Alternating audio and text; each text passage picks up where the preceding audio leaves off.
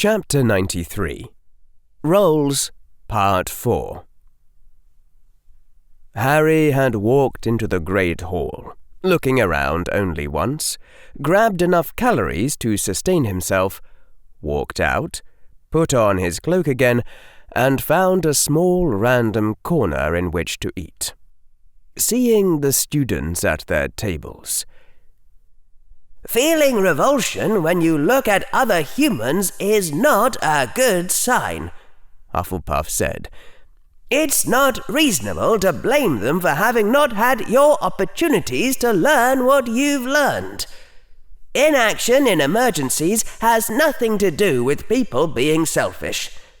Normalcy bias, like that plane crash in the tenor something, where a few people ran out and escaped, but most people just sat in their seats, not moving while their plane was literally on fire. Look at how long you took to really start moving. It serves no useful purpose to hate, said Gryffindor. It's just going to damage your altruism. Try to figure out a training method you could use to prevent this from happening next time, said Ravenclaw. I'll go ahead and register the experimental prediction, said Slytherin. That will always observe exactly what would be predicted on the hypothesis that people cannot be saved, cannot be taught, and will never help us with anything important. Also, we need some way of keeping track of all the times I'm right. Harry ignored the voices in his head and just ate slices of toast as fast as he could. It wasn't proper nutrition as a general policy, but one-time exceptions wouldn't hurt so long as he made them up the next day. In mid-bite, the blazing silver silhouette of a phoenix flew in from nowhere and said in the voice of a tired old man, "Please, remove your cloak, Harry. I have a letter to deliver to you." Harry coughed for a bit, swallowed some toast which had gone down the wrong way, stood up, took off the invisibility cloak, said aloud, "Tell Dumbledore I said fine," and then sat down and continued to eat his toast. The toast had all gone by the time Albus Dumbledore walked up to Harry's nook, carrying folded sheets of paper in his hand. Real paper, with lines, not wizard's parchment. "Is that?" Harry said. "From your father, and from your mother," said the old wizard. Wordlessly, Dumbledore handed over the folded sheets, and wordlessly Harry accepted them. The old wizard hesitated, then said quietly, "The defense professor has told me to restrain my counsel, and I thought the same thing myself when given time to think. I have always taken too long to learn the virtues of silence. But if I am mistaken, you need only say the word." "You're not mistaken," Harry said. He looked down at the folded, lined papers, feeling the sickness in his gut. That was how his body indicated a strong, pessimistic prediction. His parents wouldn't actually disown him, and there wasn't much they could do to him. Some part of himself was still afraid in a very visceral way of television privileges being taken away, no matter how little sense that made now.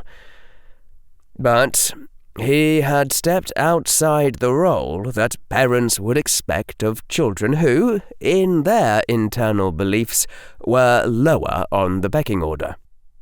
It would be stupid to expect anything except complete, indignant fury, all-out righteous rage, when you acted like that to someone who thought they were dominant over you. "After you read it," the headmaster said, I believe that you should come to the Great Hall at once, Harry.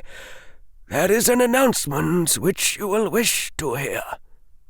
"I'm not interested in funerals." "No, not that. Please, Harry, come as soon as you are done reading, and do so without your cloak. Will you?" "Yes." The old wizard left. Harry had to force himself to open up the letter. The important thing was keeping your vulnerable friends and relations out of harm's way. It might be a cliché, but so far as Harry could tell, the logic was valid. Damaged relationships could be repaired later. The first letter said, in script handwriting that required a careful focus for Harry to read. "Son, no matter what you've read in books, keeping us out of harm's way is not as important as having adults who can help when you're in trouble. You decided, without giving us a word in edgewise, that we'd abandon you because of your dark side. The ghost of Shakespeare knows that I've seen things in this last year that were not dreamt of in my philosophy. Sometimes I wonder if your mum isn't just humoring me, and the authorities took you away when I started thinking you were a magic user. So I can't deny that it's possible you've managed to develop some, I'm not quite sure what to call it, but dark side seems premature if we don't know what's happening. Are you sure it's not a burgeoning telepathic talent, and you're just picking up on the minds of other wizards around you? Their thoughts might seem evil to a child who grew up in a saner civilization. These are ungrounded speculations, I admit, but you shouldn't jump to conclusions either. The two most important things I have to tell you are this. First, son, I have every confidence in your ability to stay on the light side of the Force, so long as you choose to. And I have every confidence that you will choose to. If there's some evil spirit whispering horrible suggestions in your ears, just ignore the suggestions. I do feel the need to emphasize that you should exercise special caution to ignore this evil spirit, even if it is suggesting what seem like wonderful creative ideas. And I hope I do not need to remind you about the incident with the science project, which would, I admit, make a deal more sense if you were struggling with demonic possession.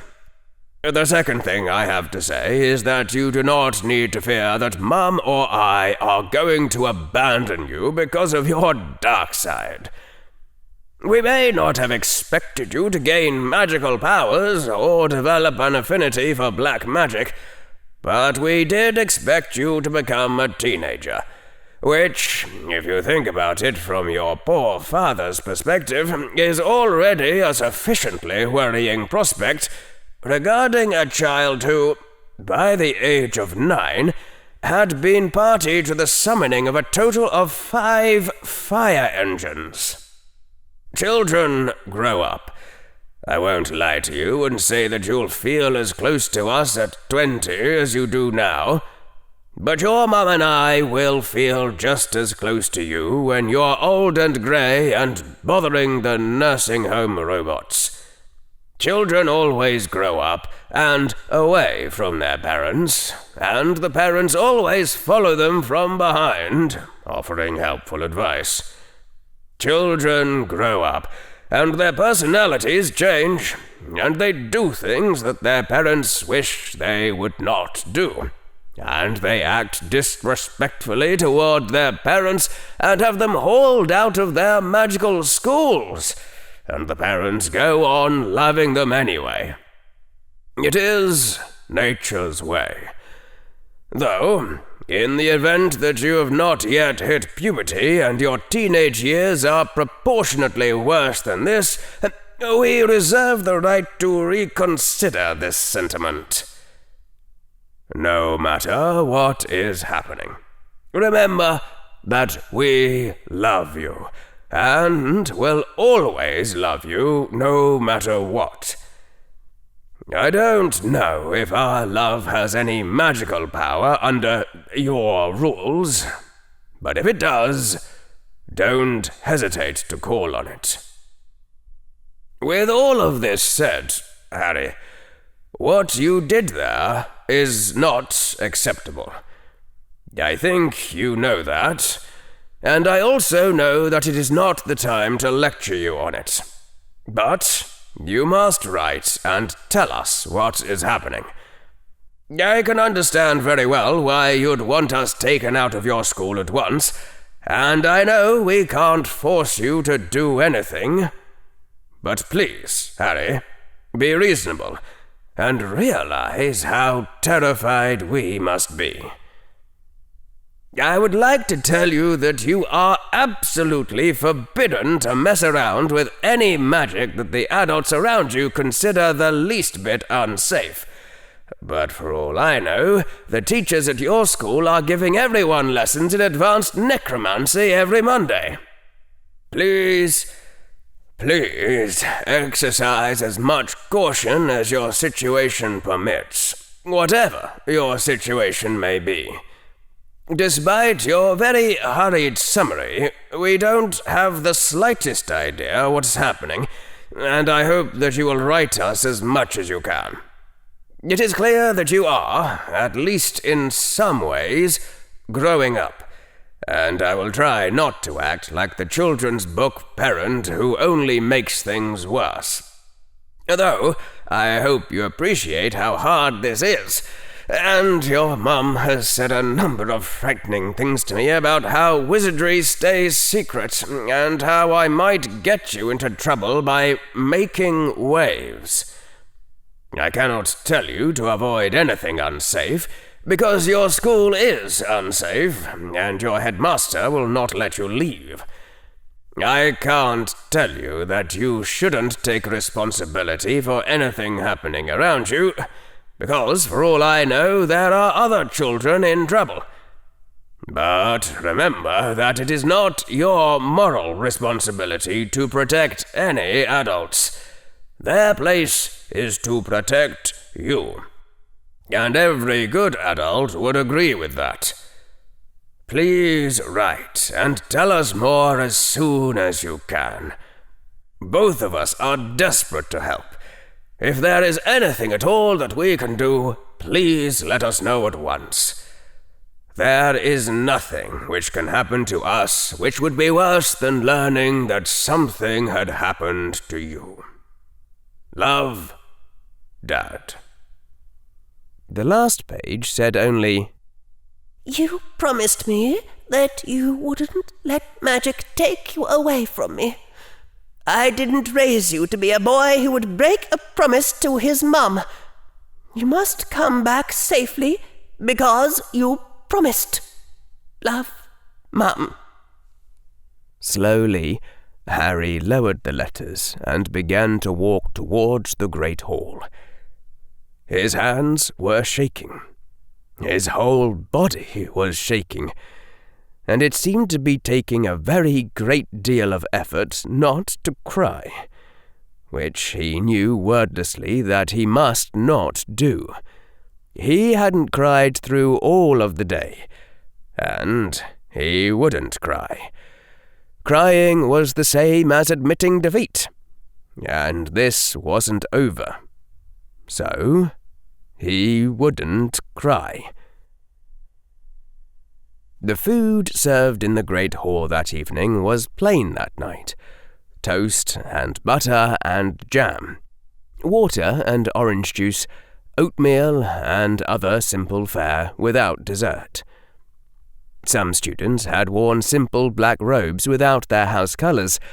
Others had still worn theirs. It should have been cause for argument, but there was instead a quietness. the sound of people eating without talking. It took two sides to make a debate, and one of the sides, this night, was not much interested in debating. Deputy Headmistress Minerva McGonagall sat at the head table and did not eat. She should have. Perhaps she would in a short while, but she could not force herself to do it now. For a Gryffindor, there was only one path. It had taken Minerva only a short time to remember that, when, after the defense professor's urgings, her mind had stayed empty of clever plots to try. That was not a Gryffindor's way. Or perhaps she ought to say only that it was not her way. Albus did seem to try his hand at plotting, and yet, when she thought back on their history, there were no plots at the moment of crisis, no cleverness and games in the last resort. For Albus Dumbledore, as for her, the rule in extremis was to decide what was the right thing to do, and do it, no matter the cost to yourself.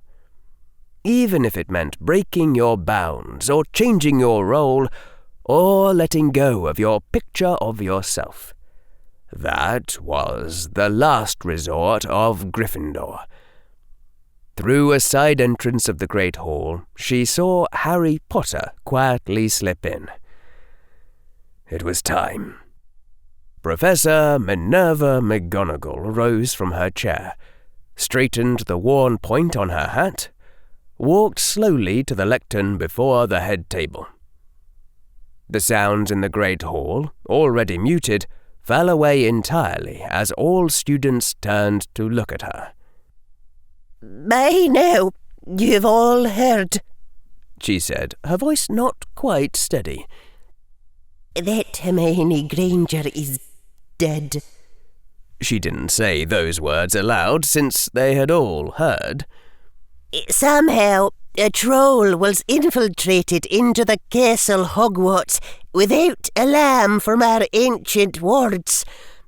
Somehow, this troll succeeded in injuring a student without alarm from the wards until the point of her death. Investigations are underway to determine how this has occurred.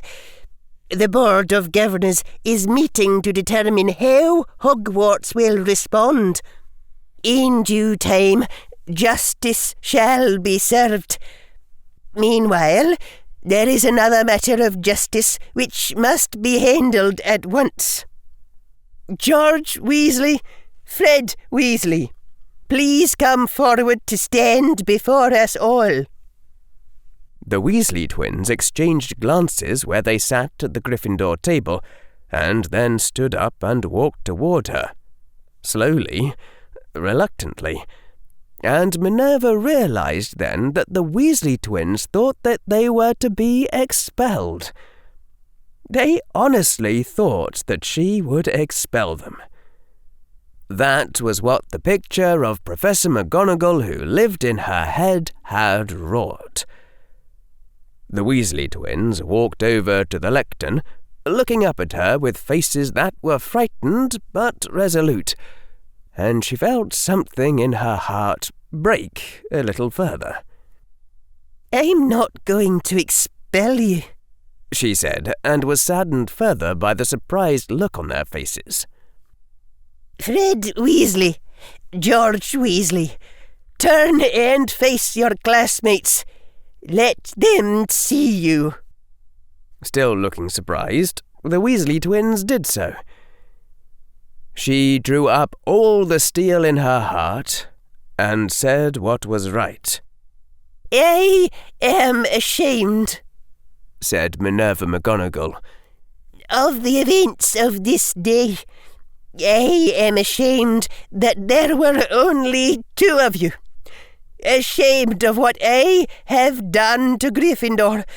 Of all the houses, it should have been Gryffindor to help when Hermione Granger was in need, when Harry Potter called for the brave to aid him. It was true. a 7th year could have held back a mountain troll while searching for Miss Granger, and you should have believed that the head of House Gryffindor," her voice broke, "would have believed in you if you disobeyed her to do what was right in events she had not foreseen. And the reason you did not believe this is that I have never shown it to you. I did not believe in you. I did not believe in the virtues of Gryffindor itself. I tried to stamp out your defiance instead of training your courage to wisdom. Whatever the Sorting Hat saw in me that led it to place me in Gryffindor, I have betrayed it.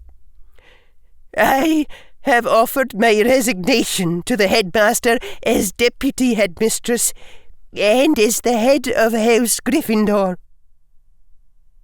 There were cries of shock and dismay, and not only from the Gryffindor table, as Harry's heart froze within his chest. Harry needed to run forward, say something. He hadn't meant for this to... Minerva took another breath and continued. "However, the headmaster has declined to accept my resignation," she said. "So, I will continue to serve and try to undo what I have wrought. Somehow, I must find a way to teach my students how to do what is right, not what is safe, not what is easy, not what we are told to do. If all I can teach you is to turn in your essays on time, then might as well not be a House Gryffindor. This road will be more difficult for me, and maybe for all of us. But I know that before I was only taking the easy path." She stepped down from the lectern, moved down to where the Weasley twins stood. "Fred Weasley, George Weasley," she said. "The two of you have not always done what is right. The path of wisdom does not lie in flagrant and needless defiance of authority. And yet today you proved to be the last of our house to survive my mistakes. Because it was the right thing to do, you defied a threat of expulsion and risked your lives to face a mountain troll. For your astounding courage that honours your house to have you, I award each of you 200 points for Gryffindor." Again, the look of shock on their faces. Again, the pain like a knife through her heart. She turned to face the other students. "I will not award any points to Ravenclaw," she said. "I suspect that Mr. Potter would not want them. If I am wrong, he may correct me and take as many house points as he pleases. But for whatever it's worth, Mr. Potter, I am..." Her voice faltered. "I am sorry." "Stop!" Harry screamed, and then again, "Stop!" the word sticking in his throat. "You don't have to, Professor." Something inside him was twisting, threatening to split him open, like a giant's hand wrenching at him to tear him in half. "And you shouldn't forget Susan Bones and Ron Weasley. They also helped. They should get house points too." "Miss Bones and the young Weasley," said Professor McGonagall. "Rubius said nothing of that. What did they do?" Miss Bones tried to stun Mr. Hagrid when he tried to stop me, and Mr. Weasley shot Neville when Neville tried to stop me. They should both get points, and so should Neville." Harry hadn't thought to imagine it before, the way Neville must be feeling now, but the instant he'd thought, he knew. "Because Neville tried to do something, even if it wasn't the right thing. Doing what's right is the second lesson. You can start practicing that after you learn to do anything at all." 10 points to Hufflepuff, Miss Bones," Professor McGonagall said, her voice breaking in the middle. 10 points to Gryffindor, Ron Weasley. Your family has done itself exceedingly proud this day.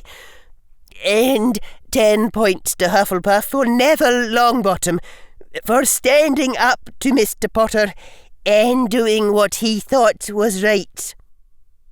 "You shouldn't," screamed a young voice from the Hufflepuff table, followed by a single choking sound. Harry looked there, and then quickly looked back at Professor McGonagall and said, as steadily as he could, "Neville's right, actually. You can't award literally 0 points for the part where you get the action correct. That sends the wrong message too. But he was halfway there, so it could be 5 points instead." Professor McGonagall looked, for a moment, like she couldn't think of what to say. But then her eyes went to Neville's place at the table, and she said, "As you wish, Mr. Potter. What is it, Miss Bones?"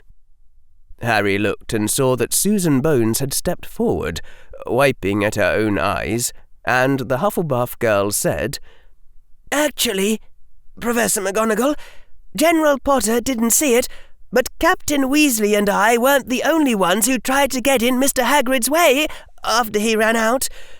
Before some of the older students stopped us. But we managed to slow Mr. Hagrid down a minute so General Potter could get away." "You've got to give them points too," said Ron Weasley from the Gryffindor table, "or I won't take any." "Who else?" said Professor McGonagall, her voice a bit unsteady. 7 other children stood up. "What was that our Slytherin side was saying about predicting nothing would ever work?" said Hufflepuff. Something in Harry cracked, so that he had to exert all his force to hold himself together. When all had been said, and all had been done, Minerva went to where Harry Potter stood. Though it was not her greatest skill, she cast a ward about them to blur vision and muffled sounds with another thought.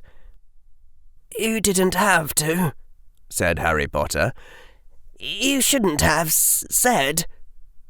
He sounded like he was choking. "Professor, everything I said to you was hurtful and hateful and wrong."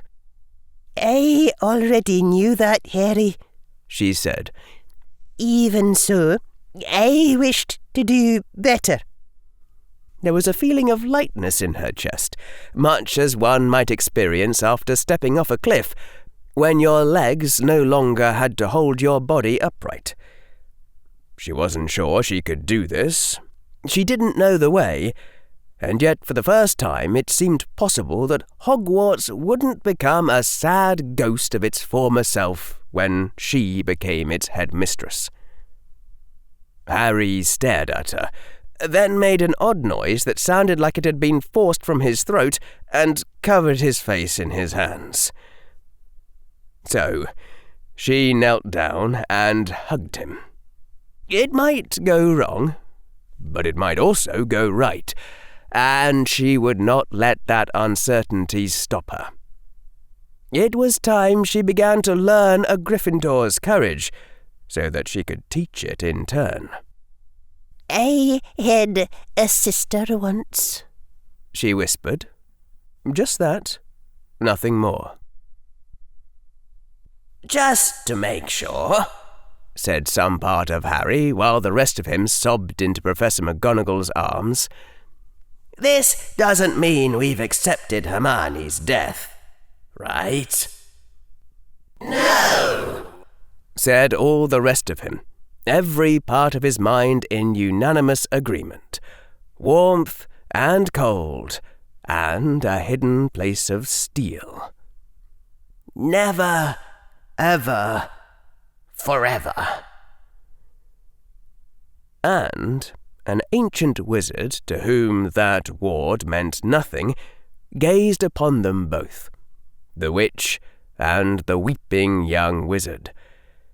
Albus Dumbledore was smiling with a strange, sad look in his eyes, like someone who had taken one more step toward a foreseen destination. The defense professor watched them both, the woman and the crying boy. His eyes were very cold and very calculating. He did not think that this would be enough. It wasn't until the next morning that it was discovered that Hermione Granger's body was missing.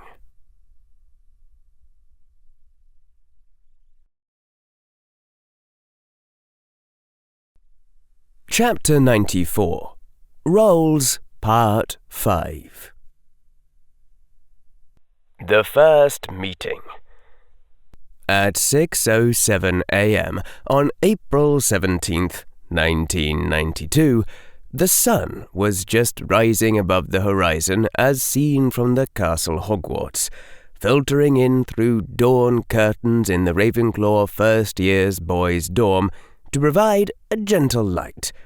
Red-orange for dawn, and little changed by the white fabric covering the windows, not yet waking boys more accustomed to winter's schedule. In one bed among many, Harry Potter slept the sleep of the just exhausted. Quietly, the door opened. Quietly, a figure walked across the floor. That figure came to Harry Potter's bed. The figure laid a hand on the shoulder of the sleeping boy, who started and shrieked. No others heard. Mr. Potter, the small man squeaked. the headmaster has requested your presence immediately.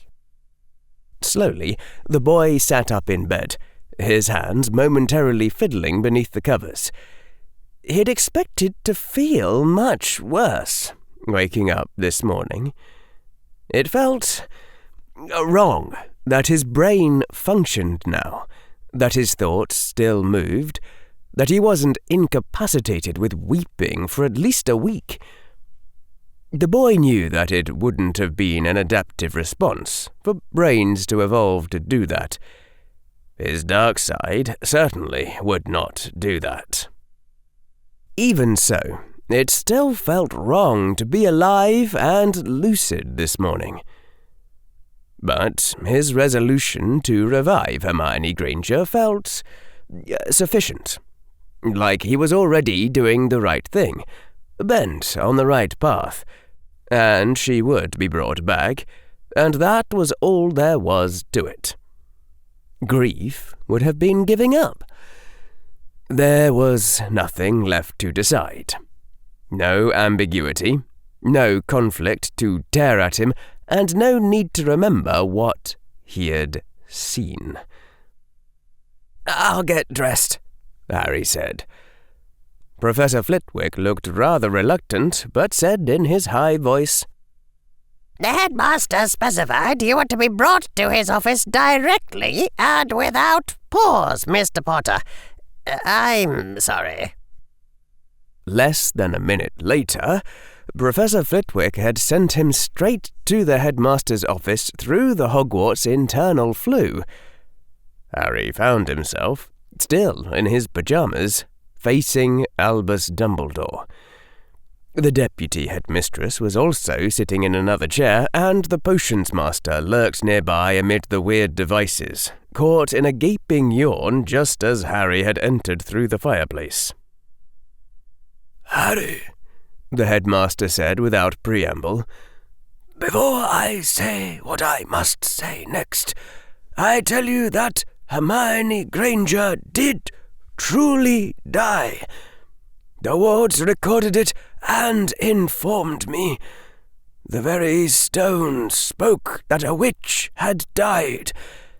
I tested her body where it lay, and those were Hermione Granger's true mortal remains, not any doll or likeness. There is no way known to wizardry by which death may be undone. All this being said, Hermione Granger's remains are now missing from the storeroom where they were placed, and where you guarded them. Did you take them, Harry Potter?" "No," Harry said, narrowing his eyes. A glance showed him that Severus was watching him intently. Dumbledore's gaze was also keen, though not unfriendly. "Is Hermione Granger's body in your possession?" "No." "Do you know where it is?" "No." "Do you know who took it?" "No," Harry said, then hesitated. "Besides the obvious probabilistic speculations which are not based upon any specific knowledge of mine." The old wizard nodded. "Do you know why it was taken?" "No, besides the obvious speculations, etc." "What would those be?" "If the enemy can notice you running off to consult the Weasley twins during class after Hermione was arrested, and find out about that magic map you said was stolen, then the enemy can wonder why I was guarding Hermione Granger's body. My turn. Did you arrange for Hermione's death in hopes of getting the money back from Lucius?" What? said Professor McGonagall. "No," said the old wizard. "Did you know or suspect that Hermione Granger would die?" "I did not know. As for suspicions, I placed her in the most strongly defended position I could against Voldemort.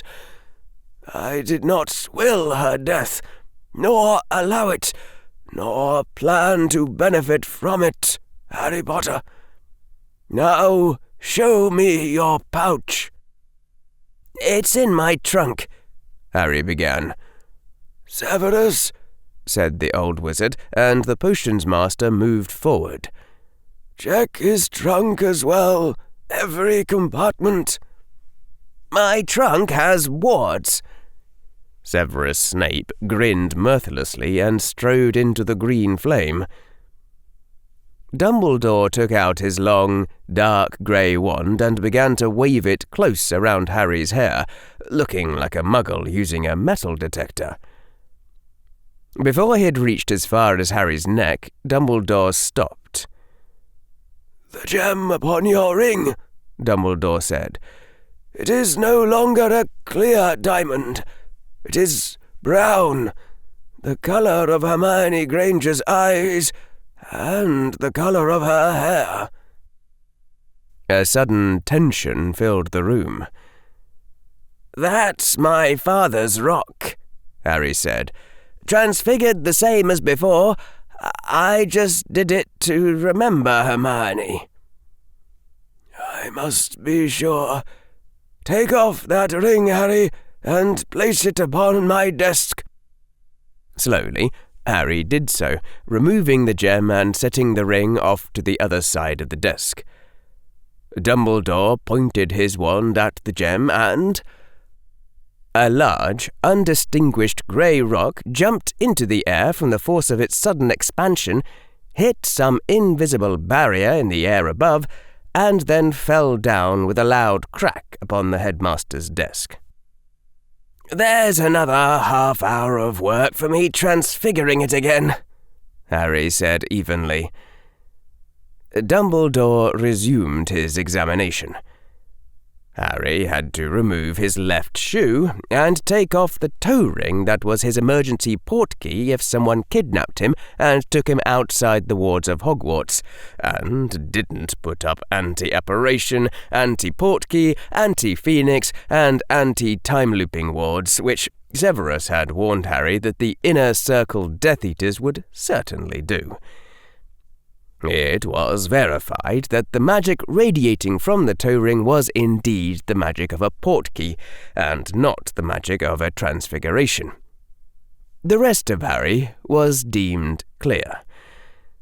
Not long after, the potions master returned, bearing Harry's pouch and several other magical things which had been in Harry's trunk, which the headmaster also examined one by one, even to all the items remaining within the healer's kit. "Can I go now?"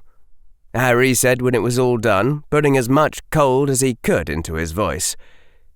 He took up his pouch and began the process of feeding the grey rock into it. The empty ring went back on his finger.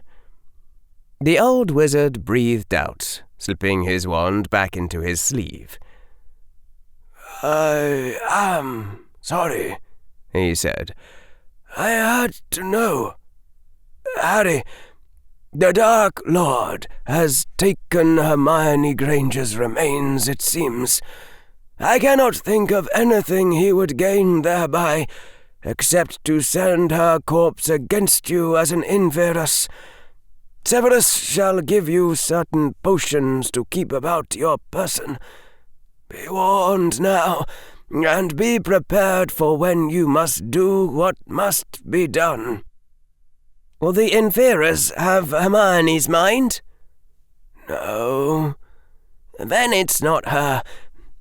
Can I go, at least to change out of my pyjamas?" "There is other news, but I shall be brief. The wards of Hogwarts record that no foreign creature has entered, and that it was the defense professor who killed Hermione Granger."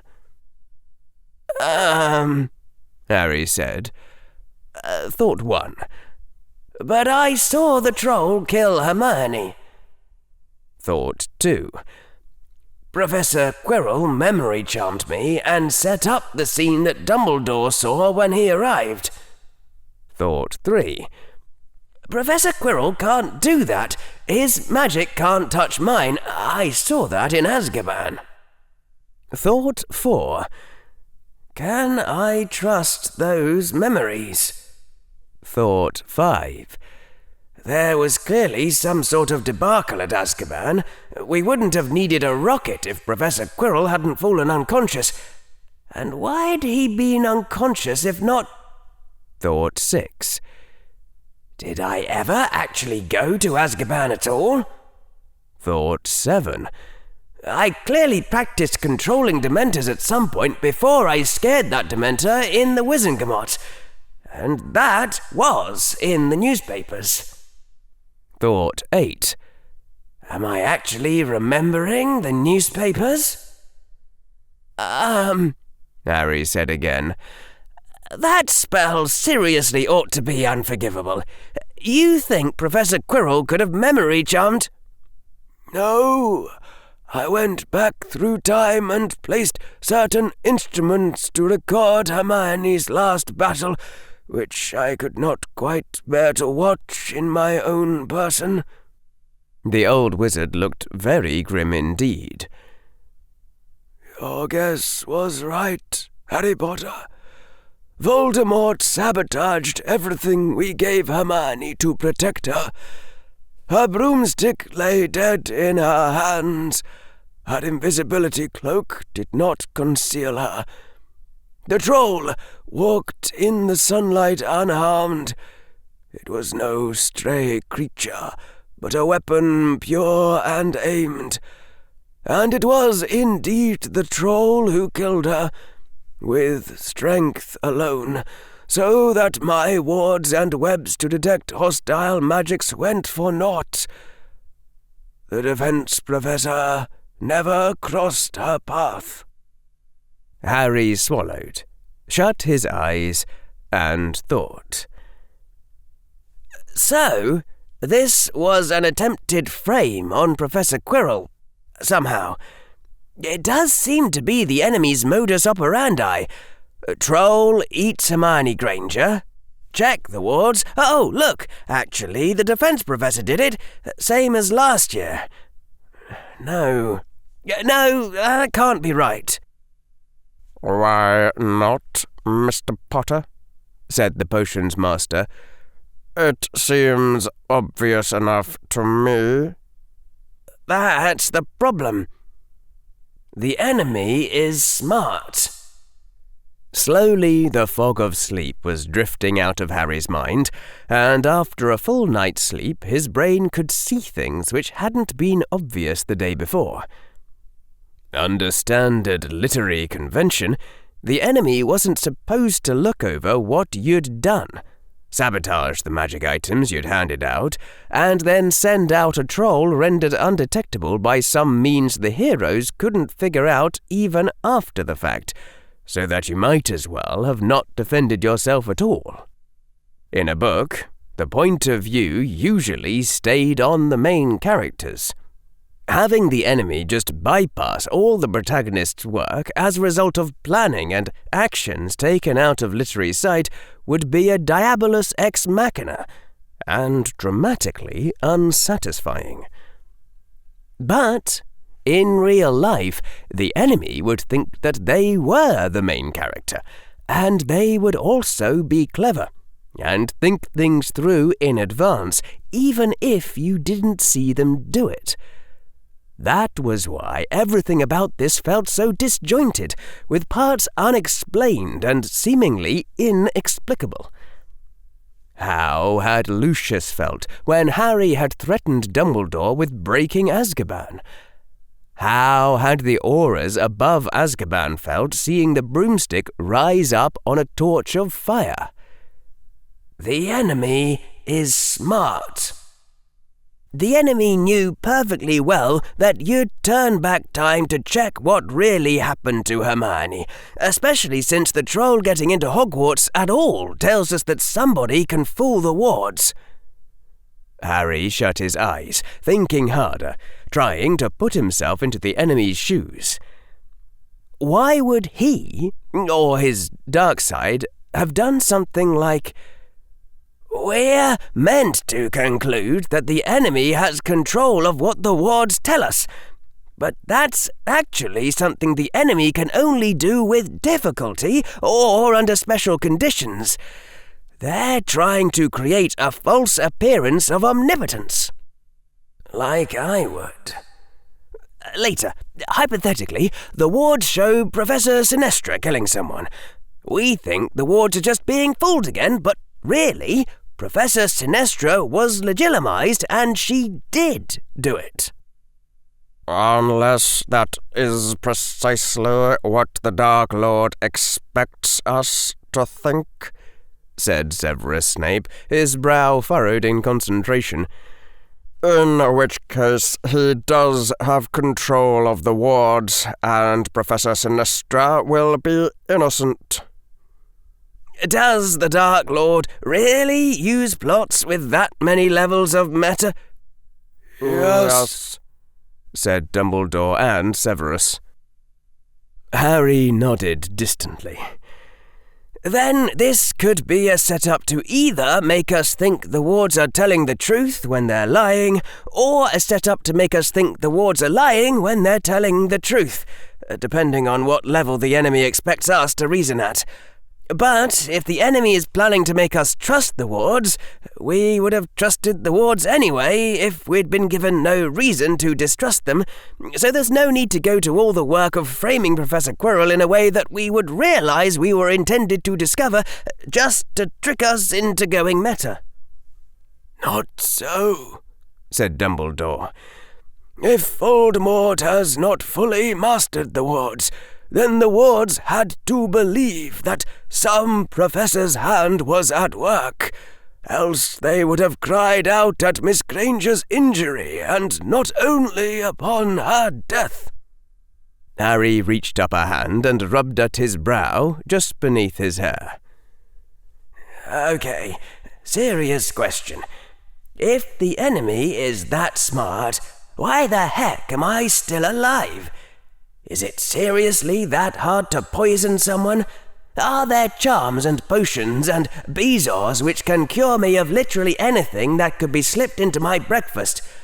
Would the wards record it? Trace the magic of the murderer? Could my scar contain the fragment of soul that's keeping the Dark Lord anchored to the world so he doesn't want to kill me? Instead, he's trying to drive off all my friends to weaken my spirit so he can take over my body? It'd explain the parcel mouth thing. The sorting hat might not be able to detect a lich phylactery thing. Obvious problem one. The Dark Lord is supposed to have made his lich phylactery thingy in 1943 by killing what's-her-name and framing Mr. Hagrid. Obvious problem two. There's no such thing as souls. Though Dumbledore also thought that my blood was a key ingredient in a ritual to restore the Dark Lord's full strength, which would require keeping me alive until then. Now there's a cheery thought. "Well," Harry said, "I'm sure of one thing." "And that is?" "Neville needs to be taken out of Hogwarts now. He's the obvious next target, and no first-year student can survive this level of offense. We're lucky Neville wasn't assassinated yesterday evening. The enemy doesn't have to wait until we're finished mourning to make their next move." Why didn't the enemy strike while we were distracted? Dumbledore exchanged glances with Severus, and then with the suddenly tight expression of Professor McGonagall. "Harry," said the old wizard, "if you send all your friends away yourself, that is just the same as if Voldemort—" "I will be fine. I can do without Neville for a couple of extra months. It's not like you were planning to make my friends stay here over the summer, and that it's just plain not sufficient justification to let him get killed. Professor McGonagall." "I quite agree," said the Scottish witch. She frowned. "I extremely agree. I agree to the point where I'm having some trouble figuring out how to express this, Albus." To the point where you're going to haul him out there yourself, regardless of what anyone else says, because it's no excuse to say you were only following orders if Neville gets killed?" Harry said. Professor McGonagall closed her eyes briefly. "Yes, but surely there ought to be some way to be responsible without threats of unilateral action." The headmaster sighed. "No need. Go, Minerva." "Right," the potions master said, just as Professor McGonagall, moving rather swiftly, was taking a pinch of green dust from the flue vase. "We should not call attention to the boy, as the headmaster called attention to the Weasley twins. It would be wiser, I think, if Mr. Longbottom's grandmother took him from Hogwarts. Let him stay in his common room for now. The Dark Lord does not seem able to act so openly." There was another long exchange of glances among the four, and finally Harry nodded, followed by Professor McGonagall.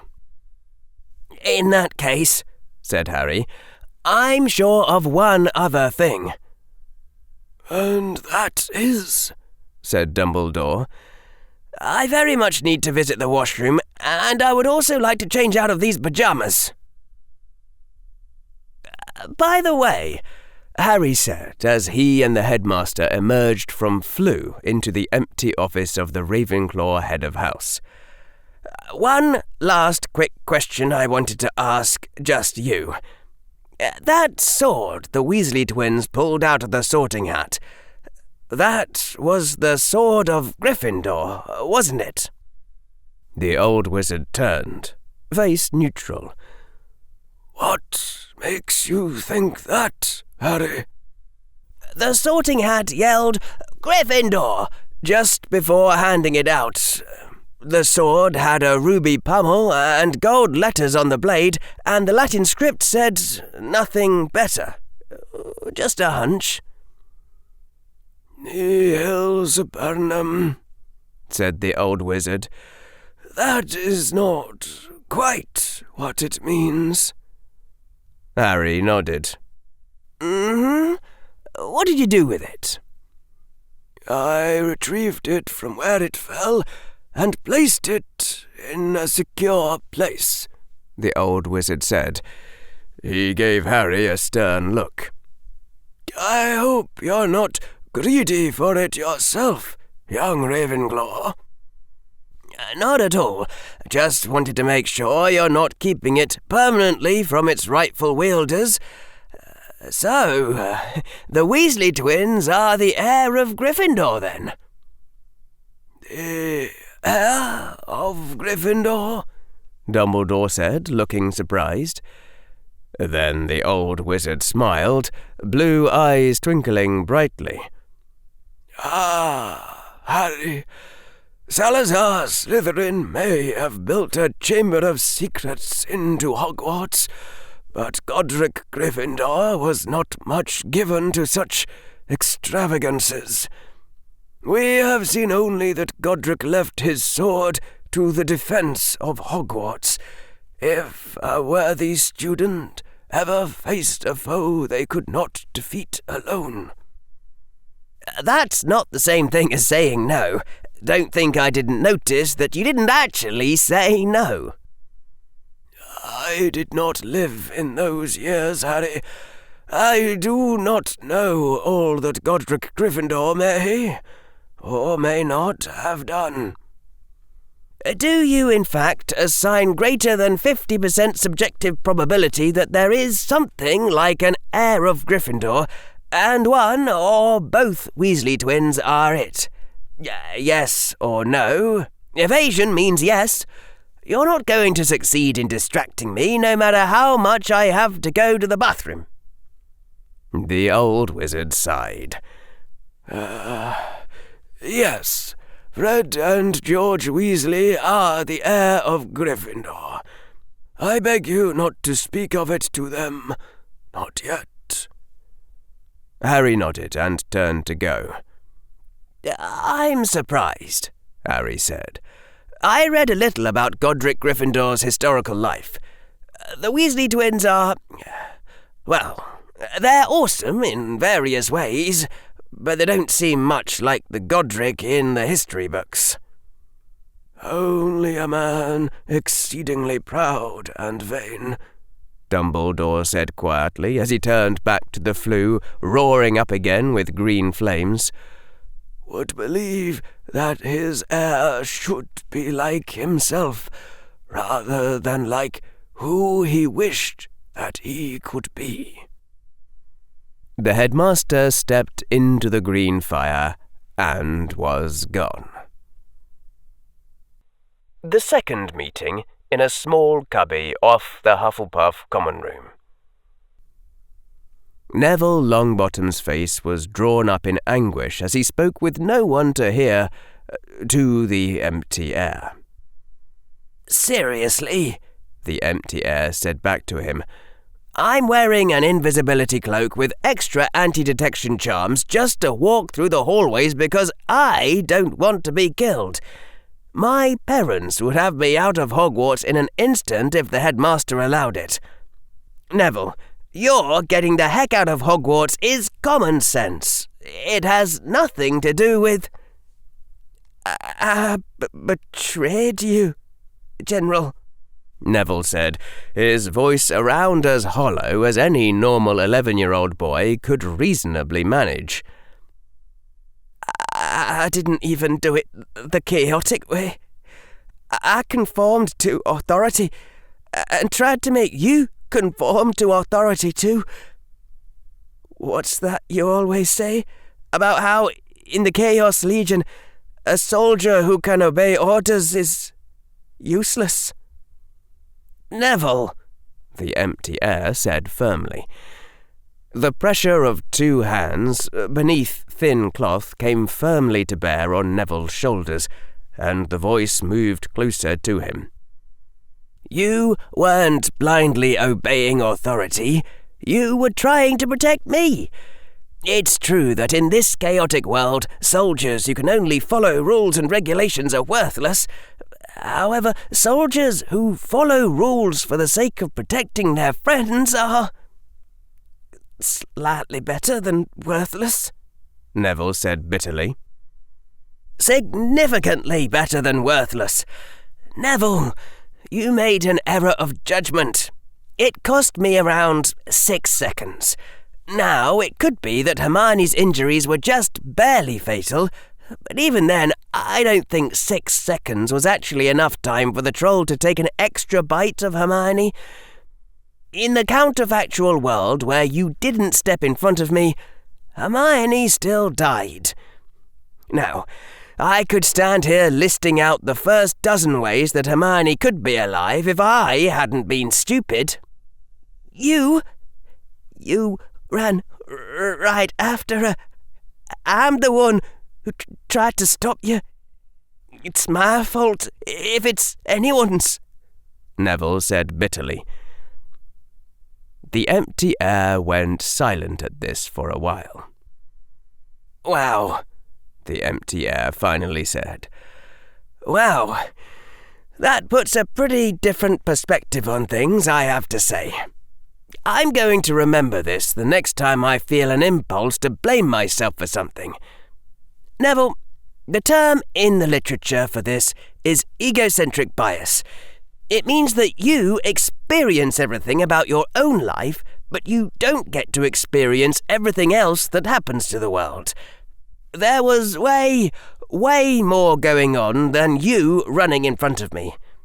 You're going to spend weeks remembering that thing you did there for 6 seconds, I can tell, but nobody else is going to bother thinking about it. Other people spend a lot less time thinking about your past mistakes than you do, just because you're not the center of their worlds. I guarantee you that nobody except you has even considered blaming Neville Longbottom for what happened to Hermione. Not for a fraction of a second. You are being, if you'll pardon the phrase, a silly-dilly. Now shut up and say goodbye. I don't want to say goodbye, Neville said. His voice was trembling, but he managed not to cry.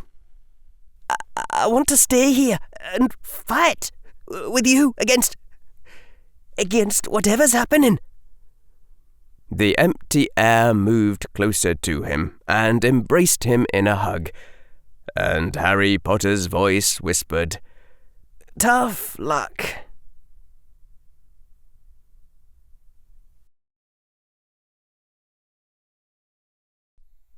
Chapter 95. Roles, Part 6. The third meeting, 10:31 a.m., April 17th, 1992. Spring had begun, the late morning air still crisp with the leavings of winter. Daffodils had bloomed amid the sprouting grass of the forest, the gentle yellow petals with their golden hearts dangling limply from their dead, greyed stems, wounded or killed by some of the sudden frosts that you often saw in April.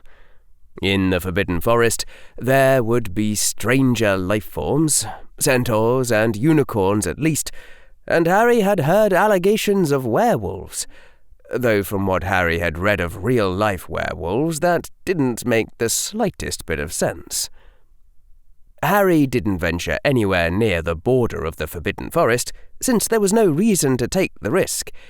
He walked invisibly among the more ordinary life forms of the permitted woods, wand in hand, a broomstick strapped to his back for easier access, just in case. He was not actually afraid. Harry thought it odd that he didn't feel afraid. The state of constant vigilance, readiness for fight or flight, failed to feel burdensome or even abnormal. On the edges of the permitted woods, Harry walked, his feet never straying near the beaten path where he might be more easily found, never leaving sight of Hogwarts's windows. Harry had set the alarm upon his mechanical watch to tell him when it was lunchtime, since he couldn't actually look at his wrist, being invisible and all that.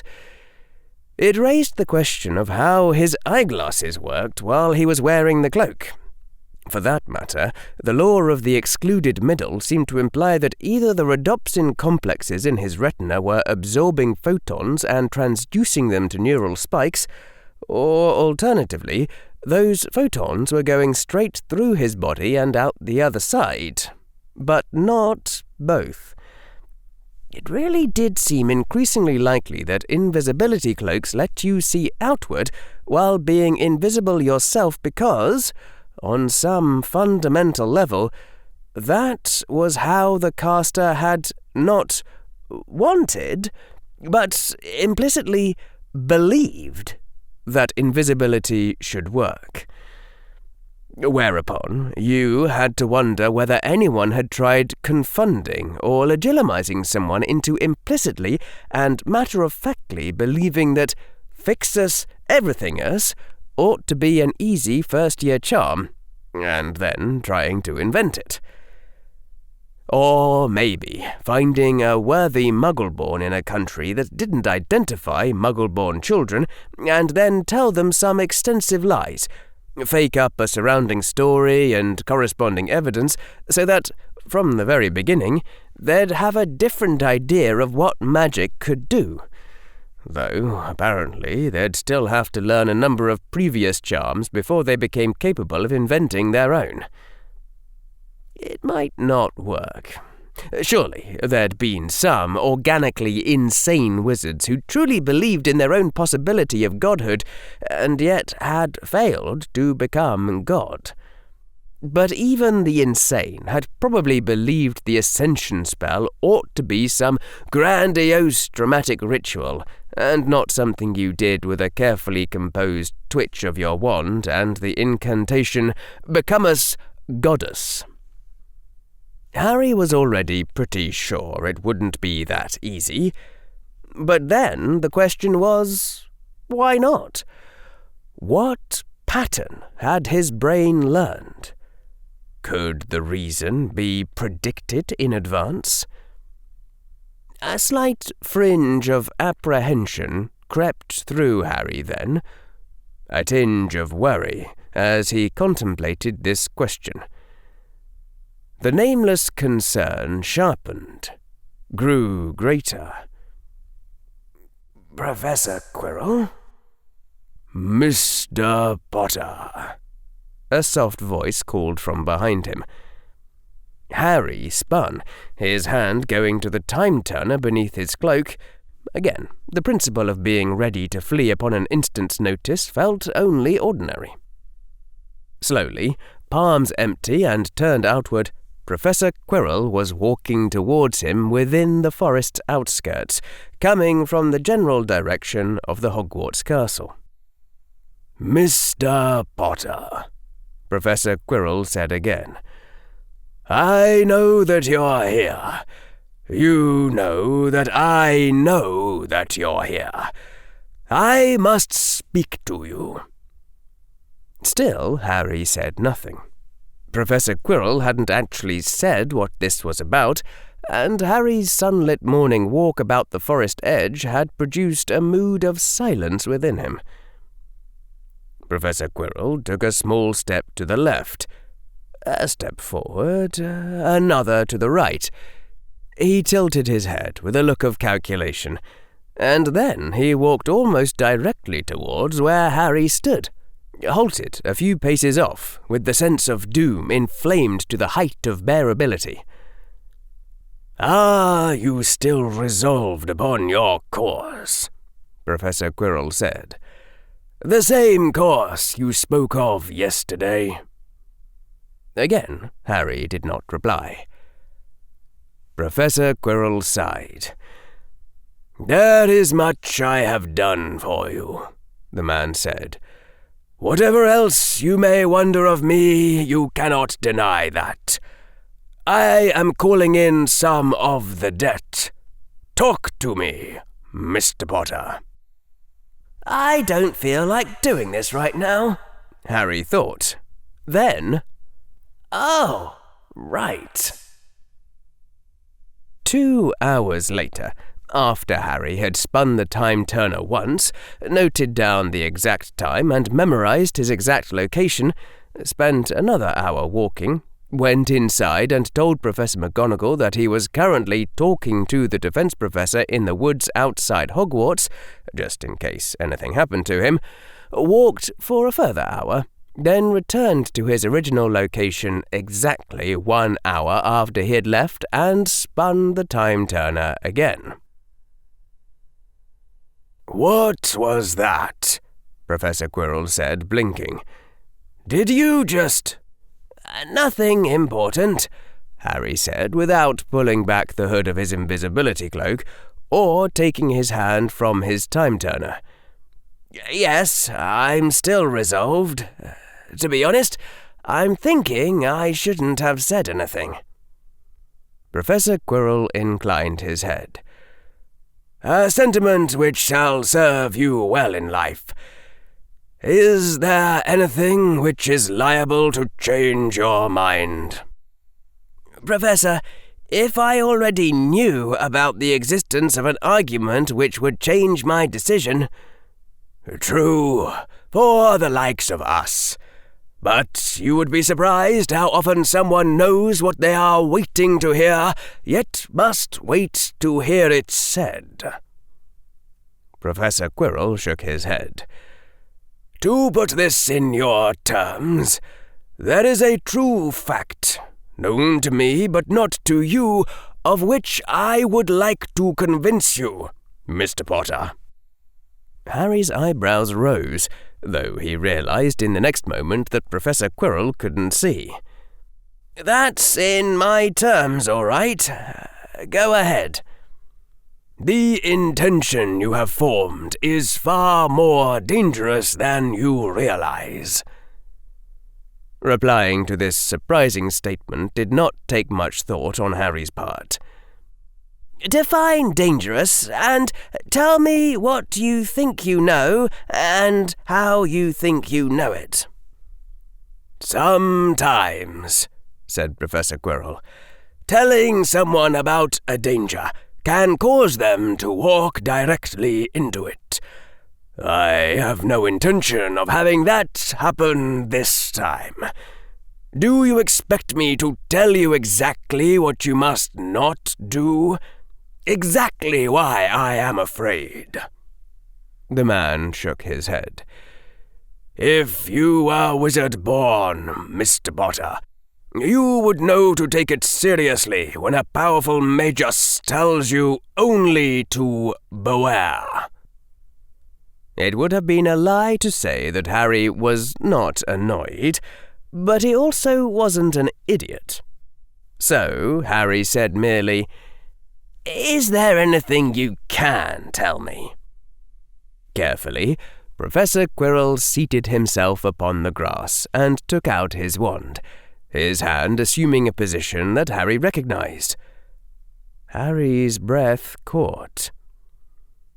"This is the last time that I shall be able to do this for you," Professor Quirrell said quietly. Then the man began to speak words that were strange, of no language Harry could recognize, intonation that seemed not quite human, words which seemed to slip from Harry's memory even as he tried to grasp them, exiting from his mind as quickly as they entered. The spell took effect more slowly this time. The trees seemed to darken, branches and leaves staining, as though seen through perfect sunglasses that faded and attenuated light without distorting it. The blue bowl of the sky receded, the horizon which Harry's brain falsely assigned a finite distance pulling back as it turned grey and darker grey. The clouds became translucent, transparent, wisping away to let the darkness shine through. The forest shaded, faded, abated into blackness. The great sky river became visible once again as Harry's eyes adjusted, became able to see the largest object which human eyes could ever behold as more than a point, the surrounding Milky Way. And the stars, piercingly bright and yet remote, out of a great depth. Professor Quirrell breathed deeply. Then he raised his wand again, just barely visible in the starlight without sun or moon, and tapped himself on the head with a sound like an egg cracking. The defense professor also faded away, becoming likewise invisible. A tiny disk of grass, illuminated by not much light at all, drifted unoccupied within empty space. Neither of them spoke for a time. Harry was content to look at the stars, undistracted even by his own body. Whatever Professor Quirrell had called him here to say, it would be said in due time.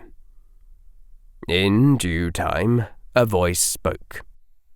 "There is no war here," said a soft voice emanating from within the emptiness. "No conflict and battle, no politics and betrayal, no death and no life. That is all for the folly of men. The stars are above such foolishness, untouched by it. Here there is peace and silence eternal. So I once thought." Harry turned to look at where the voice originated and saw only stars. "So you once thought?" Harry said, when no other words seemed to be forthcoming. "There is nothing above the folly of men," whispered the voice from the emptiness. "There is nothing beyond the destructive powers of sufficiently intelligent idiocy, not even the stars themselves. I went to a great deal of trouble to make a certain golden plaque last forever. I would not like to see it destroyed by human folly." Again, Harry's eyes reflexively darted toward where the voice should have been. Again, saw only emptiness. "I think I can reassure you on that score, Professor. Nuclear weapons don't have a fireball extending out for... How far away is Pioneer 11? Somewhere around 1 billion kilometers, maybe. Muggles talk about nuclear weapons destroying the world, but what they actually mean is lightly warming up some of Earth's surface. The sun is a giant fusion reaction, and it doesn't vaporize distant space probes. The worst-case scenario for nuclear war wouldn't even come close to destroying the solar system. Not that it's much of a consolation." "True, while we speak of Muggles," said the soft voice amid starlight. "But what do Muggles know of true power?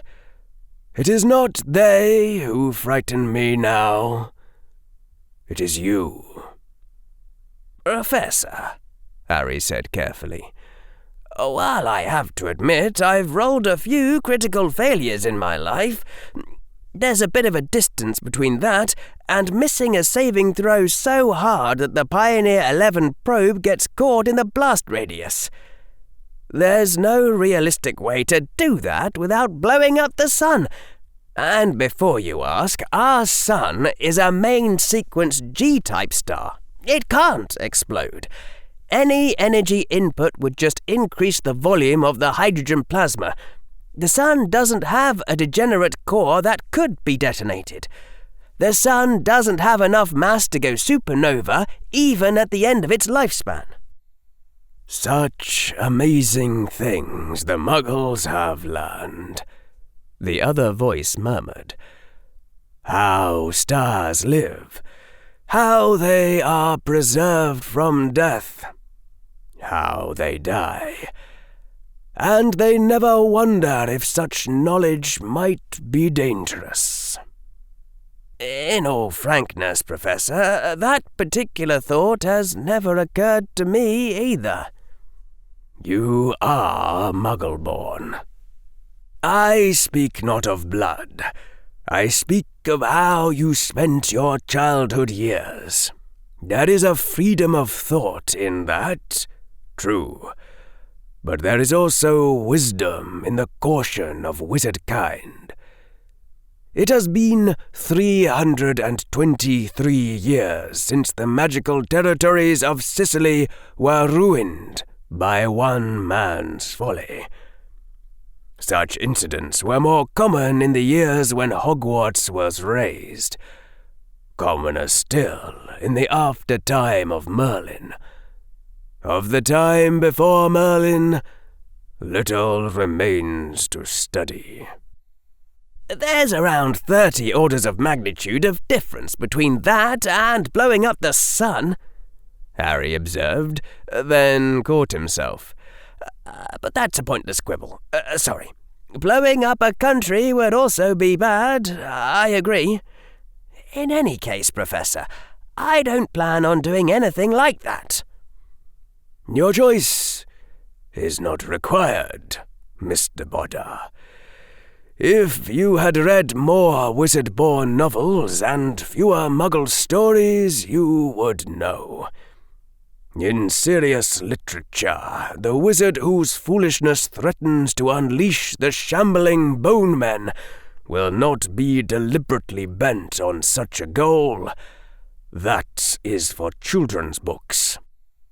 This truly dangerous wizard shall perhaps be bent on some project of which he anticipates great renown, and the certain prospect of losing that renown and living out his life in obscurity will seem to him more vivid than the unknown prospect of destroying his country. Or he shall have promised success to one he cannot bear to disappoint. Perhaps he has children in debt. There is much literary wisdom in those stories. It is born of harsh experience and cities of ash. The most likely prospect for disaster is a powerful wizard who, for whatever reason, cannot bring himself to halt as warning signs appear. Though he may speak much and loudly of caution, he will not be able to bring himself actually to halt. I wonder, Mr. Potter, have you thought of trying anything which Hermione Granger herself would have told you not to do?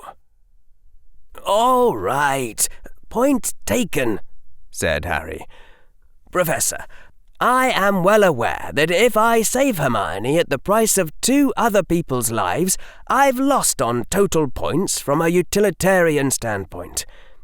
I am extremely aware that Hermione would not want me to risk destroying a whole country just to save her. That's just common sense. Child who destroys Dementors, said that soft voice. If it were only one country I feared you might ruin, I would be less concerned. I did not at first credit that your knowledge of Muggle science and Muggle practices would be a source of great power. I now credit it more. I am, in complete sincerity, concerned for the safety of that golden plaque. Well, if science fiction has taught me anything, said Harry, it's taught me that destroying the solar system is not morally acceptable, especially if you do it before humanity has colonized any other star systems. Then you will give up this? No, Harry said without even thinking before he opened his mouth. After a moment he added, But I do understand what you're trying to tell me. Silence. The stars had not shifted, not even as they would have in an earthly night sky over time.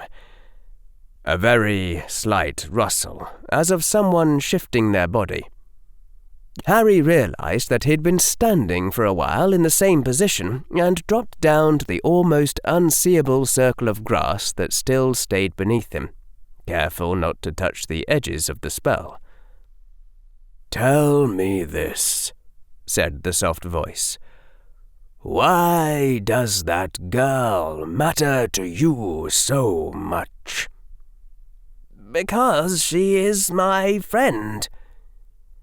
In the English language, as it is customarily used, Mr. Potter, the word friend is not associated with a desperate effort to raise the dead. Are you under the impression that she is your true love, or some such? Oh, not you too, Harry said wearily. Not you, of all people, Professor. Fine, we're best friends, but that's all, okay? That's enough. Friends don't let friends stay dead. Ordinary folk do not do as much for those they call friends. The voice sounded more distant now, abstracted. Not even for those they say they love. Their companions die, and they do not go in search of power to resurrect them. Harry couldn't help himself. He looked over again, despite knowing it would be futile, and saw only more stars. Let me guess. From this you deduce that people don't actually care as much about their friends as they pretend. A brief laugh. They would scarcely pretend to care less. They care, Professor, and not just for their true loves. Soldiers throw themselves on grenades to save their friends. Mothers run into burning houses to save their children. But if you're a Muggle, you don't think there's any such thing as magic to bring someone back to life. And normal wizards don't think outside the box like that. I mean, most wizards aren't searching for power to make themselves immortal. Does that prove they don't care about their own lives? As you say, Mr. Potter, certainly I myself would consider their lives pointless and without a shred of value. Perhaps somewhere in their hidden hearts they also believe that my opinion of them is the correct one. Harry shook his head, and then, in annoyance, cast back the hood of his cloak and shook his head again. That seems like a rather contrived view of the world, Professor, said the dim-lit head of a boy floating unsupported on a circle of dark grass amid stars. Trying to invent a resurrection spell just isn't something normal people would think of, so you can't deduce anything from their not taking the option. A moment later, the dim-lit outline of a man sitting on the circle of grass was visible as well. If they truly cared about their supposed loved ones, the defense professor said softly, they would think of it, would they not? Brains don't work that way. They don't suddenly supercharge when the stakes go up, or when they do, it's within hard limits. I couldn't calculate the 1000th digit of pi if someone's life depended on it. The dim-lit head inclined. But there is another possible explanation, Mr. Potter. It is that people play the role of friendship. They do just as much as that role requires of them, and no more. The thought occurs to me that perhaps the difference between you and them is not that you care more than they do. Why would you have been born with such unusual strong emotions of friendship that you alone among wizard kind are driven to resurrect Hermione Granger after her death? No, the most likely difference is not that you care more. It is that, being a more logical creature than they, you alone have thought that playing the role of friend would require this of you. Harry stared out at the stars. He would have been lying if he had claimed not to be shaken. That can't be true, Professor. I could name a dozen examples in Muggle novels of people driven to resurrect their dead friends.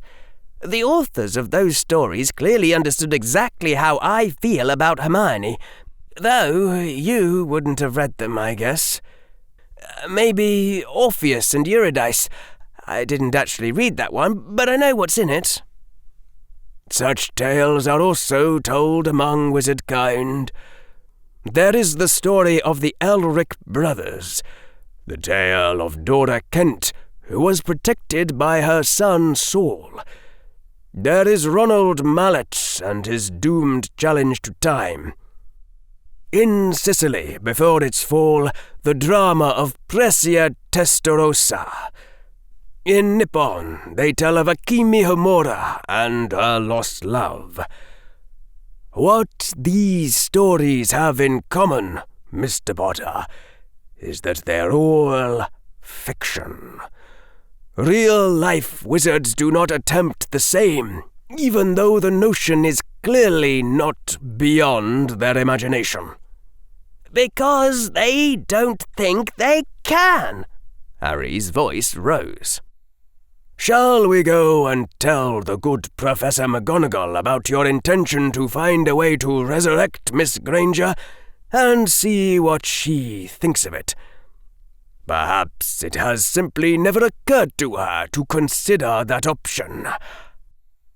Ah, but you hesitate. You already know her answer, Mr. Potter. Do you know why you know it? You could hear the cold smile in the voice. A lovely technique, that. Thank you for teaching it to me. Harry was aware of the tension that had developed in his face. His words came out as though bitten off. Professor McGonagall has not grown up with the Muggle concept of the increasing power of science, and nobody's ever told her that when a friend's life is at stake, it's a time when you need to think very rationally. The defense professor's voice was also rising. The Transfiguration Professor is reading from a script, Mr. Potter. That script calls for her to mourn and grieve, that all may know how much she cared. Ordinary people react poorly if you suggest that they go off script, as you already knew. That's funny. I could have sworn I saw Professor McGonagall going off script at dinner yesterday. If I saw her go off script another 10 times, I might actually try to talk to her about resurrecting Hermione. But right now, she's new to that and needs practice. In the end, Professor, what you're trying to explain away by calling love and friendship and everything else a lie is just human beings not knowing any better. The defense professor's voice rose in pitch. If it were you who had been killed by that troll, it would not even occur to Hermione Granger to do as you are doing for her. It would not occur to Draco Malfoy, nor to Neville Longbottom, nor to McGonagall, or any of your precious friends. There is not one person in this world who would return to you the care that you are showing her. So why do it, Mr. Potter? There was a strange, wild desperation in that voice. Why be the only one in the world who goes to such lengths to keep up the pretense, when none of them will ever do the same for you? I believe you are factually mistaken, Professor, Harry returned evenly. About a number of things, in fact. At the very least, your model of my emotions is flawed. Because you don't understand me the tiniest bit if you think that it would stop me if everything you said was true. Everything in the world has to start somewhere. Every event that happens has to happen for the first time. Life on Earth had to start with some little self-replicating molecule in a pool of mud, and if I were the first person in the world... No. Harry's hand swept out to indicate the terribly distant points of light. If I were the first person in the universe who ever really cared about someone else, which I'm not, by the way, then I'd be honoured to be that person and try to do it justice. There was a long silence. You truly do care about that girl, the man's dim outline said softly. You care about her in the way that none of them are capable of caring for their own lives, let alone each other. The defense professor's voice had become strange, filled with some indecipherable emotion. I do not understand it, but I know the lengths you will go to because of it. You will challenge death itself for her. Nothing will sway you from that. I care enough to make an actual effort, Harry said quietly. Yes, that is correct. The starlight slowly began to fracture, the world shining through the cracks. Slashes through the night showing tree trunks and leaves glowing in the sunlight. Harry raised a hand, blinking hard as the returning brightness smashed into his dark-adjusted eyes, and his eyes automatically went to the defense professor, just in case an attack occurred while he was blinded. When all the stars had gone and only daylight remained, Professor Quirrell was still sitting on the grass. Well, Mr. Potter, he said in his normal voice, if that is so, then I shall give you what help I can while I can. You'll what? Harry said involuntarily. My offer, as I made it yesterday, still stands. Ask, and I will answer. Show me the same science books you deemed suitable for Mr. Malfoy, and I shall look them over and tell you what comes to mind. Don't look so surprised, Mr. Potter. I would hardly leave you to your own devices. Harry stared, tear duct still watering from the sunlight. Professor Quirrell looked back at him. Something strange glinted in the pale eyes. "I have done what I can, and now I fear I must take my leave of you. Good," and the defense professor hesitated. "Good day, Mr. Potter." "Good," Harry began. The man sitting on the grass fell over, his head impacting the ground with a light thud. At the same time, the sense of doom diminished so sharply that Harry leapt to his feet, his heart suddenly in his throat.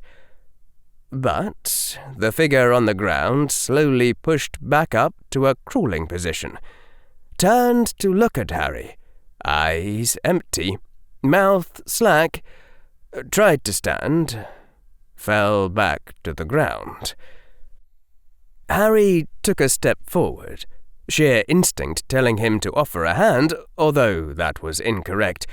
The apprehension that rose up in him, however faint, spoke of continued danger. But the fallen figure flinched away from Harry, and then slowly began to crawl away from him in the general direction of the distant castle. The boy, standing amid the forest, gazed after.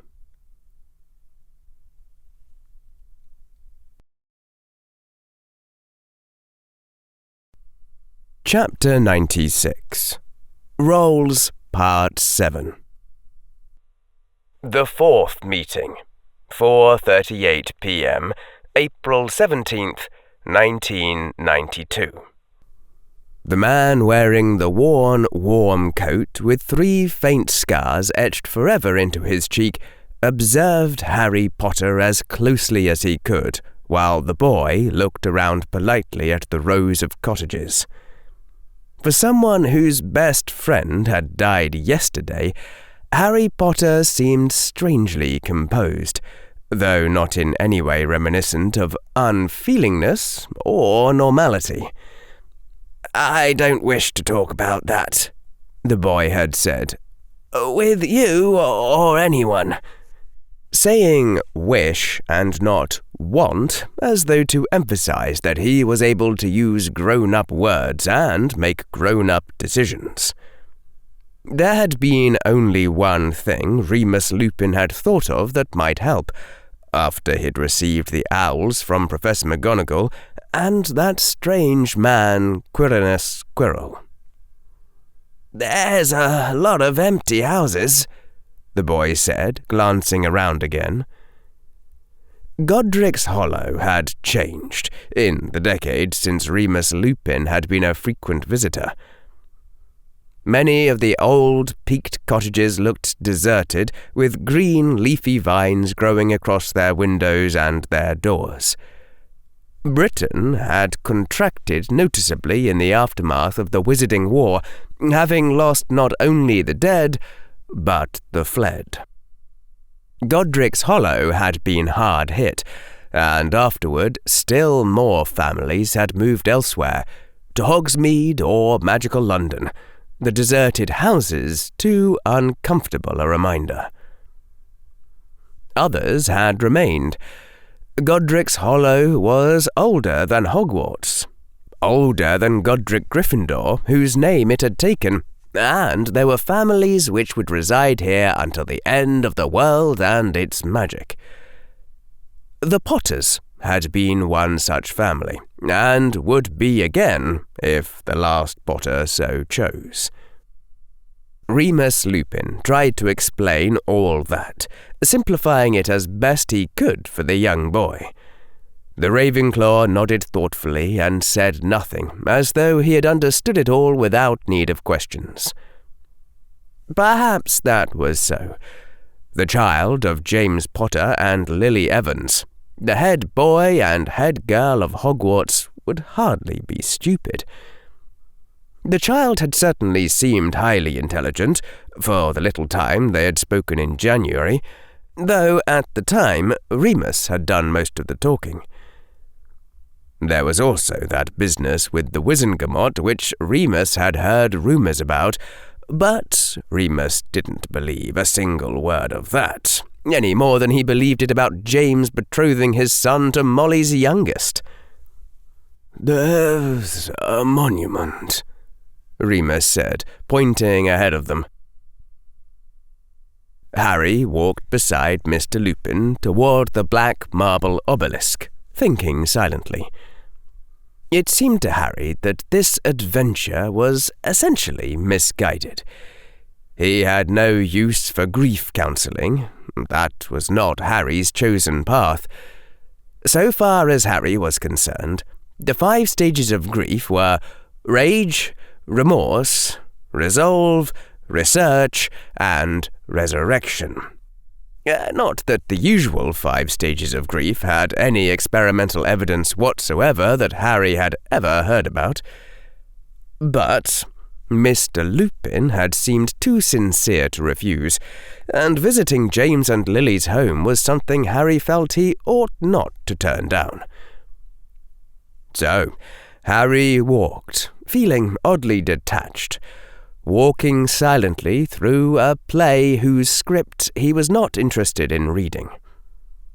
Harry had been told that he wasn't to wear the cloak of invisibility for this journey, so that Mr. Lupin could keep track of him. Harry was morally certain that Dumbledore, or both Dumbledore and Mad-Eye Moody, were following them invisibly to see if anyone tried for the bait. There was no way Harry would have been let out of Hogwarts with only Remus Lupin for a guard. Harry didn't expect anything to happen, though. He'd seen nothing to contradict the hypothesis that all the danger centred on Hogwarts, and only Hogwarts. As the two of them walked closer toward the centre of town, the marble obelisk transformed into... Harry drew in a breath. He'd been expecting a heroic pose of James Potter, with wand levelled against Lord Voldemort, and Lily Potter with arms outstretched in front of the crib. Instead, there was a man with untidy hair and glasses, and a woman with her hair let down and a baby in her arms. And that was all. "It looks very normal," Harry said, feeling an odd catch in his throat. "Madam Longbottom and Professor Dumbledore put their foot down hard," said Mr. Lupin, who was looking more at Harry than at the monument. "They said that the Potters should be remembered as they had lived, not as they had died." Harry looked at the statue, thinking. Very strange to see himself as a baby of stone with no scar upon his forehead. It was a glimpse at an alternate universe, one where Harry James Potter, no, Evans Verus to his name, became an intelligent but ordinary wizarding scholar, maybe sorted into Gryffindor like his parents. A Harry Potter who grew up a proper young wizard, knowing little of science for all that his mother was Muggle-born. Ultimately changing not much. James and Lily wouldn't have raised their son with what Professor Quirrell would have called ambition, and what Professor Verus Evans would have called the common endeavour.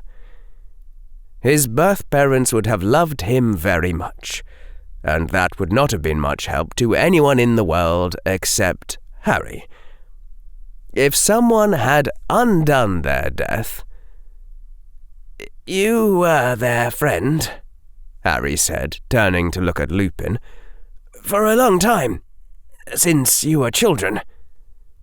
Mr. Lupin nodded silently. Professor Quirrell's voice resounded in Harry's approximate memory.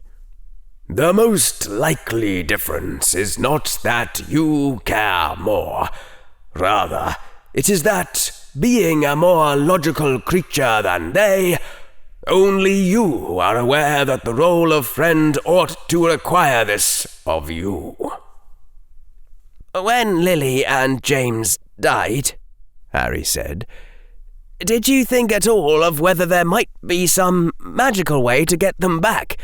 Like Orpheus and Eurydice, or Elrin brothers?"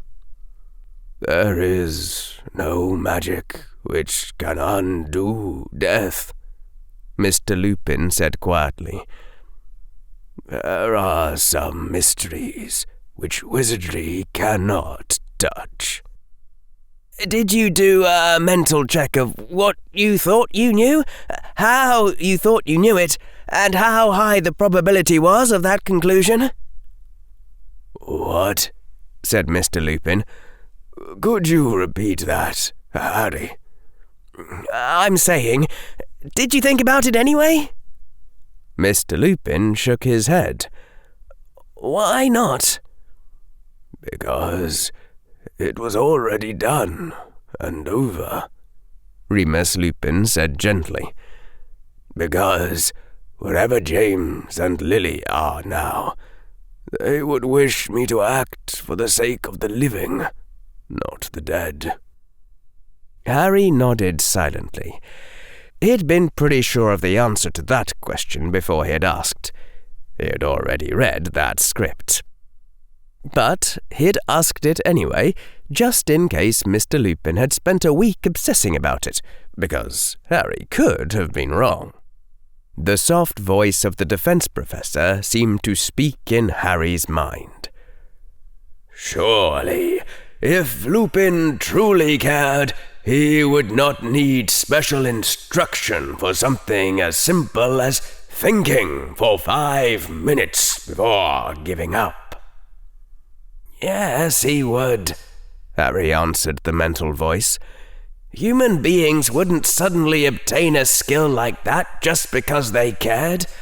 I learned about it because I read library books produced by a huge scientific edifice." And that other part of Harry said, in that soft voice, "But there is also another hypothesis, Mr. Potter, and it fits the data in a much less complicated way." "No, it doesn't. How would people even know what to pretend if nobody had ever cared?" "They don't know. That is what you observe." The two of them walked onward toward a certain house, past a long row of occupied wizard cottages and other cottages overgrown with vines. Coming finally to the house with half its top blown off and green leaves growing over into the inside, behind a shoulder-high, wild-growing hedge lining the sidewalk and a narrow metal gate, Mr. Hagrid had probably stepped right over it, being unable to fit through. The gap in the roof was like a giant mouth had taken a circular bite from the house, leaving spines of wood, what had maybe been support beams, sticking out. To the right side, a single chimney stood upright, uneaten by the giant bite, but leaning dangerously without its former support. Windows were shattered. Where there should have been a front door were only splinters of wood. To this place Lord Voldemort had come, silently, making less noise than the dead leaves slithering along the pavement. Remus Lupin put a hand upon Harry's shoulder. "Touch the gate," Mr. Lupin urged. Harry reached out a hand and did so. Like a fast-growing flower, a sign burst from the tangled weeds in the ground behind the gate. A wooden sign with golden letters, and it said, "On this spot, on the night of the 31st of October, 1981, Lily and James Potter lost their lives. They were survived by their son, Harry Potter, the only wizard ever to withstand the killing curse. The boy who lived, who broke you-know-whose power." This house had been left in its ruined state as a monument to the Potters, as a reminder of their sacrifice. In a blank space below the golden letters were written other messages, dozens of them, magical ink that rose to the surface and gleamed brightly enough to be read before fading and giving way to other messages. "So my Gideon is avenged." "Thank you, Harry Potter. Farewell, wherever you are. We will always be in the Potter's debt." "Oh, James. Oh, Lily, I am sorry." "I hope you're alive, Harry Potter. There is always a price." "I wish our last words had been kinder, James. I'm sorry. There's always a dawn after the night." "Rest well, Lily." "Bless you, boy who lived. You are our miracle." "I guess," Harry said. I guess that's what people do. Instead of trying to make it better." Harry stopped. The thought seemed unworthy of this place. He looked up and saw Remus Lupin gazing at him with a look so gentle that Harry wrenched his eyes away to the blasted and broken roof. "You were our miracle." Harry had always heard the word miracle in the context of how, in the natural universe, there was no such thing. And yet, looking at the ruined house, he suddenly knew exactly what the word meant. The note of grace, all unexplained. The blessing, inexplicable. The Dark Lord had almost won. And then, in one night, all the darkness and terror had ended. Salvation, without justification. A sudden dawn from out of the darkness, and even now, nobody knew why. If Lily Potter had lived beyond her confrontation with Lord Voldemort, she would have felt that way when she saw her baby alive afterward. "Let's go," whispered the baby boy 10 years later. They went. The graveyard's entrance was guarded by a lockless gate of the sort that kept out animals, with a place to stand while you moved the door from one side of the standing place to the other. Remus took out his wand. Harry was already holding his, and there was a brief blur as they stepped through. Some of the stones rising up from the ground looked as old as the wall in Oxford that his father had said was around 1,000 years old. "Haley Fleming," said the first stone that Harry saw, in a carving almost invisibly faded with the erosion of time. "Vienna Wood," said another. It had been a long time since Harry had visited a graveyard. His mind had still been childlike the last time he had come to one, long before he had seen within death's shadow. Coming here now was strange and sad and puzzling. And this had been happening for so long. Why haven't wizards tried to stop it? Why aren't they putting all their strength into that, like muggles do with magical research? Only more so. Wizards have more reason to hope. "The Dumbledores lived in Godric's Hollow too," Harry said as they walked past a pair of relatively new stones saying Kendra Dumbledore and Ariana Dumbledore. "For a long, long time," Mr. Lupin said. They walked further into the graveyard, far toward the end, past many deaths that had been mourned. Then Mr. Lupin pointed at a linked double headstone of marble, still white and unaged. Are there going to be messages there? Harry said. He didn't want to deal any more with the way that other people dealt with death. Mr. Lupin shook his head. They walked toward the linked white stones, and stood before... "What is this?" Harry whispered. Who wrote this?" James Potter, born 27th of March, 1960. Died 31st of October, 1981. "Wrote what?" said Mr. Lupin, puzzled. Lily Potter, born 30th of January, 1960. Died 31st of October, 1981. "This!" Harry cried. "The inscription!" There were tears welling up in Harry's eyes, at the brightness, out of place and unexplained, the touch of grace where no grace should have been, the mysterious blessing, tears welling up at "The last enemy that shall be destroyed is death."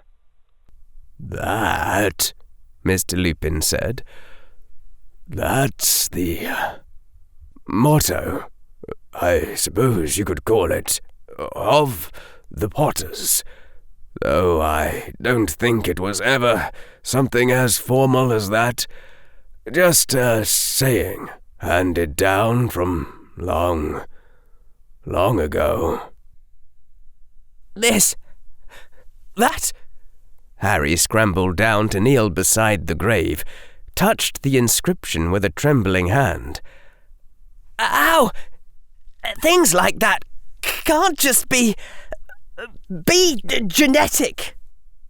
Then Harry saw what tears had blurred, the faint carving of a line within a circle, within a triangle, the symbol of the Deathly Hallows. And Harry understood. "They tried," Harry whispered. "The 3 Peverell brothers." Had they lost someone precious to them? Was that where it had begun? With all their lives, they tried, and they made progress. The cloak of invisibility that could defeat the Dementor's sight. But their research wasn't finished. Hiding from death's shadow is not defeating death itself. The resurrection stone couldn't really bring anyone back. The Elder Wand couldn't protect you from old age. So they passed on the mission to their children, and their children's children. Generation after generation. Until it came to me. Could time echo like that? Rhyming between this far into the future and that far into the past? It couldn't be coincidence. Could it? Not this message. Not in this place. My family. You really were my mother and father. It doesn't mean resurrecting the dead, Harry, Mr. Lupin said. It means accepting death, and so being beyond death, mastering it. Did James tell you that? Harry said, his voice strange. No, said Mr. Lupin. But... Good. Harry rose up slowly from where he had been kneeling, feeling as though he were pushing up a sun upon his shoulders, raising the dawn above the horizon. Of course other wizards have tried. I'm not unique. I was never alone. These feelings in my heart, they're not so special. Not in the wizard world or the muggle one. Harry, your wand. There was a sudden excitement in Mr. Lupin's voice, and when Harry raised his wand to look at it closely, he saw that it was gleaming ever so faintly with a silver light welling out of the wood. "Cast the Patronus charm," urged Mr. Lupin. "Try casting it again, Harry." Oh, right. So far as Mr. Lupin knows, I can't.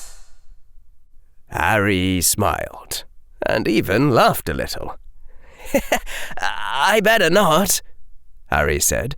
If I tried to cast the spell in this state of mind, it'd probably kill me. "What?" said Mr. Lupin. "The Patronus charm doesn't do that." Harry James Potter Evans Verris raised his left hand, still laughing, and wiped away some more tears. "You know, Mr. Lupin," Harry said, "it really takes a baroque interpretation to think that somebody would be walking around, pondering how death is just something we all have to accept, and communicate their state of mind by saying, 'The last enemy that shall be destroyed is death.' Maybe someone else thought it sounded poetic and picked up the phrase and tried to interpret it differently. But whoever said it first didn't like death much." Sometimes it puzzled Harry how most people didn't seem to even notice when they were twisting something around to the 180-degree opposite of its first obvious reading. It couldn't be a raw brainpower thing. People could see the obvious reading of most other English sentences. Also, shall be destroyed refers to a change of future state, so it can't be about the way things are now. Remus Lupin was staring at him with wide eyes. "You certainly are James and Lily's child," the man said, sounding rather shocked. "Yes, I am," Harry said. But that wasn't enough.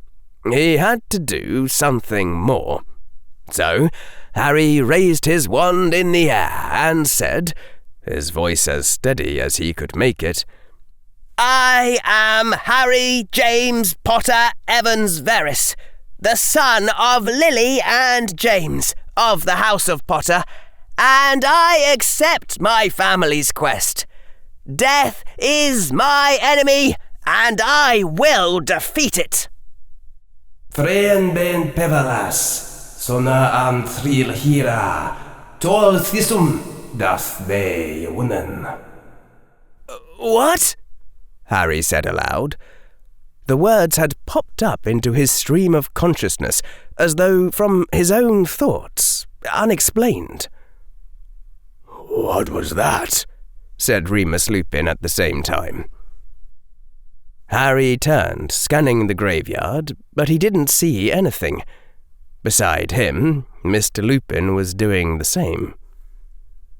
Neither of them noticed the tall stone, worn as though from 1,000 years of age, upon it a line within a circle, within a triangle, glowing ever so faintly silver, like the light which had shone from Harry's wand, invisible at that distance beneath the still bright sun. Some time later. "Thank you again, Mr. Lupin," Harry said. The tall, faintly scarred man was about to depart once more. "Though I really wish you hadn't." "Professor Dumbledore said that I was to portkey us back to Hogwarts if anything unusual happened, whether or not it seemed like an attack," Mr. Lupin said firmly. "Which is eminently sensible." Harry nodded, and then, having carefully saved this question for last, "Do you have any idea of what the words meant?" "If I did, I wouldn't tell you," Mr. Lupin said, looking rather severe. "Certainly not without Professor Dumbledore's permission. I can understand your eagerness, but you should not go trying to uncover any ancestral secrets of the Potters until you are an adult. That means after you've passed your NEWTs, Harry, or at least your OWLs. And I still think you've picked up entirely the wrong idea of what your family motto is meant to say. Harry nodded, sighing internally, and bid Mr. Lupin farewell. Harry went back through Hogwarts to the Ravenclaw Tower, feeling strange and strengthened. He would not have expected any of that, but it had been all to the good. He was passing through the Ravenclaw common room on the way to his dorm. That was when the shining creature came to him, gleaming soft white beneath the candle fires of the Ravenclaw common room as it slithered out from nowhere. The Silver Snake. Thrigen bion Pithiales suna, and prihira tol thisum, dead bio gewenen. Spoken in the presence of the 3 Peverell brothers, in a small tavern on the outskirts of what would later be called Godric's Hollow.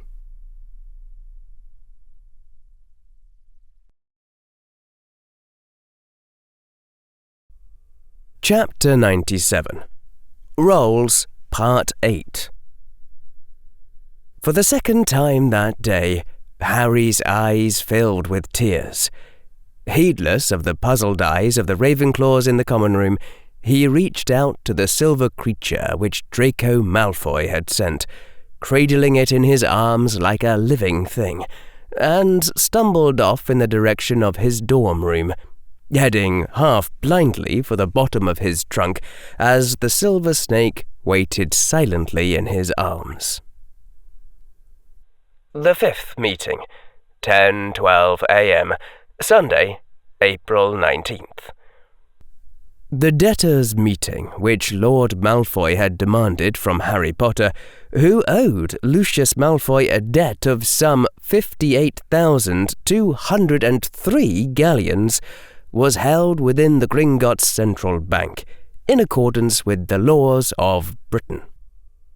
There had been some pushback from the Chief Warlock Dumbledore, trying to prevent Harry Potter from leaving the security of Hogwarts, a phrase that caused Harry Potter to raise his fingers and silently make quote marks in the air.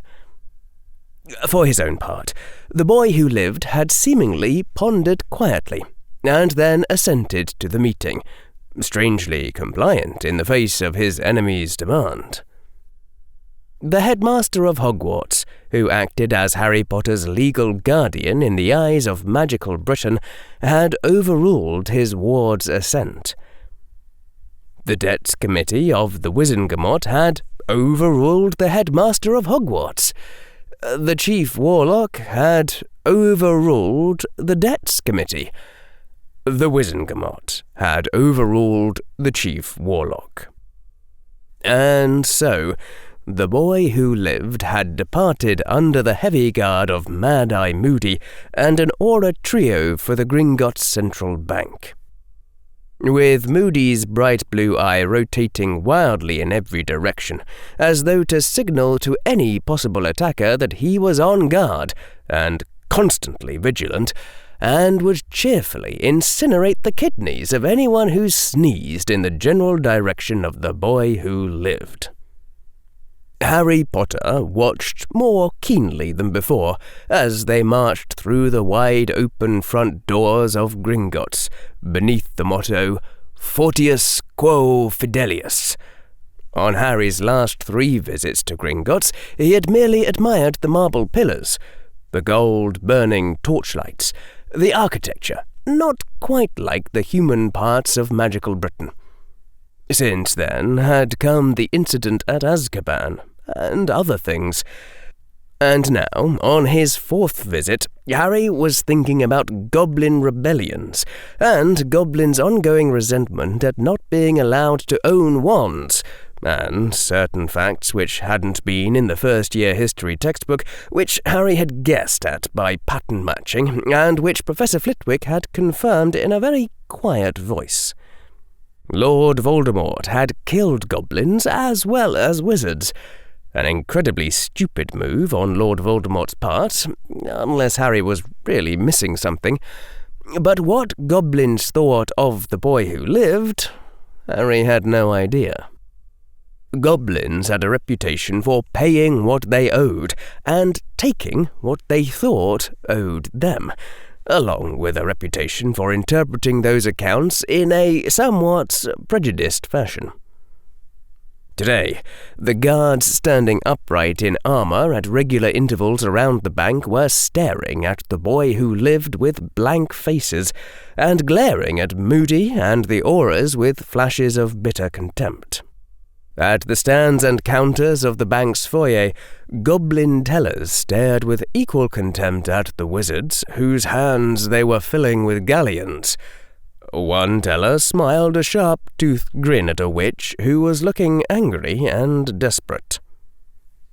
If I understand human nature correctly, and if I'm right that all the humanoid magical species are genetically human, plus a heritable magical effect, then you're not likely to become friends with a wizard just because I'm polite to you, or say that I'm sympathetic.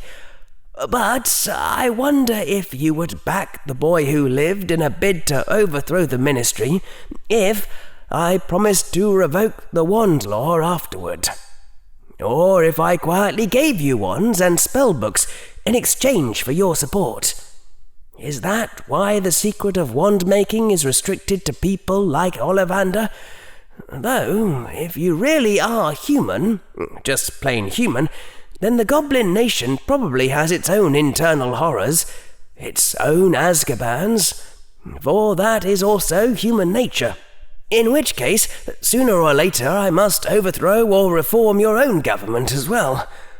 An aged goblin appeared before them, and Harry inclined his head with careful courtesy, a gesture that the aged goblin returned with an abrupt half-nod. There was no wild train ride. Instead, the aged goblin ushered them into a short hallway that terminated in a small waiting room with 3 goblin-sized benches and 1 wizard-sized chair within which nobody sat. "Do not sign anything that Lucius Malfoy gives you," Mad-Eye Moody said. "Nothing. Do you understand me, lad? If Malfoy hands you a copy of The Wonderful Adventures of the Boy Who Lived and asks you for an autograph, tell him that you've sprained a finger. Don't pick up a quill for a single second while you're in Gringotts. If someone hands you a quill, break the quill, and then break your own fingers. Do I need to explain further, son?"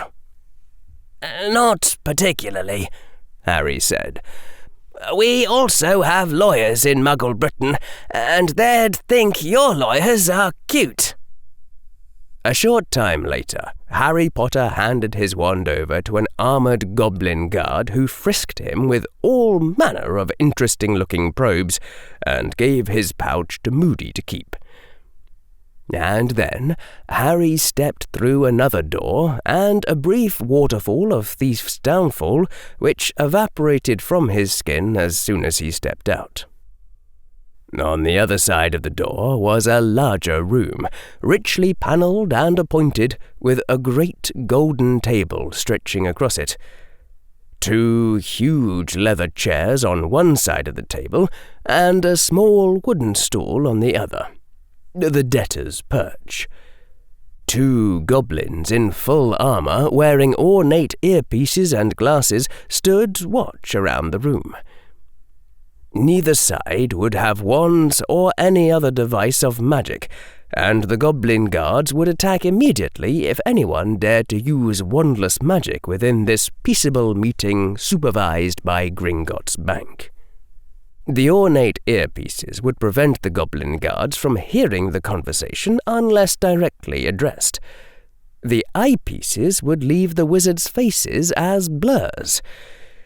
It was, in short, something along the lines of actual security, at least if you are an occlumens. Harry climbed up onto his uncomfortable wooden stool, thinking, "Subtle," in a tone of some mental sarcasm, and awaited his creditors. It was only a brief interval later, much shorter than the time a debtor could legally be made to wait, when Lucius Malfoy entered into the room, taking up his leather chair with motions worn smooth by practice. His snake-headed cane was missing from his hands. His long white mane drifted behind him, the same as ever. His face could not be read.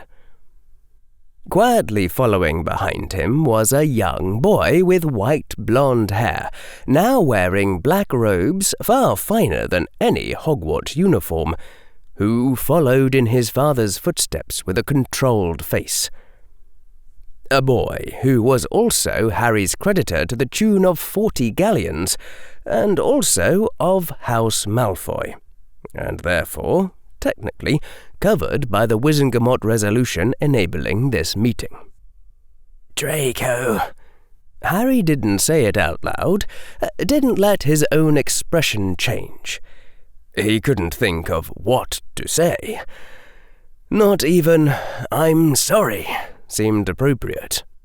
Harry hadn't dared say any of that to Draco's Patronus either, when they had set up this meeting in a few brief exchanges, and not only because Lucius might be listening. It had been enough to know that Draco's happy thought was still happy, and that he had still been able to want Harry to know it.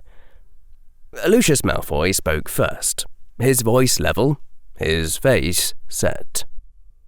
"I do not understand what is happening at Hogwarts, Harry Potter. Would you care to explain it to me?" "I don't know," Harry said. "If I understood these events, I would not have let them happen, Lord Malfoy." "Then answer me this question. Who are you?" Harry gazed evenly at the face of his creditor. "I'm not you-know-who, like you thought I was," Harry said. Not being a complete idiot, it eventually worked out who Lucius Malfoy had thought he was talking to in front of the Wizengamot. "Obviously, I'm not a normal boy. Equally obviously, that probably has something to do with the boy who lived business. But I don't know what, or why, any more than you do. I asked the Sorting Hat, and it didn't know either."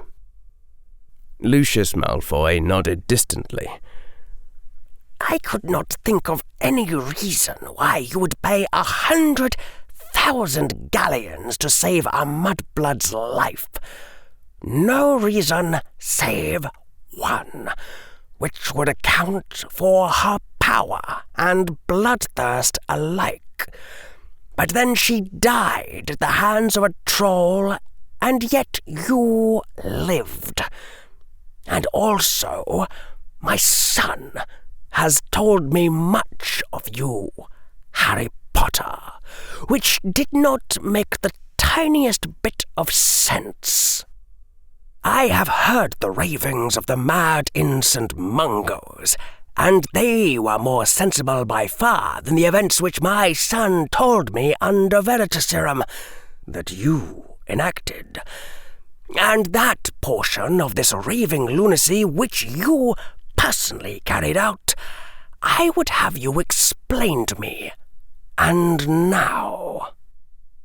Harry closed his eyes and spoke without looking.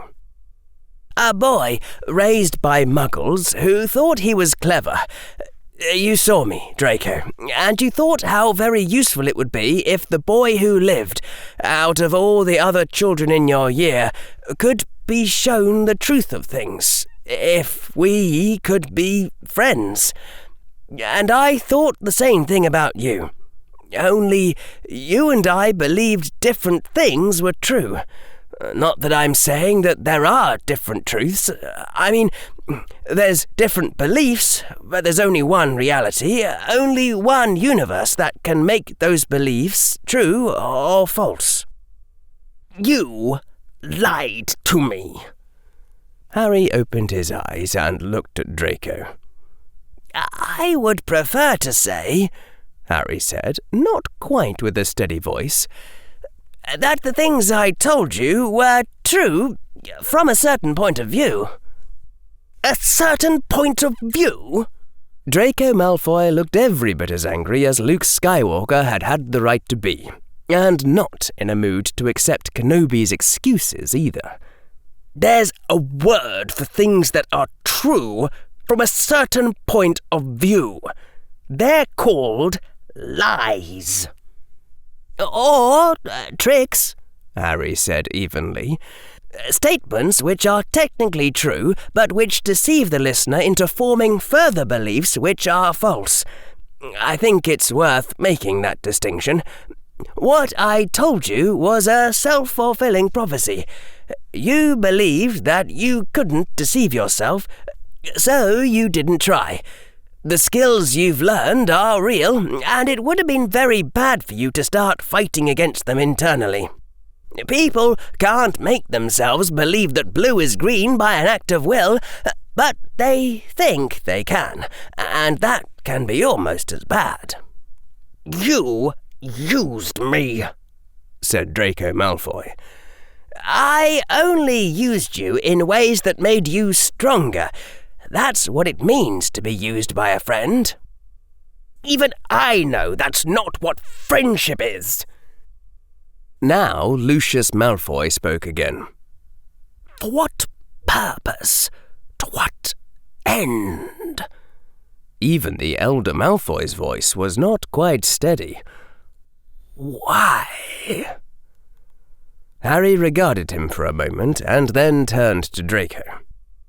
Your father's probably not going to believe this, Harry said.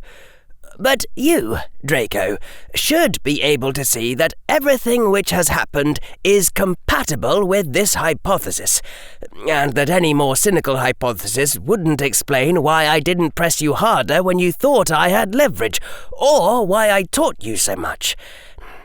I thought that the heir of House Malfoy, who'd been publicly seen to grab a Muggle-born girl to stop her falling off the roof of Hogwarts, would be a good compromise candidate to lead magical Britain after the Reformation.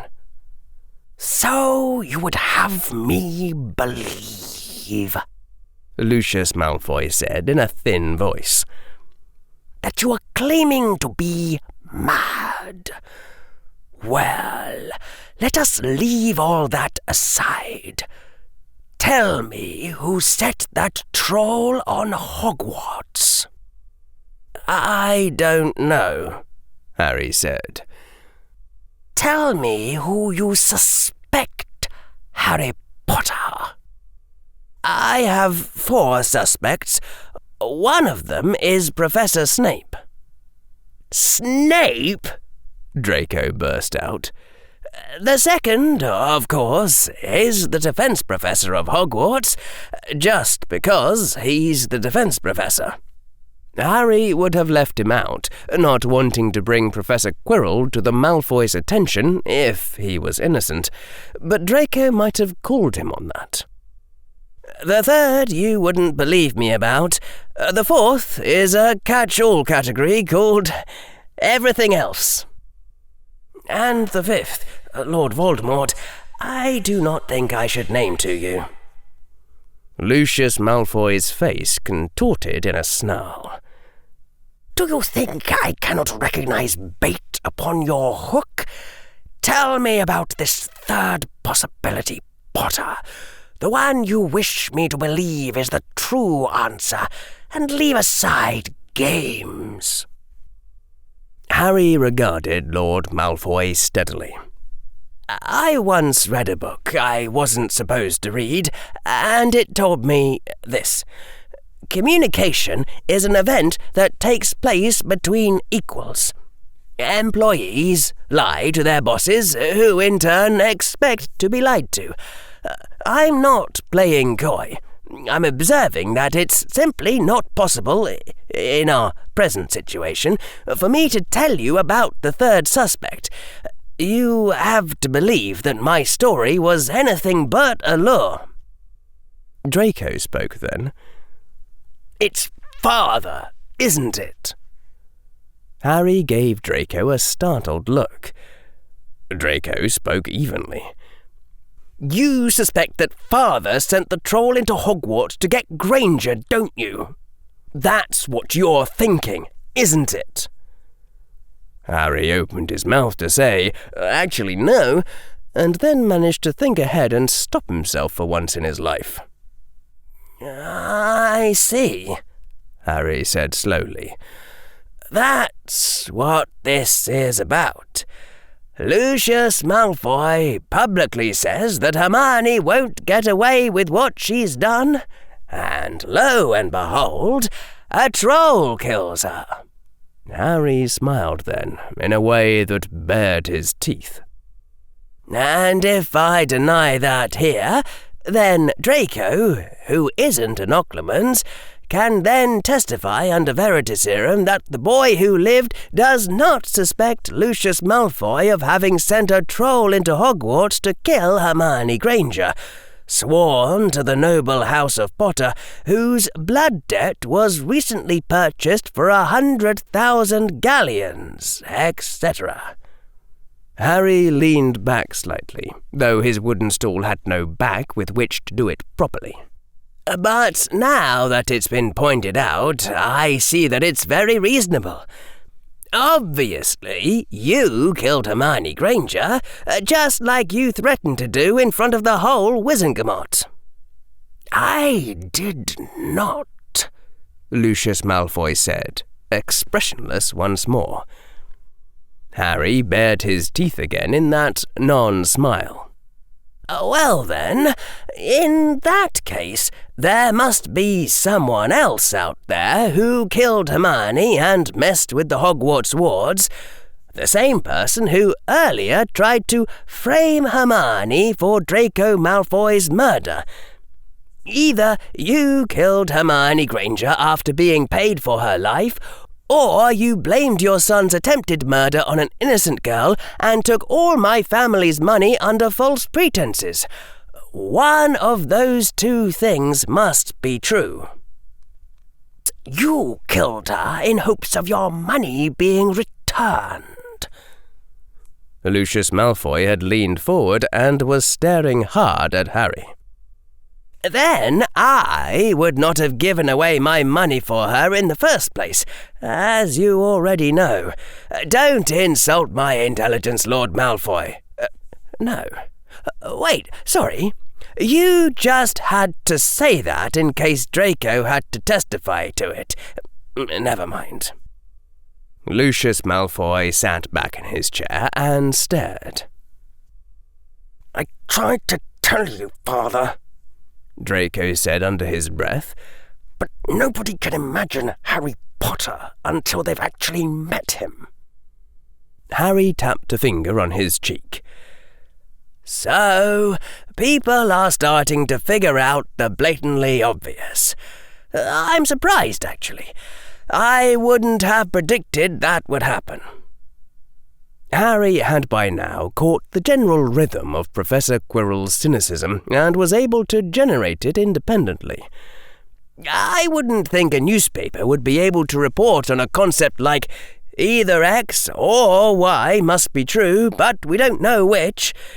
I would only expect journalists to report stories consisting of series of atomic propositions like X is true, Y is false, or X is true and Y is false. not more complex logical connectors like if X is true, then Y is true, but we don't know whether X is true. And all your supporters ought to be rapidly switching between, you can't prove that Lord Malfoy killed Granger, it could have been someone else, and you can't prove there was someone else to frame Granger. So long as it's uncertain, they should be trying to have it both ways at once. Wait, don't you own the Daily Prophet? The Daily Prophet, Lucius Malfoy said thinly, which I certainly do not own, is far too respectable to publish any such scurrilous nonsense. Unfortunately, not all wizards of influence are so reasonable. Ah, got it. Harry nodded. Lucius glanced at Draco. The rest of what he said, was any of it important?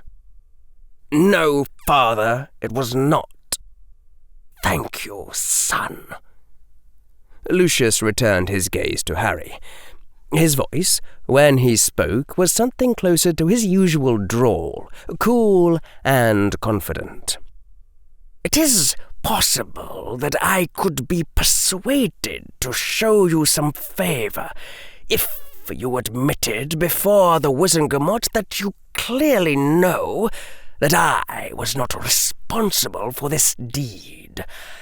I would be willing to reduce your remaining debt to House Malfoy quite significantly, or even to adjust the terms to allow later repayment.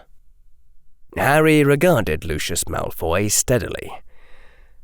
Lucius Malfoy, you are now perfectly aware that Hermione Granger was, in fact, framed using your son as bait, that she was false memory charmed or worse, and that House Potter held nothing against you before that.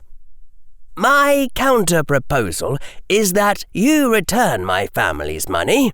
I announced before the Wizengamot that House Potter holds House Malfoy no animus, and we present a united front against whoever's doing this.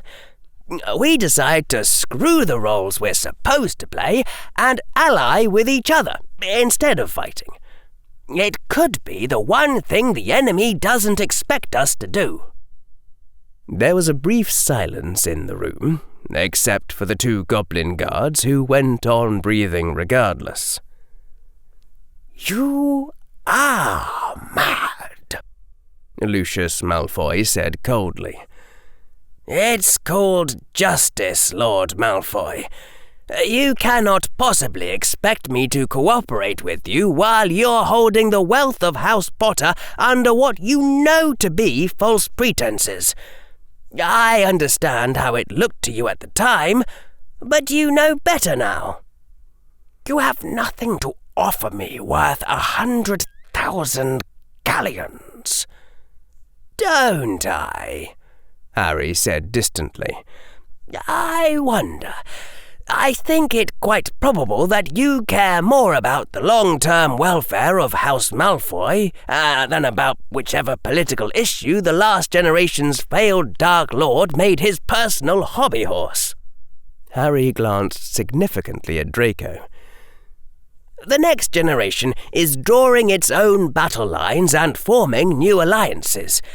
Your son can be frozen out of that, or he can go straight to the top. Is that worth more to you than 40,000 galleons you weren't particularly expecting and don't particularly need? Harry smiled thinly. 40,000 galleons? 2 million Muggle pounds sterling. Your son knows some things about the size of the Muggle economy that might surprise you. They'd find it amusing that the fate of a country was revolving around 2 million pounds sterling. They'd think it was cute. And I think much the same, Lord Malfoy. This isn't about me being desperate. This is about you getting a fair chance to be fair." "Oh?" said Lord Malfoy. "And if I refuse your fair chance, what then?" Harry shrugged. "It depends on what sort of coalition government gets put together without the Malfoys. If the government can be reformed peacefully, and it would disturb the peace to do otherwise, I'll pay you the money out of petty cash. Or maybe the Death Eaters will be retired for past crimes and executed as a matter of justice as a result of due legal process, of course."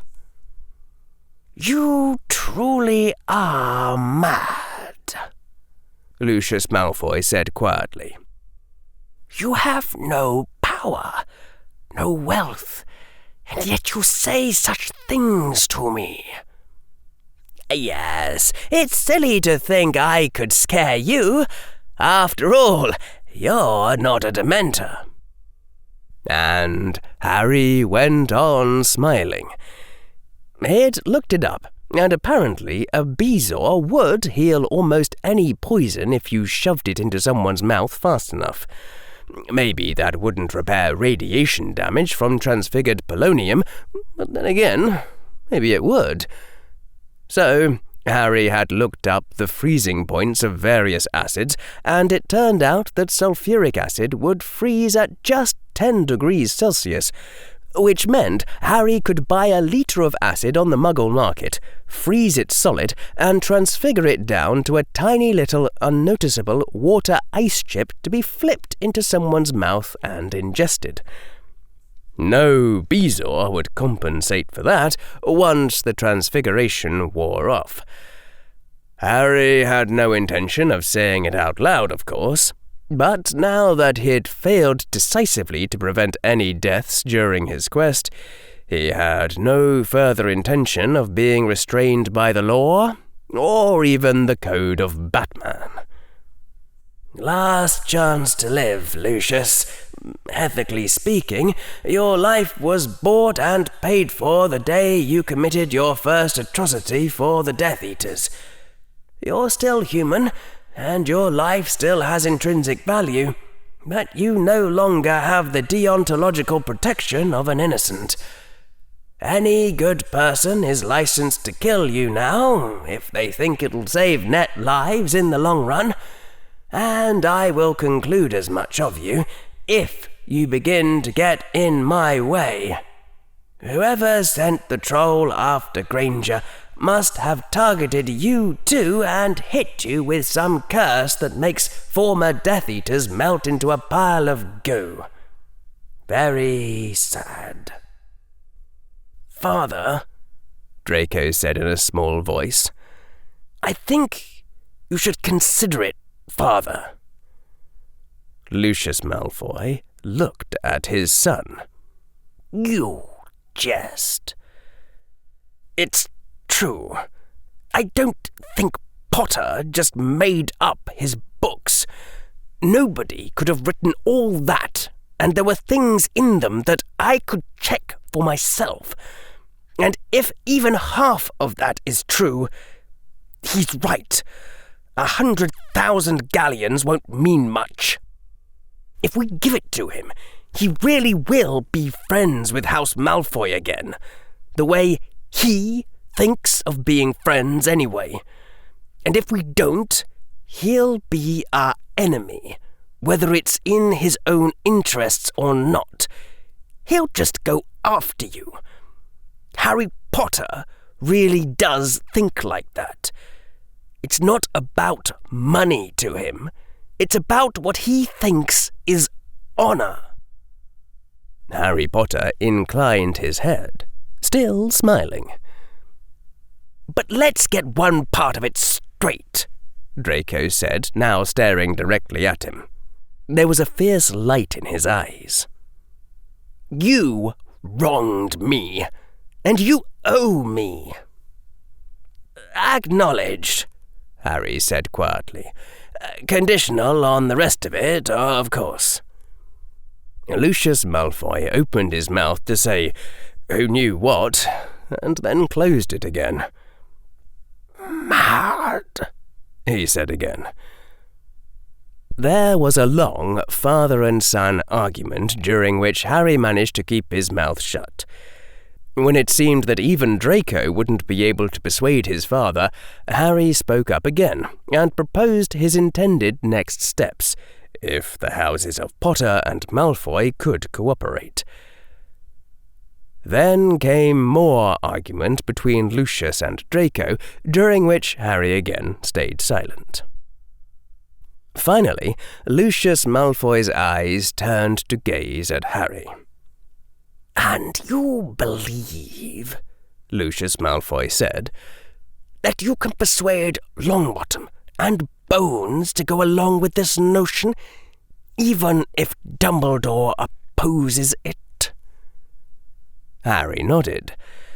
"They'll be suspicious of your involvement, of course, but I'll tell them that it was my plan to start with, and that should help."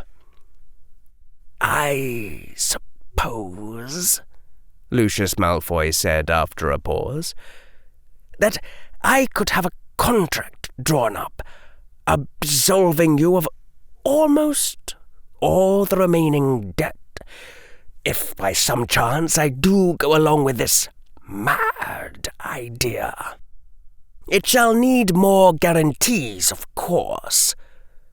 Harry promptly reached into his robes and drew out a parchment, unfolding it and spreading it across the golden table. "I've taken the liberty myself, actually," Harry said. He'd spent some careful hours in the Hogwarts library with the law books available. Thankfully, so far as Harry could tell, the laws of magical Britain were charmingly simple by Muggle standards. Writing that the original blood debt and payment was cancelled, the Potter's wealth and all other vault items would be returned, and the remaining debt annulled, all with no fault to the Malfoys, was only a few more lines than it took to say out loud. "I had to promise my keepers not to sign anything you gave me, so I made sure to compose this myself and sign it before I left." Draco emitted a choked laugh. Lucius read through the contract, smiling humorlessly. "How charmingly straightforward." "I also promised not to touch a quill while I was in Gringotts," Harry said. He reached into his robes again and drew out a Muggle pen along with a sheet of normal paper. "Will this wording be all right?" Harry rapidly scribbled down a legal-sounding statement to the effect that House Potter didn't hold House Malfoy responsible in any way for Hermione Granger's murder, and didn't believe that they had anything to do with it, then held up the paper in the air for Lord Malfoy's inspection. Lord Malfoy looked at the paper, rolled his eyes, and said, "Good enough, I suppose. Though to have the proper meaning, you should use the legal term indemnify rather than exonerate." "Nice try, but no. I know exactly what that word means, Lord Malfoy." Harry took his parchment and began copying down his original wording more carefully. When Harry was done, Lord Malfoy reached across the golden table and took the pen, looking at it thoughtfully. "One of your Muggle artifacts, I suppose. What does this do, son?" "It writes without needing an inkwell," Draco answered. "I can see that. I suppose some might find it an amusing trinket." Lucius smoothed the parchment contract over the table, then set his hand by the line for signatures, tapping the pen thoughtfully on the starting spot.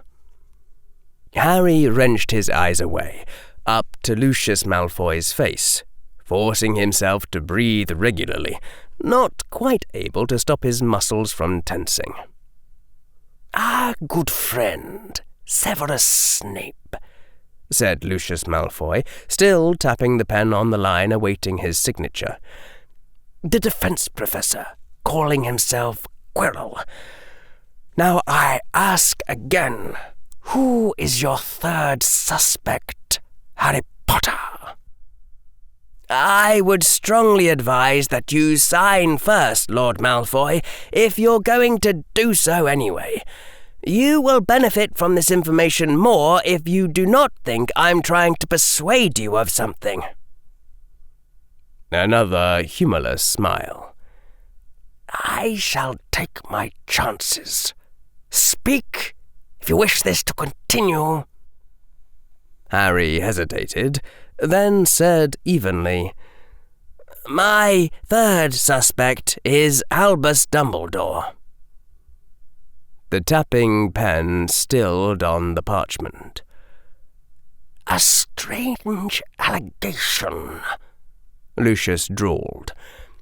Dumbledore lost much face when a Hogwarts student died within his tenure. Do you suppose that I will believe anything of him, only because he is my enemy? He is one suspect among several, Lord Malfoy, and not necessarily the most plausible.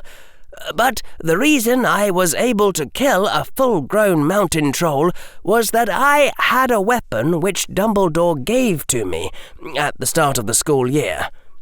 It's not strong evidence, but it's suspicious, and if you're thinking that murdering one of his students is not Dumbledore's style, well, the same thought had occurred to me. It's not his style? Draco Malfoy said.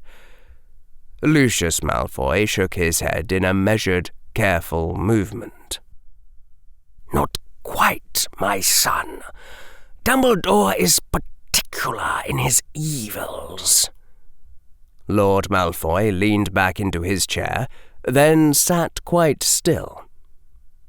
Tell me of this weapon. I'm not yet certain I should go into details about that in your presence, Lord Malfoy. Harry took a breath. Let me be clear on this. I'm not trying to sell you on the idea that Dumbledore is behind this, just raising the possibility. Then Draco Malfoy spoke. The device Dumbledore gave you, was it something to kill trolls? I mean, just trolls. Can you tell us that? Lucius turned his head to look at his son with some surprise. No, Harry said slowly. It wasn't specifically a sort of anti-troll slaying or anything like that. Draco's eyes were intent. Would the device have worked against an assassin? Not if they had shields raised. No. A fight in school? An expanding rock in the throat is inherently lethal. No, I don't think it was meant for use against humans. Draco nodded. So, just magical creatures. Would it have been a good weapon against an angry hippogriff, or something like that? Does the stunning hex work on hippogriffs? Harry said slowly. I don't know, said Draco. Yes, said Lucius Malfoy.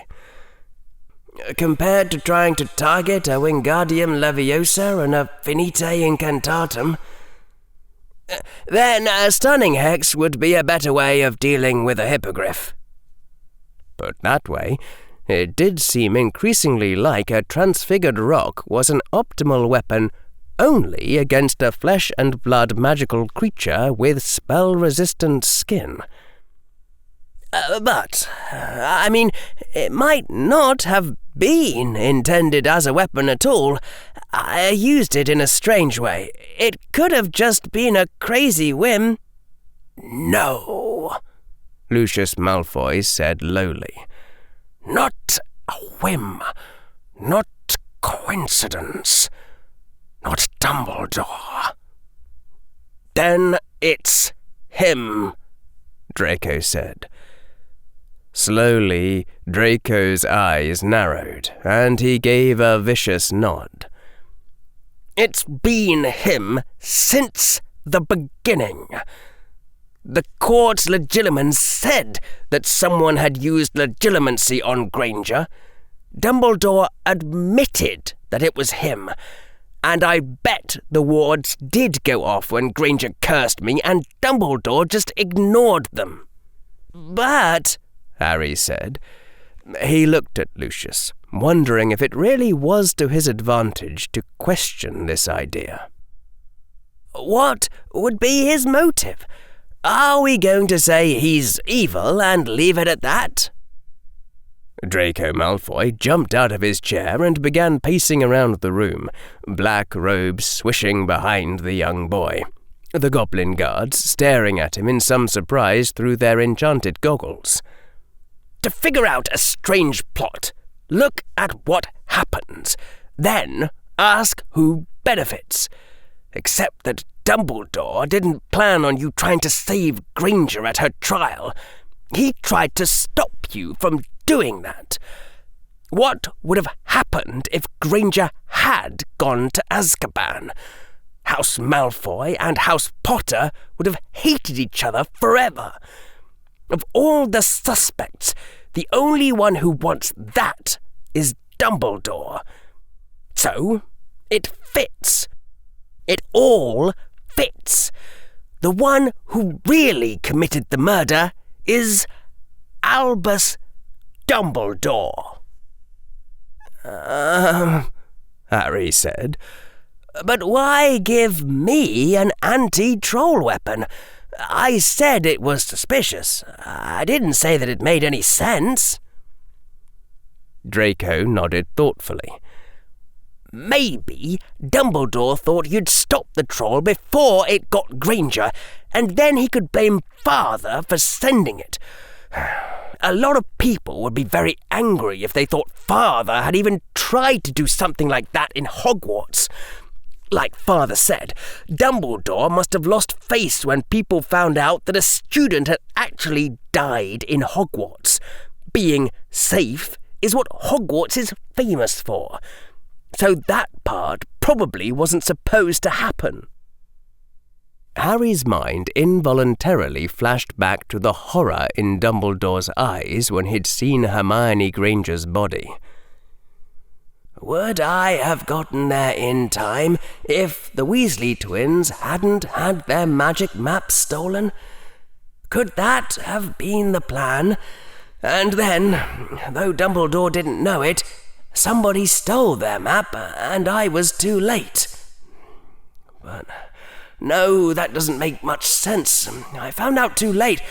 How could Dumbledore have guessed that I'd use a broomstick? Well, he did know I had one. There was no way a plan like that could work. And it hadn't. But someone going a little bit senile might expect it to work, and a phoenix might not know the difference.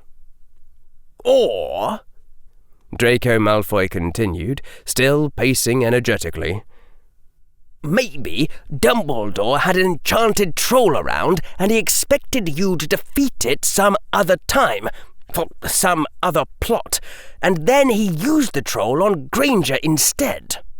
I can't imagine Dumbledore had this all planned since the first week of lessons. I can imagine, Lucius Malfoy said in low tones. I have seen such from Dumbledore. Draco nodded decisively. Then I was never supposed to die in the first plot. Dumbledore knew Professor Quirrell was checking on me, or Dumbledore planned to have someone else find me in time. I couldn't have testified against Granger if I was dead, and he'd have lost face if I'd died. But my leaving Hogwarts and not being around to lead Slytherin would be just right for him. And then, the next time, Harry was supposed to stop the troll before it got Granger, and everyone was supposed to blame you, Father. Only that time it didn't go the way Dumbledore planned. Lucius Malfoy lifted his grey eyes from where he'd been gazing with open surprise at his son. If this is true, but I wonder if Harry Potter is only playing at being reluctant to believe it. Maybe, Draco said, but I'm pretty sure he isn't.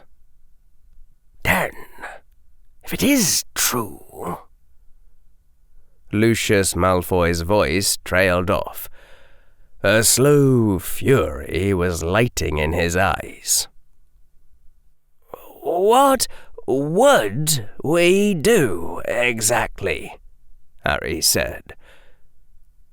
That, too, is clear to me, Draco said.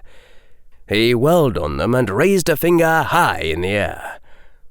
We shall find the proof to convict Dumbledore of this crime and bring him to justice.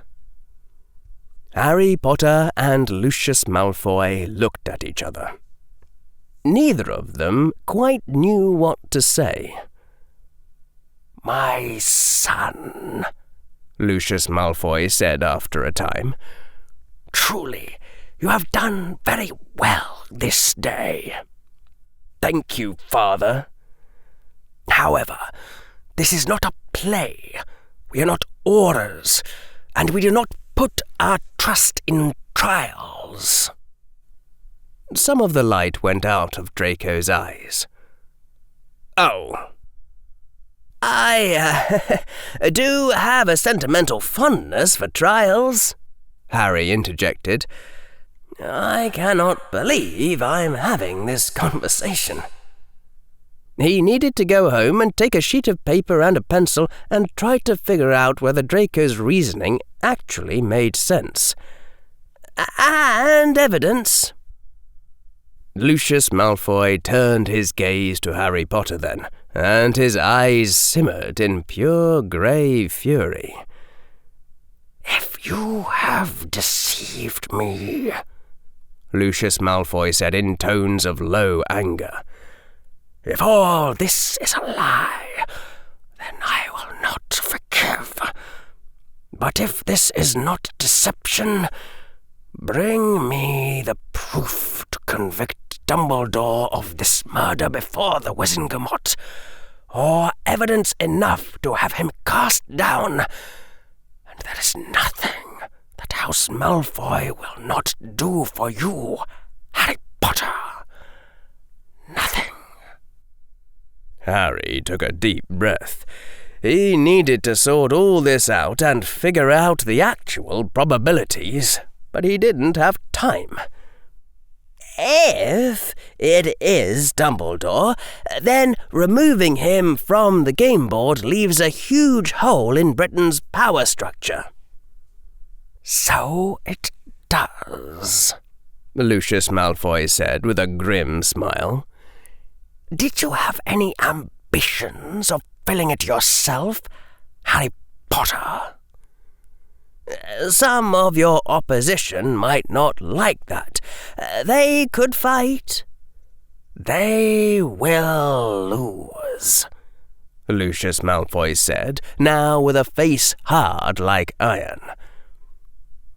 So, this is what I'd want House Malfoy to do for me, Lord Malfoy, if Dumbledore gets removed because of me. When the opposition is most frightened, that's when they'll be offered a last-minute arrangement to avoid a civil war. Some of your allies might not prefer it, but there'll be a lot of neutrals who'll be glad to see the stability. The bargain will be that, instead of you taking over right away, Draco Malfoy will take power when he comes of age. What? Draco said. Draco has testified under Veritaserum that he tried to help Hermione Granger. I bet there'd be a lot of people in the opposition who'd take a chance on him rather than fight. I'm not sure how exactly you'd enforce it, unbreakable vows or Gringotts contracts or what, but there'll be some sort of enforceable compact about power going to Draco after he graduates Hogwarts. I'll throw any support the boy who lived has behind that bargain. Try to persuade Longbottom and Bones and so on. Our first plan paves the way for that later, if you're careful to act honourable when you deal with Longbottom and Bones this time around. Father, I swear I didn't. Lucius's face twisted into a grim smile. I know you didn't, son. Well... The white-haired man stared across the mighty golden table at Harry Potter. Those terms are acceptable to me, but fail in any part of our agreement, whether our first bargain or the second, and there shall be consequences for you, Harry Potter. Clever words will not halt that. And Lucius Malfoy signed the parchment. Mad-Eye Moody had been staring at the bronze door of the Gringotts meeting room for what seemed like hours, insofar as a man could stare at any one thing when his gaze always saw in all directions. The trouble with trying to be suspicious of a man like Lucius Malfoy, Moody thought, was that you could spend an entire day thinking of everything he might be up to and still not have finished. The door cracked open and Harry Potter trudged out, small beads of sweat still on his forehead. "Did you sign anything?" Mad-Eye demanded upon the instant. Harry Potter looked at him silently, then reached into his robes and drew out a folded parchment. "The goblins are already executing this," said Harry Potter. "They made 3 copies before I left." "Merlin, damn it, son!" Moody paused as his eye caught sight of the second half of the document as Harry Potter slowly, as though reluctantly, began to unfold the top upward. A glance sufficed to take in the paragraphs drawn in careful handwriting, Lucius Malfoy's elegant signature below Harry Potter's. And then Moody exploded, even as the top half of the document also began to enter his sight.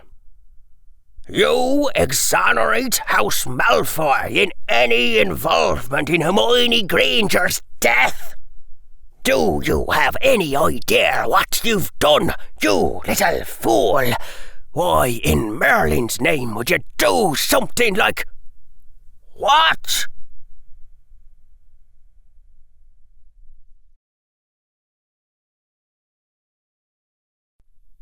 Chapter 98. Rolls Final. Sunday, April 19th, 6:34 p.m. Daphne Greengrass walked quietly toward the Greengrass room below the Slytherin dungeons, the privilege of an ancient house, on her way to drop off her trunk from the Hogwarts Express before she joined the other students for dinner. The whole private area had been hers alone ever since Malfoy had gone. Her hand, held behind her, made repeated come-along gestures at her huge emerald-studded trunk, which seemed hesitant to follow. Maybe the enchantments on the sturdy old family device needed to be reapplied, or maybe her trunk was reluctant to follow her into Hogwarts, which was no longer safe. There'd been a long talk between mother and father after they'd been told about Hermione, with Daphne hiding around a doorway to listen, choking back her tears and trying not to make sounds. Mother had said that the sad fact was that if only one student died every year, well, that still made Hogwarts safer than Beauxbatons, let alone Durmstrang. There were more ways for a young witch to die than being murdered. Beaubaton's Transfiguration Master just wasn't on the same level as McGonagall, Mother had said.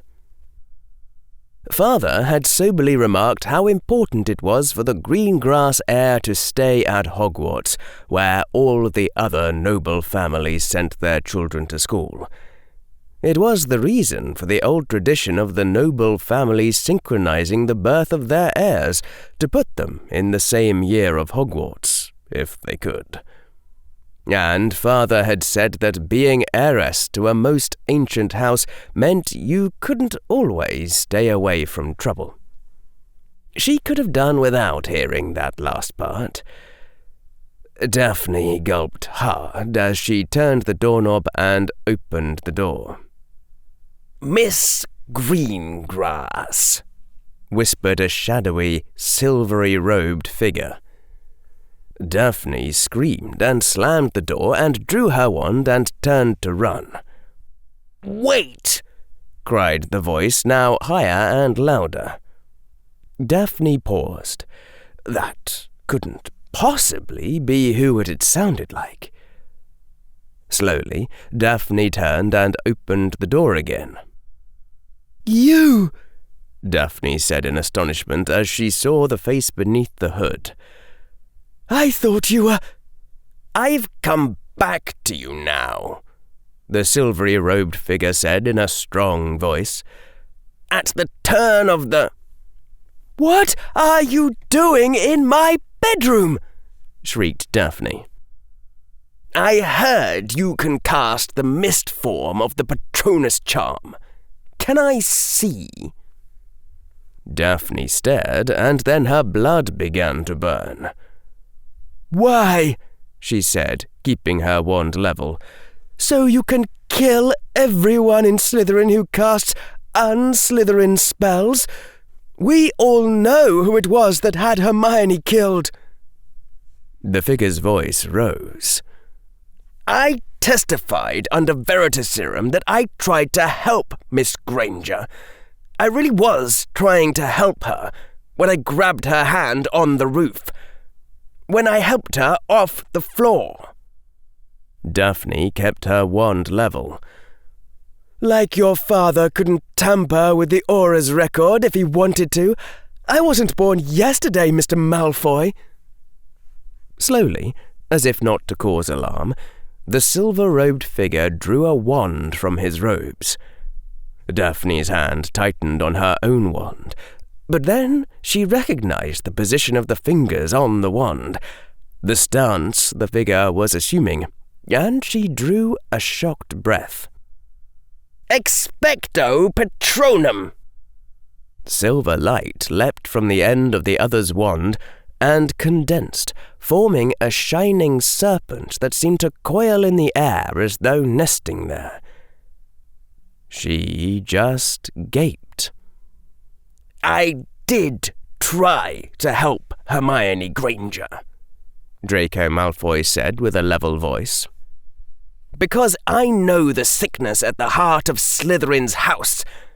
The reason why so many of us can't cast the Patronus charm anymore is hate. Hate of Muggle-borns, or just anyone, really. People think that's all Slytherin is about now. Not cunning, or ambition, or honourable nobility. And even I know, because it's obvious if you just look, that Hermione Granger wasn't weak at magic." Daphne's mind had gone completely blank. Her eyes darted around nervously, just to check that there wasn't blood coming from under the doors, like the last time something had broken. "And I've also figured out," Draco Malfoy said quietly as the silver snake went on shining with unmistakable light and warmth, "that Hermione Granger never really tried to kill me. Maybe she was false memory charmed. Maybe she was legitimized. But now that she's been murdered, It's obvious that Miss Granger was the target in the first place, when somebody tried to set her up for murdering me." Do you know what you're saying?" Daphne's voice broke. If Lucius Malfoy heard his heir saying that, he'd skin Draco and turn him into trousers. Draco Malfoy smiled, metallic robes gleaming in the light of his full corporeal Patronus. It was a smile both arrogant and dangerous, like being turned into a pair of leather pants was beneath his concerns. "Yes," said Draco, "but it doesn't matter now. House Malfoy is returning House Potter's money and cancelling the debt." Daphne walked over to her bed and then fell on it, hoping she could wake up from the dream once she was in bed. "I'd like you to join a conspiracy," said the figure in the shining robes. "Everyone in Slytherin who can cast the Patronus charm, and everyone who can learn. That's how we'll know to trust each other when the silvery Slytherins meet." With a dramatic gesture, Draco Malfoy cast back his hood. "But it won't work without you, Daphne Greengrass. You and your family. Your mother will negotiate it with father. But I'd like the Greengrasses to hear the proposal from you first." Draco Malfoy's voice lowered grimly. "There is much we need to speak of before we eat dinner." Harry Potter had apparently taken to being invisible.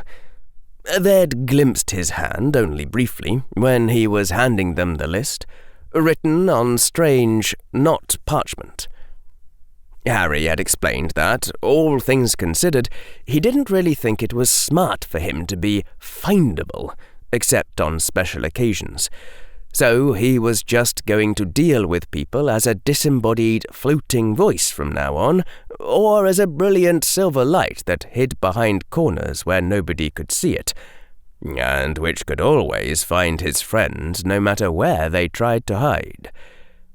It was, in all honesty, one of the creepiest things which Fred and George had ever heard, over a lifetime which had included filling the shoes of every student in second-year Slytherin with transfigured live millipedes.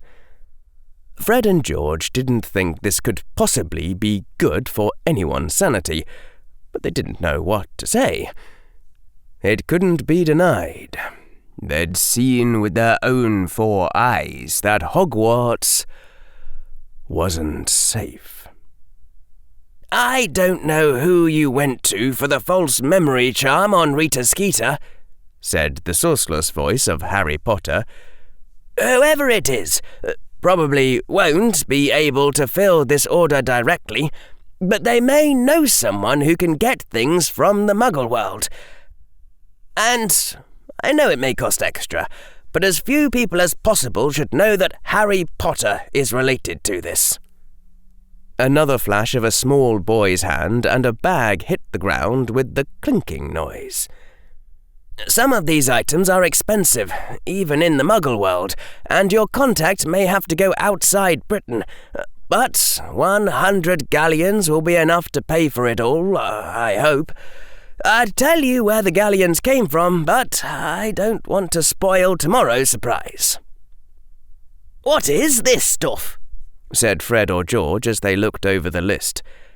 "Our father is a Muggle expert, and we don't recognise half this stuff." "Why, we don't recognise any of it. Just what are you planning to do?" "Things have become serious," Harry's voice said softly.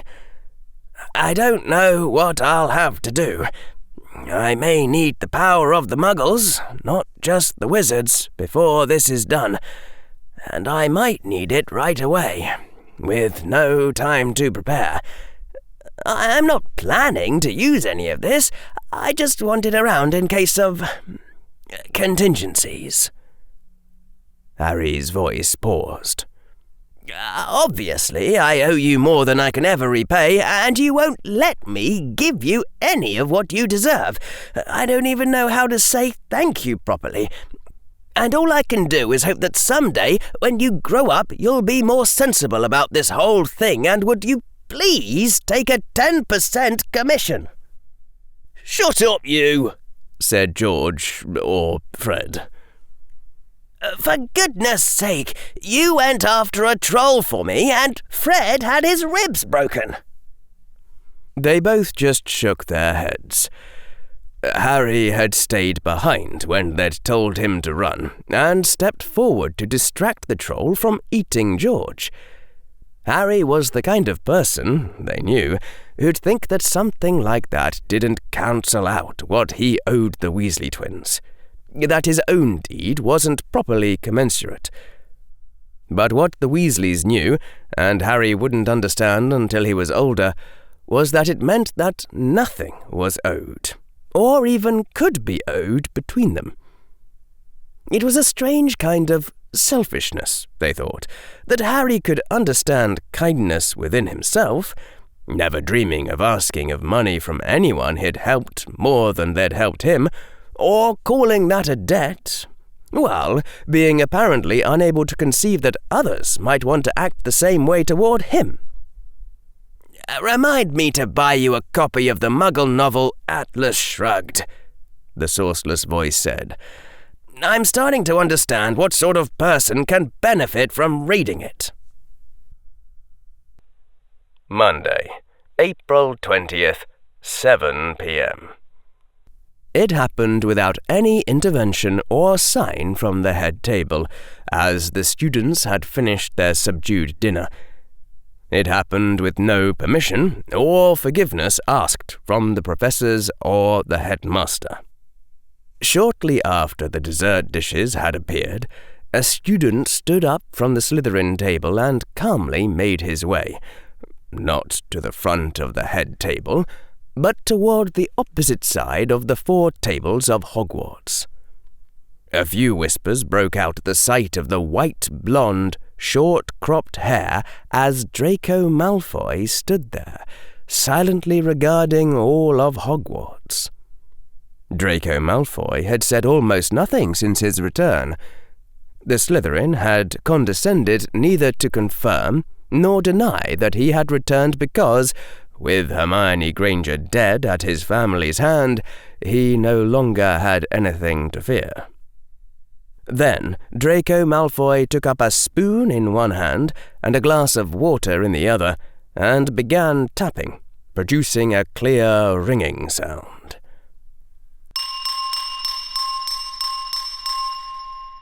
It produced more excited babble at first. At the head table, the various professors looked in puzzlement toward the headmaster in his great chair. But the headmaster gave no sign, and so the faculty did nothing. Draco Malfoy continued tapping the spoon upon his glass until the room fell silent, waiting.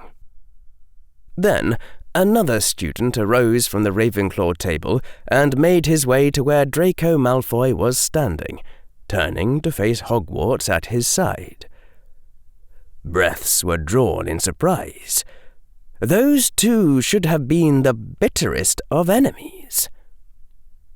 I and my father, the Lord of the noble and most ancient house of Malfoy, Draco Malfoy said in a clear voice, have come to realize that there are ill forces at work in Hogwarts. That these ill forces did wish Hermione Granger harm. That Hermione Granger was perhaps compelled, against her will, to raise her hand against our house. Or perhaps she and I were both memory charmed. We now say that whoever dared use the heir of Malfoy so is the enemy of House Malfoy, upon whom we shall have our vengeance. And that honour be served, we have returned all monies taken from House Potter and cancelled all debt. Then Harry Potter spoke. House Potter acknowledges that it was an honest mistake and holds House Malfoy no ill will. We believe and publicly say that House Malfoy was not at fault in Hermione Granger's death. Whoever harmed Hermione Granger is the enemy of House Potter, upon whom we shall have our vengeance. Both of us.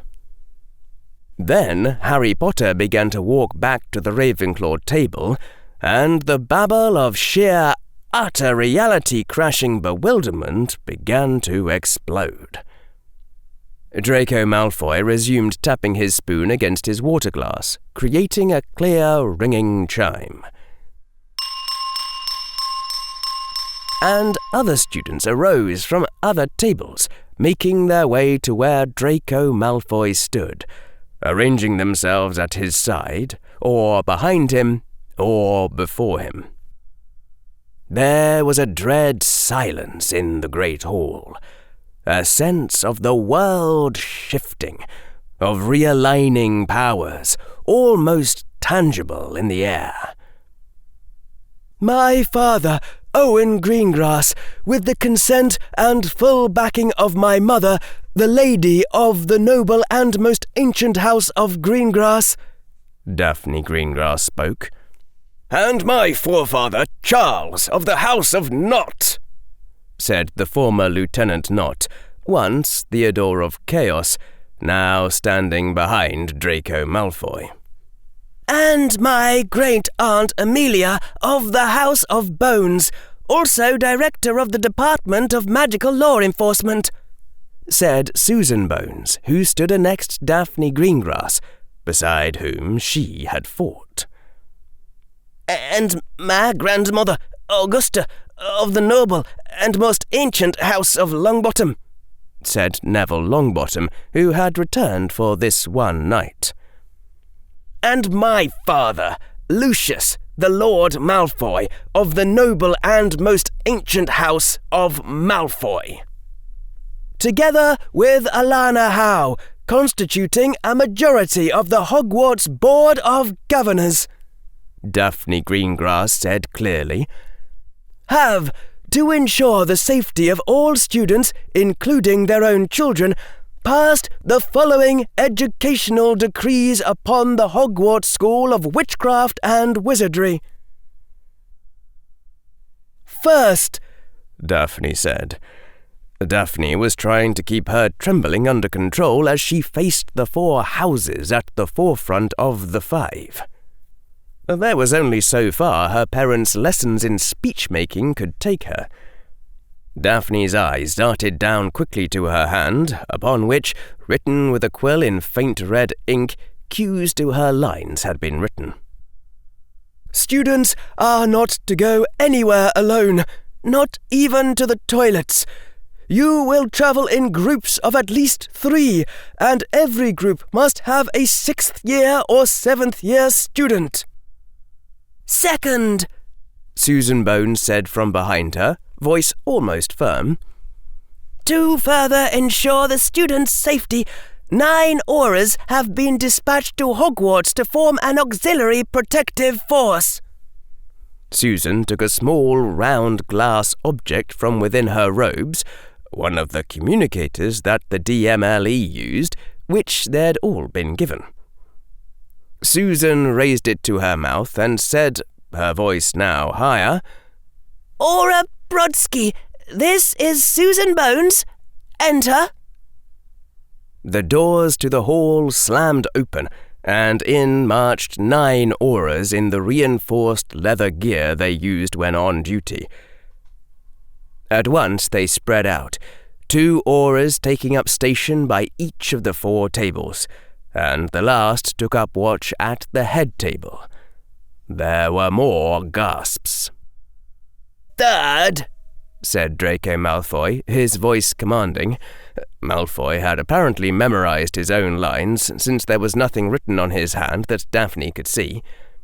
"In the face of a common enemy who does not balk at killing students from any house, the 4 houses of Hogwarts must come together and act as one.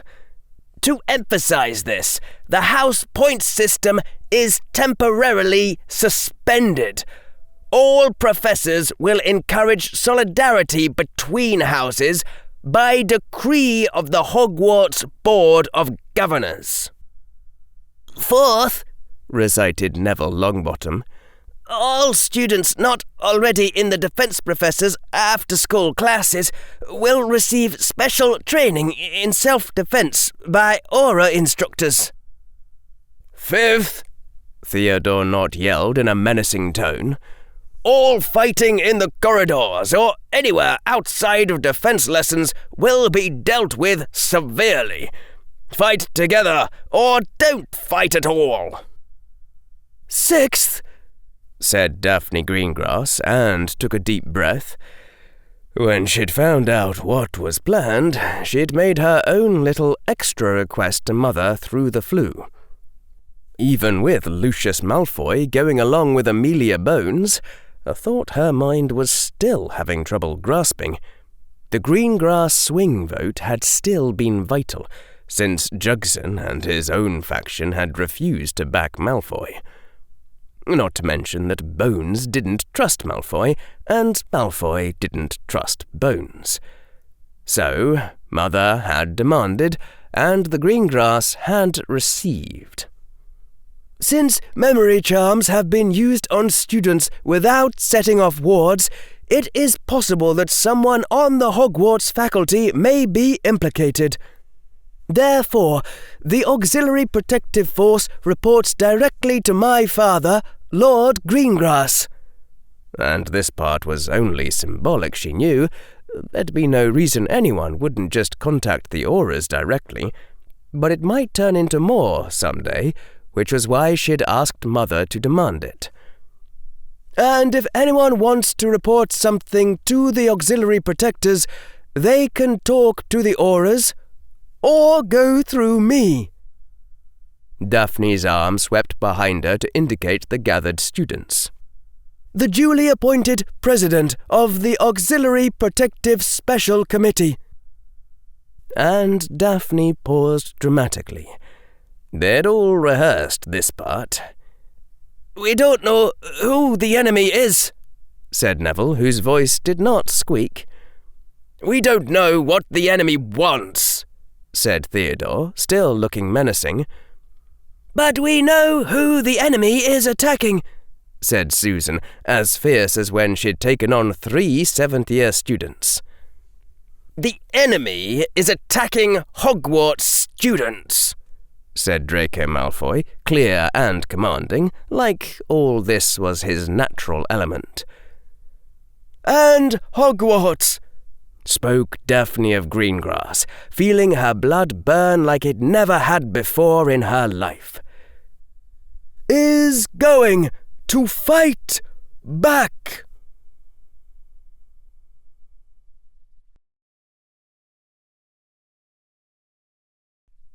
Chapter 99.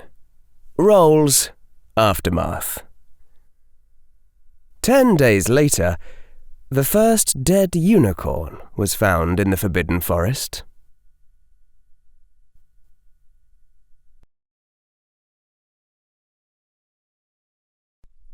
Chapter 100. Precautionary Measures, Part 1. May 13th. 1992. Argus Filch's face appeared twisted in the light of the oil lamp he held, shadows dancing over his face. Behind them, the doors of Hogwarts quickly receded, and the dark grounds moved closer. The track they now walked was muddy and indistinct. The trees, branches formerly bare with winter, were not yet fully clad with spring. Their branches stretched up toward the sky like lean fingers, skeletons visible amid the thin foliage. The moon was bright, but clouds scudding across it often threw them into darkness, lit only by the dim flames of Filch's lamp. Draco kept a firm grip on his wand. "Where are you taking us?" said Tracy Davis. She'd been caught, along with Draco, by Filch, on their way to an attempted meeting of the Silvery Slytherins after curfew hours, and likewise given a detention. "You just follow me," said Argus Filch. Draco was feeling rather annoyed with the whole affair. The Silvery Slytherins ought to be recognised school business. There was no reason why a secret conspiracy shouldn't have permission to meet after curfew if it was for the greater good of Hogwarts. If this happened one more time, he'd talk to Daphne Greengrass, and Daphne would talk to her father. And then Filch would learn the wisdom of looking the other way where Malfoys were concerned. The lights of Hogwarts Castle had diminished in the distance when Filch spoke again. "I bet you'll think twice about breaking a school rule again, won't you, eh?" Filch turned his head away from the lamp so that he could leer at the 4 students following him. "Oh, yes. Hard work and pain are the best teachers, if you ask me. It's just a pity they let the old punishments die out. Hang you by your wrists from the ceiling for a few days. I've got the chains still in me office. Keep 'em well oiled in case they're ever needed." "Hey!" Tracy said, a touch of indignation entering her voice. "I'm too young to hear about that sort of, especially if the chains are well oiled." Draco wasn't paying attention. Filch simply wasn't in Amicus Carrow's league. Behind them, one of the 2 older Slytherins following them snickered, though she didn't say anything. Beside her was the other, a tall boy with a Slavic cast to his face, and who still spoke with an accent. They'd been caught for some unrelated offence, having to do with the type of thing Tracy went on about, and looked to be in their 3rd or 4th year. "Pfft," said the taller boy. In Durmstrang, they hang you upside down by your toes. By one toe, if you're insolent.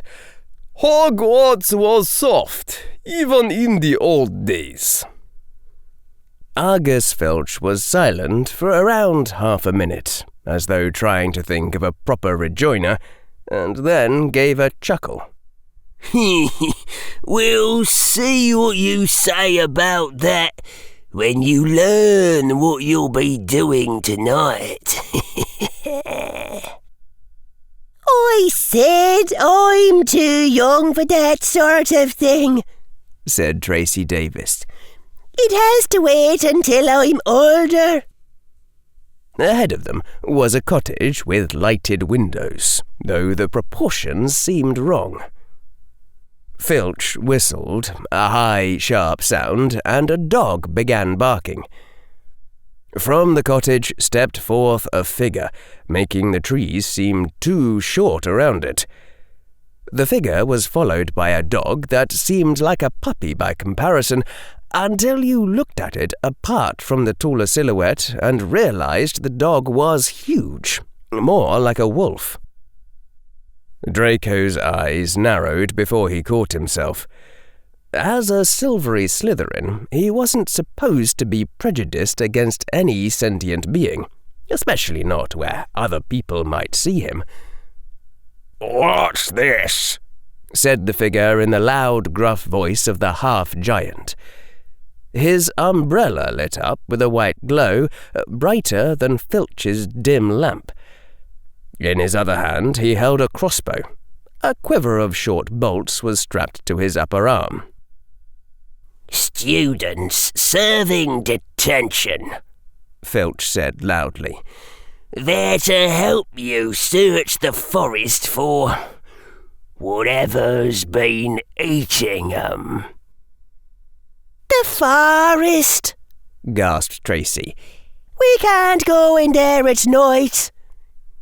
"That's right," said Filch, turning from Hagrid to glare at them.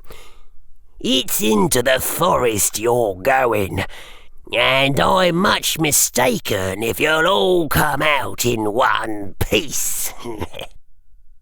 "But," said Tracy, "there's werewolves, I've heard, and vampires, and everyone knows what happens when there's a girl and a werewolf and a vampire all at the same time."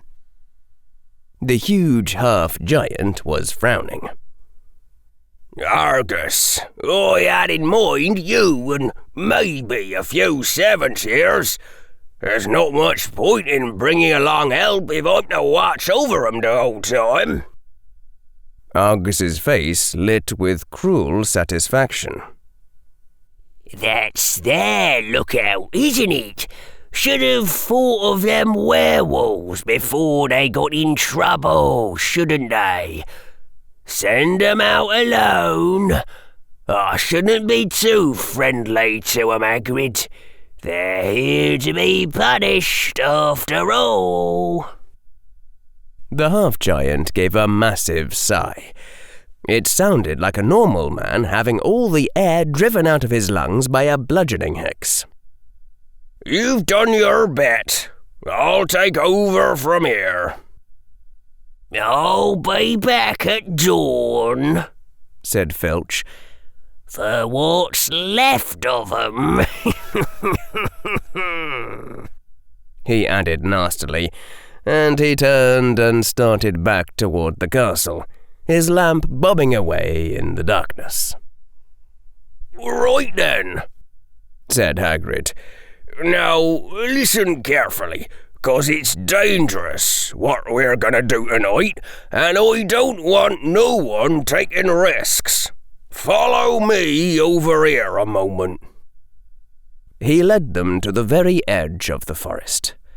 Holding his lamp up high, he pointed down a narrow, winding earth track that disappeared into the thick black trees.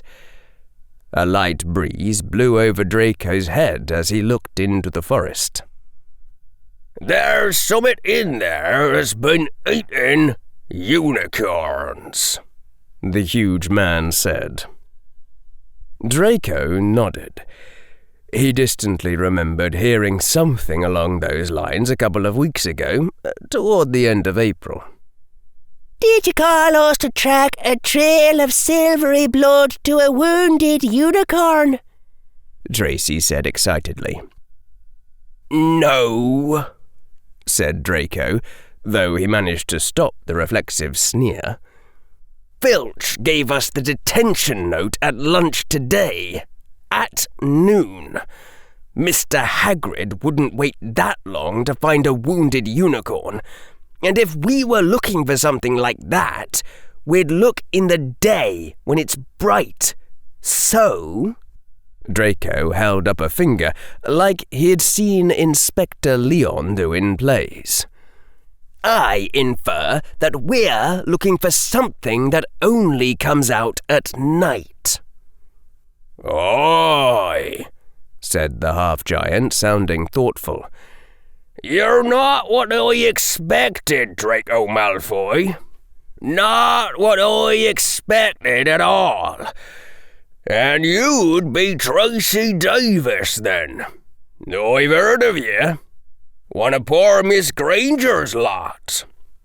Rubius Hagrid looked over at the two older Slytherins, peering at them in the light of his glowing umbrella. "And who'd you be again? Don't remember seeing much of you, boy." "Cornelia Walt," said the witch. "And this is Yuri Yulie," indicating the Slavic-looking boy who had spoken of Durmstrang. His family is visiting from the Ukrainian lands, so he's in Hogwarts just for the year." The older boy nodded, a faintly contemptuous cast on his face. "This is fine," Hagrid said, indicating the dog. The 5 of them set off into the woods. "What could be killing unicorns?" Draco said after they'd walked for a few minutes. Draco knew a bit about dark creatures, but he couldn't remember anything that was said to prey on unicorns. "What sort of creature does that? Does anyone know?" "Werewolves," said Tracy. "Miss Davis," Draco said, and when she looked at him, he silently pointed a finger up at the moon. It was waxing gibbous, but not yet full. "Oh, right," said Tracy. "Nowheres in the forest," said Hagrid. "They're plain wizards most of the time, 'member. Couldn't be wolves either. They're not fast enough to catch a unicorn. Powerful magical creatures, unicorns are. I never knew one to be hurt before." Draco listened to this, thinking about the puzzle almost despite himself. "Then what is fast enough to catch a unicorn?" Wouldn't have been a matter of speed," Hagrid said, giving Draco an indecipherable glance. "There's no end to the ways that creatures hunt. Poison, darkness, traps. Imps as can't be seen or heard, or remembered, even while they're eating your face. Always somewhat new and wonderful to learn." A cloud passed over the moon, casting the forest into shadow, lit only by the glow of Hagrid's umbrella. "Myself," Hagrid continued, "I think we might have a Parisian Hydra on our hands. They're no threat to a wizard. You've just got to keep holding them off long enough, and there's no way you can lose. I mean, literally, no way you can lose so long as you keep fighting. Trouble is, against a Parisian Hydra, most creatures give up long before. It takes a while to cut down all the heads, you see." "Bah," said the foreign boy. "In Durmstrang, we learn to fight Buckholz Hydra. Unimaginably more tedious to fight. I mean, literally, cannot imagine. First years not believe us when we tell them winning is possible. Instructor must give second order, iterate, until they comprehend." They walked for nearly half an hour, deeper and deeper into the forest, until the path became almost impossible to follow because the trees were so thick. Then Draco saw it. Thick splashes on the roots of trees, gleaming a brighter colour beneath the moonlight. "Is that unicorn's blood?" Hagrid said. The huge man's voice was sad. In a clearing ahead, visible through the tangled branches of a great oak, they saw the fallen creature, splayed, beautiful and sad upon the ground, the dirt around her shining moon silver with pooled blood. The unicorn was not white, but pale blue, or appearing so beneath the moon and night sky. Her slender legs stuck out at odd angles, obviously broken, and her mane spread across the dark leaves, green-black but with a sheen like pearls. On her flank was a small white shape like a starburst, a centre surrounded by 8 straight rays. Half her side had been ripped away, the edges ragged like the marks of teeth, bones and inner organs exposed. A strange choking sensation rose in Draco's throat. "That's... Hagrid said, his sad whisper as loud as a normal man's voice. "Just where I found her this morning, dead as a doorknob. She was the first unicorn I ever met in these woods. I called her Alicorn. Not that it matters to you anymore, I suppose." "You named a unicorn Alicorn?" said the older girl. Her voice was a bit dry. "But she doesn't have wings," Tracy said. "An alicorn's a unicorn's horn," Hagrid said, now louder.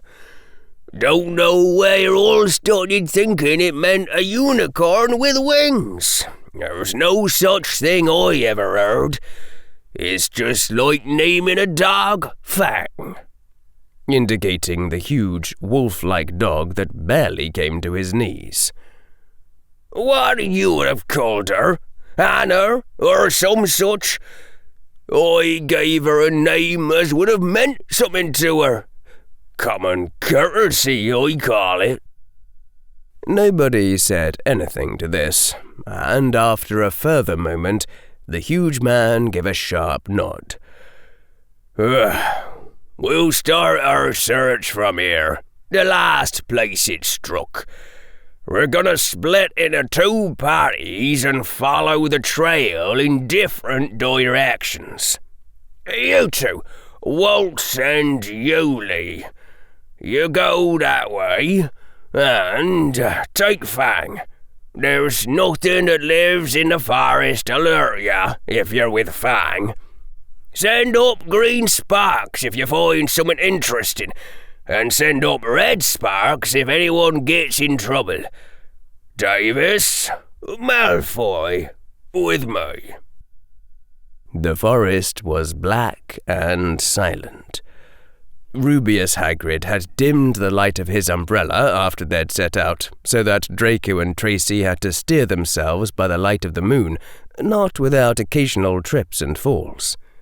They walked past a mossy tree stump, the sound of running water speaking of a stream somewhere close by. Now and then a ray of moonlight through the branches above lit a spot of silver-blue blood on the fallen leaves. They were following the trail of blood toward where the creature must have first struck the unicorn. "There are rumours about you," Hagrid said in a low voice after they'd walked for a while. "Well, they're all true," Tracy said. "All of them." "Not you," Hagrid said. "Did you really testify under Veritaserum that you tried to help Miss Granger? 3 times it was." Draco weighed his words for a while, and finally said, "Yes." It wouldn't have done to appear too eager to claim credit. The huge man shook his head, his great feet still stomping silently through the woods. "I'm surprised, to be honest. And you too, Davis, trying to put the halls in order. Are you sure the Sorting Hat put you in the right place? There's not a single witch or wizard who went bad who wasn't in Slytherin, so it's always been said." "That's not true," Tracy said. "What about Xiaonan Tong, the Black Raven, Spencer of the Hill, and Mr. Cavon?" "Oh?" said Hagrid. "Just some of the best dark wizards from the last 2 centuries," Tracy said. They're probably the best from Hogwarts who weren't from Slytherin. Her voice fell, lost its enthusiasm. Miss Granger always told me I should read up on anything Anyway, Draco said quickly, that's not really relevant, Mr. Hagrid. Even if... Draco worked it around in his head, trying to translate the difference between probability of Slytherin given dark and probability of dark given Slytherin into non-scientific language. Even if most dark wizards are from Slytherin, very few Slytherins are dark wizards. There aren't all that many dark wizards, so not all Slytherins can be one. Or, as Father had said, while any Malfoy should certainly know much of the secret lore, the more costly rituals were better left to useful fools like Amicus Carrow. So, you're saying, Hagrid said, that most dark wizards are Slytherins, but most Slytherins are not dark wizards, Draco said. He had a weary feeling they'd be at this a while, but, like fighting a hydra, the important thing was to not give up. I never thought of it that way, the huge man said, sounding awestruck. But, well, if you're not all a house of snakes, then why... Get behind that tree!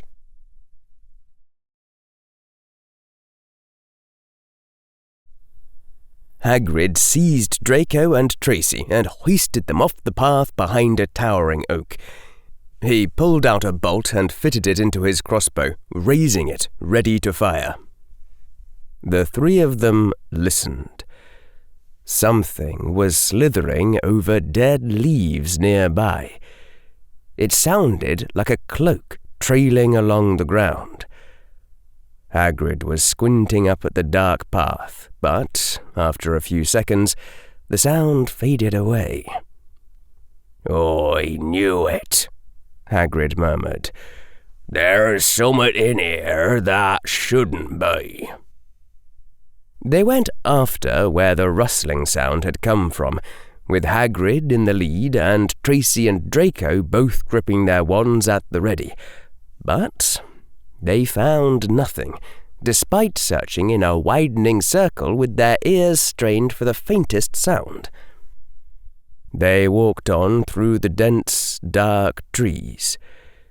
Draco kept looking over his shoulder, a feeling nagging him that they were being watched. They'd just pressed a bend in the path when Tracy yelled and pointed.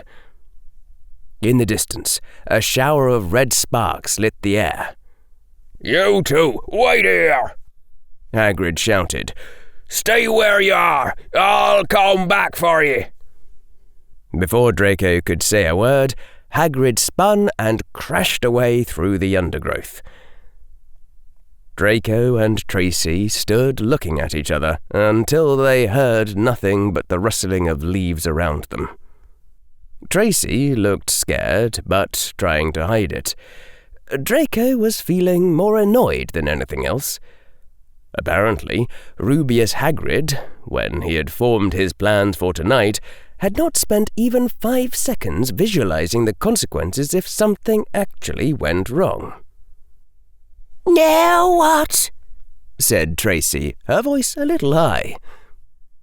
We wait for Mr. Hagrid to come back. The minutes dragged by. Draco's ears seemed sharper than usual, picking up every sigh of the wind, every cracking twig. Tracy kept looking up at the moon, as though to reassure herself that it wasn't full yet. Tracy whispered. I'm getting a little nervous, Mr. Malfoy. Draco thought about it a bit.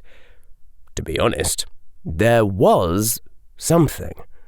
Well, it wasn't that he was a coward, or even that he was scared, but there had been a murder at Hogwarts, and if he'd been watching himself in a play, having just been abandoned in the Forbidden Forest by a half-giant, he would currently feel like yelling at the boy on stage that he should...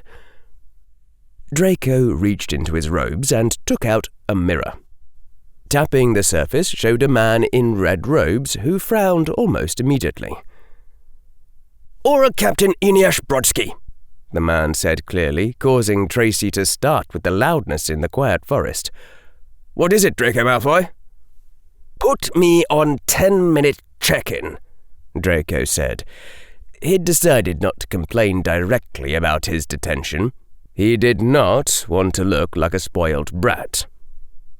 "If I don't respond, come get me. I'm in the Forbidden Forest." Inside the mirror, the Aura's brows rose. "What are you doing in the Forbidden Forest, Mr. Malfoy?" "Looking for the Unicorn Eater with Mr. Hagrid," Draco said, and tapped the mirror off, putting it back in his robes before the Aura could ask anything about detentions or say anything about serving it without complaining. Tracy's head turned toward him, though it was a little too dim to read her expression. Thanks, she whispered. The few leaves which had emerged on their branches rustled as another, colder breeze blew through the forest. Tracy's voice was a little louder when she spoke again. "You didn't have to," she said, now sounding a little shy. "Don't mention it, Miss Davis." The dark silhouette of Tracy put her hand to her cheek, as though to conceal a blush that wasn't visible anyway. "I mean, not for me." "No, really," Draco said. "Don't mention it. At all." He would have threatened to take out the mirror and order Captain Brodsky not to rescue her, but he was afraid she would consider that flirting. Tracy's silhouetted head turned from him, looked away. Finally she said, in a smaller voice, "It's too soon, isn't it?" A high scream echoed through the woods, a not quite human sound. The scream of something like a horse. And Tracy shrieked and ran.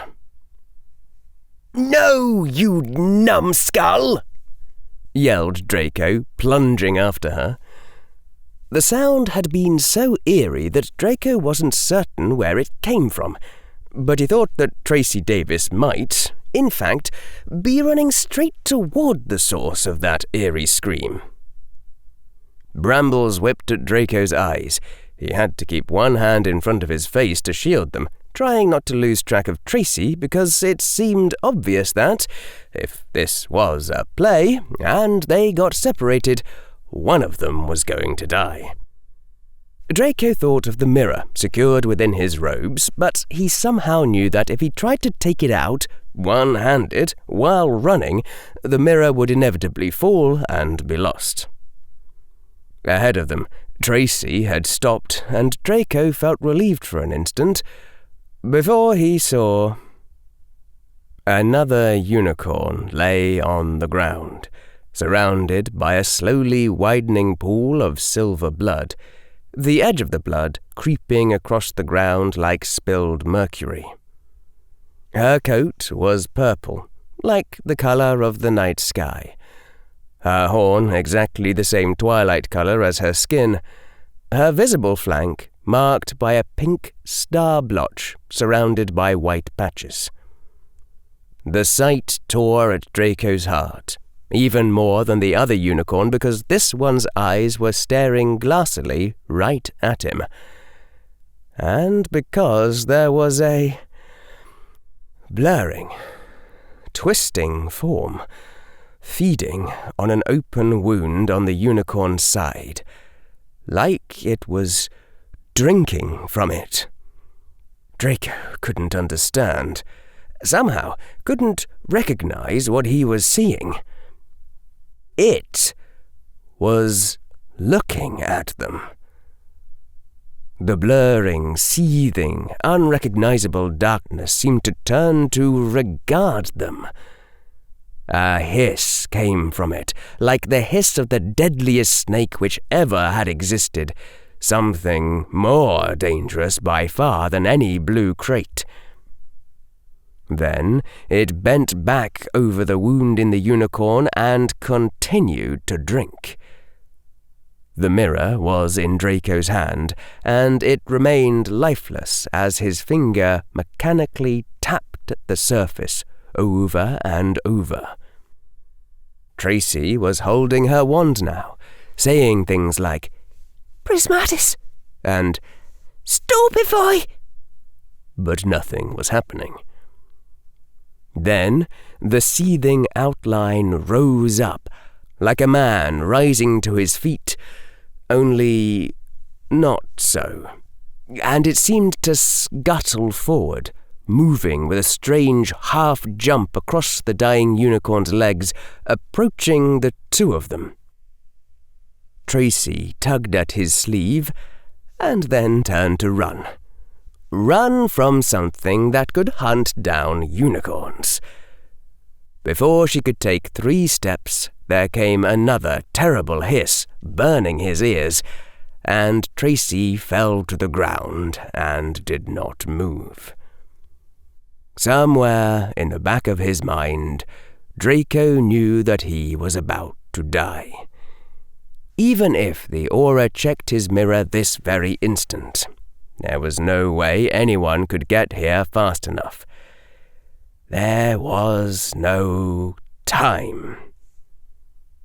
Running hadn't worked. Magic hadn't worked.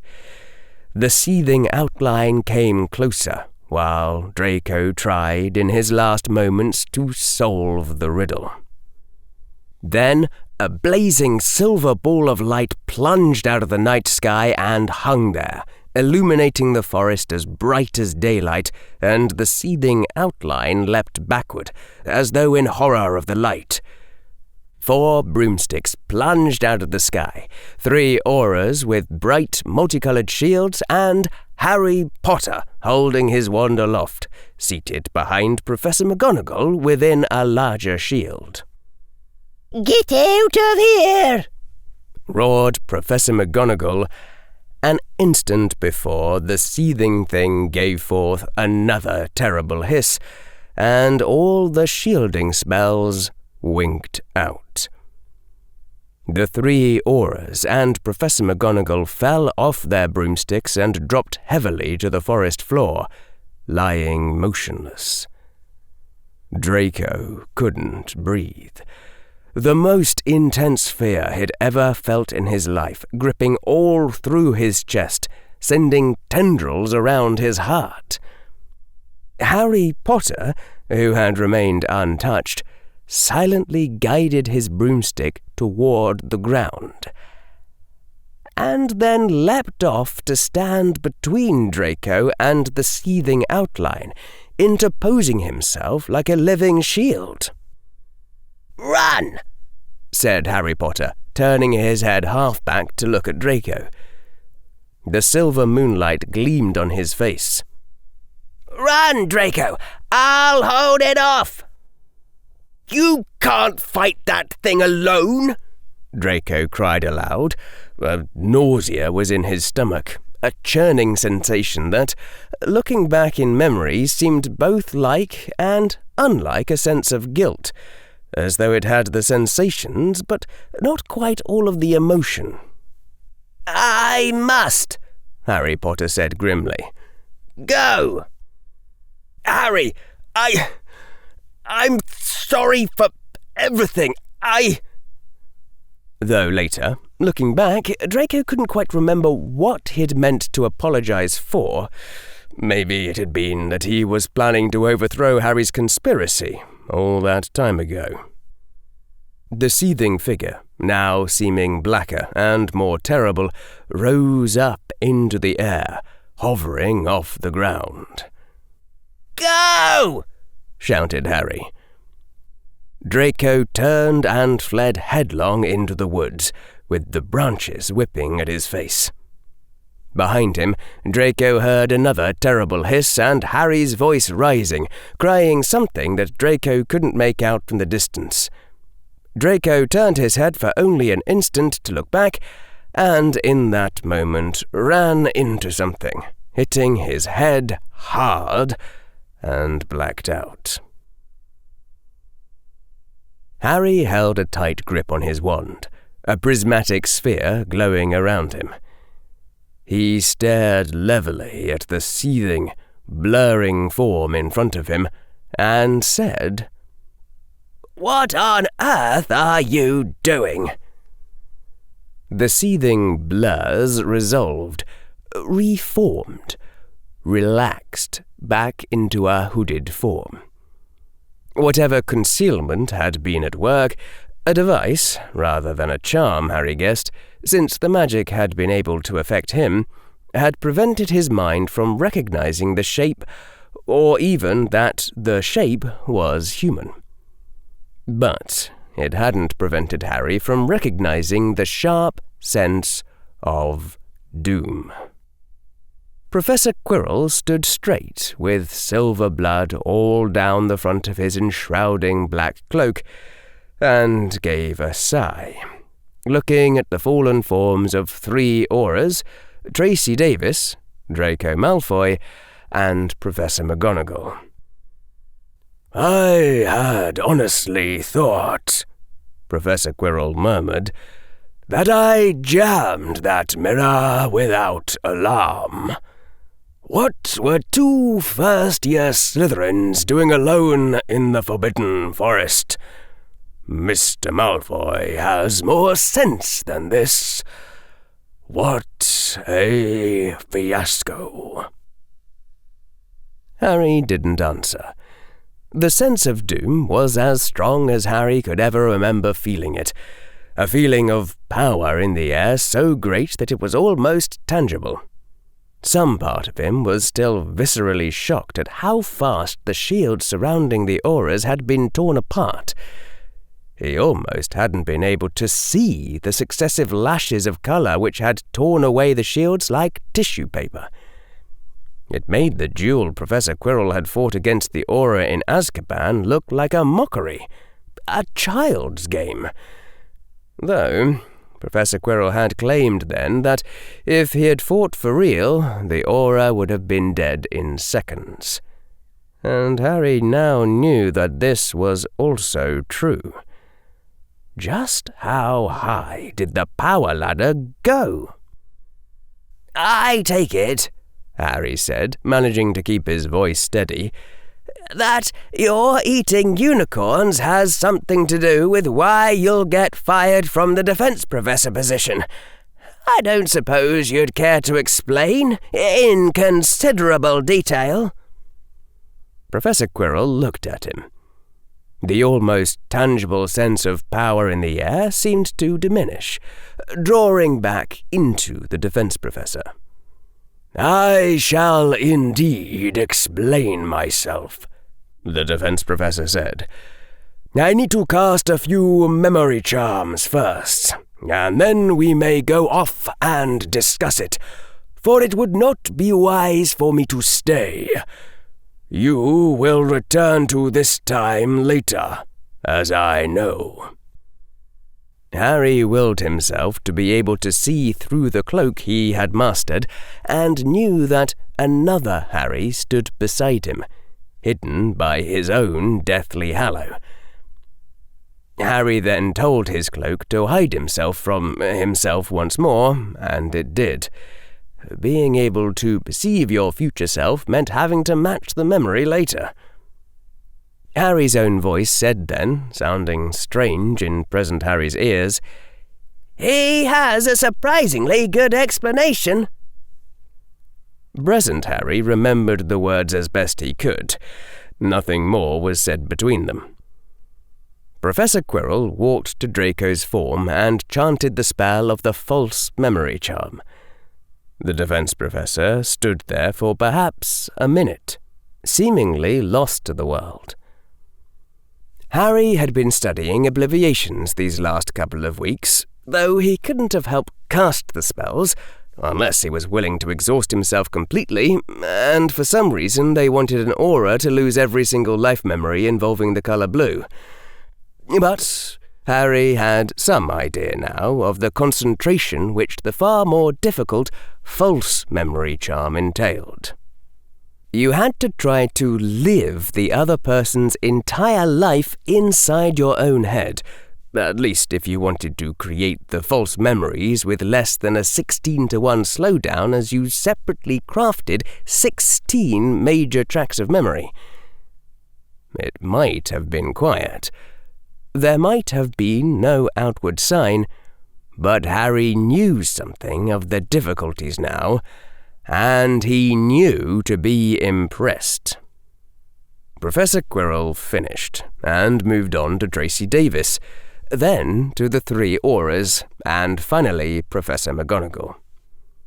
Harry waited, but future Harry made no protest. It was possible that even Professor McGonagall, if she'd been awake, wouldn't have protested. It was not yet the Ides of May, and apparently there would be a surprisingly good explanation. With a gesture, Draco's stunned body was lifted and sent a short distance into the woods, before being carefully deposited on the ground. Then, a final gesture from Professor Quirrell ripped a huge chunk out of the unicorn's side, leaving behind ragged edges. The raw meat hovered in the air, then wavered in vanishment and was gone. "Done," Professor Quirrell said. "I must depart this place now, Mr. Potter. Come with me and remain here." Professor Quirrell strode away, and Harry followed, and remained behind. They walked through the woods in silence for a time, before Harry heard faint voices in the distance. The next set of auras, presumably after the first set had fallen out of contact. What his future self was saying, Harry didn't know. "They won't detect us, nor hear our speech," said Professor Quirrell. The sense of power and doom around the defense professor was still strong. The man seated himself on a tree stump, one where the light of the almost full moon fell full on him. "I should first say that when you speak to the auras, in the future, you should tell them that you frightened away the seething dark, the same as you did that Dementor. It is what Mr. Malfoy will remember seeing." Professor Quirrell gave a small sigh. "It may cause some alarm if they conclude that some horror kin to Dementors and strong enough to break the Order's shields is loose in the Forbidden Forest. But I could not think of what else to do. If the forest is better guarded after this, but with any luck I have already consumed what I need. Would you mind telling me how you arrived so quickly? How did you know Mr. Malfoy was in trouble?" After Captain Brodsky had learned that Draco Malfoy was in the Forbidden Forest, seemingly in the company of Rubeus Hagrid, Brodsky had begun inquiring to find out who had authorized this, and had still been unable to find out when Draco Malfoy had missed check-in. Despite Harry's protests, the Aura Captain, who was authorized to know about time-turners, had refused to allow deployment to before the time of the missed check-in. There were standard procedures involving time. But Brodsky had given Harry written orders allowing him to go back and deploy an Aura trio to arrive 1 second after the missed check-in time. There had been a Patronus charm to locate Draco, which Harry had successfully willed to take the form of a ball of pure silver light, and the flight of auras had arrived on time to the second. "I'm afraid I couldn't say," Harry replied evenly. Professor Quirrell was still a major suspect, and it was good for him not to know the details. "Now, why are you eating unicorns?" "Ah," Professor Quirrell said. "As to that—" The man hesitated. "I was drinking the blood of unicorns, not eating them. The missing flesh, the ragged marks upon the body, those were to obscure the case, to make it seem like some other predator. The use of unicorn's blood is too well known." "I don't know it," Harry said. "I know you do not," the defense professor said sharply, "or you would not be pestering me about it. The power of unicorn's blood is to preserve your life, for a time, even if you are on the very verge of death." There was a stretch of time when Harry's brain claimed to be refusing to process the words, which was, of course, a lie, because you couldn't know the meaning you weren't allowed to process without having already processed it. A strange sense of blankness overtook Harry, an absence of reaction. Maybe this was what other people felt like when someone went off script and they couldn't say or think of anything to do. Of course, Professor Quirrell was dying, not just occasionally ill. Professor Quirrell had known he was dying. He had volunteered to take the defense professor position at Hogwarts, after all. Of course, he'd been getting worse the whole school year. Of course, illnesses which kept getting worse had a predictable destination at their end.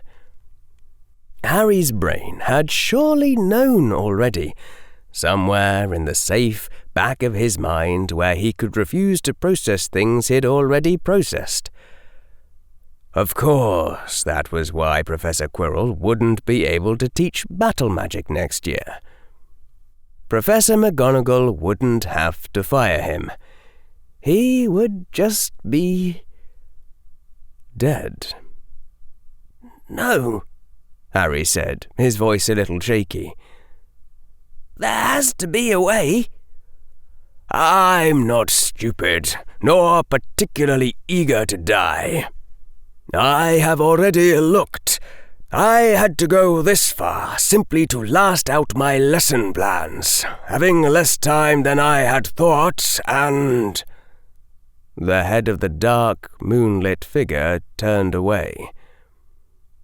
"I think I do not want to hear about it, Mr. Potter." Harry's breath hitched. Too many emotions were bubbling up in him at once. After denial came anger, according to a ritual someone had just made up, and yet it seemed surprisingly appropriate. "And why?" Harry's breath hitched again. "Why isn't unicorn's blood standard in healer's kits, then? To keep someone alive, even if they're on the very verge of dying, from their legs being eaten." "Because there are permanent side effects," Professor Quirrell said quietly. "Side effects? Side effects? What kind of side effect is medically worse than death?" Harry's voice rose on the last word until he was shouting. "Not everyone thinks the same way we do, Mr. Potter.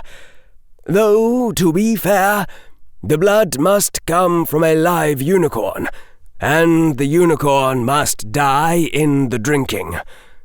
Would I be here otherwise?" Harry turned, stared at the surrounding trees. "Ever heard of unicorns at St. Mungo's? Flew the patients there, or used portkeys?" "Yes, that would work." Harry's face tightened, the only outward sign behind his trembling hands of everything that was welling up inside him. He needed to scream, needed some outlet, needed something he couldn't name, and finally Harry levelled his wand at a tree and shouted, "Defendo!" There was a sharp, tearing sound, and a cut appeared across the wood. "Defendo!" Another cut. Harry had learned the charm only 10 days previously, after he'd started getting serious about self-defense. It was theoretically a second-year charm, but the anger pouring through him seemed to know no bounds. He knew enough now not to exhaust himself, and he still had power yet. "Defendo!" Harry had aimed at a branch this time, and it plummeted to the ground with a sound of twigs and leaves. There didn't seem to be any tears inside him, only pressure with no outlet. "I shall leave you to it," Professor Quirrell said quietly. The defense professor rose from his tree stump, the unicorn's blood still moonlit on the black cloak he wore, and drew his hood back over his head.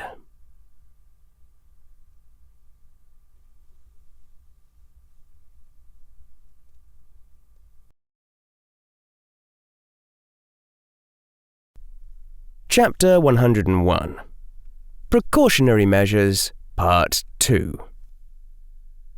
Harry stood, panting, in the midst of a brief, wasted circle amid the forest. More destruction than a first year should have been able to reach by himself. The severing charm wouldn't bring down a tree, so he'd started partially transfiguring cross-sections through the wood. It hadn't let out what was inside him.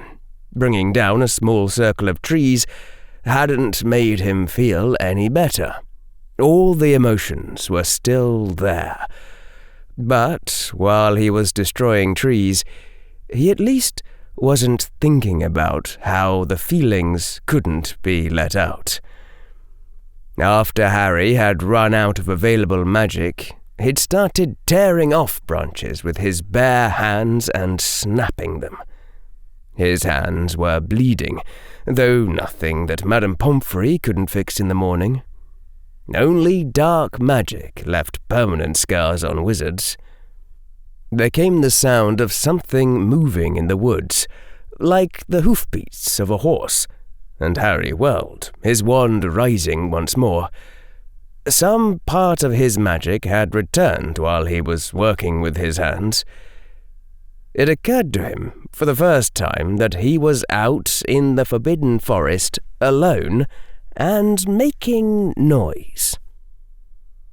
What emerged into the moonlight was not the unicorn Harry had expected, but a creature with a lower body like that of a horse, gleaming white-brown beneath the moonlight, and the bare upper chest of a male human with long white hair.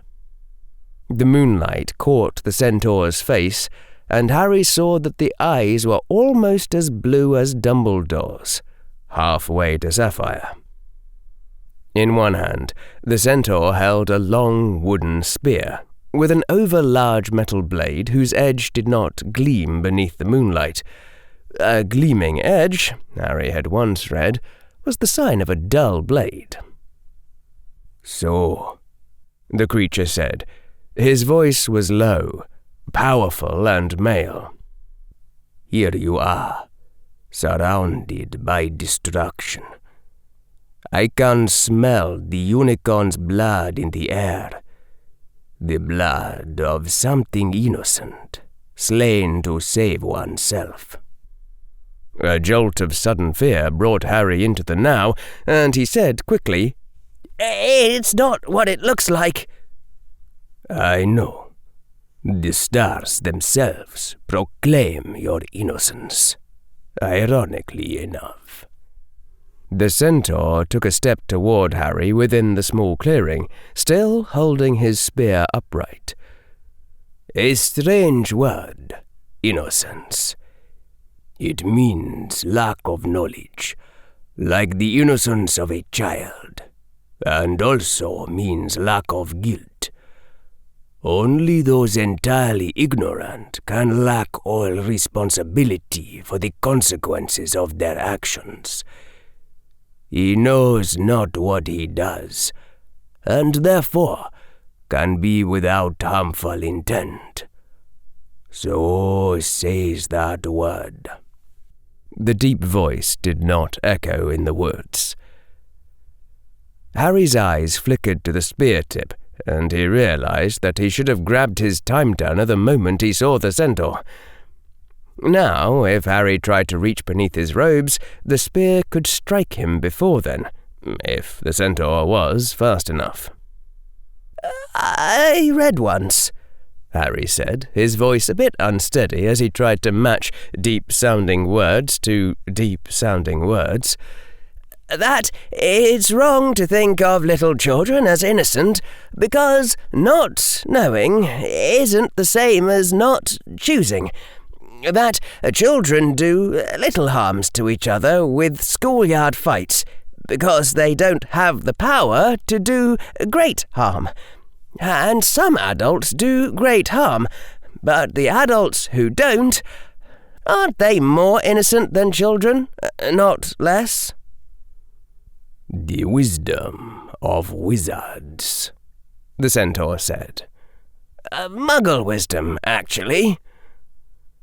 "Of the magicless, I know little. Mars has been dim of late, but it grows brighter." The centaur took another step forwards, bringing him almost within striking distance of Harry.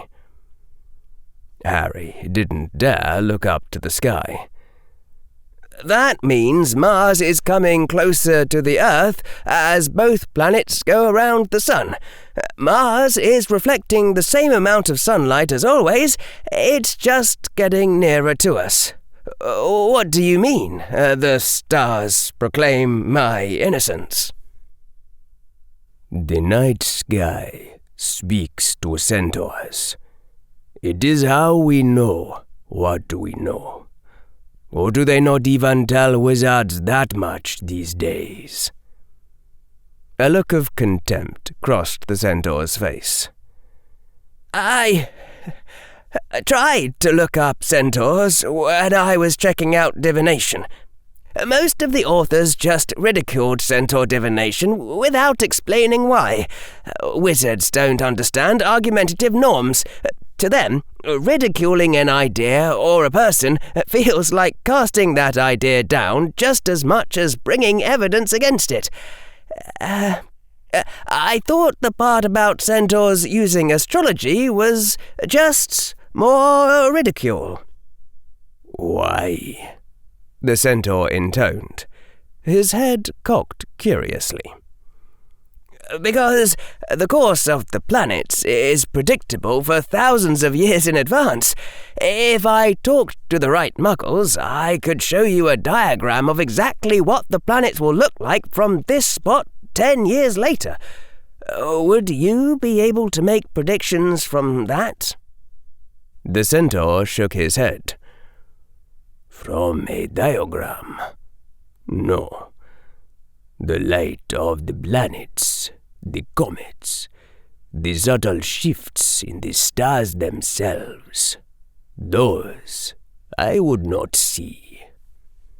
Cometary orbits are also set thousands of years in advance, so they shouldn't correlate much to current events. And the light of the stars takes years to travel from the stars to Earth, and the stars don't move much at all, not visibly. So the obvious hypothesis is that centaurs have a native magical talent for divination, which you just, project onto the night sky. Perhaps, the centaur said thoughtfully. His head lowered. The others would strike you for saying such a thing, but I have ever sought to know what I do not know. Why the night sky can foretell the future, that I surely do not know. It is hard enough to grasp the skill itself.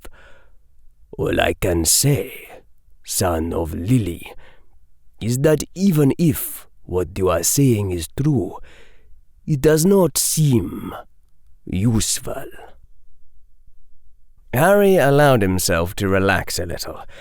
Being addressed as son of Lily implied that the centaur thought of him as more than a random intruder in the forest. Besides, attacking a Hogwarts student would probably bring some kind of huge reprisal upon the non-wizard centaur tribe in the forests, and the centaur probably knew that. What Muggles have learned is that there is a power in the truth, in all the pieces of the truth which interact with each other, which you can only find by discovering as many truths as possible. To do that, you can't defend false beliefs in any way, not even by saying the false belief is useful. It might not seem to matter whether your predictions are really based on the stars, or if it's an innate talent being projected, but if you want to really understand divination, or for that matter the stars, the real truth about centaur predictions would be a fact that matters to other truths. Slowly, the centaur nodded. So, the Wandless have become wiser than the wizards. What a joke. Tell me, son of Lily, do the Muggles, in their wisdom, say that soon the skies will be empty? Empty? Harry said. No. The other centaurs in this forest have stayed from your presence, for we are sworn not to set ourselves against the heavens' course, because in becoming entangled in your fate, we might become less innocent in what is to come. I alone have dared approach you.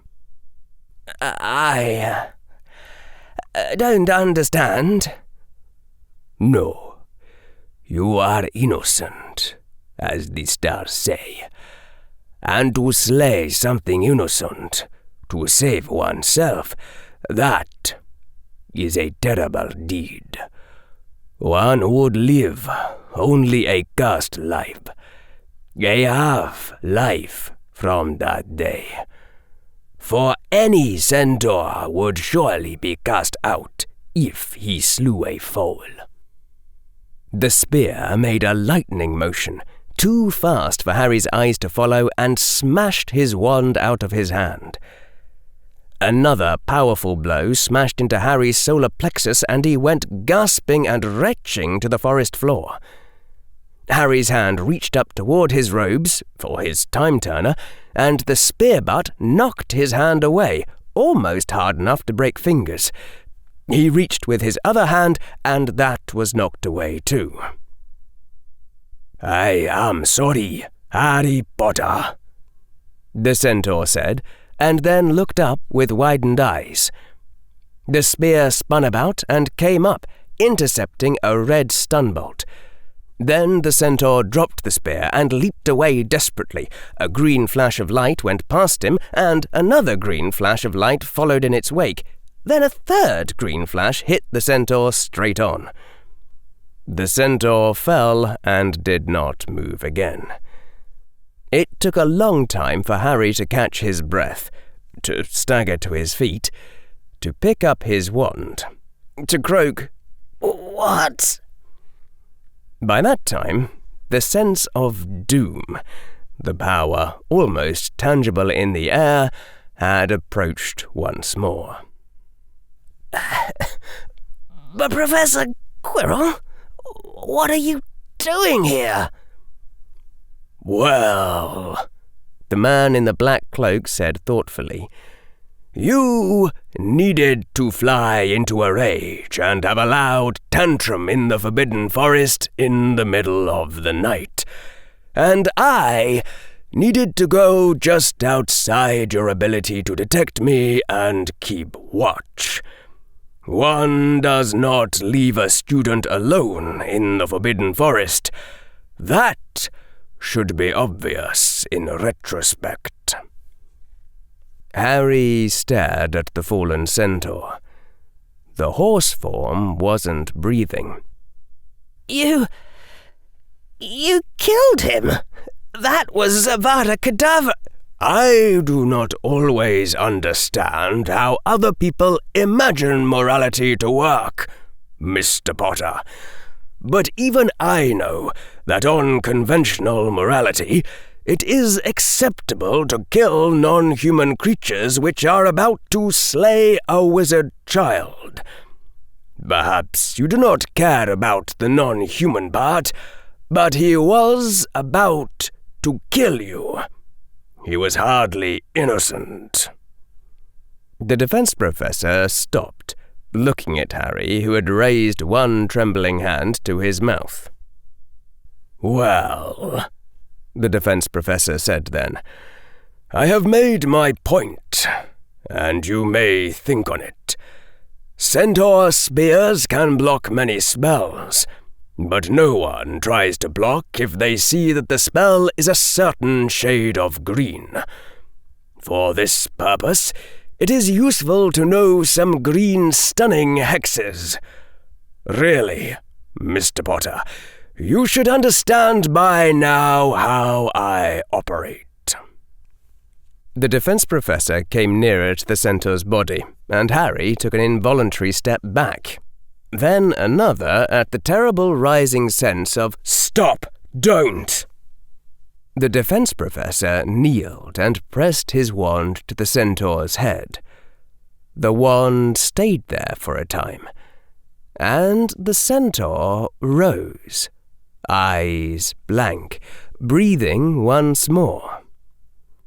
Remember nothing of this time, the defense professor commanded. Wander away and forget everything about this night. The centaur walked away, the 4 horse legs moving in strange synchrony. Happy now? The defense professor said, sounding rather sardonic about it. Harry's brain still felt broken. He was trying to kill me. Oh, for Merlin's sake, yes, he was trying to kill you. Get used to it. Only boring people never have that experience. Harry's voice emerged hoarse. Why did he want to? Any number of reasons. I would be lying if I said I'd never considered killing you myself. Harry stared at where the centaur had wandered into the trees. His brain still felt half-broken, like an engine misfiring, but Harry did not see how this could possibly be a good sign. The news of Draco Malfoy nearly being eaten by a horror had been sufficient to summon back Dumbledore from wherever he had gone, to wake Lord Malfoy and the Lady Greengrass's handsome husband to bring forth Amelia Bones.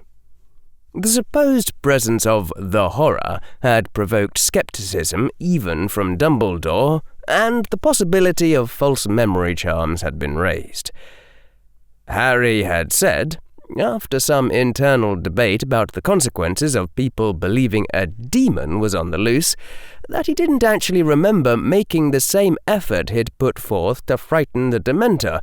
The dark thing had just left, which was what you would expect someone to create as a false memory, if they hadn't actually known how Harry had done it.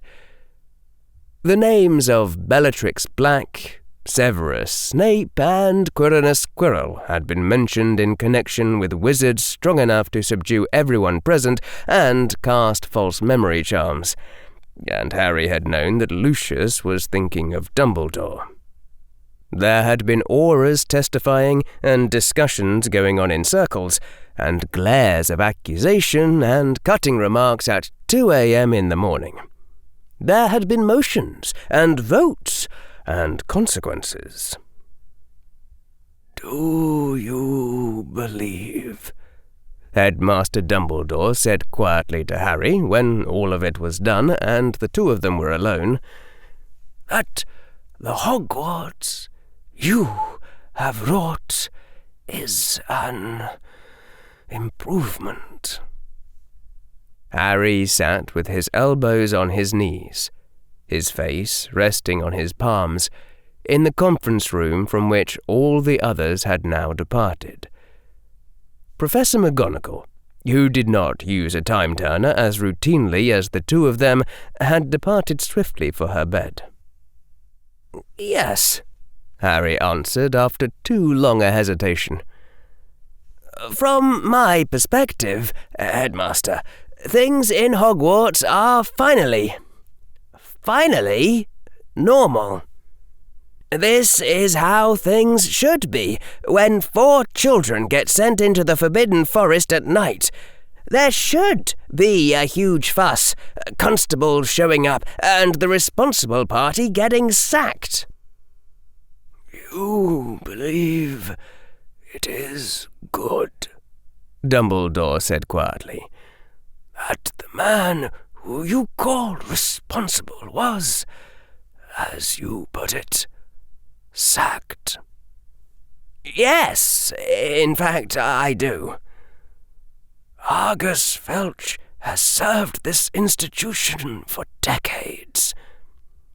"And when given Veritaserum," Harry said tiredly, "Argus Filch revealed that he had sent an 11-year-old boy into the Forbidden Forest, hoping something awful would happen to him, because he thought the boy's father had been responsible for the death of his cat.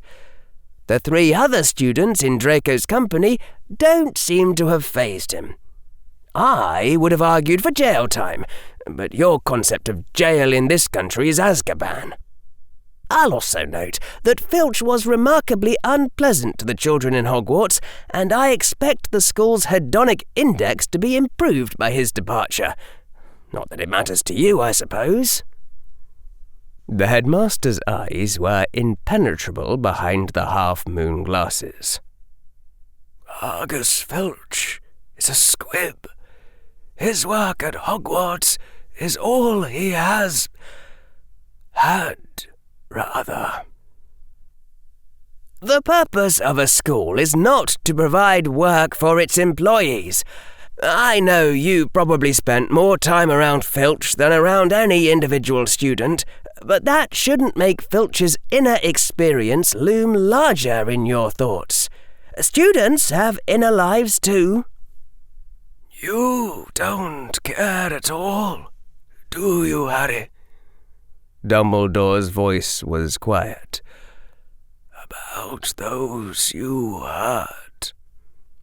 "I care about the innocent," Harry said.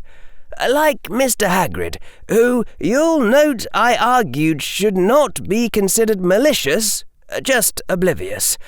I was fine with Mr. Hagrid working here so long as he didn't take anyone into the Forbidden Forest again." "I had thought that, with Rubeus vindicated, he might teach care of magical creatures after Sylvanus departs the position. But much of that teaching is done in the Forbidden Forest, so that too shall not be in the wake of your passage."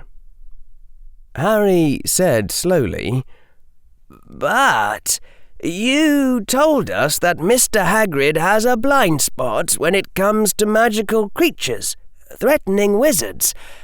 That Mr. Hagrid had a cognitive deficit and couldn't really imagine Draco and Tracy getting hurt, which was why Mr. Hagrid didn't see anything wrong with leaving them alone in the Forbidden Forest at night. Was that not true?" "It is true." "Then wouldn't Mr. Hagrid be the worst possible teacher for magical creatures?" The old wizard gazed down at Harry through the half-moon glasses. His voice was thick when he spoke. "Mr. Malfoy himself saw nothing awry. It was not so implausible a trick which Argus played, Harry Potter, and Rubeus might have grown into his position. It would have been all Rubeus wished, his one greatest desire." "Your mistake," Harry said, looking down at his knees, feeling at least 10% as exhausted as he'd ever been, "is a cognitive bias we would call, in the trade, scope insensitivity. Failure to multiply. You're thinking about how happy Mr. Hagrid would be when he heard the news. Consider the next 10 years, and 1,000 students taking magical creatures, and 10% of them being scolded by Ashwinders. No one student would be hurt as much as Mr. Hagrid would be happy, but there'd be 100 students being hurt and only one happy teacher." "Perhaps," the old wizard said.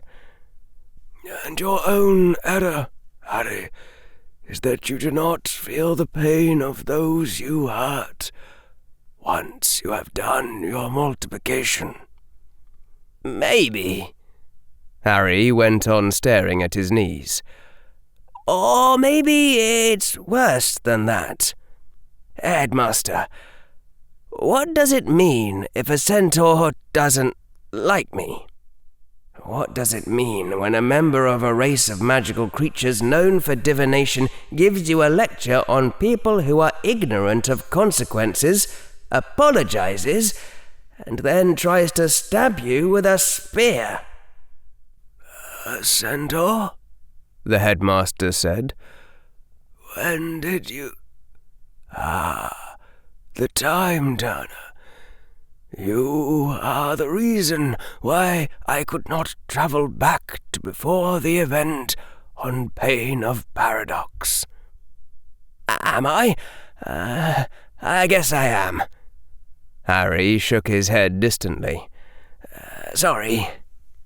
"With very few exceptions," Dumbledore said, "centaurs do not like wizards at all." "This was a bit more specific than that." "What did the centaur say to you?" Harry didn't reply. The headmaster hesitated. "Centaurs have been wrong many times, and if there is anyone in the world who could confuse the stars themselves, it is you." Harry looked up and saw the blue eyes, once more gentle behind the half-circle glasses. "Do not fret too much about it," said Albus Dumbledore.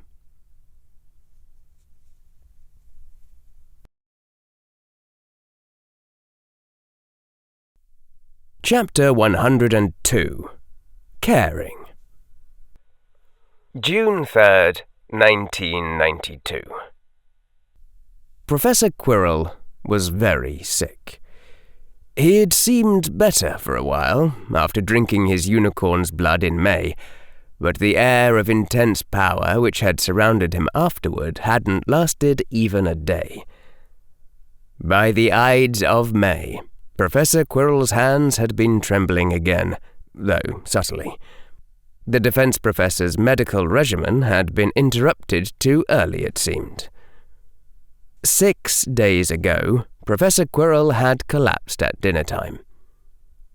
Madame Pomfrey had tried to forbid Professor Quirrell from teaching classes, and Professor Quirrell had shouted at her in front of everyone. The defense professor had shouted that he was dying regardless, and would use his remaining time as he chose. So, Madame Pomfrey, blinking hard, had forbidden the defense professor from doing anything except teaching his classes. She had asked for a volunteer to help her take Professor Quirrell to a room in the Hogwarts infirmary. More than 100 students had risen to their feet, only half wearing green. The defense professor no longer sat at the head table during mealtimes. He didn't cast spells during lessons. The oldest students who had the most Quirrell points helped him to teach. The 7th years, who had already sat their defense NEWTs in May. They took turns floating him from his room in the infirmary to his classes, and brought him food at mealtimes. Professor Quirrell proctored his battle magic classes from a chair, sitting. Watching Hermione die had hurt more than this, but that had ended much more quickly. This is the true enemy. Harry had already thought that after Hermione had died. Being forced to watch Professor Quirrell die, day by day, week by week, had not done much to change his mind. This is the true enemy I have to face, Harry's thought in Wednesday's defense class, watching Professor Quirrell leaning far to one side of his chair before that day's 7th-year assistant caught him. Everything else is just shadows and distraction. Harry had been turning over Trelawney's prophecy in his mind, wondering if maybe the true Dark Lord had nothing to do with Lord Voldemort at all. Born to those who have thrice defied him, seemed to strongly invoke the Peverell brothers and the 3 Deathly Hallows, though Harry didn't exactly see how death could have marked him as an equal, which seemed to imply some sort of deliberate action on Death's part. This alone is the true enemy, Harry thought. After this will come Professor McGonagall, Mum and Dad, even Neville in his time, unless the wound in the world can be healed before then. There was nothing Harry could do. Madame Pomfrey was already doing for Professor Quirrell what magic could do, and magic seemed strictly superior to Muggle techniques when it came to healing. There was nothing Harry could do. Nothing he could do. Nothing at all. Harry raised his hand and knocked upon the door, in case the person there could no longer detect him. "What is it?" came a strained voice from the infirmary room. It's me. There was a long pause. "Come in," said that voice. Harry slipped inside and closed the door behind him and cast the quieting charm. He stood as far away from Professor Quirrell as he could, just in case his own magic was making the professor feel uncomfortable, though the sense of doom was fading with each passing day. Professor Quirrell was lying back in his infirmary bed, only his head propped up by a pillow. A coverlet of cottony material, red with black stitching, covered him to his chest. A book hovered before his eyes, outlined in a pale glow which also surrounded a black cube lying by the bed. Not the defense professor's own magic, then, but a device of some kind. The book was Thinking Physics by Epstein, the same book Harry had lent to Draco a few months back. Harry had stopped fretting about its possible misuse several weeks earlier. "This," Professor Quirrell said and coughed. It didn't sound quite right. "This is a fascinating book. If I'd ever realized—" A laugh mixed with another cough. "Why did I assume the Muggle arts must not be mine? That they would be of no use to me? Why did I never bother trying to test it experimentally, as you would say, in case my assumption was wrong? It seems sheerly foolish of me, in retrospect." Harry was having more trouble speaking than Professor Quirrell was. Wordlessly, Harry reached into his pocket and laid a kerchief on the floor, which he unfolded to reveal a small white pebble, smooth and round. "What's that?" said the defense professor. It's a transfigured unicorn."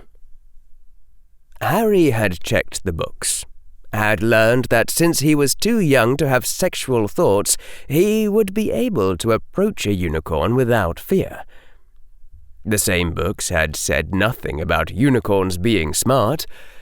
Harry had already noticed that every intelligent magical species was at least partially humanoid, from merfolk to centaurs to giants, from elves to goblins to Vila. All had essentially human-like emotions. Many were known to interbreed with humans. Harry had already reasoned out that magic didn't create new intelligence, but just changed the shape of genetically human beings. Unicorns were equinoid, were not even partially humanoid, didn't talk, used no tools. They were almost certainly just magical horses. If it was right to eat a cow to feed yourself for a day, then it had to be right to drink a unicorn's blood in order to stave off death for weeks. You couldn't have it both ways. So Harry had gone into the Forbidden Forest, wearing his cloak. He had searched the grove of unicorns until he saw her. A proud creature with a pure white coat and violet hair, with 3 blue blotches on her flank. Harry had gone over, and the sapphire eyes had stared at him inquisitively. Harry had tapped out the sequence, 1, 2, 3, on the ground several times with his shoes. The unicorn had shown no sign of responding in kind. Harry had reached over, taken her hoof in his hand, and tapped the same sequence with the unicorn's hoof. The unicorn had only looked at him curiously. And something about feeding the unicorn the sleeping potion-laced sugar cubes had still felt like murder. "That magic gives their existence a weight of meaning which no mere animal could possess." To slay something innocent to save oneself, that is a very grave sin. Those 2 phrases, from Professor McGonagall, from the centaur, had both run through Harry's mind over and over as the white unicorn had yawned laid down on the ground, and closed its eyes for what would be the last time. The transfiguration had lasted an hour, and Harry's eyes had watered repeatedly as he worked.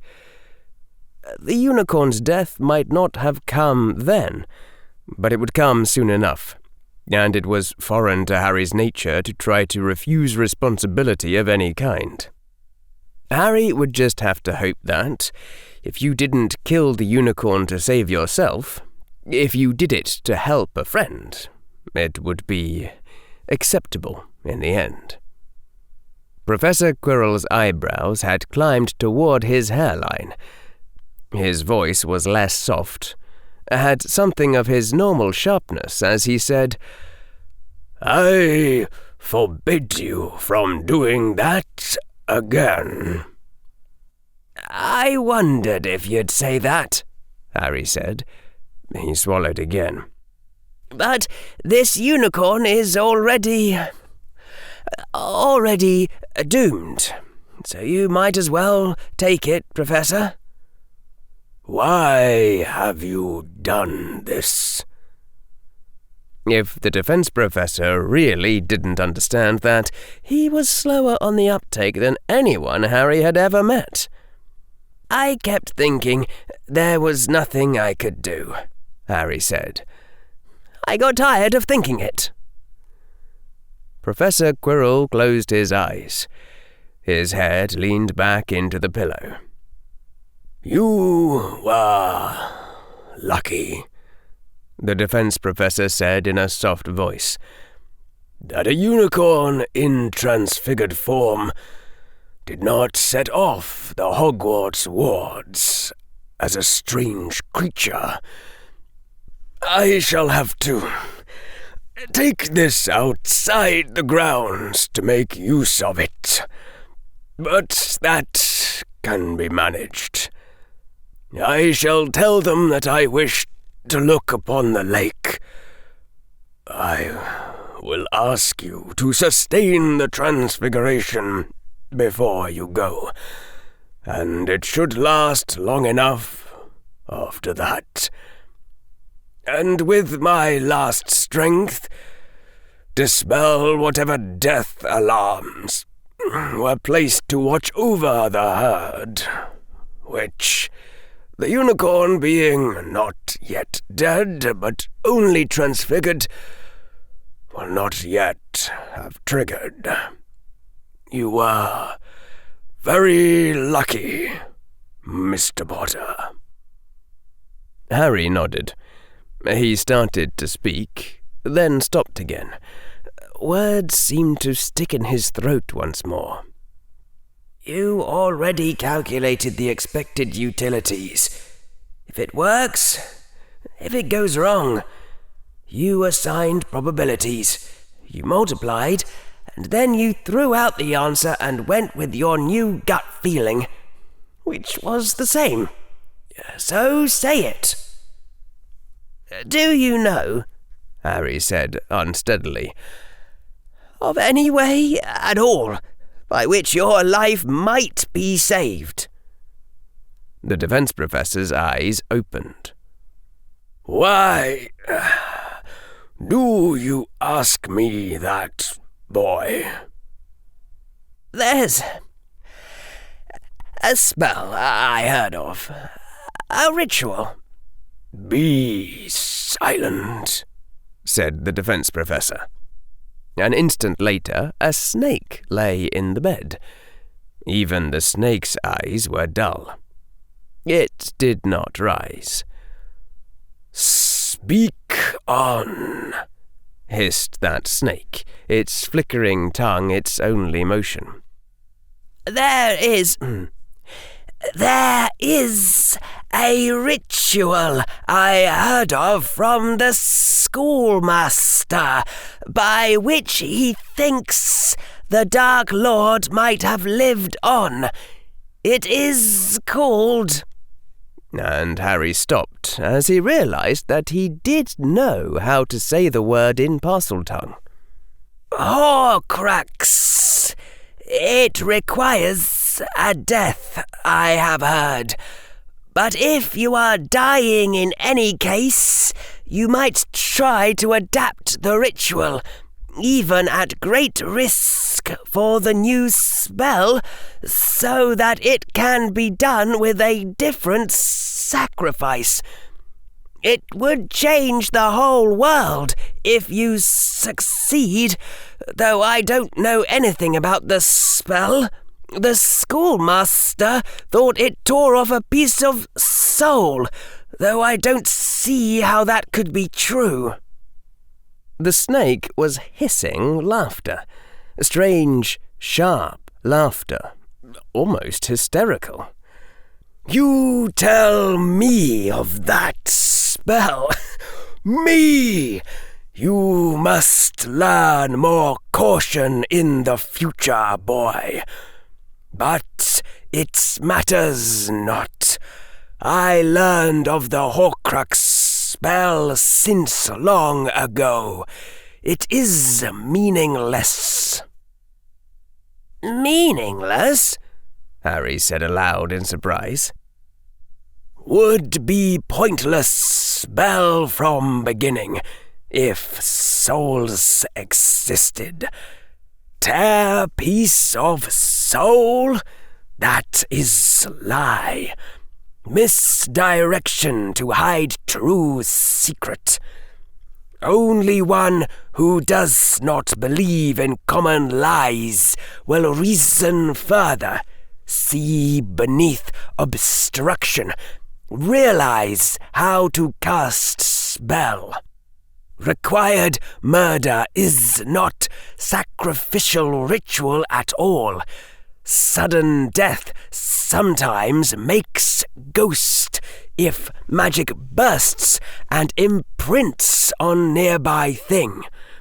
Horcrux spell channels death burst through caster, creates own ghosts instead of victims, imprints ghost in special device. Second victim picks up Horcrux device. Device imprints your memories into them, but only memories from time Horcrux device was made. You see flaw? The burning sensation was back in Harry's throat. No continuity of... There wasn't a snake word for consciousness. Self. You would go on thinking after making the Horcrux. Then self, with new memories, dies and is not restored. Yes, you do see. Also, Merlin's interdict prevents powerful spells from passing through such a device, since it is not truly alive. Dark wizards who think to return thus are weaker, easily dispatched. None have persisted long by such means. Personalities change, mix with victims. Death is not truly gainst. Real self is lost, as you say. Not my present taste. Admit I considered it long ago. A man was lying in the infirmary bed once more. The defense professor breathed, then made a wretched coughing sound. Can you give me a full recipe for the spell? Harry said after a moment's deliberation. There might be some way to improve on the flaws, with enough research. Some way to do it ethically, and have it work. Like doing the transfer into a clone body with a blank brain instead of an innocent victim, which might also improve the fidelity of the personality transfer, though that still left the other problems. Professor Quirrell made a short sound under his breath that might have been laughter.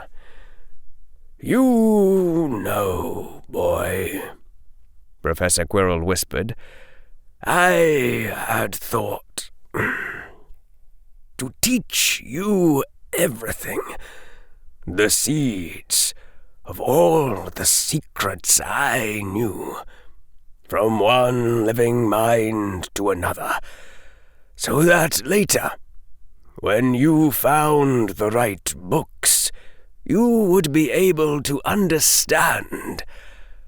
I would have passed on my knowledge to you, my heir. We would have begun as soon as you asked me. But you never asked. Even the grief surrounding Harry like thick water gave way to that, to the sheer magnitude of the missed opportunity. I was supposed to...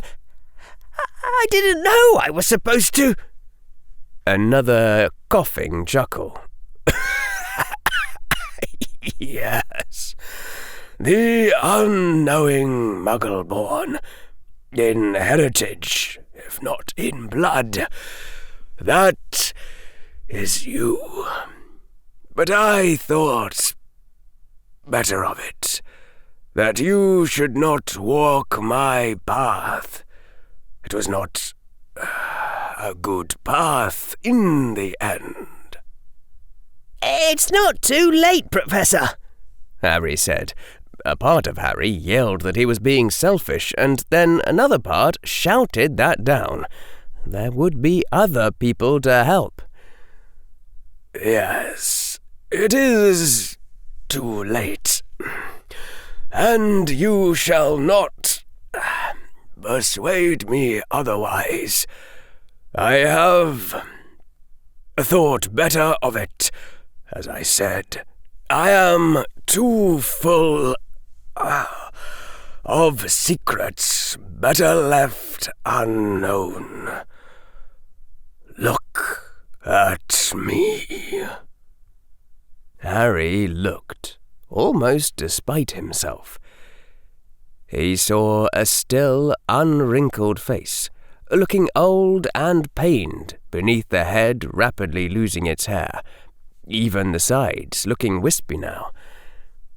Harry saw a face he'd always thought was sharp, now revealed as thin, muscle and fat fading away from the face, as from the arms beneath it, like the skeletal form of Bellatrix Black he had seen in Azkaban. Harry's head wrenched aside, unthinkingly. "You see," whispered the Professor. "I dislike to sound cliché, Mr. Potter, but the truth is, the arts called dark really are not good for a person in the end." Professor Quirrell breathed in, breathed out. There was quiet for a time in the infirmary. The two of them watched only by the elaborately ornamented stone of the walls. "Is there anything left unsaid between us?" said Professor Quirrell. "I am not dying today, mind you, not right now, but I do not know how long I shall be able to converse." There's, Harry said, swallowed again. There's a lot of things. Way too many things. But it might be the wrong thing to ask, but I don't want this one question unanswered. Snake? A snake lay on the bed. I learned how the killing curse works. Requires true hate to cast. Not much hate, but must want targets dead, they say. In prison with life-eaters, you cast killing curse at guard. Said you did not want him dead, was that lie, here, now, at this distance, you may speak truth. Even if you fear it reflects poorly on you, it should not matter now, teacher. I wish to know, must know, will not abandon you either way. A man lay on the bed. Listen carefully, Professor Quirrell whispered. I will tell you a conundrum, a riddle of a dangerous smell. When you know the answer to that puzzle, you will also know the answer to your question. Are you listening? Harry nodded. There is a limitation to the killing curse. To cast it once in a fight, you must hate enough to want the other dead. To cast Avada Kedavra twice, you must hate enough to kill twice. To cut their throat with your own hands. To watch them die.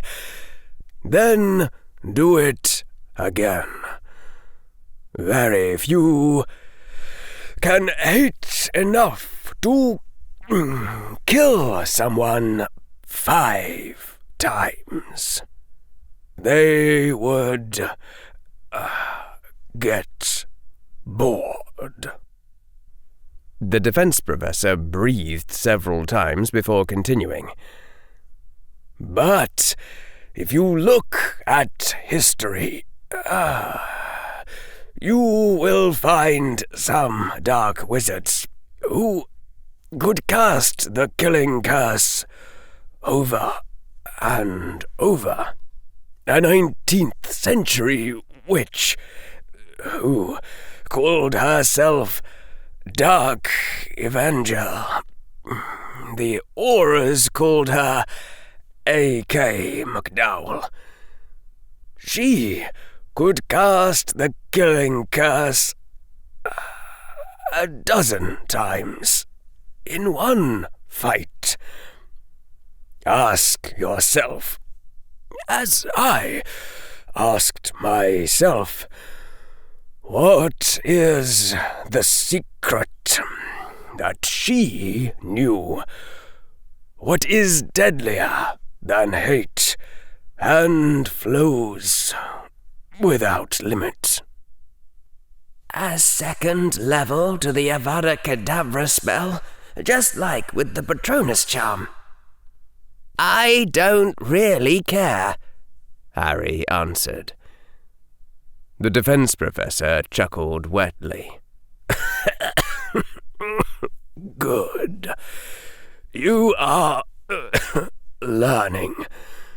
So, you see. A pause of transformation. I did not wish God death, after all. Cast killing curse, but not with hate. And then a man. Harry swallowed hard. It was both better and worse than what Harry had suspected, and characteristic enough of Professor Quirrell. A cracked soul, for certain, but Professor Quirrell had never claimed to be whole. Any else to say? Said the man in the bed. Are you absolutely sure, Harry said, that there is nothing you've ever heard of that might save you, Professor? In all your lore, finding and uniting all 3 Deathly Hallows, an ancient artifact that Merlin sealed behind a riddle nobody's ever figured out. You've seen some of what I can do, that I'm good at solving riddles. You know I can figure things out sometimes that other wizards can't. Harry's voice broke. I have a strong preference for your life over your death, Professor Quirrell. There was a long pause. One thing, whispered Professor Quirrell. One thing that might do it, or it might not, but to obtain it is beyond your power or mine. Oh, it was just the setup for a sub-quest, said Harry's inner critic. All the other parts screamed for that part to shut up. Life didn't work like that. Ancient artifacts could be found, but not in a month. Not when you couldn't leave Hogwarts and were still in your first year. Professor Quirrell took in a deep breath. Exhaled. I'm sorry. That came out too dramatic. Do not get your hopes up, Mr. Potter. You asked for anything, no matter how unlikely. There is a certain object called... A snake lay on the bed. The Philosopher's Stone, hissed the snake. If there'd been a mass-manufacturable means of safe immortality this entire time and nobody had bothered, Harry was going to snap and kill everyone. I read of it in a book, Harry hissed. Concluded it was obvious myth. No reason why same device would provide immortality and endless gold. Not unless someone was just inventing happy stories. Not to mention, every sane person should have been researching ways to make more stones, or kidnapping Maker to produce. Thought of you specifically, teacher. A hissing of cold laughter. Reasoning is wise, but not wise enough. Like with Horcrux spell, absurdity hides true secret. True stone is not what that legend says. True power is not what stories claim. Stone's supposed maker was not one who made it. One who holds it now was not born to name now used. Yet stone is powerful healing device in truth. Have you heard it spoken of? Just in the book. One who holds stone is repository of much lore. Taught schoolmaster many secrets. Schoolmaster has said nothing of stone's holder. Nothing of stone, no hints. Not that I can easily recall, Harry replied honestly. Ah, hissed the snake. Ah, well. Could ask schoolmaster. No, do not ask him, boy. He would not take question well. But if stone only heals... Schoolmaster does not believe that, would not believe that. Too many have sought stone or sought holder's lore. Do not ask, must not ask. Do not try to obtain stone yourself. I forbid. A man lay on the bed once more. I am at my limit, said Professor Quirrell.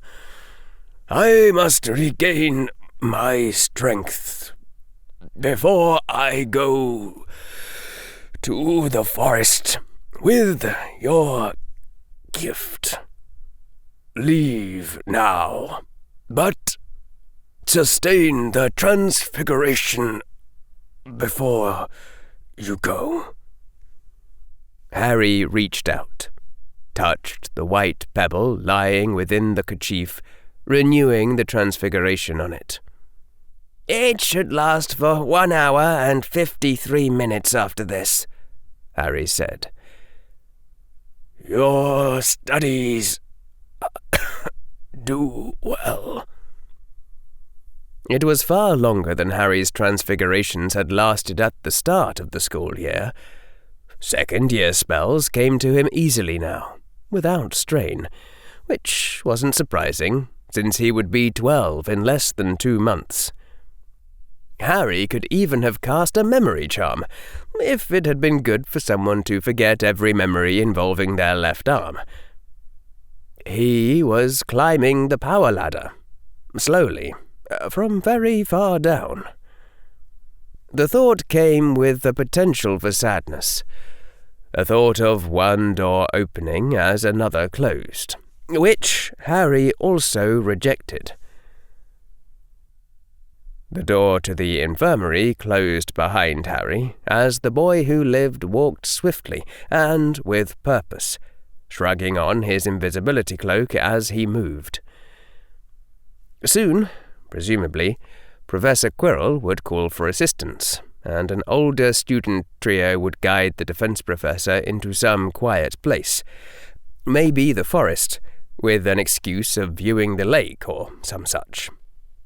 Some place the defense professor could eat a unicorn undetected, after Harry's transfiguration wore off.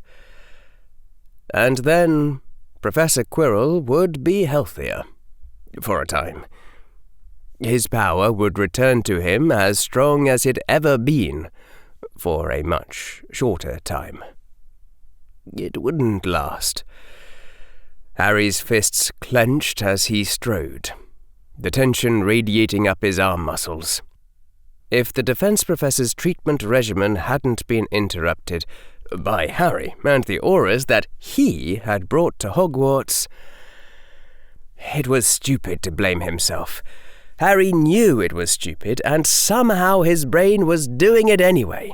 Like his brain was searching, carefully finding and selecting some way for this to be his fault, no matter how far it had to stretch. As if having things be his fault were the only way that his brain knew how to grieve. A trio of 7th-year Slytherins passed Harry's invisible form in the hallway, heading for the healer's office where the professor waited, looking deeply serious and concerned. Was that how other people grieved? Or did they, on some level, not really care, as Professor Quirrell thought? "There is a second level to the killing curse." Harry's brain had solved the riddle instantly, in the moment of first hearing it, as though the knowledge had always been inside him, waiting to make itself known. Harry had read once, somewhere, that the opposite of happiness wasn't sadness, but boredom, and the author had gone on to say that to find happiness in life, you asked yourself not what would make you happy, but what would excite you.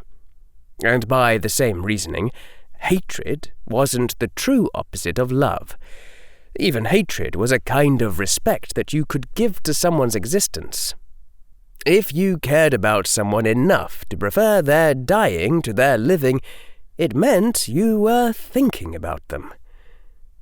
It had come up much earlier, before the trial, in conversation with Hermione, when she had said something about magical Britain being prejudiced, with considerable and recent justification. And Harry had thought, but not said, that at least she had been led into Hogwarts to be spat upon. Not like certain people living in certain countries who were, as it was said, as human as anyone else, who were said to be sapient beings, worth more than any mere unicorn, but who, nonetheless, wouldn't be allowed to live in Muggle Britain.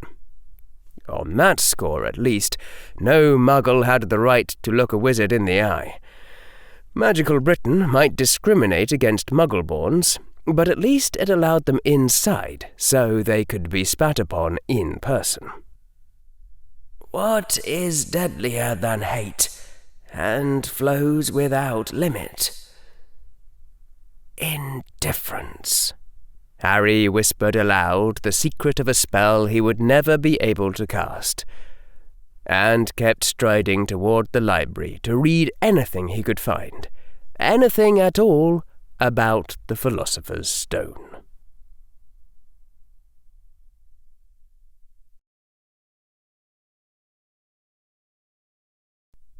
Chapter 103. Tests. June 4th, 1992.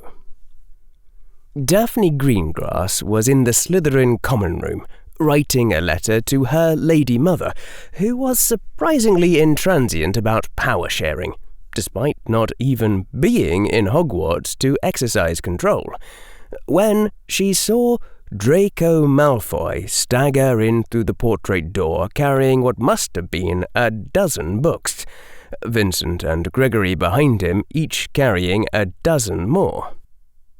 The Auror who'd accompanied Malfoy stuck his head in briefly, then withdrew to who knew where. Draco looked around, then seemed to be struck by a bright idea as he staggered toward her, Vincent and Gregory following after. "Can you help me read these?" said Draco, sounding slightly out of breath as he approached. What? Lessons were over. Only the exams were left now. And since when did Malfoys ask Greengrasses for help with their homework?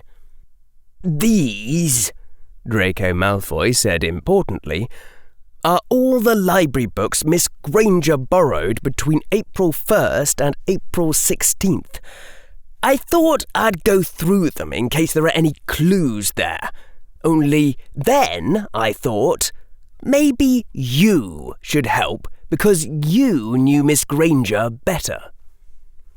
Daphne stared at the books. The General read all that in 2 weeks? A twinge of pain went through her heart, but she suppressed it. "Well, I don't know if Miss Granger finished them all," Draco said. He held up a cautioning finger. "In fact, we don't know if she read any of them, or if she really borrowed them. I mean, all we observed is that the library ledger says she checked them out." Daphne suppressed a groan. Malfoy had been talking like this for weeks. There were some people who clearly were not meant to be involved with mysterious murders because it did strange things to their minds. Mr. Malfoy, I couldn't read all these if I spent my whole summer doing nothing else. "Then just skim through them, please," Draco said. "Especially if there's, mysterious words scribbled in her handwriting, or a bookmark left inside, or—" "I've seen those plays too, Mr. Malfoy." Daphne rolled her eyes. "Don't we have auras now for—" "We're doomed!" shrieked Millicent Bulstrode as she burst up from the lower chambers in the Slytherin common room. People paused to look at her. "It's Professor Quirrell!" A sudden air of attentiveness, as of long-standing disputes about to be settled. "Well, finally," someone said, as Millicent tried to catch her breath. "He's only got, 10 days left to go bad?" 11 days, said the 7th year who was running the betting pool. He's gotten a little better suddenly, and he's going to summon the 1st years for our defense final. By surprise, in 50 minutes. A defense final? Pansy said blankly. But Professor Quirrell doesn't give exams. The Ministry defense final, shrieked Millicent. But Professor Quirrell doesn't teach anything from the Ministry curriculum, objected Pansy. Daphne was already fleeing to her room, racing for the 1st year defense textbook that she hadn't touched since September, and screaming curses inside her mind. One desk back from her, someone was crying, their soft sobs providing a background chant of despair for the classroom. Daphne looked back, expecting to see a Hufflepuff, and hoping it wasn't Hannah, and was surprised at first, though not on further reflection, to see it was a Ravenclaw. Before them were set the exam parchments, turned over, waiting for the bell. 50 minutes hadn't been nearly enough preparation time, but it was something, and Daphne was now feeling ashamed that she hadn't thought to send messengers to warn the Hufflepuff, Ravenclaw, and Gryffindor houses. They'd started giving house points again just 3 days ago, at the beginning of June, but the Auxiliary Protective Special Committee still ought to promote house unity. Another Ravenclaw, sitting 4 desks to her left, also started to cry. That was Catherine Tongue of Dragon Army, if she recalled correctly, whom she'd once seen take on 3 Sunshine Soldiers simultaneously without a flinch. Daphne had calmed down after the first couple of minutes of frantic reading. It was just a test, not a murder or anything, and if almost all the first-year students turned in mostly blank parchments, then it stood to reason that nobody would be shamed. But Daphne could understand, if not exactly empathise, that Ravenclaws and Hufflepuffs might not see it that way. He's evil, another Ravenclaw witch said in a shaking voice. 100% pure dark wizard to the bone. The Dark Lord Grindelwald wouldn't do this, not to children. He's worse than you-know-who. Daphne looked reflexively at where Professor Quirrell was sitting, slumped to one side, but his eyes alert, and she thought she saw the defense professor smile for one tiny instant. No, that had to be her imagination. There was no way the defense professor could have heard that. The bell rang. Daphne flipped the parchment over. The top was stamped with the seals for the Ministry, the Hogwarts Board of Governors, and the Department of Magical Education, and runes to detect cheating. Below that was a line for her to write her name and a list of exam rules with a picture of Lindsay Gagnon, the director of the Department of Magical Education, shaking an admonishing finger at everyone. Halfway down the page was the first exam question. It was, why is it important for children to stay away from strange creatures? There was a stunned pause. One student began laughing. She thought it was from the Gryffindor section of the class.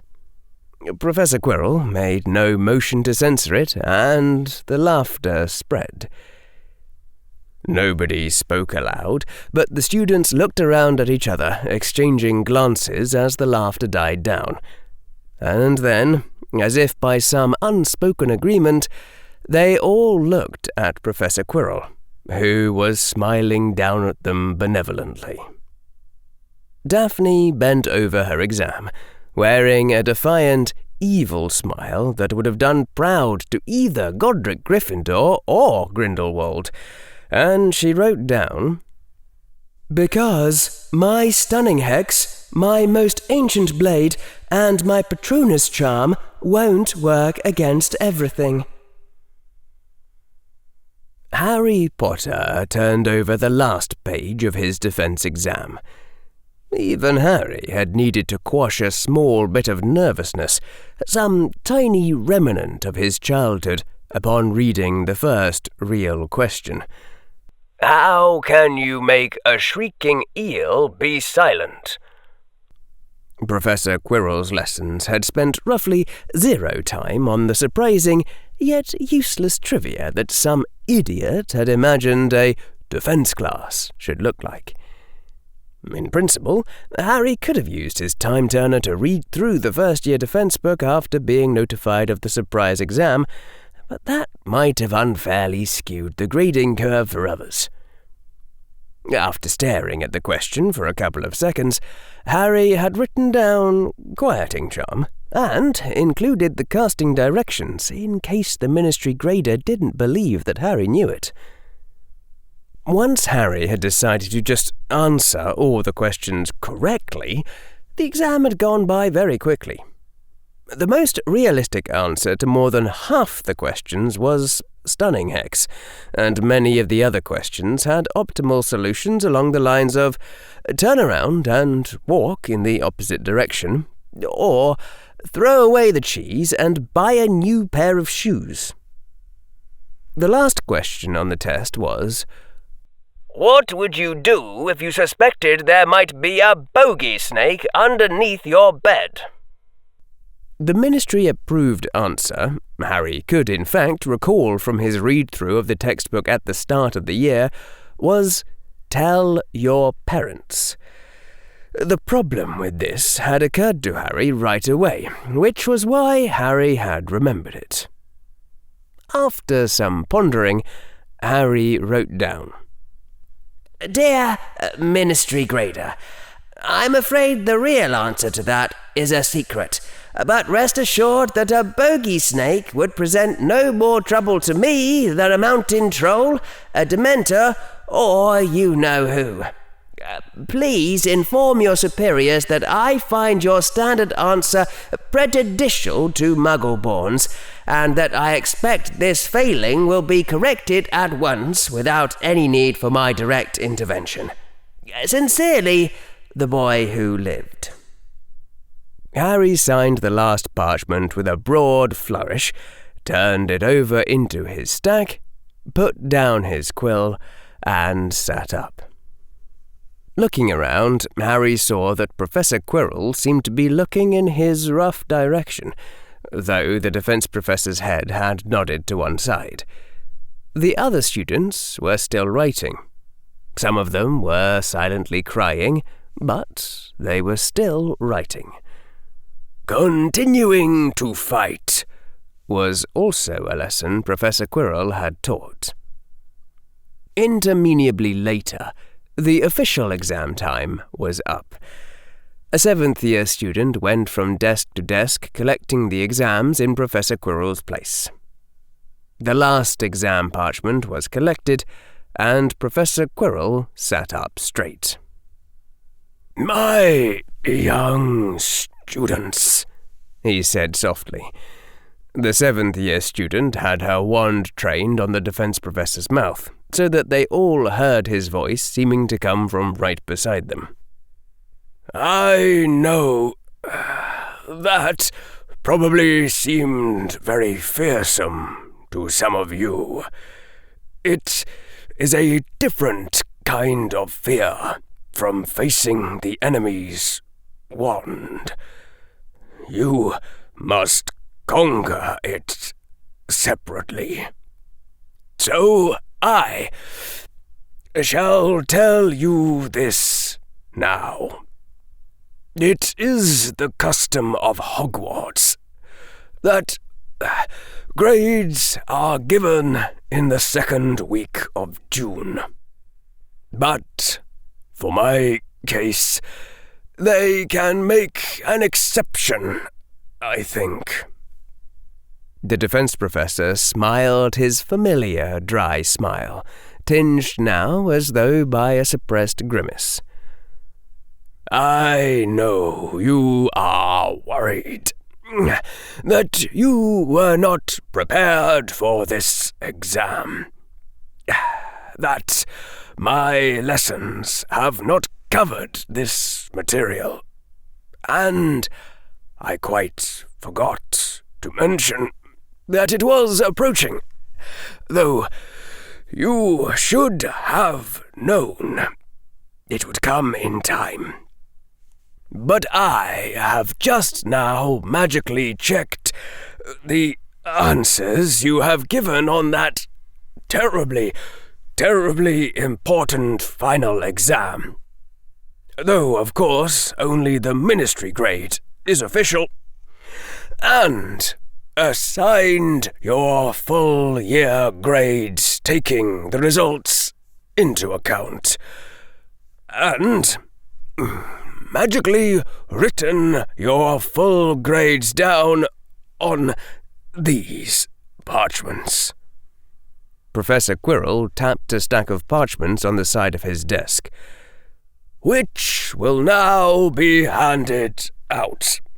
An incredible spell, is it not?" A few students on the Ravenclaw side were looking indignant, but for the most part the students just looked relieved, and some Slytherins were chuckling. Harry would have laughed too, if not for the pain of watching Professor Quirrell gasp out the words. The seventh-year student standing beside Professor Quirrell pointed her wand and spoke an incantation in magical pseudo-Latin. The parchments rose up and started to drift through the air, separating in mid-flow to drift toward each student. Harry waited until his parchment had arrived on his desk, and then unfolded it. The parchment said EE+, which stood for Exceeds Expectations. It was the second highest grade letter, the highest being Outstanding. In another world, a distant, vanished world, a little boy named Harry would have shouted with indignation about receiving only the second highest grade. This Harry sat quietly and thought. Professor Quirrell was making some point, and it wasn't as though the exact grade letter mattered in any other way. Was Professor Quirrell saying that Harry had done relatively well, but not lived up to his full potential? Or was the grade meant to read, literally, that Harry had in fact exceeded the defense professor's expectations? "All of you, pass," Professor Quirrell said as the students all looked at their final grades.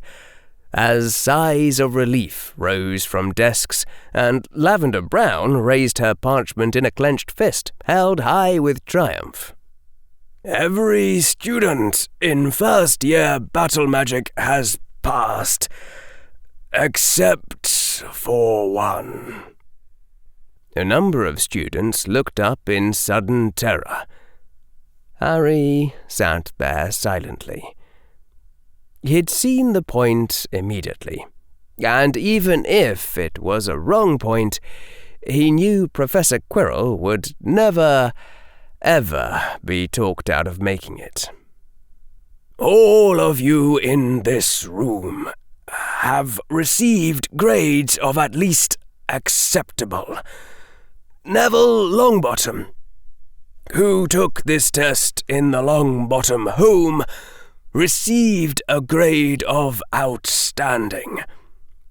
But the other student who is not here has had a dreadful grade entered on her record for failing the only important test that was given her this year. I would have marked her even lower, but that would have been in poor taste." The room was very quiet, though a number of students were staring angrily at the professor.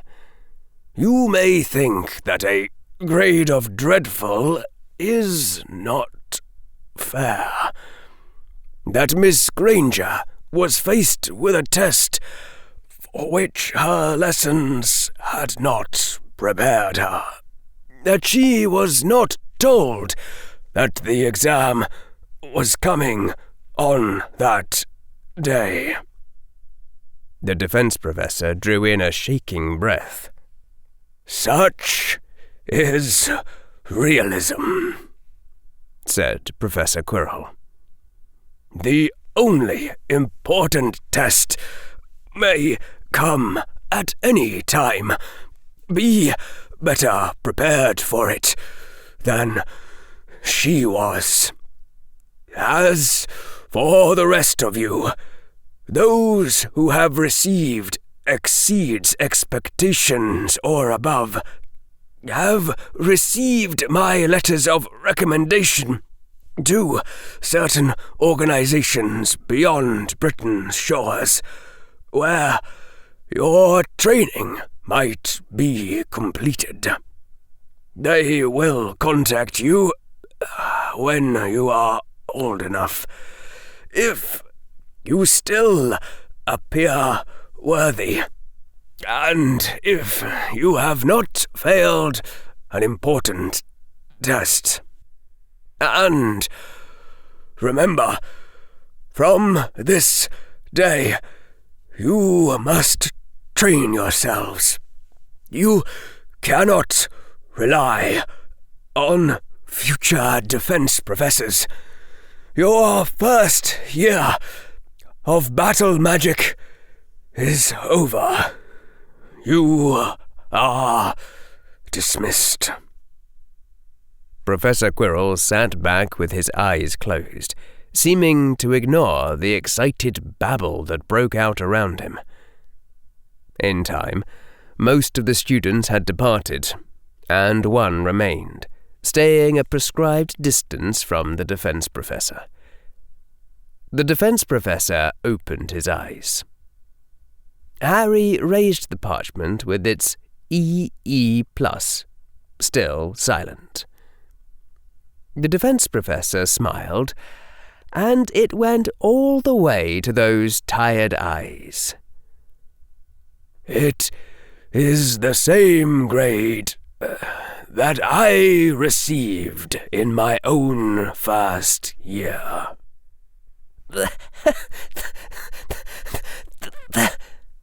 Harry couldn't make the words "thank you" come out.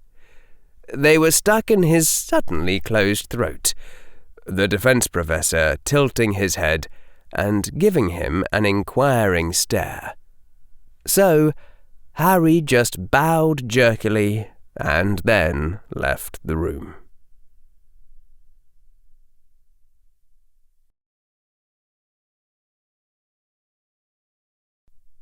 Chapter 104. The Truth, Part 1. Riddles and Answers. June 13th, 1992. It was the last week of school in Hogwarts, and Professor Quirrell was still alive, barely. The defense professor himself would be in a healer's bed this day, as he had been for almost the last week. Hogwarts tradition said that exams were given in the first week of June, that exam results were released the second week, and that in the third week there would be the leave-taking feast on Sunday, and the Hogwarts Express transporting you to London on Monday. Harry had wondered, a long time ago when he'd first read about that schedule, just what exactly the students did during the rest of the second week of June, since waiting for exam results didn't sound like much, and the answer had surprised him when he'd found out. But Now the second week of June was done as well, and it was Saturday. There was nothing left of the year but the leave-taking feast on the 14th and the Hogwarts Express ride on the 15th. And nothing had been answered. Nothing had been resolved. Hermione's killer hadn't been found. Somehow, Harry had been thinking that, surely, all the truth would come out by the end of the school year. Like that was the end of a mystery novel, and the mystery's answer had been promised him. Certainly, it had to be known by the time the defense professor died. It couldn't be allowed for Professor Quirrell to die without knowing the answer, without everything being neatly resolved. Not exam grades, certainly not death. It was only truth that finished a story. But unless you bought Draco Malfoy's latest theory that Professor Sprout had been assigning and grading less homework around the time of Hermione being framed for attempted murder, thereby proving that Professor Sprout had been spending her time setting it up, the truth remained unfound. And instead, like the world had priorities that were more like other people's way of thinking, the year was going to end with a climactic Quidditch match. In the air above the stadium, distant figures on broomsticks swooped and pirouetted and spun around each other. The red, purplish, truncated tetrahedron that was the quaffle was caught, tossed, blocked, and occasionally thrown through floating hoops, accompanied by stadium-rocking cries of triumph or dismay. Blue and green and yellow and red-trimmed robes shouted with enthusiasm that people felt so easily when no action would be required from them personally.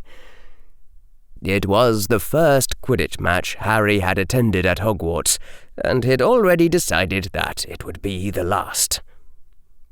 "Davies has the quaffle!" shouted the amplified voice of Lee Jordan. "That's another 10 points for Ravenclaw in 7, 6, 5. Holy smokes, he's done it already. Smack through the centre of the central hoop. I've never seen such a winning streak. I'm calling it right now for Davies becoming captain next year after Borton steps down." Lee's voice cut out abruptly, and Professor McGonagall's own amplified voice said, "That's the Ravenclaw team's own business, Mr. Jordan. Confine yourself to the match, please." "And the Slytherins take possession. Flint hands off the quaffle to the lovely Mr. Jordan!" to the merely acceptable Sharon Viscano, whose hair trails behind her like a comet as she blazes toward the Ravenclaw defense, now with 2 blooders in close pursuit. Pusey's on Sharon's tail. "What are you doing, Ingleby?" And she swerves in midair to avoid... Is that the snitch? Go, Cho-Chang, go! Higgs is already... What are you two doing? Calm down, Mr. Jordan. How am I supposed to calm down? That was the worst misplay I've ever seen. And the snitch is gone. Maybe gone for good after being missed that badly. Pusey's heading off towards the goalpost. Ingleby's nowhere near him. In a distant era of history, maybe in another world entirely, Professor Quirrell had undertaken that the House Cup would be awarded to either Slytherin or Ravenclaw, or possibly somehow both, for he had promised that 3 wishes would be granted. So far, it was looking good on 2 out of 3. If you just went by the current score, Hufflepuff was leading the race for the House Cup by something like 500 points, thanks to Hufflepuff students doing their homework and staying out of trouble. It appeared that Professor Snape had been strategically taking quite a lot of points from Hufflepuff for, the last 7 years or so. Slytherin House, reigning champion for the last 7 years, still had to its advantage a certain generosity of its head of house in handing out points, and this was sufficient to put it neck and neck with Ravenclaw House, home of the academic achievers. Gryffindor was far behind in the last place, as befit the House of Nonconformists. Gryffindor had Slytherin's profile when it came to academics and mischief, only without the advantage of Professor Snape. Even Fred and George had barely broken even on the year. Ravenclaw House and Slytherin House both needed a lot of points from somewhere if either wanted to catch up with Hufflepuff in the next 2 days. And so far as anyone knew, Professor Quirrell hadn't done a single thing leading to the obvious result. It was happening all by itself, now that one lone professor in Hogwarts had taught a class with creative problem-solving. The final Quidditch match of the year was between Ravenclaw and Slytherin. Earlier in the year, Gryffindor's initial Quidditch lead had vanished after their new seeker, Emmett Shear, fell off a possibly malfunctioning broomstick during his second game. This had also required some hasty rescheduling of the remaining games. This, the final game of the year, wouldn't end until the snitch was caught. Quidditch scores added directly onto the house points total. And what did you know? Today, it seemed that both the Slytherin and Ravenclaw seekers just could not catch the snitch. The snitch was practically on top of you, you dim-eyed dimwit! Language, Mr. Jordan, or I'll remove you from this game. No, it was a terrible play, I admit. Harry had to admit that Lee Jordan and Professor McGonagall had a wonderful comedic routine, with Jordan as the banana man and Professor McGonagall as the straight woman. Harry now felt a little sorry to have missed it at the earlier Quidditch matches. It was a side of Professor McGonagall he hadn't seen before. A few seats down from where Harry sat in the Hufflepuff section of the Quidditch stands, there lurked the hulking form of Cedric Diggory. The super Hufflepuff had observed the most recent near-air collision between Cho Chang and Terence Higgs with the keen eye of a wizard who was a seeker and a Quidditch captain in his own right. "The Ravenclaw seekers knew," Cedric said. "But Higgs is in his 7th year. I've played against him. He's better than that." You think it's a strategy? asked one of the Hufflepuffs sitting next to Cedric. "It would make sense if Slytherin needed some extra points to lead for the Quidditch Cup," Cedric said. "But Slytherin already has us beat for the title. What are they thinking? They could have won right there." The game had started at 6 o'clock in the afternoon. A typical game would have gone until 7 or so, at which point it would have been time for dinner. June in Scotland meant plenty of daylight. Sunset wasn't until 10. It was at 8 p.m, and 6 minutes, according to Harry's watch, when Slytherin had just scored another 10 points, bringing the score to 170 to 140, when Cedric Diggory leapt out of his seat and shouted, Those bastards! Yeah! cried a young boy beside him, leaping to his own feet. Who do they think they are, scoring points? "Not that!" cried Cedric Diggory. They're trying to steal the cup from us. But we're not in the running anymore for... Not the Quidditch Cup, the House Cup! The word spread with cries of outrage. That was Harry's cue. Harry politely asked a Hufflepuff witch sitting next to him, and another Hufflepuff sitting one row above him, if they could move aside. Then Harry drew forth from his pouch a huge scroll, and unfurled it into a 2-meter-tall banner which stuck in place in mid-air. The enchantment had been done courtesy of a 6th-year Ravenclaw who had a reputation for knowing less about Quidditch than Harry did. In huge, glowing purple letters, the sign read, Just buy a clock. 2:06:47. Beneath it was a snitch with a blinking red X over it.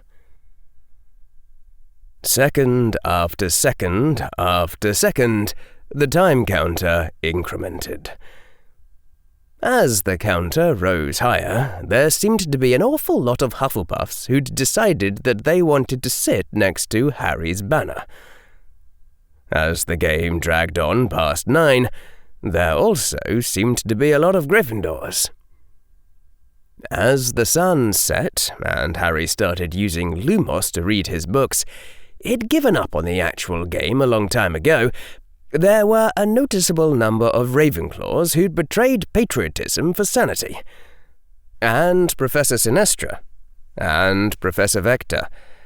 And as the stars began to come out, Professor Flitwick. The climactic final Quidditch game of the year dragged on. One of the things Harry hadn't planned on, when he decided to do this, was that he would still be out here. Harry glanced at his watch. 11:04 at night. Harry was now reading a 6th-year Transfiguration textbook, or rather, he had weighted the book open, illuminated by a Muggle glowstick, while he did one of the exercises. Last week, when the graduating Ravenclaws were discussing their NEWT scores, Harry had overheard that upper-year Transfiguration practice involved several shaping exercises that relied more on control and precise thinking than raw power. And Harry had promptly set out to learn those, whacking himself hard on the forehead for not trying to read all the later-year textbooks earlier. Professor McGonagall had approved Harry doing a shaping exercise that involved controlling the way in which a transfiguring object approached its final form. For example, transfiguring a quill so that the shaft grew out first, then the barbs. Harry was doing an analogous exercise with pencils, growing out the lead first, then surrounding it with wood, and finally having the eraser form on top. As Harry had suspected, focusing his attention and magic into a particular part of the pencil's ongoing transformation had proven similar to the mental discipline used in partial transfiguration, which could indeed have been used to fake the same effect, by partially transfiguring only the outer layers of the object. This way was proving relatively easier, though. Harry finished his current pencil and looked up at the Quidditch game, which was, check, still fantastically boring. Lee Jordan was commentating in a tone of dull disgust. "Another 10 points! Yay! Whoopee!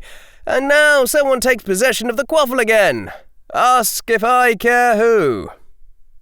Almost nobody remaining in the stands was paying attention either, since everyone who'd remained in the stadium seemed to have discovered a new and more interesting sport.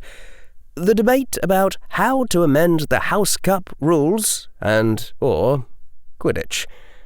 The argument had become heated to the point where all of the nearby professors were barely keeping order at a level short of open combat.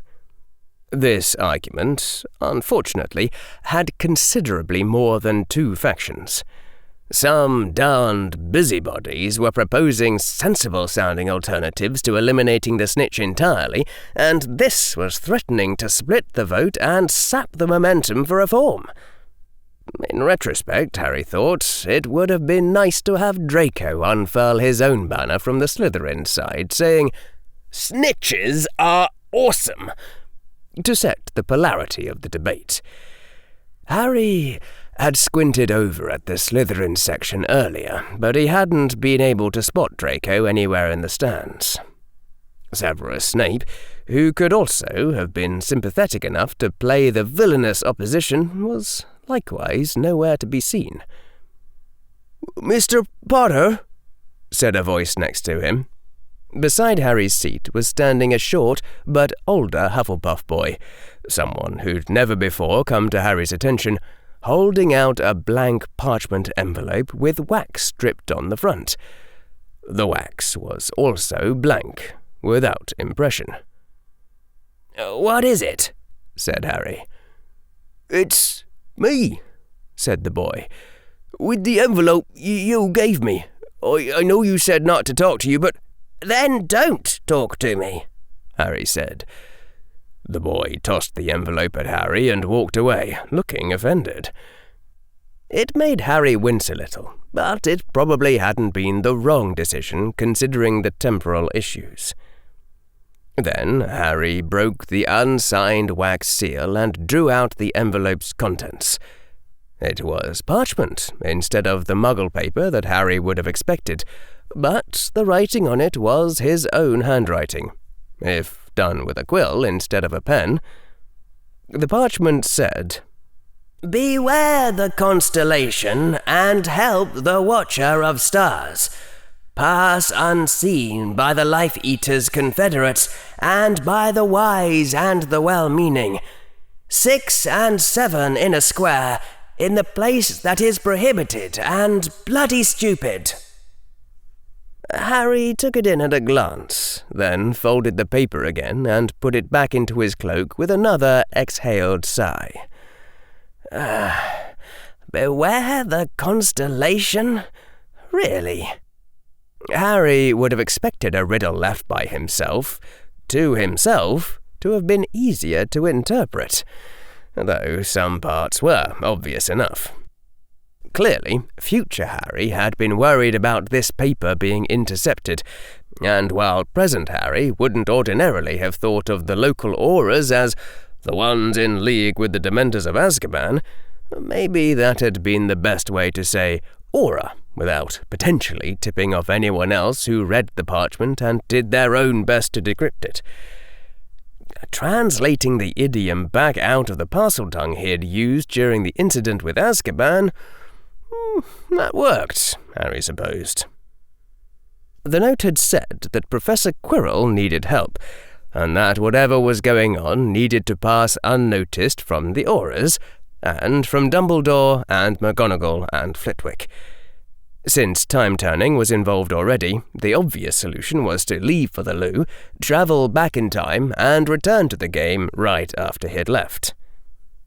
Harry started to rise from his seat, then hesitated.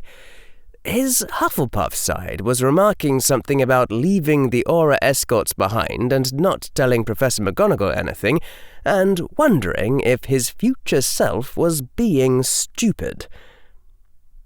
Harry unfolded the parchment again and took another glance at the contents.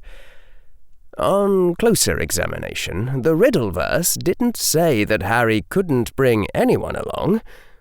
Draco Malfoy. Was he missing from the Quidditch game because future Harry, hours in the past, had brought Draco with him as backup? But that didn't make sense. There wasn't much marginal improvement in safety from bringing along another first year. Draco Malfoy would certainly have been present, regardless of his personal feelings about Quidditch, to watch Slytherin clinch the House Cup. Had something happened to him? Suddenly, Harry didn't feel as tired anymore. A trickle of adrenaline was starting to rise in Harry. But no, this wouldn't be like the troll. The message had told Harry when to arrive. Harry wouldn't be too late. Not this time. He glanced over at where Cedric Diggory was looking back and forth, visibly torn between a clutch of Ravenclaws arguing that the snitch had to be kept because it was traditional and rules were rules, and a pack of Hufflepuffs saying that it wasn't fair for the Seeker to be more important than the other players. Cedric Diggory had been an excellent dueling tutor to Harry and Neville, and Harry had thought they'd established a good relationship. More importantly, a student taking literally all of the electives would have his own time-turner. Maybe Harry could try to get Cedric to go back in time with him. The super Hufflepuff seemed like a good spare one to have by your side in any sort of sticky situation. Later, and earlier. Harry's watch now said 11:45, which translated to 6:45 p.m. after looping back 5 hours. "It's time," Harry murmured to the empty air, and began walking down the third-floor corridor above the grand staircase on the right-hand side. The place that is prohibited would ordinarily mean the Forbidden Forest. That was probably what someone intercepting the message was meant to think. But the Forbidden Forest was huge, and there was more than one distinguished location inside it. No obvious shelling point at which to rendezvous, or find some event that needed intervention. But when you added the bloody stupid modifier, there was only one prohibited place in Hogwarts that fit. And so Harry set forth on that outlawed path where, if rumour spoke true, all the first-year Gryffindors had gone before. The third-floor corridor, on the right-hand side. A mysterious door leading to a series of rooms filled with dangerous and potentially lethal traps that nobody could possibly get through, especially if they were only in their first year. Harry didn't know himself what sort of traps awaited, which, on reflection, meant that the students who'd gone through had been surprisingly scrupulous about not ruining the puzzle for others. Maybe there was a sign down there saying, "Don't give it away, just as a favour to me, sincerely, Headmaster Dumbledore." All Harry knew so far was that the outer door would open to Alohomora, and that the final room contained a magic mirror that would show your reflection in some situation you found highly appealing, which was apparently a big payoff. The third-floor corridor was illuminated by dim blue light that seemed to come from nowhere, and the arches were covered with cobwebs, as though the corridor hadn't been used in centuries, rather than just in the last year. Harry's pouch was loaded with useful Muggle things, and useful wizarding things, and everything he'd found that could possibly be a quest item. Harry had asked Professor McGonagall to recommend someone who could expand the pouch's capacity, and she'd just done it herself. Harry had applied the charm he'd learned from battles that made his glasses stick to his face, regardless of how his head moved. Harry had refreshed the transfigurations he was maintaining, both the tiny jewel in the ring on his hand, and the other one, in case he was knocked unconscious. He wasn't literally ready for anything, but Harry was as ready as he thought he could be. The 5-sided floor tiles creaked beneath Harry's shoes and vanished behind him like the future becoming the past. It was almost 6:49. 6 and 7 in a square. Obvious if you thought in Muggle math, otherwise not so much.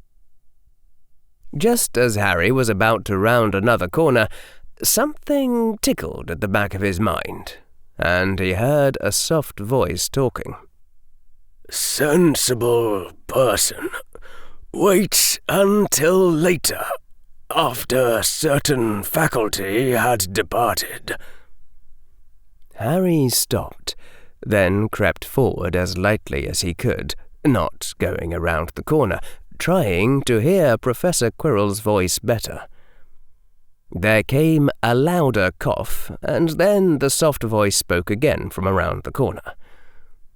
"But if they were also to depart themselves at the time," murmured the voice, "they might think this final game makes for the best distraction left in this year, a predictable distraction.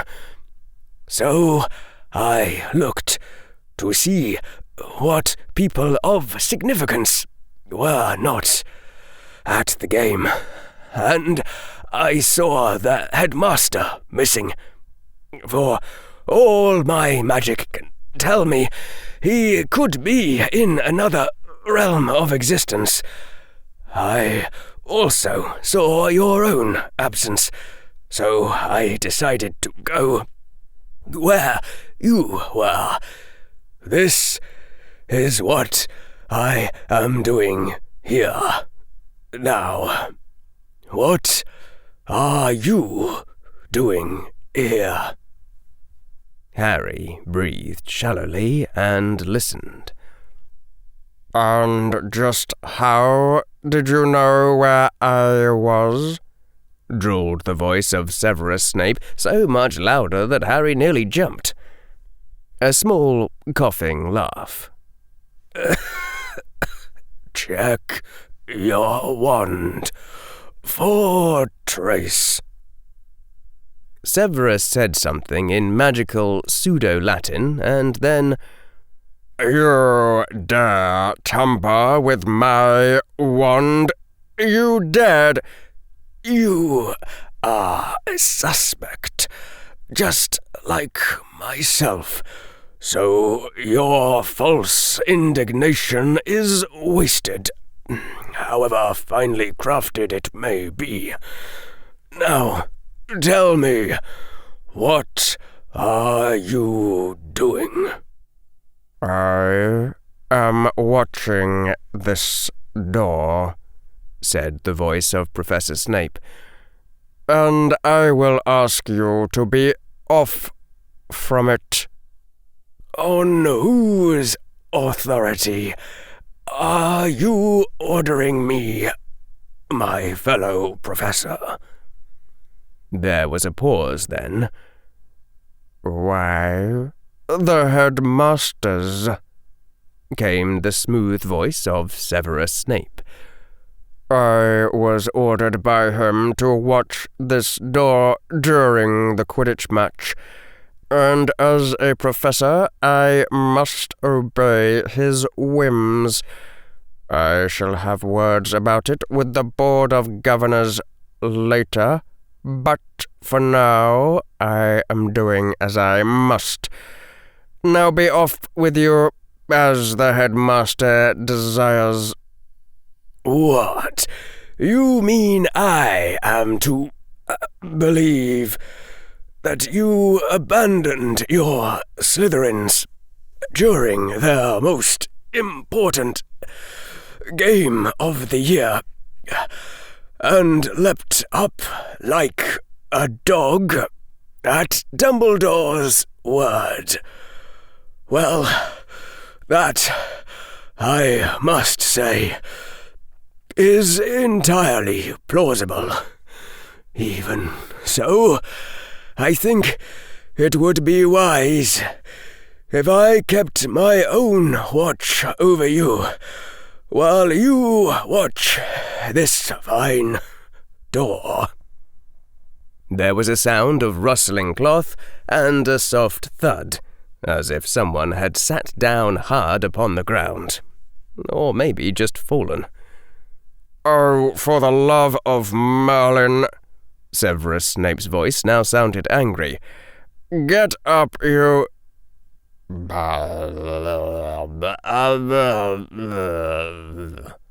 said the defense professor's zombie mode. "Get up," said Severus Snape, and there was a soft thud. "Help the Watcher of Stars." Harry stepped around the corner, though it was possible that he'd have done so even without an intertemporal message. Had Professor Snape just kicked Professor Quirrell? That would have been foolhardy if Professor Quirrell had been dead and buried. A round-topped door of dark wood was framed within a stone arch, set within the dusty marble bricks of Hogwarts. Where a muggle would have set a doorknob, there was only a handle of polished metal. There were no visible locks or visible keyholes. Set upon the wall to either side, a pair of torches burned, sending forth an ominous orange glow. Before the door stood the potions master in his customary stained robes. Beside the door, to the left side, beneath the orange torch, slumped the form of the defense professor, back against the wall, head staring out at the surroundings. The eyes seemed to flicker, as if halfway between awareness and emptiness. "What?" said the towering form of the potions master. "Are you doing here, Potter?" Going by facial expressions and tone of voice, the potions master was quite angry with Harry, and certainly was not Harry's co-conspirator in councils to which the defense professor had never been invited. "I'm not sure," Harry said. He wasn't sure what role he should be playing, and was, in desperation, falling back on simple honesty. "I think perhaps I'm supposed to keep an eye on the defense professor." The potions master stared at him coldly. "Where is your escort, Potter? Students are not to wander these halls alone." Harry's mind was genuinely blank. The game was afoot, and nobody had told him the rules. "I'm not sure how to answer that." The cold expression on Professor Snape's face flickered. "Perhaps I should call the Aurors," he said. "Wait," Harry blurted. The potions master's hand hovered about his robes. "Why?" said the potions master. I just think you probably shouldn't call them." In a blur, the potions master wand was in his hand. "Nullus confundio." A black jet darted out and hit Harry, striking in the direction Harry had already started to evade. There followed 4 other spells, containing words like polyfluous and metamorphos, and for those Harry politely stood still. After all of those spells had failed to produce any effect, Severus Snape was staring at Harry with a dark glitter that now seemed genuine. "I suggest," the potions master said softly, "that you explain yourself, Potter." "I can't explain myself," Harry said. "I don't have the time. Not yet."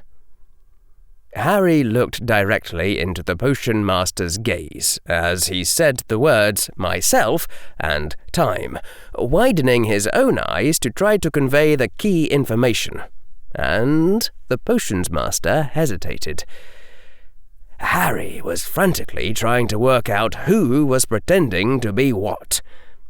Since Professor Quirrell wasn't in on Dumbledore's conspiracy, Severus was pretending to be the evil potions master of Hogwarts, who'd been sent here by the headmaster, and might, or might not have actually been sent here by Dumbledore. But Professor Quirrell either thought, or was pretending to think, that someone needed to keep an eye on Professor Snape, and Harry himself had been sent here by future Harry and had no idea why. And why were they all standing outside the headmaster's forbidden door in the first place? And then, from behind where Harry stood, came the growing sound of another set of footsteps, rapid and manifold. Professor Snape stabbed his wand once, creating a burst of darkness that shrouded where the defense professor was lying. "Muffliato," the potions master hissed. "Mr. Potter, if you must be here, then hide. Put on your invisibility cloak. My duty is to guard this door in case he comes here, and there has been a disturbance meant to draw the headmaster he thinks. Oh! Severus took a long stride forward and snapped his wand against the side of Harry's head. There was a trickling sensation like an egg had been cracked over him, the feeling of a disillusionment charm, and Harry's hands faded out, followed by the rest of him. The darkness shrouding one side of the wall dissipated like slow mist, and there was again visible the huddled form of the defense professor, who said nothing. Harry tiptoed away as quietly as he could, then turned to watch. The approaching footsteps rounded the corner. What are you doing here? Came many simultaneous cries. Trimmed in 3 sets of Slytherin green and 1 Hufflepuff yellow stood Theodore Nott, Daphne Greengrass, Susan Bones, and Tracy Davis. "Where," said Professor Snape with mounting wrath, "are your escorts, children? First years must be accompanied by a 6th or 7th year student at all times, especially you." Theodore Nott raised his hand. "We're, said Theodore Nott. We're doing what the Chaos Legion calls a team-building exercise. See, we realized just now that none of us had tried the headmaster's forbidden chamber yet, and there wasn't much time left, and Harry Potter's authorized it, Professor. He said specifically that you mustn't interfere." Severus Snape turned to glance over at where Harry Potter had tiptoed. A storm seemed to be gathering on his brow, and a dark fury in his eyes. Maybe. There was still 1 hour left on Harry's time turner, so it was possible. "Harry Potter does not have that authority," the potions master said in a deceptively mild tone. "Explain yourselves now." "Really?" said the form of Susan Bones. "Really? You're telling Professor Snape that Harry Potter authorized the mission? That's your idea of a bluff?" The young Hufflepuff turned to Professor Snape and spoke, her voice strangely firm. "Professor, this is the truth, and it's urgent. Draco Malfoy is missing, and we think he went down there."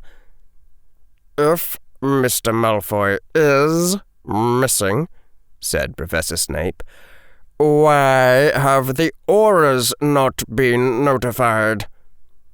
Because of reasons," cried Daphne Greengrass. "There's no time. You've got to let us through." Professor Snape's voice was now as sardonic as Harry had ever heard it. "Are you 4 morons under the impression that you are on some sort of adventure? Well, you are mistaken. I assure you that Mr. Malfoy has not passed through this door." "We think Mr. Malfoy has an invisibility cloak," Susan Bones said rapidly.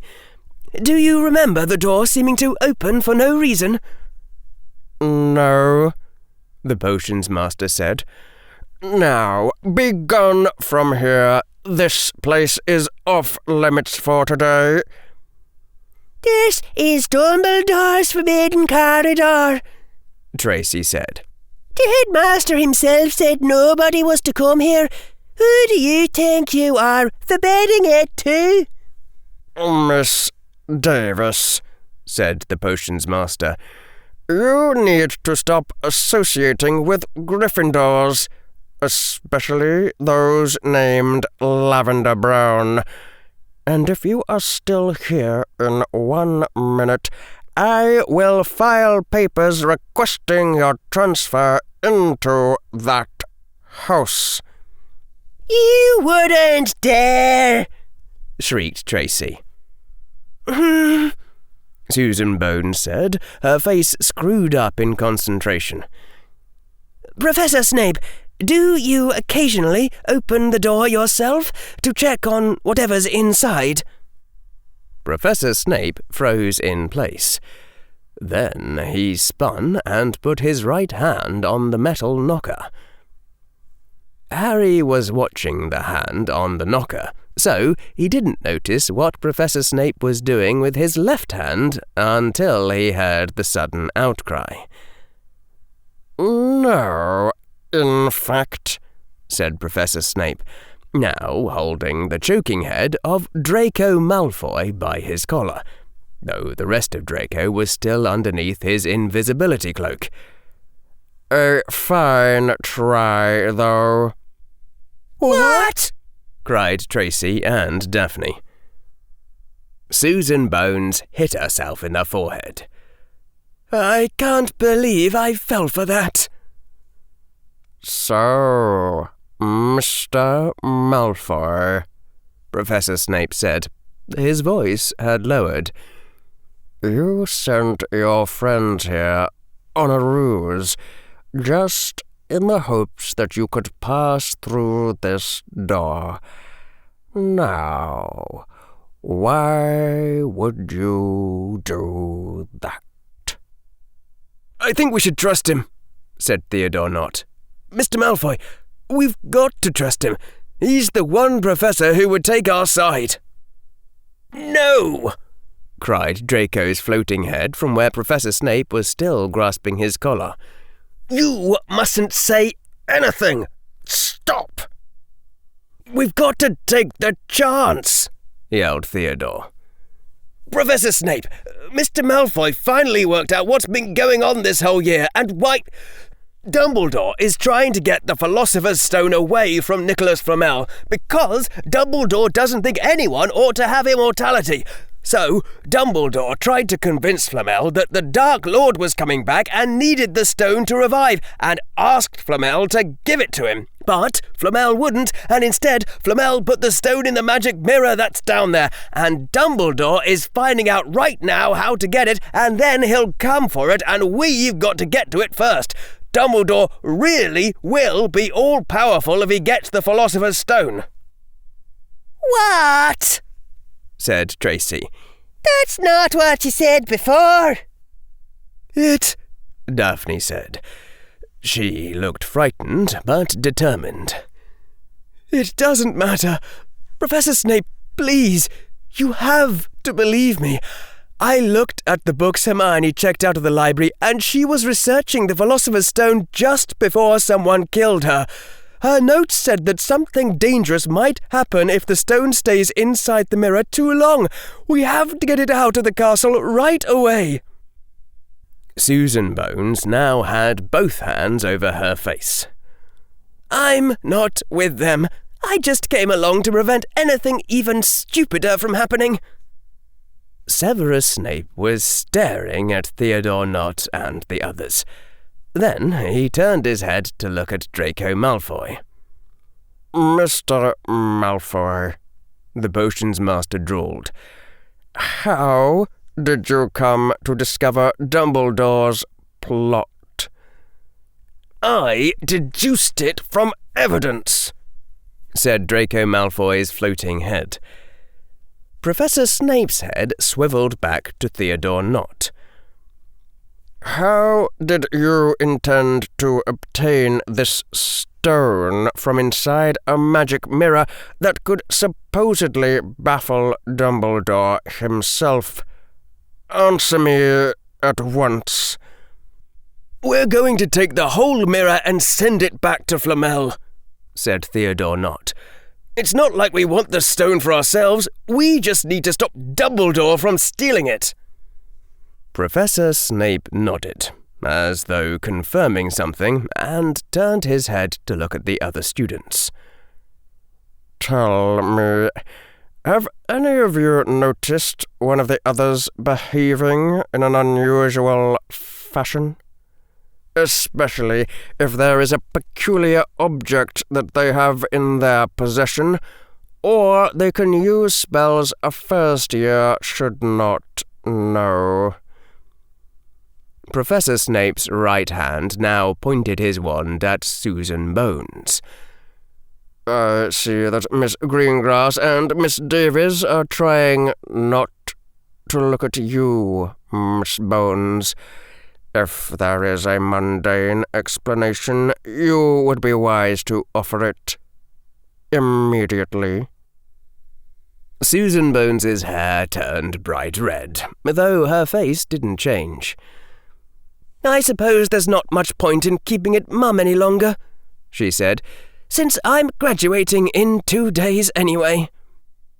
Double witches get to graduate 6 years early, said Tracy Davis.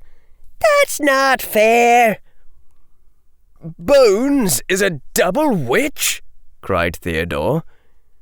No, she is Nymphadora Tonks, a metamorph magus, Professor Snape said. Masquerading as another student is extremely against regulation, as you are well aware, Miss Tonks. It is not too late to expel you from Hogwarts 2 days before your graduation, which would be a dreadful tragedy, from your perspective, that is.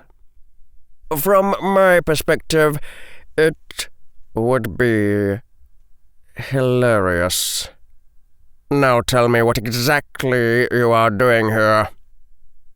That explains it, said Daphne Greengrass. Is there actually a Susan Bones? Or is the house dying out, so they had to secretly— The red-haired form of Susan Bones had a palm to her face.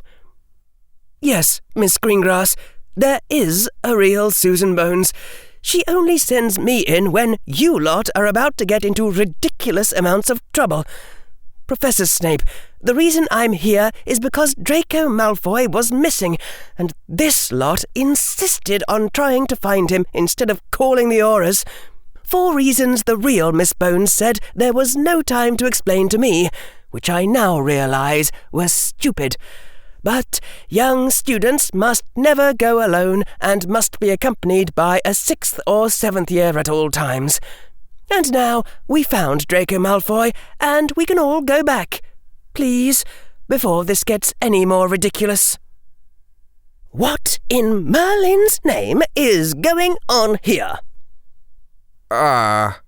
Said Professor Snape, who was still pointing the wand at the red-haired form of Susan Bones, his other hand still grasping the collar below the disembodied head of Draco Malfoy, standing next to the crumpled form of the defence professor. Professor Sprout, I perceive. It's not what it looks like, volunteered Tracy Davis. The short, dumpy form of the herbology professor stormed forwards. She had, by this point, drawn her wand, though she wasn't pointing it at anyone. I don't even know what this looks like. Down wands, all of you, right now, including you, Professor. Distraction. The thought came to Harry with sudden clarity. Whatever he was watching now, from where he stood invisibly and well back of the action, it wasn't what was really going on. It wasn't the true thread of the story. It had been arranged. Professor Sprout's arrival had broken Harry's suspension of disbelief. Things like that didn't happen just for the sake of comedic coincidence. Someone was deliberately causing all this chaos. But what was the point? Harry really hoped he hadn't gone back in time and done this, because it did seem like the sort of thing he would do. Severus Snape lowered his wand. His other hand unfisted Draco Malfoy. Professor Sprout, the potions master said, I am here on the headmaster's orders to watch this door.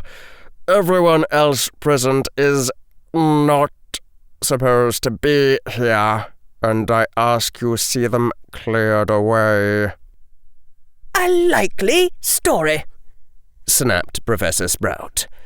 "Why would Dumbledore set you, of all people, to guard the door to his playground? It's not as if he wants to keep the students out. Oh no, they need to go in and get stuck in my devil's snare. Susan, dear, you've got a communications mirror, don't you? Use it to call the Aurors."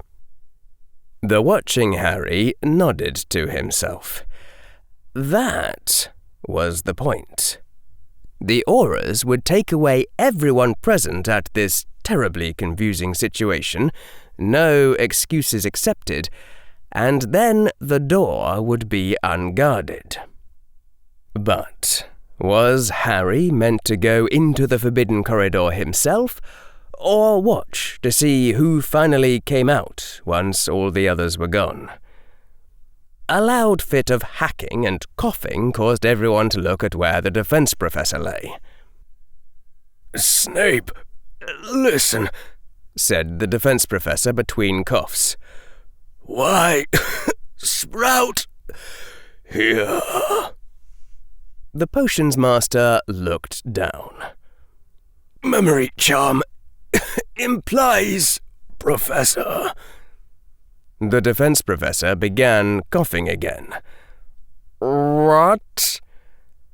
And the logic unfolded in Harry's mind in crystalline dismay. All the steps already suspected. The dreadful realization coming as a repetition with greater confidence.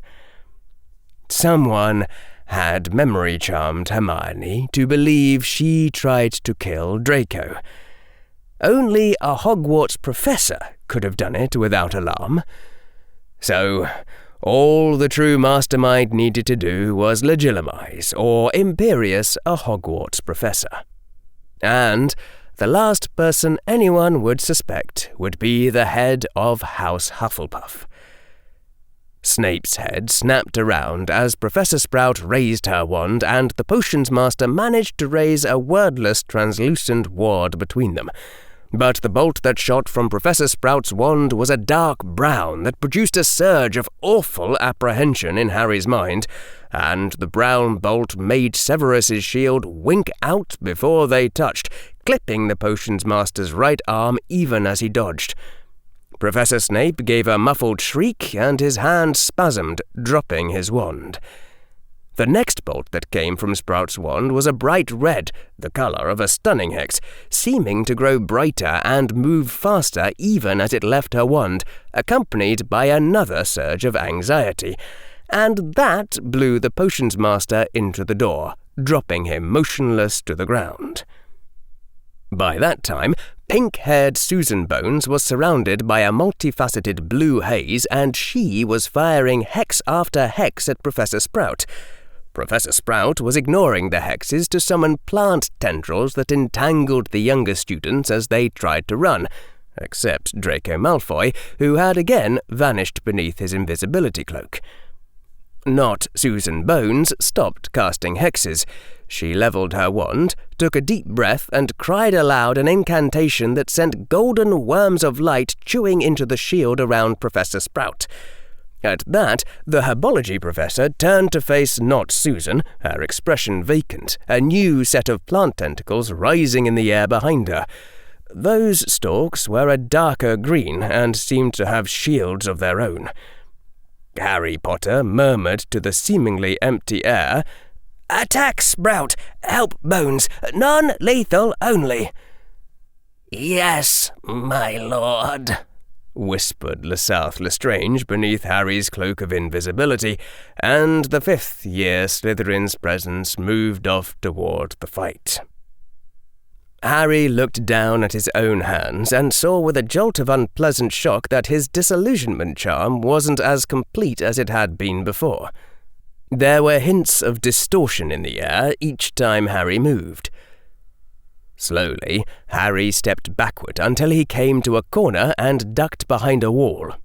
Then he took out his communications mirror, which was blank and jammed. Of course. Harry levitated the mirror to where he could use it to see around the corner and watch the end of the distraction. What was happening? Why? Professor Sprout and the form of Susan Bones were dueling in flashes of light and leaves, and the blazing green of a greater drill hex erupted from midair and chewed halfway through the outer layer of Professor Sprout's shields. The herbology professor turned and fired a broad wash of yellow at where the drill hex had come from, but the spell didn't seem to hit anything. Yellow blazes, blue facets, dark green plant tendrils, and swirling purple flower petals. It was when Professor Sprout started firing arcs of crimson in all directions that one of the crimson blades caught something in midair, the invisibility cloak not concealing how the crimson arc was absorbed and winked out. And Lesarth's presence beneath the invisibility cloak fell to the ground.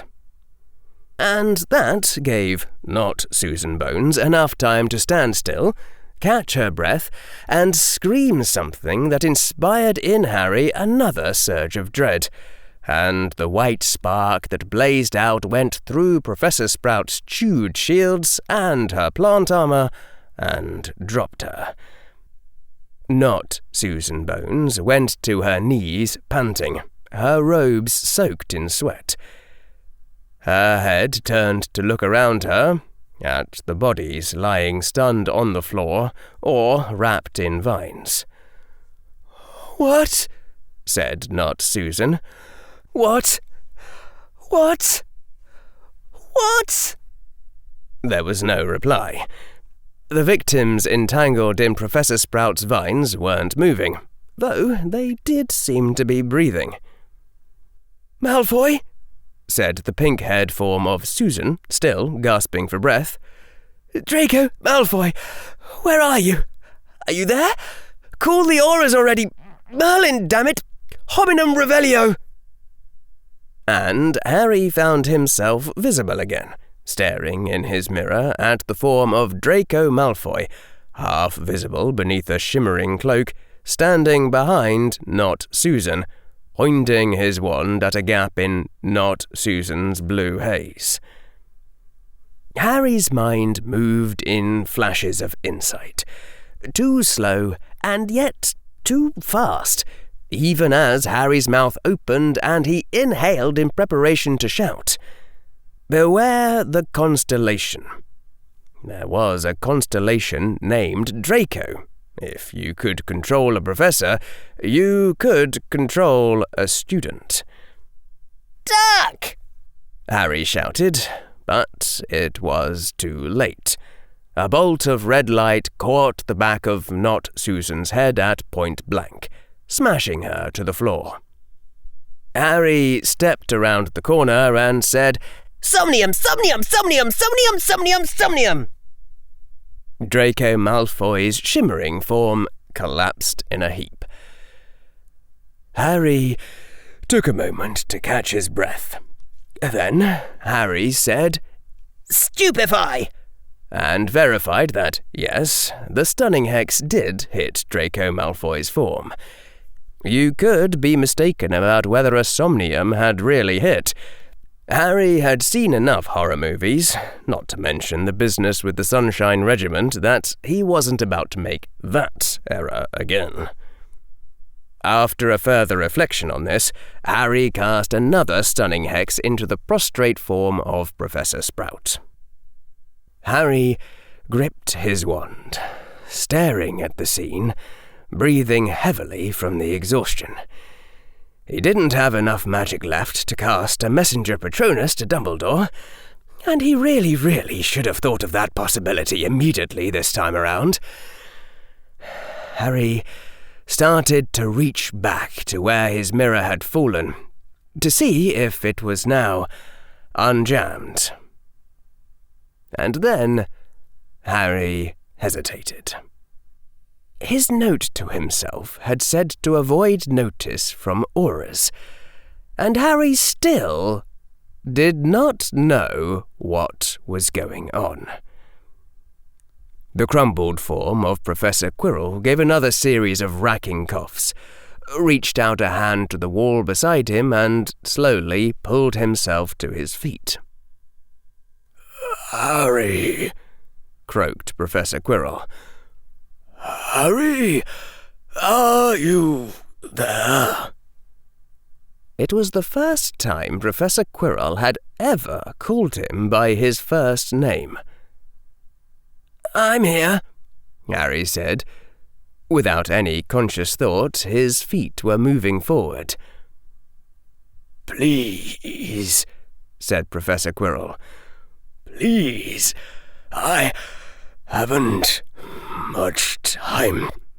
Please, take me to the mirror. Help me get the stone." "The Philosopher's Stone?" Harry said. He glanced around at the scattered bodies, but couldn't see Draco anymore. The revealment had worn off. "You think Mr. Knott was right?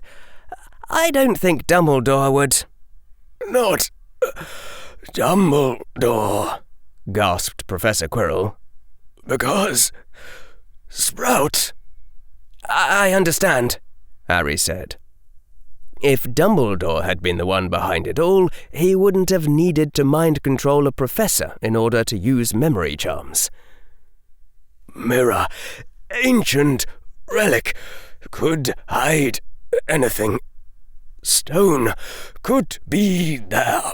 Many others want stone. One sent Sprout." Harry repeated rapidly. "The mirror down there is an ancient relic that can be used to hide things, and it would be one possible place to hide the Philosopher's Stone. If the Philosopher's Stone is inside the mirror, then any number of people might want to get it. One of them is controlling Sprout, and that would explain what their goal really is. Only that doesn't explain why Sprout's controller would go after Hermione." "Harry, please," Professor Quirrell said. His breathing was yet more laboured now. His voice came with excruciating slowness. "It's the one thing that can save my life, and I find now I don't want to die. Please help me." And somehow that tore it. Somehow that was a little too much. The sense of detachment that had come over Harry when Professor Sprout had arrived, the broken sense of disbelief was returning. His inner critic weighing up everything as though it were a set piece. Timing, probability, so many people showing up at the same door. The defense professor's desperation. This whole situation didn't feel real. But he might be able to solve it if he just took time to think things through in advance, instead of running off at adventure's first call. All the accumulated experience from the last year had finally crystallized into something like a touch of battle hardening. An instinct, born of past disaster, was telling Harry that if he just rushed on ahead, he would end up afterward in a sad conversation, realizing that he had been stupid. Again. "Let me think," Harry said. "Let me think for a minute before we go." He turned away from the defense professor, looking at the unconscious bodies draped in various shapes over the floor. There'd been so many puzzle pieces already this last year. Maybe everything would just fall into place with one more piece. Harry, the defense professor said in a faltering voice. Harry, I'm dying. 1 more minute can't make the difference. He's had the whole year to be sick. It's improbable that his life versus death would be precisely timed to rest on this last minute no matter what happened to Hermione. I know, Harry said. I'll think quickly. Harry stared at the bodies and tried to think. There was no time for doubts, for caveats, no breaks or second-guessing. Just take the first thoughts and run with them. In the back of Harry's mind, fragments of abstract thought flitted past, heuristics of problem-solving that there was no time to rehearse in words. In wordless flashes, they shot past to set up the object-level problem. What do I notice I'm confused by? The first place to look for a problem is whatever aspects of the situation seems most improbable. Simple explanations are more probable.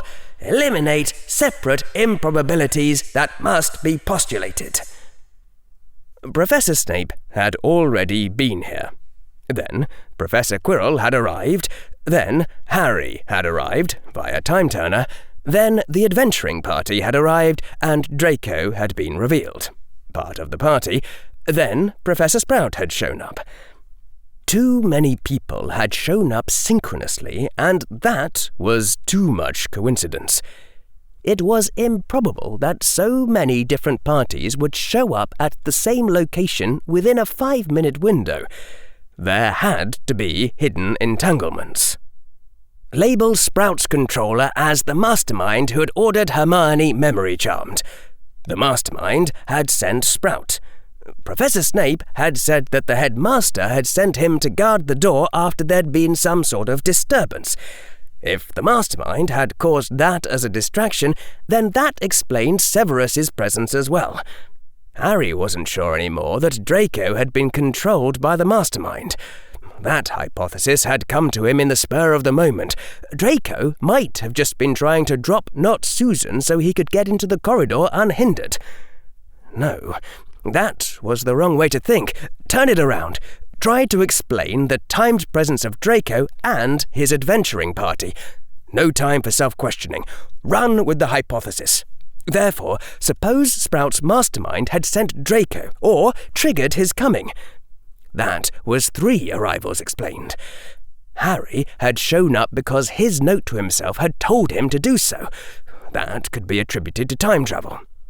That left the defense professor, who'd said he was following Snape, only that didn't really seem like an adequate reason for Professor Quirrell to show up. It didn't really make Harry feel less confused, and so maybe the mastermind had also controlled the timing of Professor Quirrell's presence somehow, and even arranged for Harry himself to enter the time loop. Harry's mind hit a stumbling block. He couldn't see how to extend that reasoning further. There was no time to stare blankly at stumbling blocks. Without any pause or breaking, Harry's mind attacked the problem from a new angle. Professor Quirrell had deduced a controlled Hogwarts professor from the need for some professor to memory charm Hermione, which meant that Professor Sprout's controller had framed and then murdered Hermione, which meant Professor Sprout's controller had detailed information about Hogwarts life and maybe a personal interest in the boy who lived and his friends. Harry's mind finally threw up the relevant memory. Dumbledore saying that Lord Voldemort's strongest road to life was hidden here inside Hogwarts. Run with the hypothesis. So, the resurrection tool was the Philosopher's Stone, hidden inside the mirror. Why had Dumbledore put the mirror into a corridor first years could get through? No, ignore this question, it's not important right now. And Professor Quirrell had said the Philosopher's Stone possessed great healing power, so that part also fit. But if it was the Philosopher's Stone that was hidden in the mirror to keep it away from the Dark Lord, that meant the mirror also contained the one thing in the world that could save the defense professor's life. Harry's mind tried to hesitate. to flinch away, feeling a sudden apprehension as to where this was going. But there was no time allowed for hesitation. And that was also far too much coincidence, just too much improbability if your mind didn't write it off as an amazing plot twist like you were inside a story. Could the putative Dark Lord also be manipulating Professor Quirrell so that Professor Quirrell would discover his supposed salvation at the right time so that Harry and Professor Quirrell would go get the resurrection tool from the mirror that might not even actually be the Philosopher's Stone, and then the Dark Lord's avatar or some other servant would show up and seize it from them? That would explain all the synchronies and negate every coincidence. Or Professor Quirrell had known from the beginning that the one thing that could save his life was hidden inside this mirror, and that was why he had agreed to teach defense at Hogwarts, and now he was finally trying to get it. But then why wait until he was this sick, or to even try and... Why had Sprout shown up at the same time as Professor Quirrell? Harry's mind faltered harder. His inner eye was looking in a direction it was afraid to look. The note I sent myself said to help the Watcher of Stars. I wouldn't send myself a note saying that if I hadn't already worked out in the future that it was the right thing to do. Maybe the note is just telling me to get on with it. A small note of confusion was promoted to conscious attention. The coded message on the parchment. 1 or 2 lines hadn't quite sounded right. Hadn't sounded like the code Harry would expect himself to use. "Harry," whispered the dying voice of Professor Quirrell from behind him. "Harry, please." "I'm almost done thinking," Harry's voice said aloud, and Harry realized as he spoke the words that they were true. "Turn it around. Look at it from the enemy's perspective, from where the enemy does their own intelligent planning, somewhere out of your sight. There are auras in Hogwarts, and your target, Harry Potter, is now fully on guard. Harry Potter will call in auras at the first sign of trouble, or send a Patronus to Albus Dumbledore. Considering that as a puzzle, one creative solution is to forge a supposedly time-turned message to Harry Potter from himself, telling Harry Potter not to call for help, telling him to be at the place and time you want him to be. You get the target himself to bypass all the protections he set up.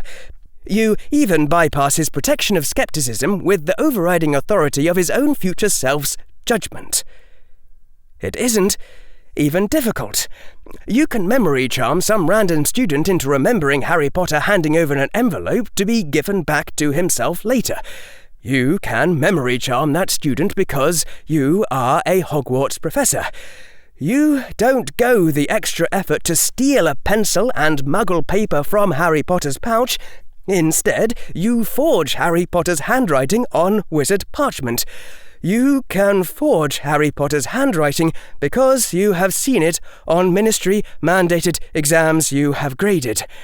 You call Draco Malfoy the Constellation because you know Harry Potter is interested in astronomy, and you are a wizard, and you have taken astronomy and memorized the names of all the constellations. But it's not the natural code that Harry Potter would use to describe Draco Malfoy to himself. That would have been the apprentice. You call Professor Quirrell the Watcher of Stars and tell Harry Potter to help him. You know that Life Eater is how you say Dementor in Parseltongue, and you expect Harry Potter to think of the auras as being in league with them. You encode 649 as 6 and 7 in a square because you have been reading a Muggle physics book that Harry Potter gave you. Who are you, then? Harry noticed his breathing had sped up, and with a burst of heart rate, Harry slowed his breath down again. Professor Quirrell was watching him. What if, hypothetically speaking, Professor Quirrell was the mastermind and had faked Harry's message.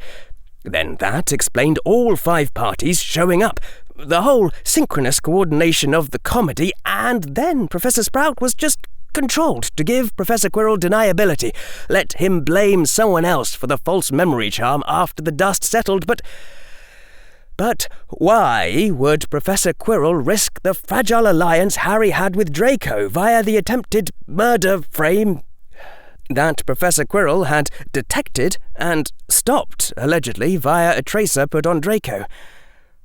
Why would Professor Quirrell kill Hermione if his first attempt to remove her hadn't worked?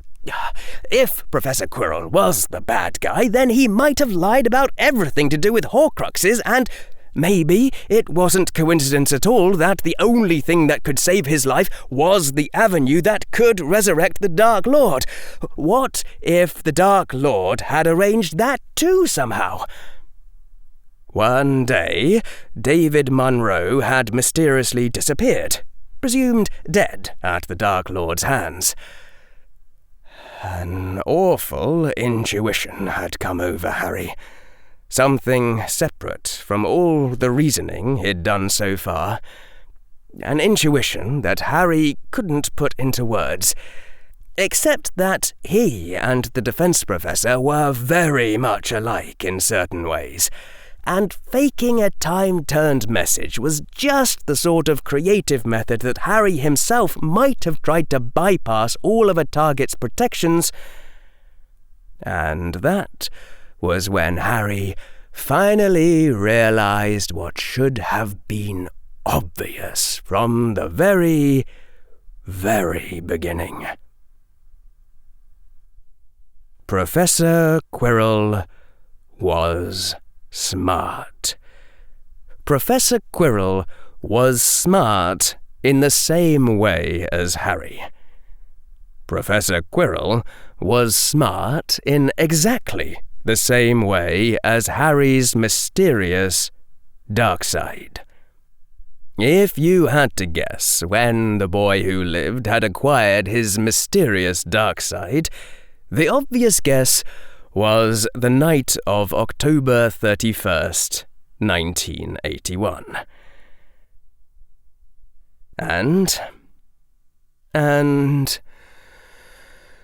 And Professor Quirrell had known a password that Bellatrix Black had thought identified the Dark Lord, and his presence gave the boy who lived a sense of doom, and his magic interacted destructively with Harry's, and his favourite spell was Avada Kedavra, and...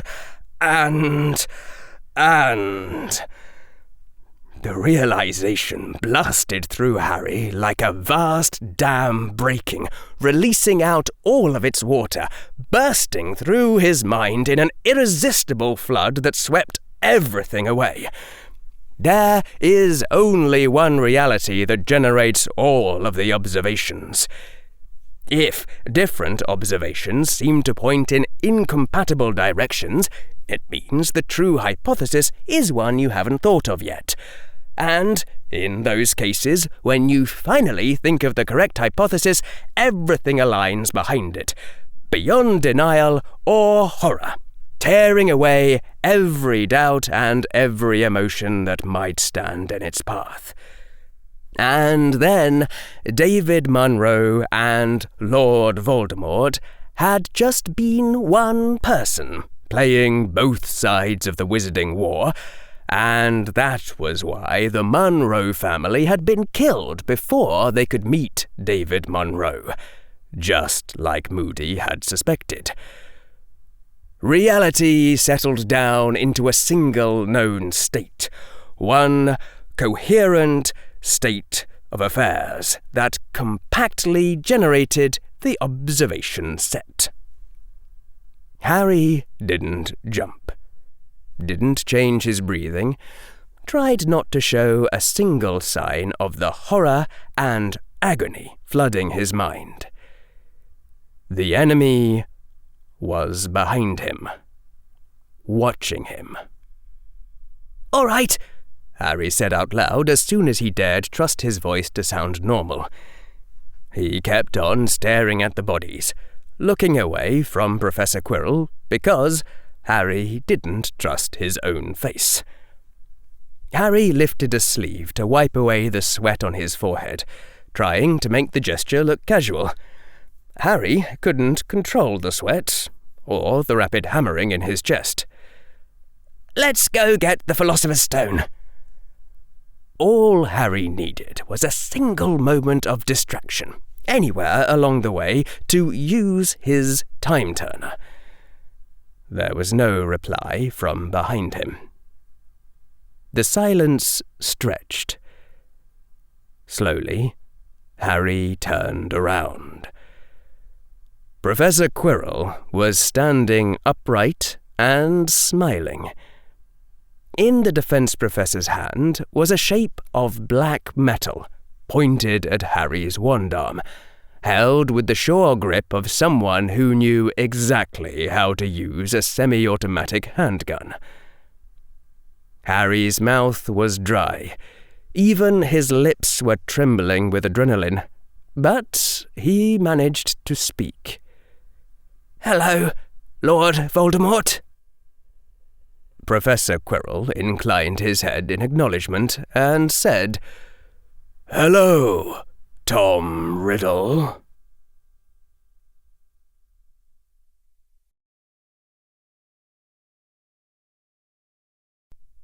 Chapter 105. The Truth, Part 2. Tom Riddle. The words seemed to echo inside Harry's head, sparking resonances that as quickly died away. Broken patterns, trying to complete themselves and failing. Tom Riddle was the riddle. There were other priorities occupying Harry's attention. Professor Quirrell was pointing a gun at him, and for some reason Lord Voldemort hadn't fired it yet. Harry's voice came out in more of a croak. "What is it that you want from me?" "Your death," said Professor Quirrell, "is clearly not what I am about to say, since I have had plenty of time to kill you if I wished. The fateful battle between Lord Voldemort and the boy who lived is a figment of Dumbledore's imagination. I know where to find your family's house in Oxford, and I am familiar with the concept of sniper rifles. You would have died before you ever touched a wand. I hope this is clear to you, Tom." "Crystal," Harry whispered. His body was still shaking, running programs more suited to fleeing a tiger than casting delicate spells or thinking. But Harry could think of one thing the person pointing a gun at him obviously wanted him to do, a question that person was waiting for him to ask, and Harry did so. "Why are you calling me Tom?" Professor Quirrell regarded him steadily. "Why am I calling you Tom? Answer. Your intellect is not everything I hoped for, but it should suffice for this." Harry's mouth seemed to know the answer before his brain could manage to focus on the question. "Tom Riddle is your name. Our name. That's who Lord Voldemort is, or was, or something." Professor Quirrell nodded. "Better. You have already vanquished the Dark Lord, the one and only time that you will ever do so. I have already destroyed all but a remnant of Harry Potter, eliminating the difference between our spirits and enabling us to reside in the same world. Now that it is clear to you that the battle between us is a lie, you might act sensibly to advance your own interests. Or you might not. The gun jabbed slightly forward, causing prickles of sweat to appear on Harry's forehead. Drop your wand. Now. Harry dropped it. Step away from the wand, said Professor Quirrell. Harry obeyed. Reach toward your neck, said Professor Quirrell, and remove your time turner, touching it by the chain only. Place the time turner on the ground, then step away from it as well. This also Harry did. Even in his state of shock, his mind still looked for a way to spin the time turner in the process. A sudden move that would win. But Harry knew that Professor Quirrell would already be imagining himself in Harry's position, looking for the same possible opportunities. Remove your pouch and place it also on the ground, then step away. Harry did this. Very good, said the defense professor. Now, it is time for me to obtain the Philosopher's Stone. I mean to bring along these 4 first years here, suitably obliviated of their most recent memories, so that they still recall their original purpose. Snape, I shall control and set to guard this door. After this day's work is done, I intend to kill Snape for the betrayals he has offered my other identity. The 3 heir children I shall take with me afterwards to shape their future loyalties. And know this, I have taken hostages. I have already set in motion a spell that will kill hundreds of Hogwarts students, including many you call friends.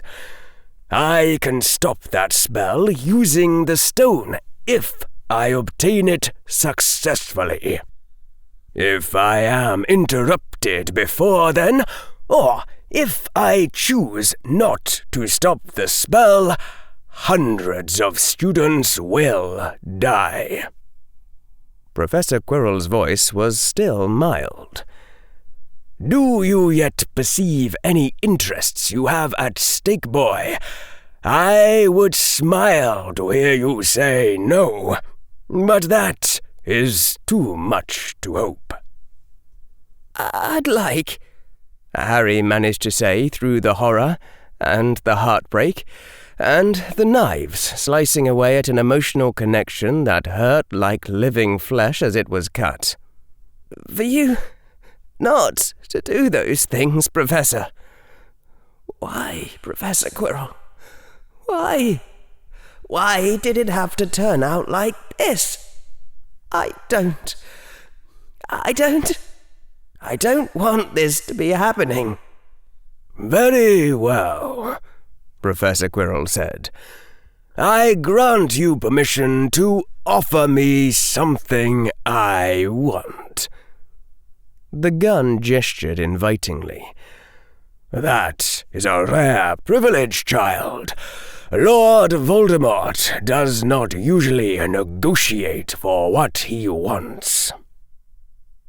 Some part of Harry's mind scrabbled frantically, looking for something, anything that might be of more valuable to Lord Voldemort or Professor Quirrell than child hostages or Severus's death. Another part of him, the part that had never stopped thinking, already knew his answer. You already have an idea for what you want from me, Harry said, through the sickness and the bleeding wounds in his soul. What is it? Your help in obtaining the Philosopher's Stone. Harry swallowed. He couldn't stop his eyes from going to the gun, then back up at Professor Quirrell's face. He was aware that the hero in a storybook was supposed to say no, but now that he was actually in a situation like this, saying no didn't seem to make sense. I am disappointed that you need to think about this, said Professor Quirrell. It is straightforward that you should obey me for now, since I hold every advantage over you. I have taught you better than this. In this situation, you should certainly pretend to lose. You can expect to gain nothing by resisting, except pain. You should have calculated that it was better to answer sooner, and not earn my distrust. Professor Quirrell's eyes studied him curiously. Perhaps Dumbledore has filled your ears with nonsense about noble defiance. I find such morals amusing, since they are so easy to manipulate. I assure you, I can make defiance seem morally worse, and you would be well advised to submit before I demonstrate how. The gun stayed pointed at Harry, but with a wave of Professor Quirrell's other hand, Tracy Davis rose up into the air, spun lazily, her limbs stretched out, spread eagle. Then, even as new adrenaline hammered at Harry's heart, Tracy floated back down again. Choose, said Professor Quirrell. This begins to try my patience. I should have spoken just then. Before, he might have ripped off Tracy's legs. No, I shouldn't have. The headmaster said I mustn't show Lord Voldemort that I'll do things if he threatens my friends, because that will just make him threaten more of them. Only, what he said before isn't a threat. It's just the sort of thing Lord Voldemort does. Harry took a deep breath. Several of them. Whatever part of him kept on running on full automatic was screaming at the remainder of his mind that it could not afford to stay in shock. Shocks were of finite duration. Neurons kept firing regardless. The only reason Harry's mind would shut down while his brain kept running was if Harry's self-model believed his mind would shut down. I don't mean to try your patience, Harry said, his voice cracking. That was good. Sounding like he was still in shock meant that Lord Voldemort might give him more time. But if Lord Voldemort had a reputation for keeping his bargains, I don't know about it. An obvious concern, Professor Quirrell said. There is a simple answer, and I would have enforced it upon you in any case. Snakes can't lie. And since I have a tremendous distaste for stupidity, I suggest you do not say anything like, "What do you mean?" You are smarter than that, and I do not have time for such conversations as ordinary people inflict on one another. Harry swallowed. Snakes can't lie. 2 + 2 = 4. Harry had tried to say that 2 + 2 = 3, and the word 4 had slipped out instead. Good. When Salazar Slytherin invoked the Parselmouth curse upon himself and all his children, his true plan was to ensure his descendants could trust one another's words, whatever plots they wove against outsiders. Professor Quirrell had adopted his lecturing pose from battle magic, like someone putting on a well-worn mask. But the gun remained pointed in his hand. Occlumency cannot fool the Parselmouth curse as it can fool Veritaserum, and you may put that to the trial also. Now listen well. Come with me. Promise your best aid in getting stone, and I shall leave these children behind unharmed. Hostages are real. Hundreds of students die tonight unless I stop events already set in motion. Will spare hostages if I obtain stone successfully. And mark also this. Mark it well. I cannot be truly slain by any means known to me, and loosing stone will not stop me from returning, nor spare you or yours my wrath.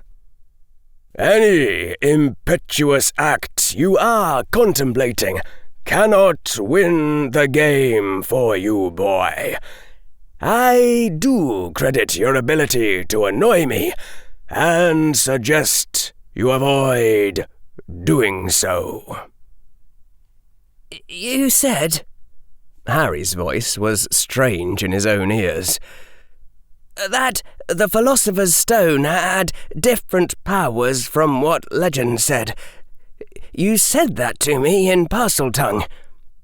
Tell me what the stone really does before I agree to help you get it.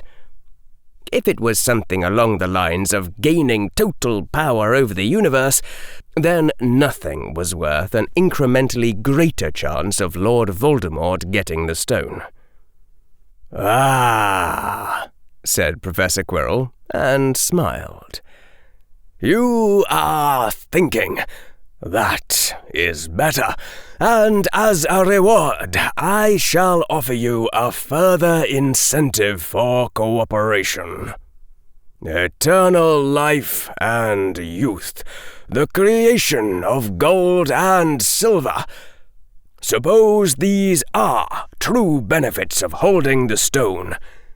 Tell me, boy, what is the stone's power? It might have been the adrenaline still in him, being actually useful for his brain for once. It might have been the power of being told that an answer existed, and that the evidence wasn't a lie. It can make transfigurations permanent. Then Harry stopped as he heard what his own mouth had just said. Correct, said Professor Quirrell. Thus, whoever holds the Philosopher's Stone is able to perform human transfiguration. Harry's torn mind was knocked about yet again as he realized what further incentive would be offered him. You stole Miss Granger's remains and transfigured them into some innocuous-appearing target, said Professor Quirrell. A transfigured target that you must keep somewhere about your own person in order to sustain the transfiguration. Ah, I see your eyes going to that ring upon your hand. But of course, Miss Granger would not be the little jewel set into the ring, would it? That would be too obvious. No, I expect you transfigured Granger's remains into the ring itself, letting the aura of the transfigured jewel mask the magic in the transfigured ring. Yes, Harry said, forcing out the word. It was a lie, for once, and Harry's glance had been deliberate. Harry had expected someone to challenge him on the steel ring. He'd tried to provoke that challenge so he could prove to be innocent yet again, though nobody had taken him up on it. Maybe Dumbledore had just sensed that the steel by itself wasn't magical. Fine and good, said Professor Quirrell. Now, come with me. Help me to obtain the stone, and I will resurrect Hermione Granger on your behalf. Her death has had unfortunate effects on you, and I would not mind undoing them. That, as I understand you, is your greatest desire. I have done you many kindnesses, and I would not mind doing you this one more. A blank-eyed Professor Sprout had now risen from the ground and was pointing her own wand at Harry. Help me obtain Stone of Transfiguration, and I shall try my hardest to resurrect your girl-child friend to true and lasting life. That said, boy, I am swiftly running out of patience with you, and you shall not like what comes next. This last line was hissed out in a voice that conveyed the impression of a snake rearing its head to strike.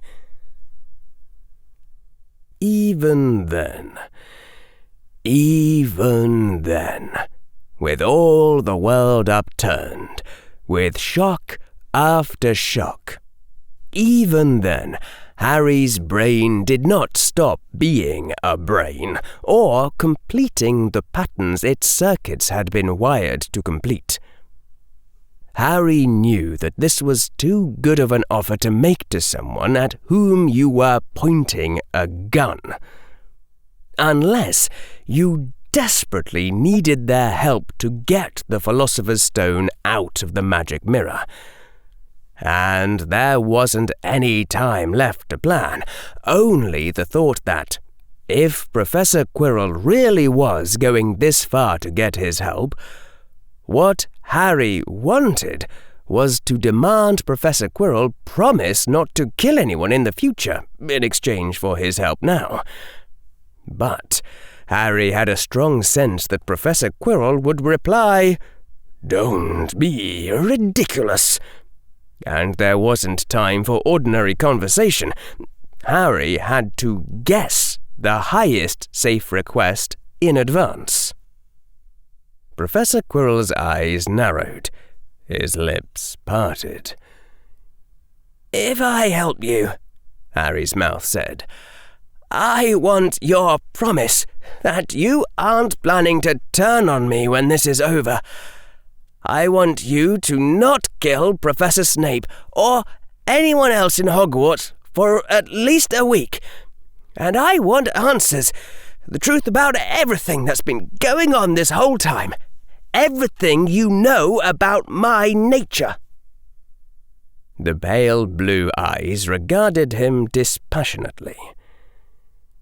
I really think we could have thought of something better to ask than that, said Harry Slytherinside.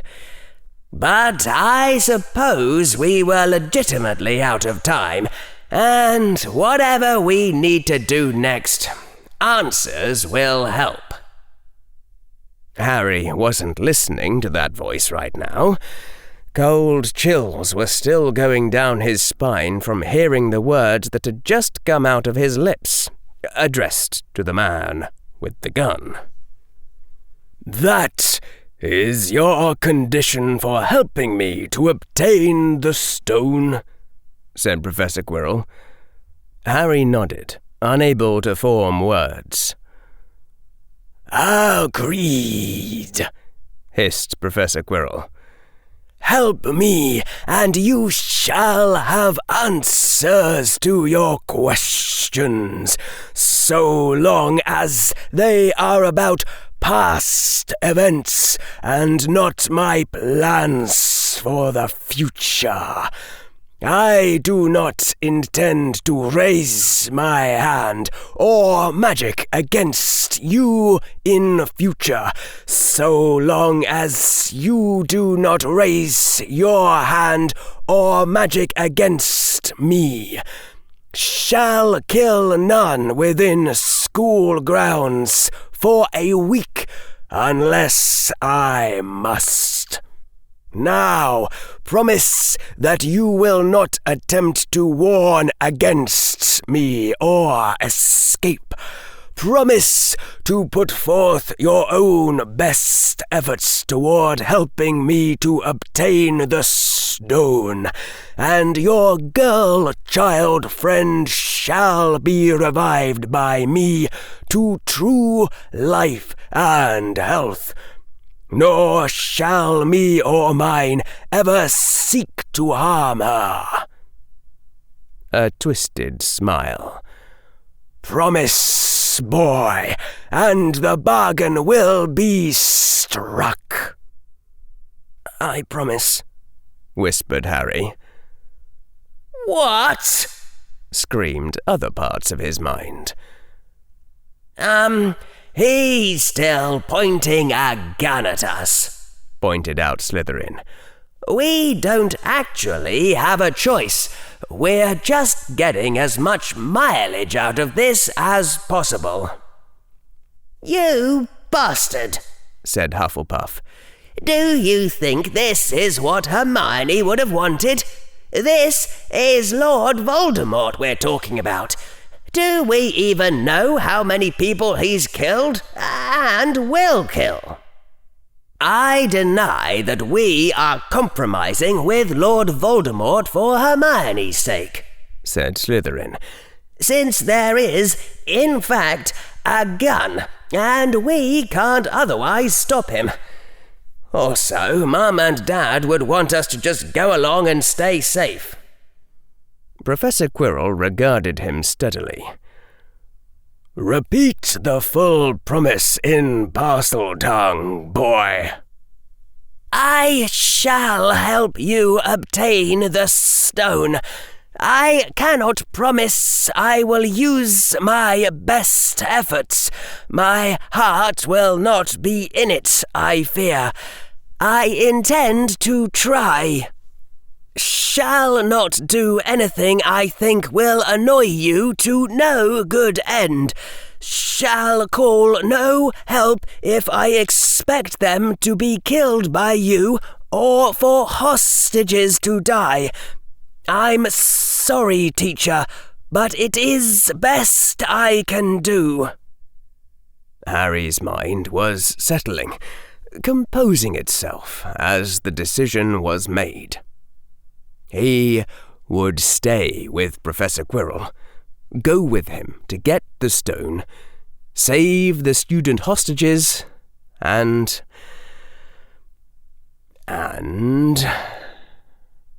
Harry didn't know, except that he'd go on thinking.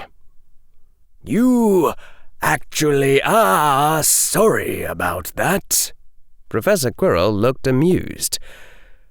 "I suppose it shall have to do. Then keep 2 other things in mind.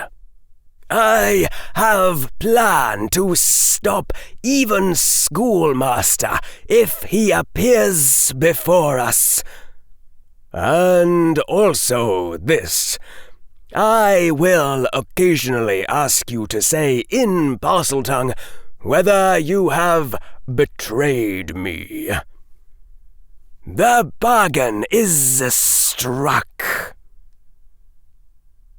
After that, Professor Sprout picked up Harry's wand and wrapped it in shimmering cloth. Then she placed it on the floor and again pointed her wand at Harry. Only then did Professor Quirrell lower his gun, which seemed to disappear into his hand, and pick up Harry's wrapped wand, tucking it into his robes. The true cloak of invisibility was removed from the sleeping form of Lesarth Lestrange, and Professor Quirrell took the cloak, as well as Harry's pouch and time-turner. Then Professor Quirrell cast a mass obliviation, followed by the mass version of the false memory charm, the one that just had the subject fill in the blanks using their own suggestibility on all the students present. Afterwards, Professor Sprout floated away the sleeping children, now wearing an expression that seemed annoyed and preoccupied, as if they'd been in some herbology accident. Professor Quirrell then turned back to where the potions master lay sprawled, bent over and placed his wand on Professor Snape's forehead. Alienus nervus mobile lignum.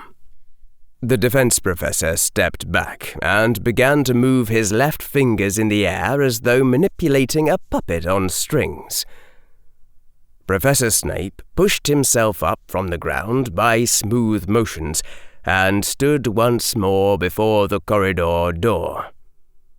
Alohomora, Professor Quirrell said, pointing his wand at the forbidden door. The defense professor looked rather amused. Would you do the honors, boy? Harry swallowed. He was once again having second thoughts. And third thoughts. It was strange how you could do something, even while knowing it was the wrong thing. Not the selfish thing, but the wrong thing to do, on some deeper level. But the man behind him was holding a gun. It had once more appeared in his hand at Harry's hesitation. Harry laid his hand on the door knocker and took several deep breaths, again composing his mind as best he could. Go through with it. Don't get shot. Don't let the hostages die. Be there to optimize events. Be there to watch for opportunities and stay capable of taking them. It wasn't a good choice, but all the other ones seemed worse. Harry pushed open the forbidden door and stepped through.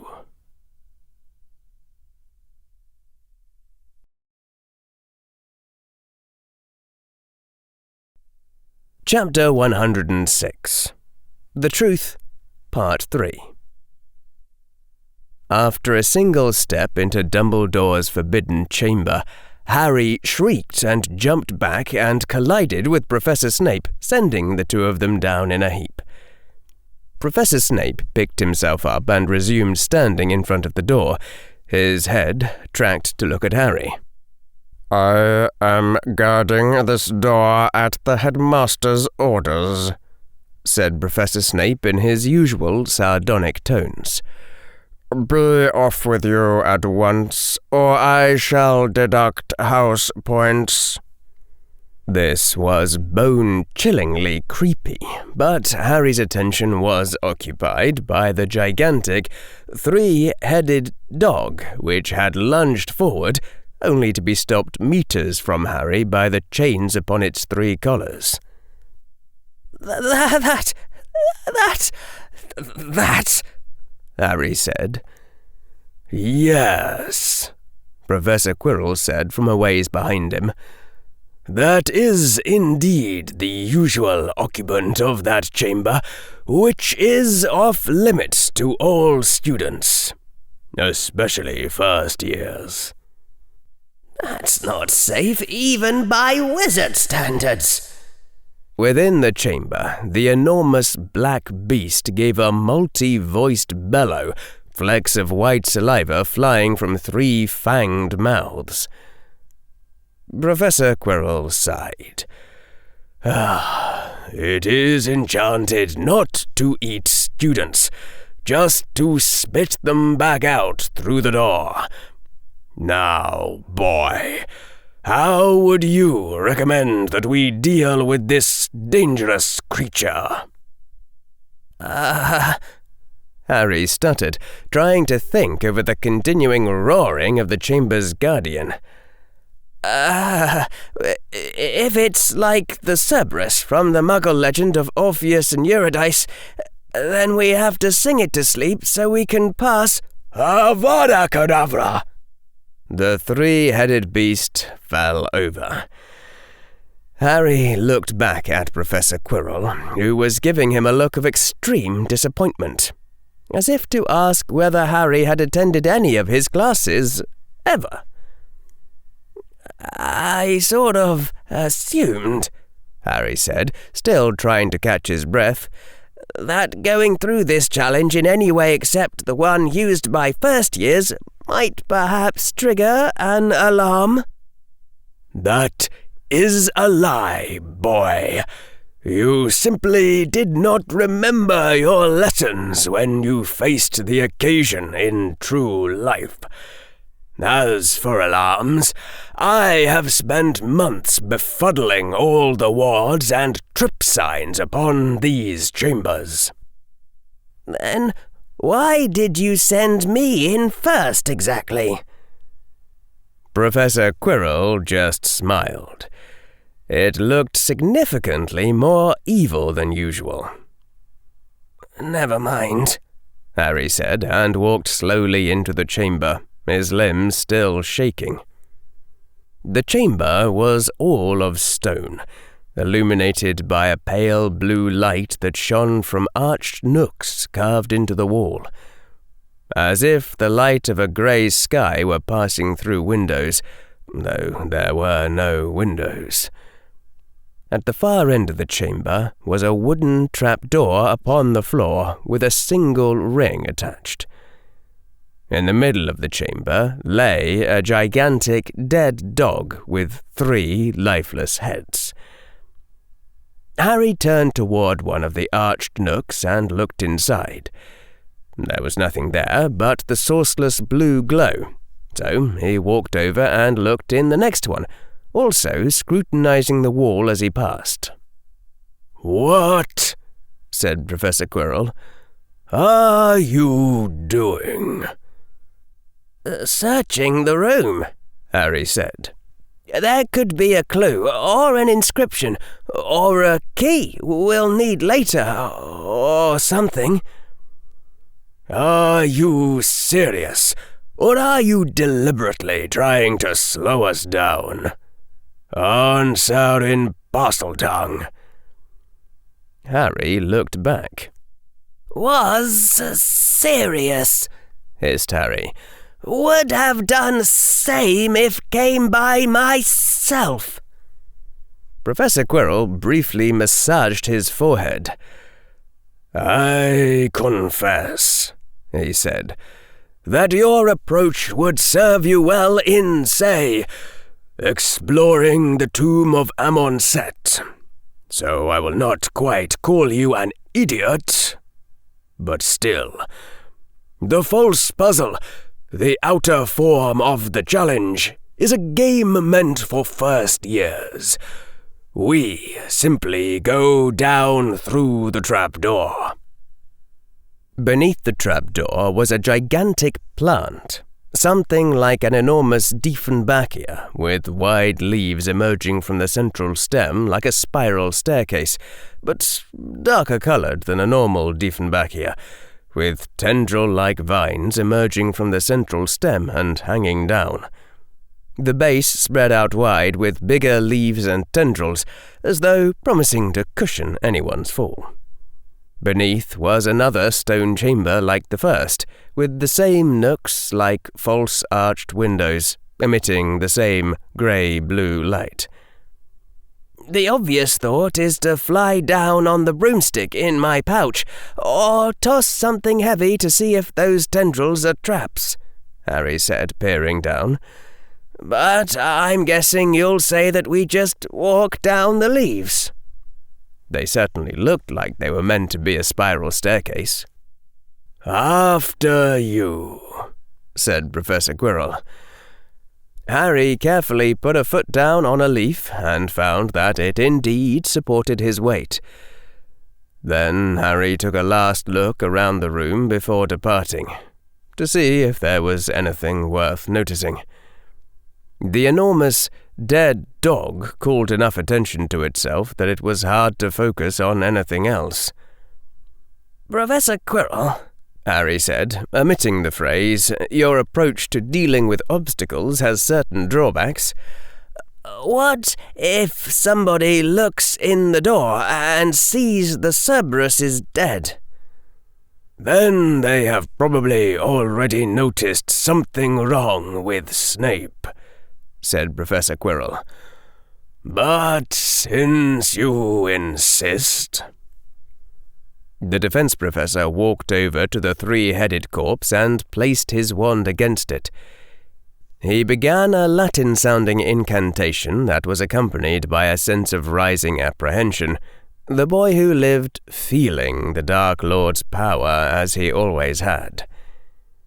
The last word spoken was Inferus, and it was accompanied by a final surge of "Stop! Don't!" And the three-headed dog rose to stand, its 6 eyes dull and blank, turning to watch the door once more. Harry stared at the huge Inferus with a horrible sinking sensation in his stomach, the third worst feeling he'd ever felt in his life. He knew then that he'd seen and sensed this procedure before, only without the spoken Latin. The centaur, who'd confronted him in the Forbidden Forest, was dead. The defense professor had hit it with a real Avada Kedavra, not a fake one. Somewhere, in the back of his mind, Harry had thought that if he could just get Hermione back, then he could return to the code of nobody dying, the ethic of Batman. Most people went through their whole lives without anyone getting killed on whatever adventures they had. And that was not to be. He hadn't even noticed the day he lost his last chance to win. Even if Hermione was resurrected now, Harry wouldn't have come through the whole mess without anyone getting killed. He hadn't even learned the centaur's name. Harry said nothing aloud.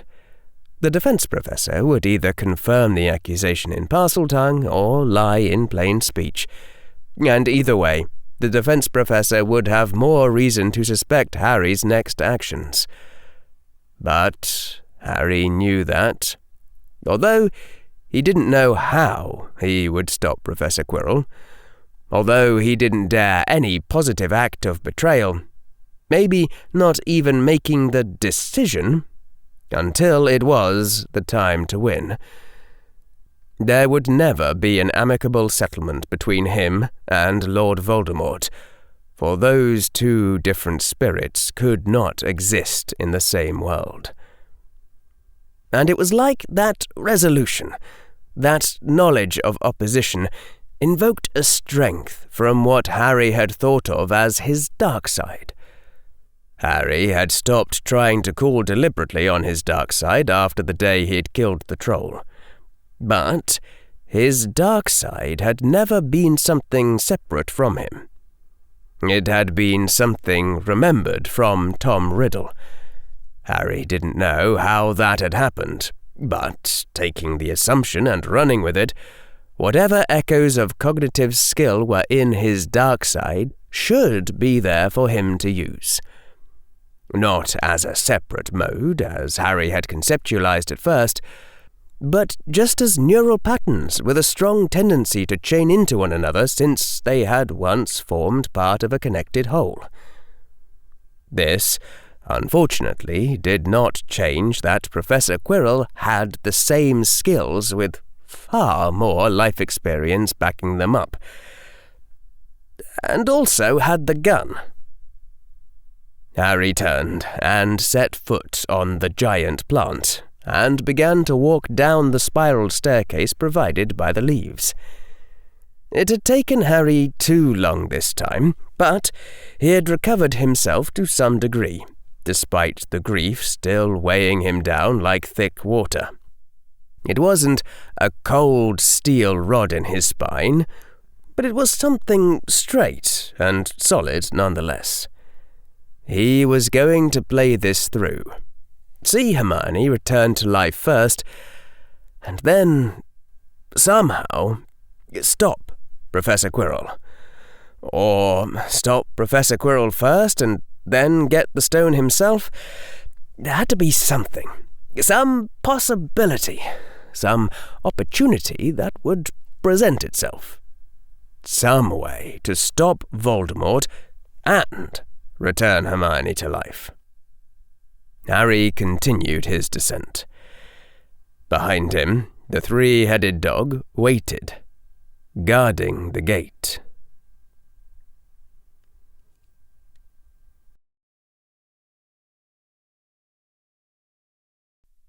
Chapter 107. The Truth, Part 4. The spiraling leaves of the gigantic Diefenbachia felt like forest loam beneath Harry's shoes, not as unyielding as concrete, but supporting his weight. Harry kept a wary eye on the tendrils, but they remained passive. When Harry reached the bottom of the leafy spiral staircase, the tendrils suddenly whipped out and grasped Harry's arms and legs. After a brief struggle, Harry allowed himself to go limp. "Interesting," said Professor Quirrell as he floated down from above, not touching any of the plant's leaves or tendrils. "I notice that you seem to have no trouble losing to a plant." Harry looked more closely at the defense professor, seeing him now without the lens of panic. Professor Quirrell was upright and moving, flying without apparent difficulty. The sense of doom about him was strong. But his eyes were still sunken in the skull, his arms thin and wasted. The sickness had not been bluff, and the obvious hypothesis was that the defense professor had recently eaten another unicorn to temporarily regain some strength. And the defense professor was also speaking like the mask of Professor Quirrell, not like Lord Voldemort, which might not be a bad thing from Harry's perspective. Harry didn't know why. Unless it was that the defense professor still needed him for something, but it certainly seemed to be in Harry's own interests to play along. "You specifically let me walk into this trap, Professor," Harry answered, just the way he would have spoken to Professor Quirrell. "Roles, masks, remind him of how it was between us. On my own, I'd have used my broomstick." "Perhaps. How would an ordinary first year solve this challenge? If they had their wand, that is." The plant was now reaching tendrils out toward Professor Quirrell, but Professor Quirrell was hovering just out of their reach. Harry had now remembered Professor Sprout talking about a devil's snare plant, which the herbology textbook had said liked cool, dark places, like caves, though how that could be true of a leafy plant was anyone's guess. At a guess, I'd say this is a devil's snare plant, and it might retreat from light or heat. So, maybe a first year could use Lumos? Today, I'd use Inflammare, but I didn't learn that spell until May. A twirl of the defense professor's wand and a pattern of sprays of liquid shot out from it, striking the plant near the bases of its tendrils, hitting with a quiet splat, and then a quiet hissing. All the tendrils touching Harry frantically shot back and began to beat at the growing wounds appearing on the plant's skin, as if trying to remove the pain stimulus. Something about the plant gave the impression that it was screaming soundlessly. Professor Quirrell finished drifting downward. Now it is afraid of light, heat, acid, and me. Harry stepped off the final leaves onto the floor, after a careful glance at his robes, and then the floor, to make sure that none of the acid had splashed anywhere. Harry had begun to suspect that Professor Quirrell was trying to make some sort of point, but Harry did not know what that point might be. I thought we were on a mission, Professor. I can't stop you, but is it smart to spend this much time on messing with me? Oh, we have time, said Professor Quirrell, sounding amused. There would be a great uproar if we were discovered here, guarded by an Inferius. You did not act like you had heard of such an uproar at your Quidditch match before you arrived in this time and spoke to Snape, as you did.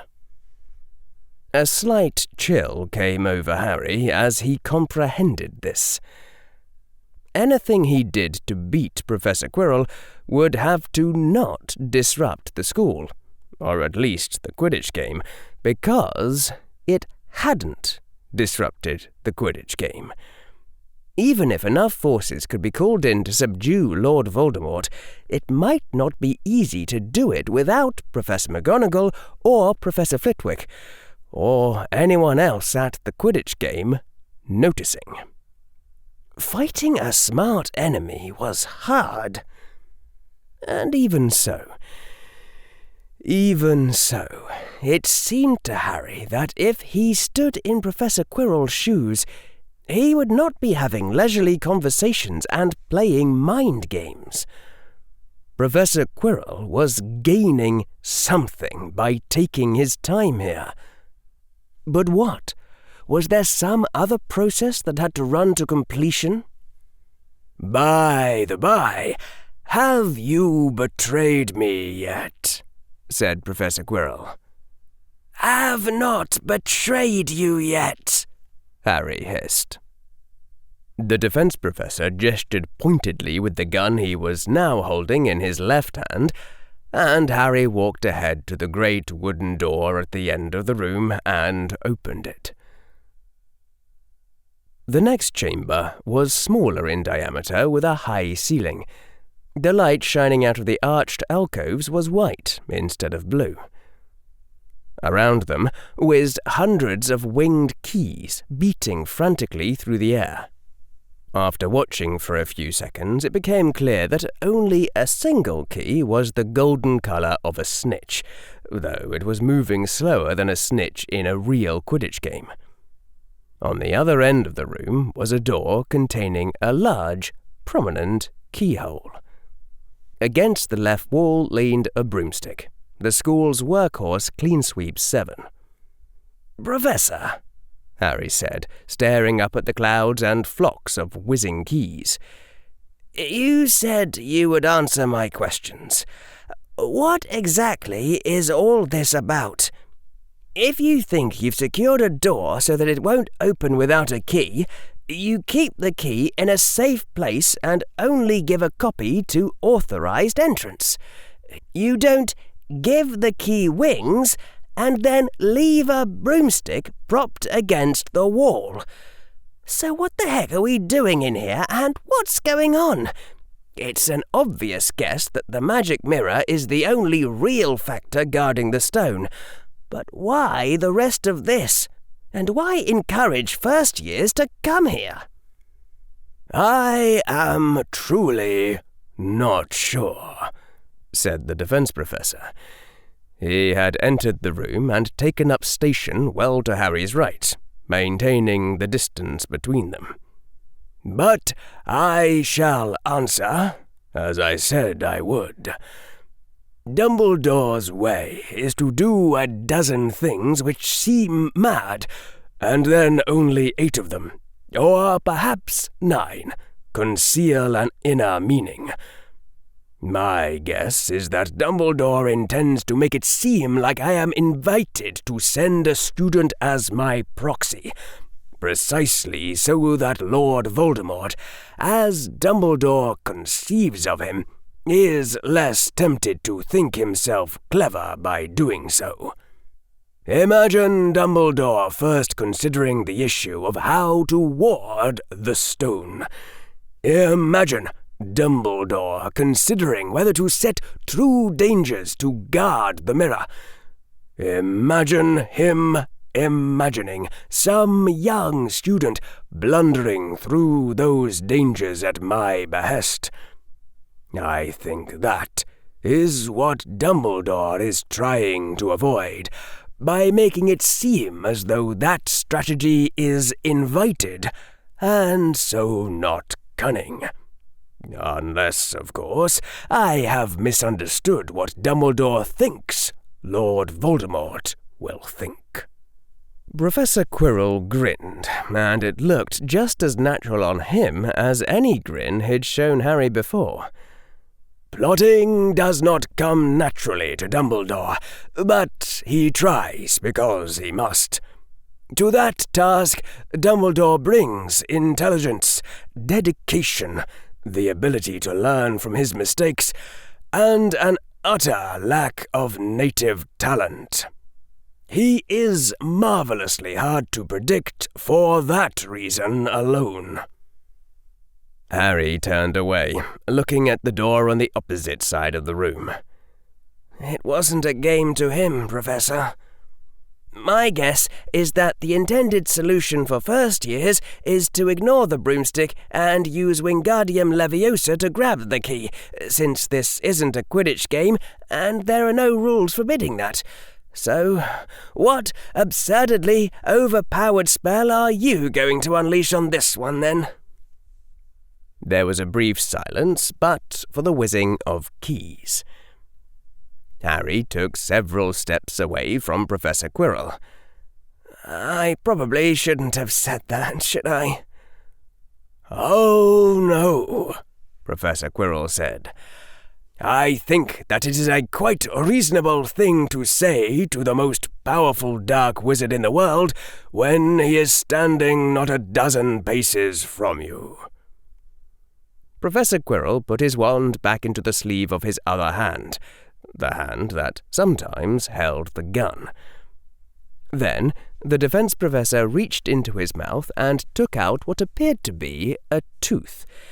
He tossed the false tooth high in the air, and when it came down, it had transformed into a wand that sparked a strange sense of recognition in Harry's mind, as though some part of him recognized that wand as being part of him. 13.5 inches, you, with a core of phoenix feather. Harry had memorized the information when the wand-maker, Ollie something, had given it, because it had seemed like it might be plot-relevant. The event and the thinking that had underlain it both felt a lifetime distant. The defense professor raised that wand and traced in the air a flaming rune that was all jagged edges and malevolence. Harry took another instinctive step back. Then Professor Quirrell spoke. Azreth, Azreth, Azreth. The flaming rune began pouring out fire that was twisted, as though the jagged edges of the rune had become the nature of the fire itself. The fire was blazing crimson, shaded further red than blood, glowing as searingly intense as an arc welder. That brilliance in that shade seemed wrong in its own right, like nothing shaded so far red should give off that much light, and the searing crimson was shot through with veins of black that seemed to suck the light from the fire.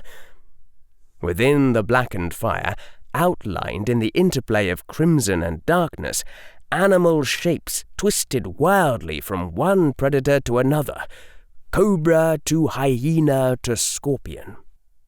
Azreth, Azreth, Azreth.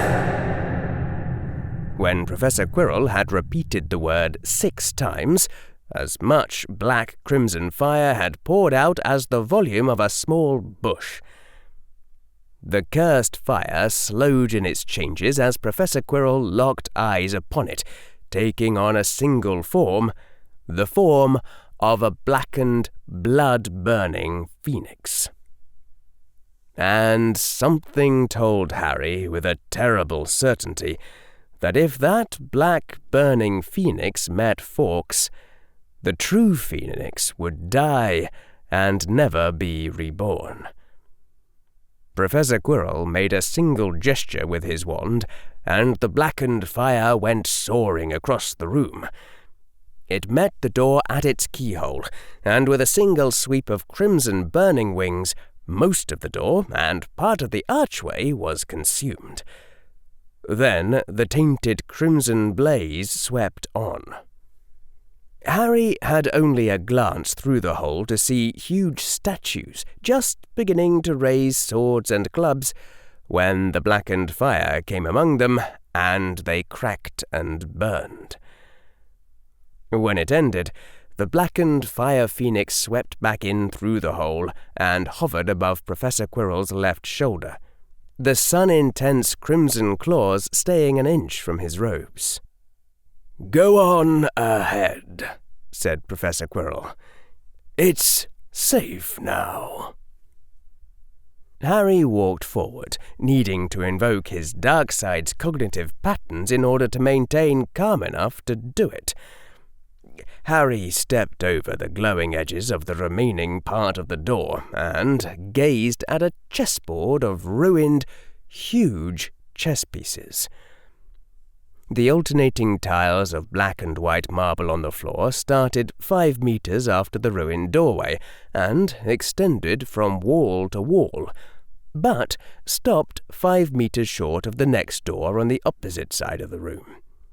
The ceiling was significantly higher than any of the statues should have been able to reach. "I would guess," Harry said, and his dark side's cognitive patterns kept his voice calm, "that the intended solution is to fly over the statues using the broomstick from the previous room, since it wasn't actually needed to get the key." From behind, Professor Quirrell laughed, and it was Lord Voldemort's laugh. "Proceed," said a voice grown colder and higher. "Go to the next room. I wish to see what you will make of what is there." "Arranged by Dumbledore for first years," Harry reminded himself. "It will be safe." And he walked across the ruined chessboard, laid his hand upon that door's handle, and pushed it inward.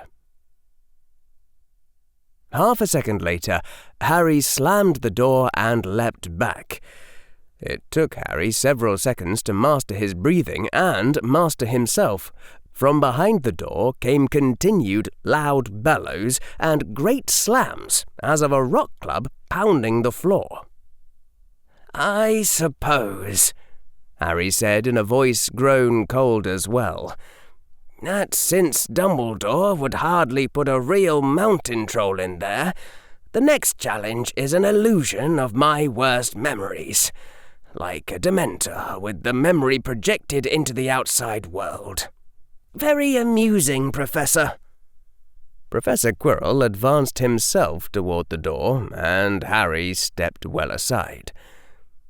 Besides the sense of doom that was now strong about the Professor, Harry's dark side, or just plain instinct, was advising him not to get anywhere near that black-crimson fire hovering above Professor Quirrell's shoulder.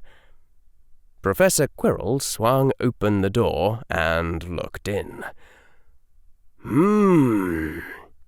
Professor Quirrell said. "Just the troll, as you say. Ah, well, I'd hoped to learn something about you more interesting than that. What lies within is a Corker-Heckus, also known as the common boggart." "A boggart? What does that—" "No, I suppose I know what it does." "A boggart," Professor Quirrell said, and now his voice was again that of a Hogwarts professor lecturing, "gravitates to dark enclosures that are rarely opened, such as a neglected cupboard in the attic. It seeks to be left alone, and it will manifest in whatever form it thinks will scare you away." "Scare me away?" Harry said. "I killed the troll." "You leapt backward out of the room without thinking. A boggart seeks out the instinctive flinch, not the reasoned threat. Else it would have selected something more believable. In any case, the standard countercharm for a boggart is, of course, fiend fire." Professor Quirrell gestured, and the blackened fire leapt off his shoulder and poured through the doorway. From within the room there was a single squeak, and then nothing. They advanced into the boggart's former room, Professor Quirrell going first this time. With the seeming mountain troll gone, the room was just another huge chamber lit by sconces of cold blue light. Professor Quirrell's gaze seemed distant, thoughtful. He crossed the room without waiting for Harry and swung open the door on the opposite wall of his own accord. Harry followed after, and not closely. The next chamber contained a cauldron, a rack of bottled ingredients, chopping boards, stirring sticks, and the other apparatus of potions. The light coming from the arched alcoves was white instead of blue, presumably because colour vision was important to potions brewing. Professor Quirrell was already standing next to the brewing apparatus, scrutinizing a long parchment he had picked up. The door to the next chamber was guarded by a curtain of purple fire that would have looked a lot more threatening if it hadn't seemed pale and weak by comparison to the blackened flame hovering over Professor Quirrell's shoulder. Harry's suspension of disbelief had already checked out on vacation at this point, so he didn't say anything about how real-world security systems had the goal of distinguishing authorized from unauthorized personnel, which meant issuing challenges that behaved differently around people who were or weren't supposed to be there.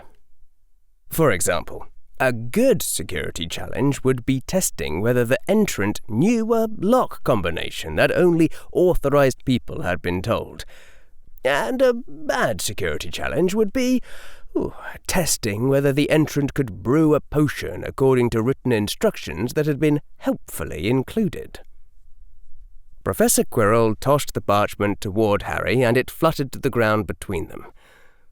"What do you make of this?" said Professor Quirrell, who then stepped back so that Harry could come forward and pick up the parchment. No, Harry said after skimming the parchment.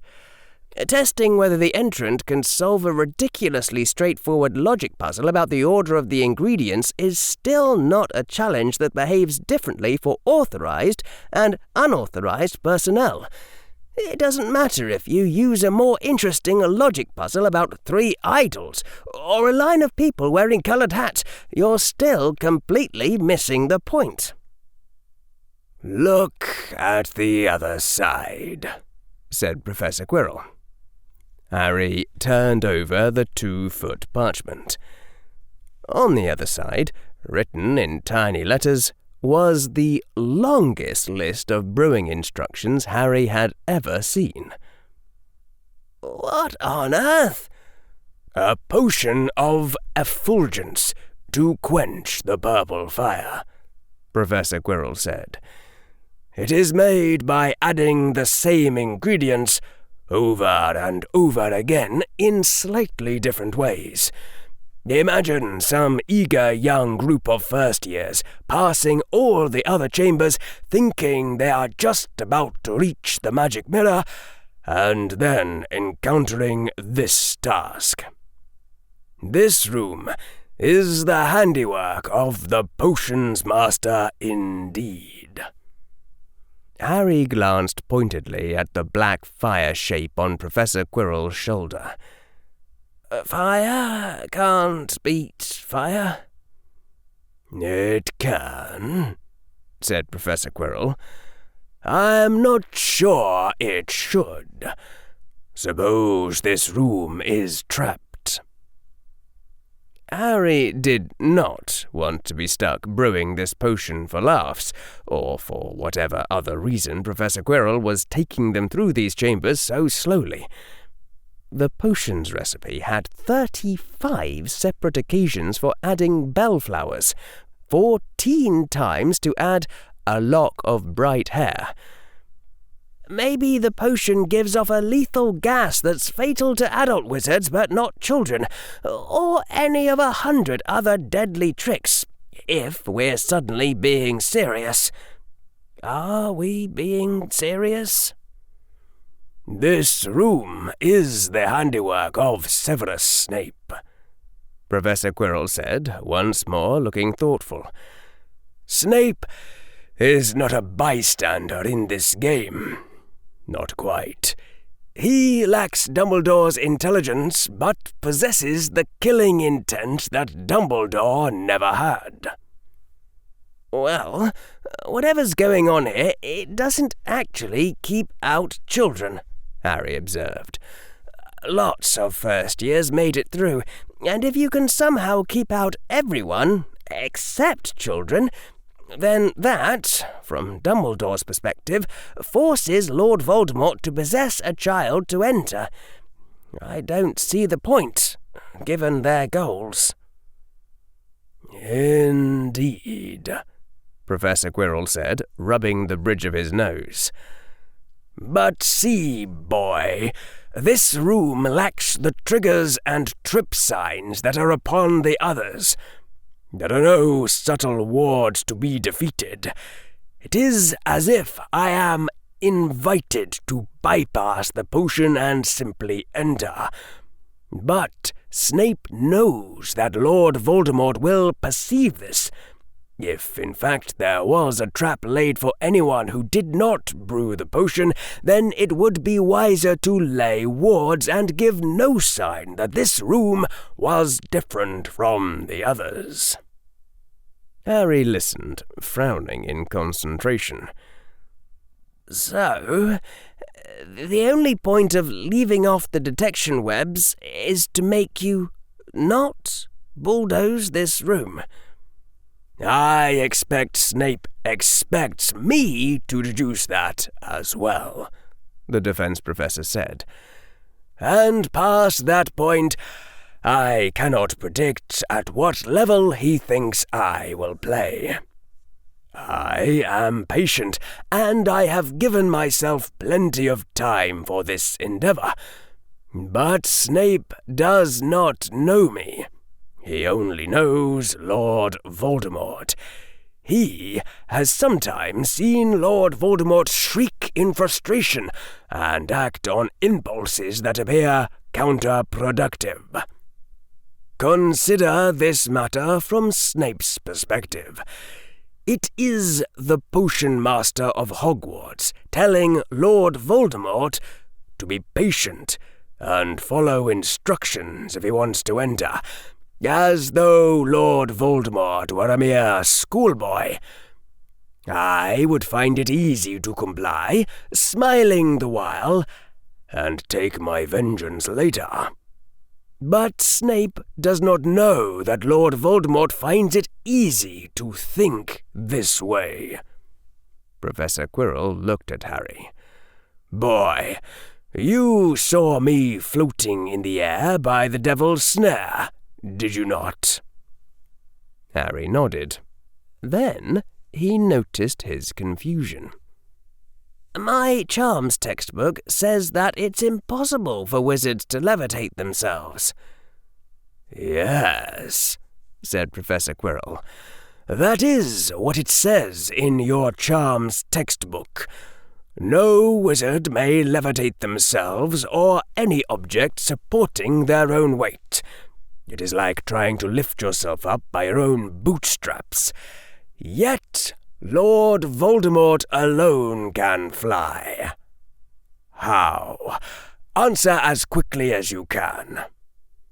If the question was answerable by a first-year student, you had someone else cast broomstick enhancements on your underwear, then you obliviated them.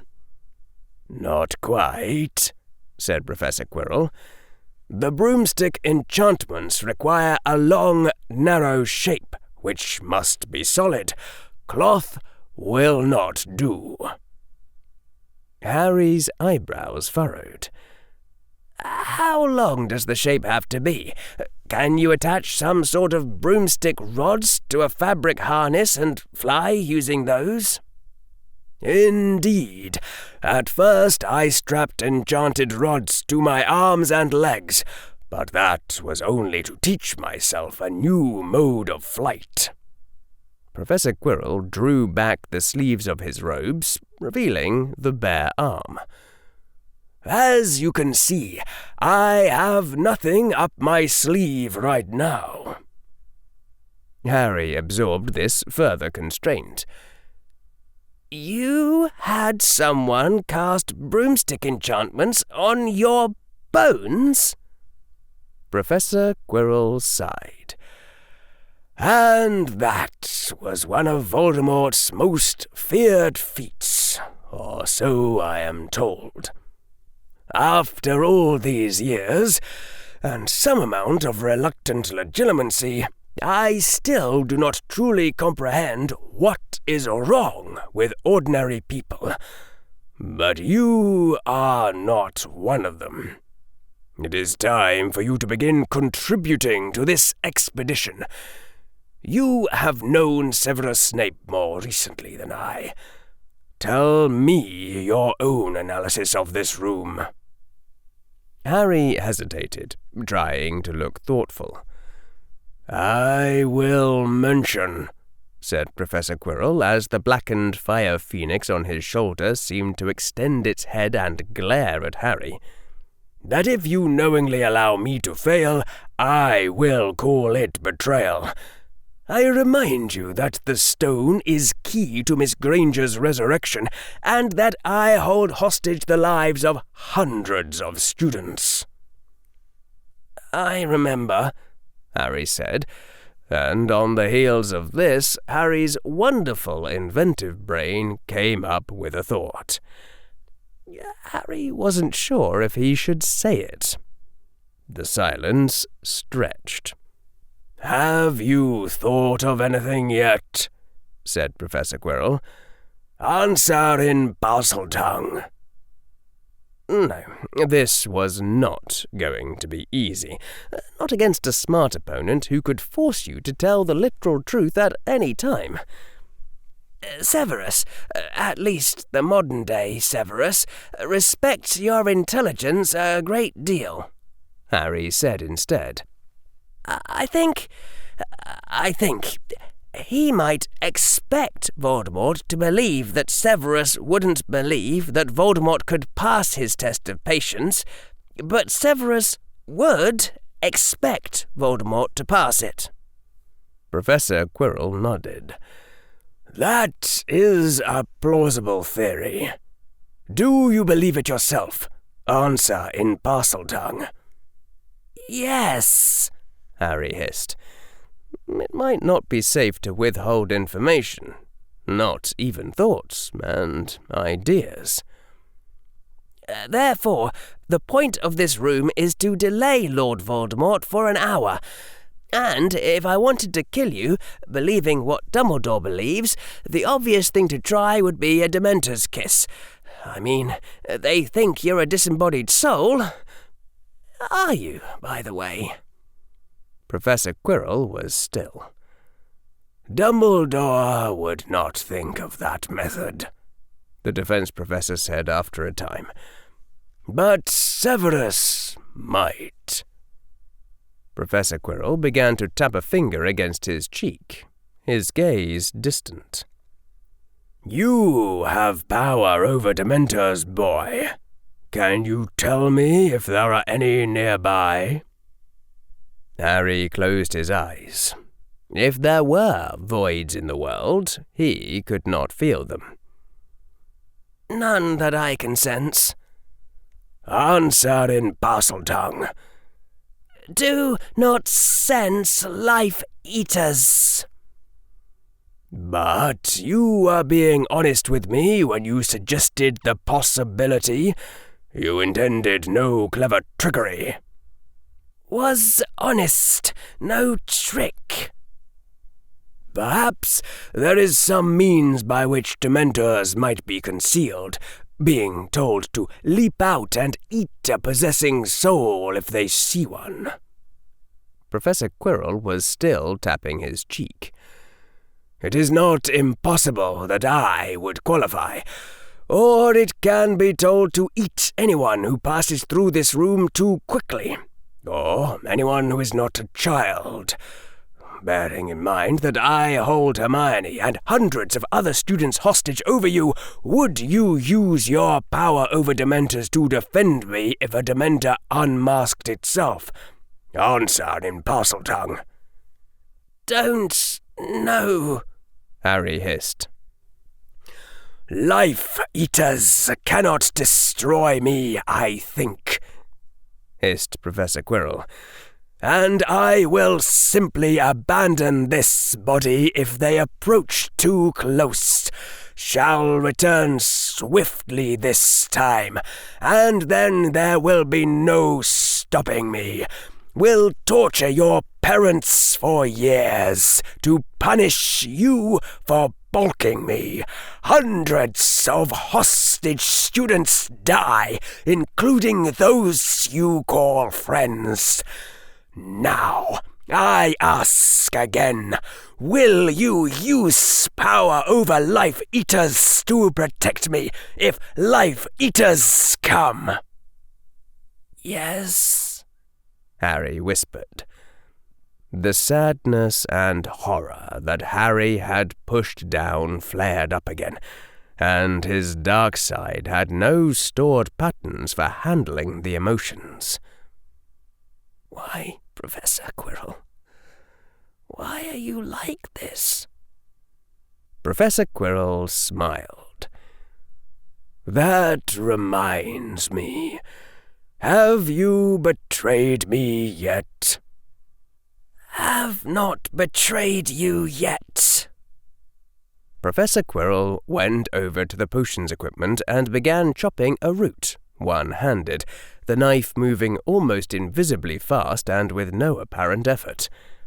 The Fiend-Fire Phoenix drifted over to the opposite corner of the room and waited there.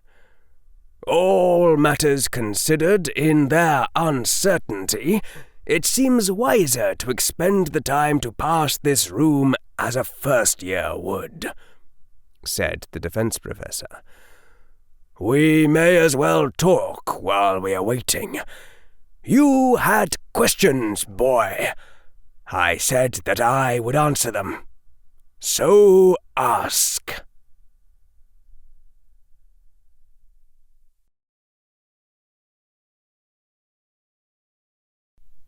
Chapter 108. The Truth, Part 5. Answers and Riddles. The defense professor had set up a cauldron, floating it into place with a wave of his wand, another wave starting a fire beneath it. A brief circling of the defense professor's finger had set in motion a long-handled spoon, and it had continued stirring the cauldron without being held.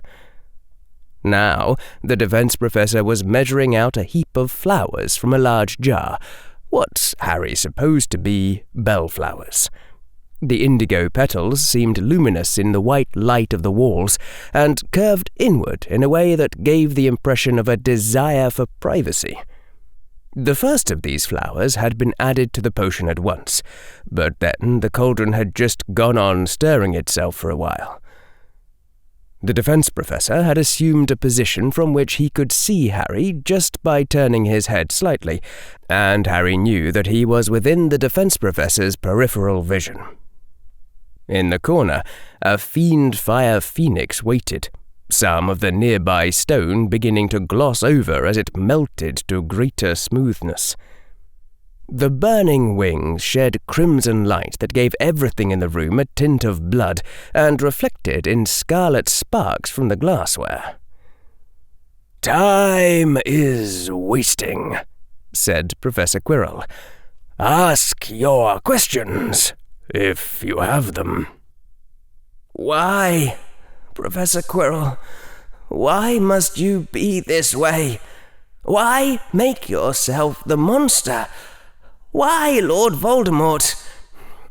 I know you might not want the same things I do, but I can't imagine what you want that makes this the best way to get it." That was what Harry's brain wanted to know. What Harry needed to know was some way out of what was going to happen next. But the defense professor had said that he wouldn't talk about his future plans. It was strange enough that the defense professor was willing to talk about anything. That had to contradict one of his rules. "I'm thinking," Harry said aloud. Professor Quirrell smiled slightly. He was using the pestle to grind the potion's first magical ingredient, a glowing red hexagon. "I quite understand," said the defense professor. "But do not think overlong, child." "Goals. Prevent Lord Voldemort from harming people. Find a way to kill or neutralize him, but first get the stone and resurrect Hermione. Convince Professor Quirrell to stop this." Harry swallowed, pushing down the emotion, trying not to let the water reach his eyes. Tears probably wouldn't make a good impression on Lord Voldemort. Professor Quirrell was already frowning, though from the direction of his gaze he was examining a leaf coloured in vivid shades of white, green, and purple. There wasn't any obvious way to reach any of the goals, not yet. All Harry could do was ask the questions that seemed most likely to provide useful information, even if Harry didn't yet have a plan. "So, we just ask about whatever seems most interesting?" said Harry's Ravenclaw side. "I'm up for that." "Shut up," Harry told the voice, and then, on further reflection, decided that he was no longer pretending it was there. 4 topics came to Harry's mind as being priorities from the standpoint of curiosity about important things. 4 questions, then. 4 major subjects to try to fit in while this potion was still being brewed. 4 questions. I ask my first question," Harry said. "What really happened on the night of October 31st, 1981? Why was that night different from all other nights?" "I would like the entire story, please." The question of how, and why, Lord Voldemort had survived his apparent death seemed likely to matter for future planning. "I expected you would ask that," Professor Quirrell said, dropping a bellflower and a white glittering stone into the potion. "To begin, everything I told you about the Horcrux spell is true, as you should realize since I spoke in Parseltongue." Harry nodded. "Within seconds after you learned the details of the spell, you perceived the central flaw, and began pondering how the spell might be improved. Do you think the young Tom Riddle was any different?" Harry shook his head. "Well, he was," said Professor Quirrell. "Whenever I was tempted to despair of you, I reminded myself how I was an idiot at twice your age. When I was 15, I made myself a Horcrux, as a certain book had shown me, using the death of Abigail Myrtle beneath the eyes of Slytherin's basilisk. I planned to make a new Horcrux every year after I left Hogwarts, and call that my fallback plan if my other hopes of immortality did not come to fruition. In retrospect, the young Tom Riddle was grasping straws. The thought of making a better Horcrux, of not being content with the spell I had already learned. This thought did not come to me until I had grasped the stupidity of ordinary people, and realized which follies of theirs I had imitated. But in time, I learned the habit that you inherited from me, to ask in every instance how it might be done better. To be content with the spell I had learned from a book when it bore only a faint resemblance to what I truly wanted? Absurd. And so I set forth to create a better spell." "You have true immortality now?" Harry was aware that, even with everything else going on, this was a question more important than war and strategy. "Indeed," said Professor Quirrell. He paused in his potions work and turned to face Harry fully. There was a look of exultation in the man's eyes that Harry had never seen there before.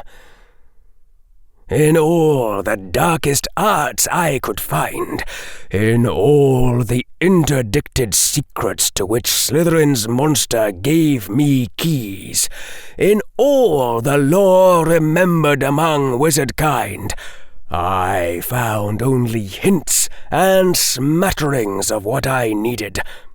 So I rewove it and remade it and devised a new ritual based on new principles. I kept that ritual burning in my mind for years, perfecting it in imagination, pondering its meaning and making fine adjustments, waiting for the intention to stabilize. At last, I dared to invoke my ritual, an invented sacrificial ritual based on a principle untested by all known magic. And I lived, and yet live." The defense professor spoke with quiet triumph, as though the act itself was so great that no words could ever do it justice. I still use the word Horcrux, but only from sentiment. It is a new thing entirely, the greatest of all my creations. As one of my questions you said you'd answer, I ask how to cast that spell, Harry said. Denied. The defense professor turned back to his potion, dropping in a grey-flecked white feather and a bellflower. I had thought perhaps to teach you when you were older, for no Tom Riddle would be content otherwise. But I have changed my mind. Memory is a hard thing to recall, sometimes, and Harry had been trying to remember if Professor Quirrell had dropped any hints about this subject before. Something about Professor Quirrell's phrasing sparked a memory. Perhaps you will be told when you are older.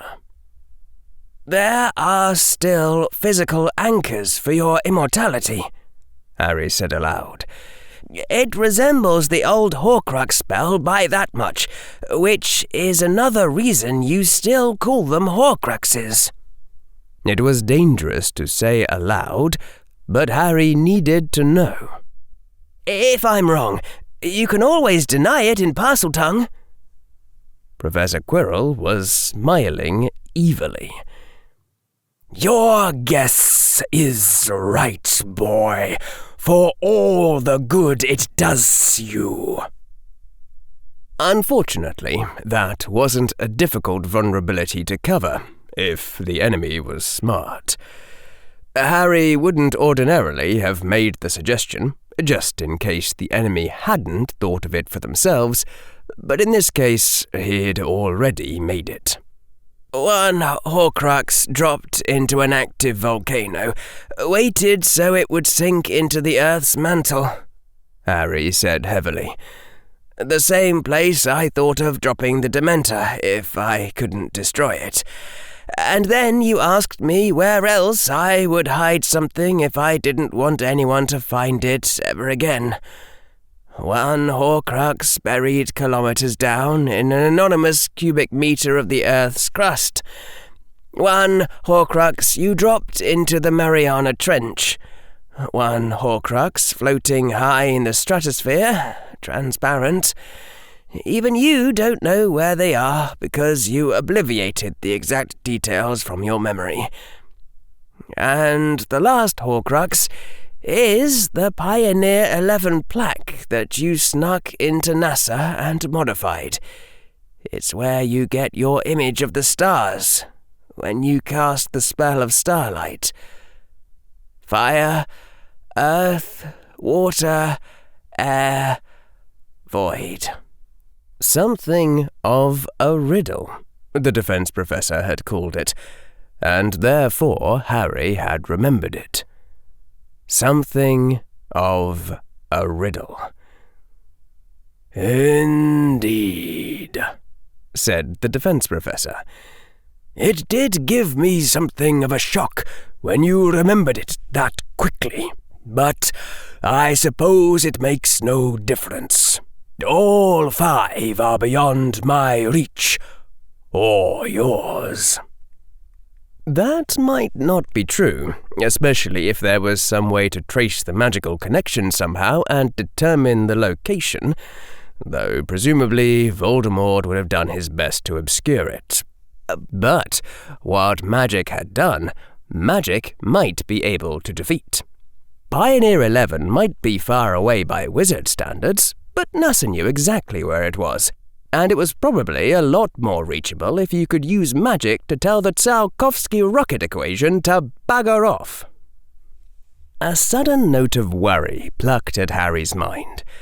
There was no rule saying the defense professor needed to have told the truth about which interstellar probe he had Horcruxed, and if Harry recalled correctly, communication and tracking of the Pioneer 10 probe had been lost shortly after the Jupiter flyby. Why wouldn't Professor Quirrell have just Horcruxed them both? The obvious next thought came to Harry. It was something that ought not to be suggested if the enemy had not thought of it, but it seemed extremely probable that the enemy had thought of it.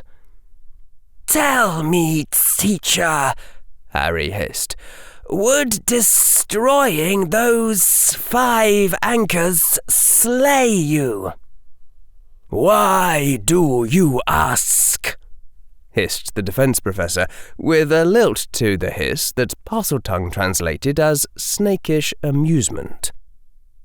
"Do you suspect that answer is no?" Harry couldn't think of how to answer, though he strongly suspected that it didn't matter in any case. "Your suspicion is right, boy. Destroying those 5 would not render me mortal." Harry's throat felt a bit dry again. If the spell had no disastrous cost associated with it. "How many anchors did you make?" "Would not ordinarily say, but is clear you have already guessed." The defense professor's smile widened. "Answer is that I do not know.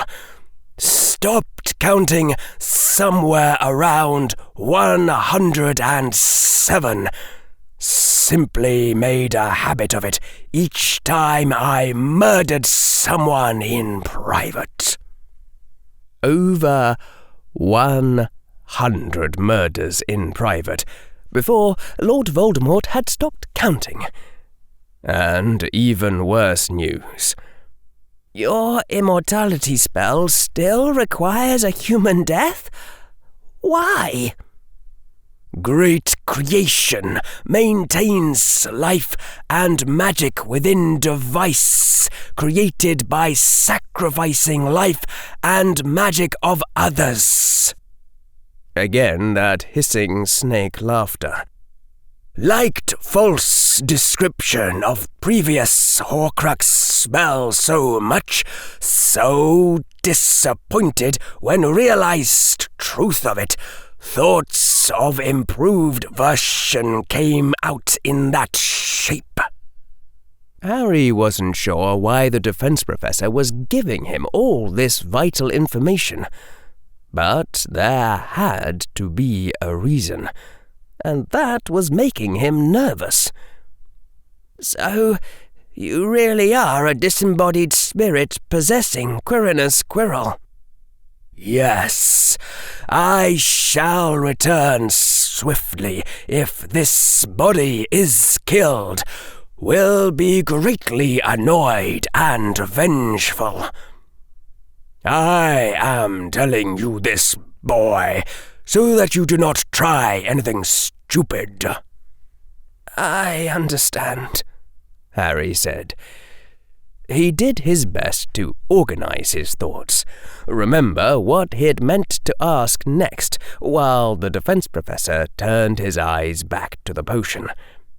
The man's left hand was dribbling crushed seashell into the cauldron, while his right hand dropped in another bellflower.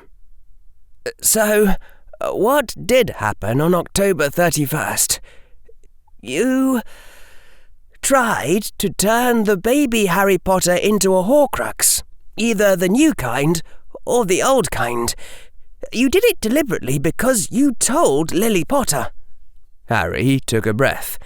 Now that he knew why the chills were there, he could endure them.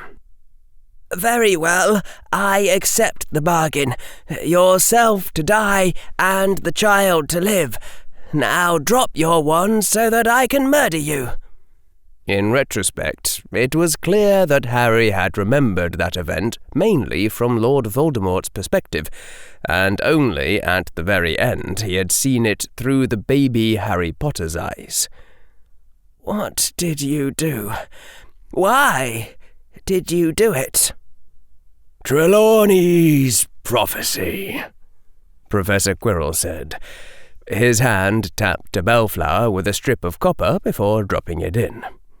I spent long days pondering it after Snape brought the prophecy to me. Prophecies are never trivial things. And how shall I put this in a way that does not make you think stupid things? Well, I shall say it, and if you are stupid, I shall be annoyed. I was fascinated by the prophecy's assertion that someone would be my equal, because it might mean that person could hold up the other end of an intelligent conversation.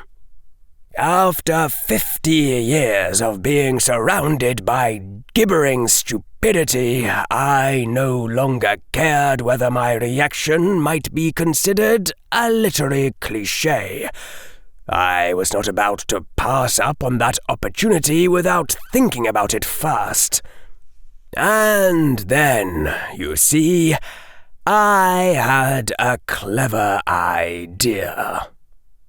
Professor Quirrell sighed. It occurred to me how I might fulfill the prophecy my own way, to my own benefit. I would mark the baby as my equal by casting the old Horcrux spell in such fashion as to imprint my own spirit onto the baby's blank slate. It would be a purer copy of myself, since there would be no old self to mix with the new. In some years, when I had become bored with ruling Britain and moved on to other things, I would arrange with the other Tom Riddle that he should appear to vanquish me, and he would rule over the Britain he had saved. We would play the game against each other forever, keeping our lives interesting amid a world of fools. I knew a dramatist would predict that the two of us would end by destroying each other, but I pondered long upon it and decided that both of us would simply decline to play out the drama. That was my decision, and I was confident that it would remain so. Both Tom Riddles, I thought, would be too intelligent to truly go down that road. The prophecy seemed to hint that if I destroyed all but a remnant of Harry Potter, then our spirits would not be so different, and we could exist in the same world. Something went wrong, Harry said. Something that blew off the top of the Potter's home in Godric's Hollow, gave me the scar on my forehead, and left your burnt body behind. Professor Quirrell nodded. His hands had slowed in their potions work. The resonance in our magic, Professor Quirrell said quietly. When I had shaped the baby's spirit to be like my own. Harry remembered the moment in Azkaban when Professor Quirrell's killing curse had collided with his Patronus.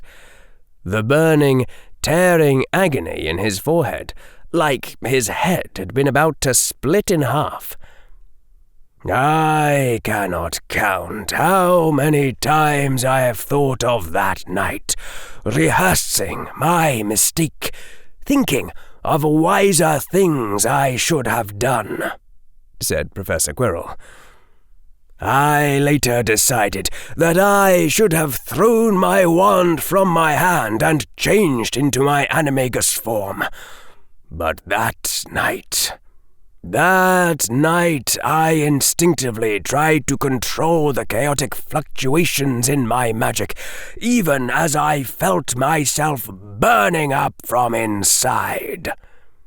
That was the wrong decision, and I failed. So my body was destroyed, even as I overwrote the infant Harry Potter's mind. Either of us destroying all but a remnant of the other. And then... Professor Quirrell's expression was controlled.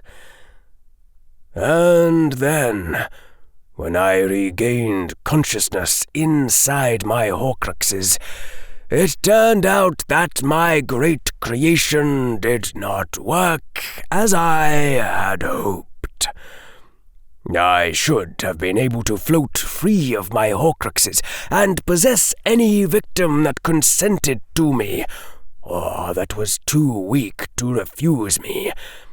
That was the part of my great creation that failed my intent.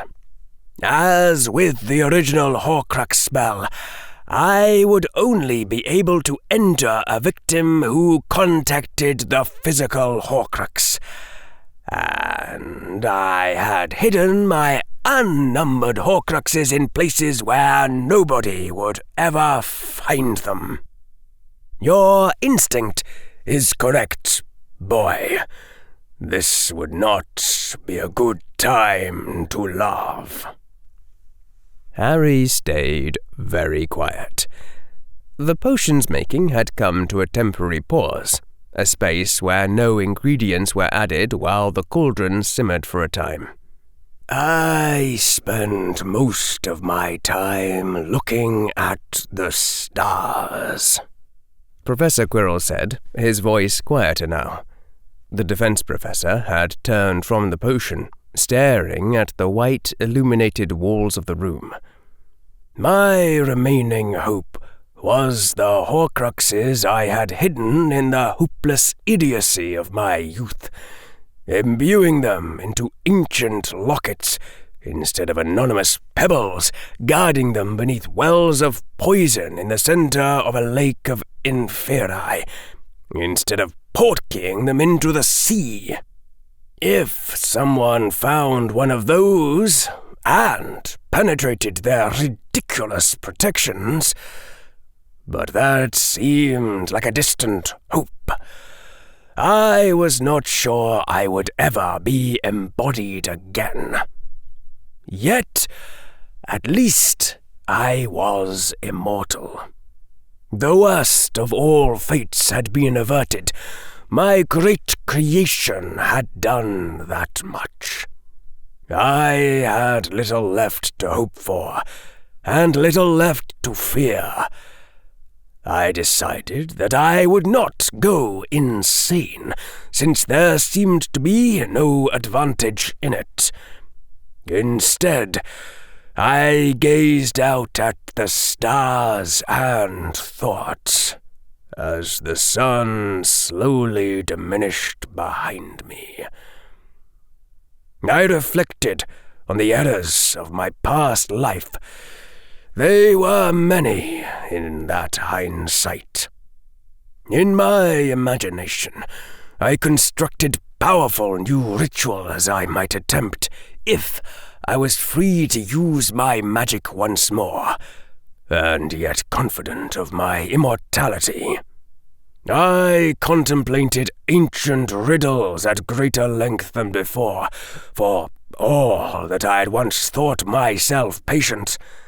I knew that if I won free, I would be more powerful by far than in my previous life. But I mostly did not expect that to happen. Professor Quirrell turned back to the potion. 9 years and 4 months after that night, a wandering adventurer named Quirinus Quirrell won past the protections guarding one of my earliest Horcruxes. The rest, you know. And now, boy, you may say what we both know you're thinking. Harry said. It doesn't seem like a very smart thing to say. Indeed, Mr. Potter. It is not a clever thing to say to me. Not even a little. Not in the slightest. But I know you're thinking it, and you will go on thinking it, and I will go on knowing that, until you say it. So speak. So, I realize that this is something that's more obvious in hindsight than in foresight, and I'm certainly not suggesting that you try to correct the error now, but if you are a Dark Lord, and you happen to hear about a child who has been prophesied to defeat you, there is a certain spell which is unblockable, unstoppable, and works every single time on anything with a brain. Yes, thank you, Mr. Potter. That thought occurred to me several times over the next 9 years. Professor Quirrell picked up another bellflower and began crumbling it in his bare fist. I made that principle the centerpiece of my battle magic curriculum after I learned its centrality the hard way. It was not the first rule on the younger Tom Riddle's list. It is only by harsh experience that we learn which principles take priority over which other principles. As mere words, they all sound equally persuasive. In retrospect, it would have been better if I had sent Bellatrix to the Potter's home in my place. But I had a rule telling me that for such matters I must go myself and not try sending a trusted lieutenant. Yes, I considered the killing curse, but I wondered if casting the killing curse at an infant would somehow cause the curse to bounce off and hit me, thus fulfilling the prophecy. How was I to know? So, use an axe. It's hard to get a prophecy-fulfilling spell backfire out of an axe, Harry said, and then shut up. I decided the safest path was to try to fulfill the prophecy on my own terms, Professor Quirrell said. Needless to say, the next time I hear a prophecy I do not like, I will tear it apart at every possible point of intervention, rather than trying to play along. Professor Quirrell was crushing a rose as though to squeeze the juice out of it, still using his bare fist. And now everyone thinks the boy who lived is somehow immune to the killing curse, even though killing curses do not ruin houses or leave burnt bodies behind them, because it has not occurred to them that Lord Voldemort would ever use any other spell. Harry again stayed quiet. It had occurred to Harry that there was another obvious way that Lord Voldemort could have avoided his mistake. Something that might perhaps be easier to see given a Muggle upbringing, instead of the wizarding way of looking at things. Harry had not yet decided whether to tell Professor Quirrell about his thought. There were both pros and cons to pointing out that particular error. After a time, Professor Quirrell picked up the next potion's ingredient, a strand of what looked like unicorn hair. I tell you this as a caution, said Professor Quirrell. Do not expect me to be delayed another 9 years if you somehow destroy this body of mine. I set Horcruxes in better places at once, and now even that is unnecessary. Thanks to you, I learned where to find the Resurrection Stone. The Resurrection Stone does not bring back the dead, of course, but it holds a more ancient magic than my own for projecting the seeming of a spirit. And since I am one who has defeated death, Cadmus's Hallow acknowledged me its master, and answered all my will. I have now incorporated it into my great creation." Professor Quirrell smiled slightly. "I had many years earlier considered making that device a Horcrux, but decided against it at the time, since I realized that the ring had magic of unknown nature. Ah, such ironies does life play upon us. But I digress. You, boy, you brought that about. You freed my spirit to fly where it pleases and seduce the most opportune victim by being too casual with your secrets. It is a catastrophe for any who oppose me, and you wrought it with one finger drawing wetness on a tea saucer. This world will be a safer place for all if you learn the rectitude that wizard-borns absorb in childhood. And all this that I have just said is the truth." Harry closed his eyes, and his own hand massaged his forehead. If he had seen it from the outside, it would have looked the mirror of Professor Quirrell in deep thought. The problem of defeating Professor Quirrell was looking increasingly difficult, even by the standards of the sort of impossible problems that Harry had solved already. If communicating that difficulty was what Professor Quirrell was trying to do, he was succeeding.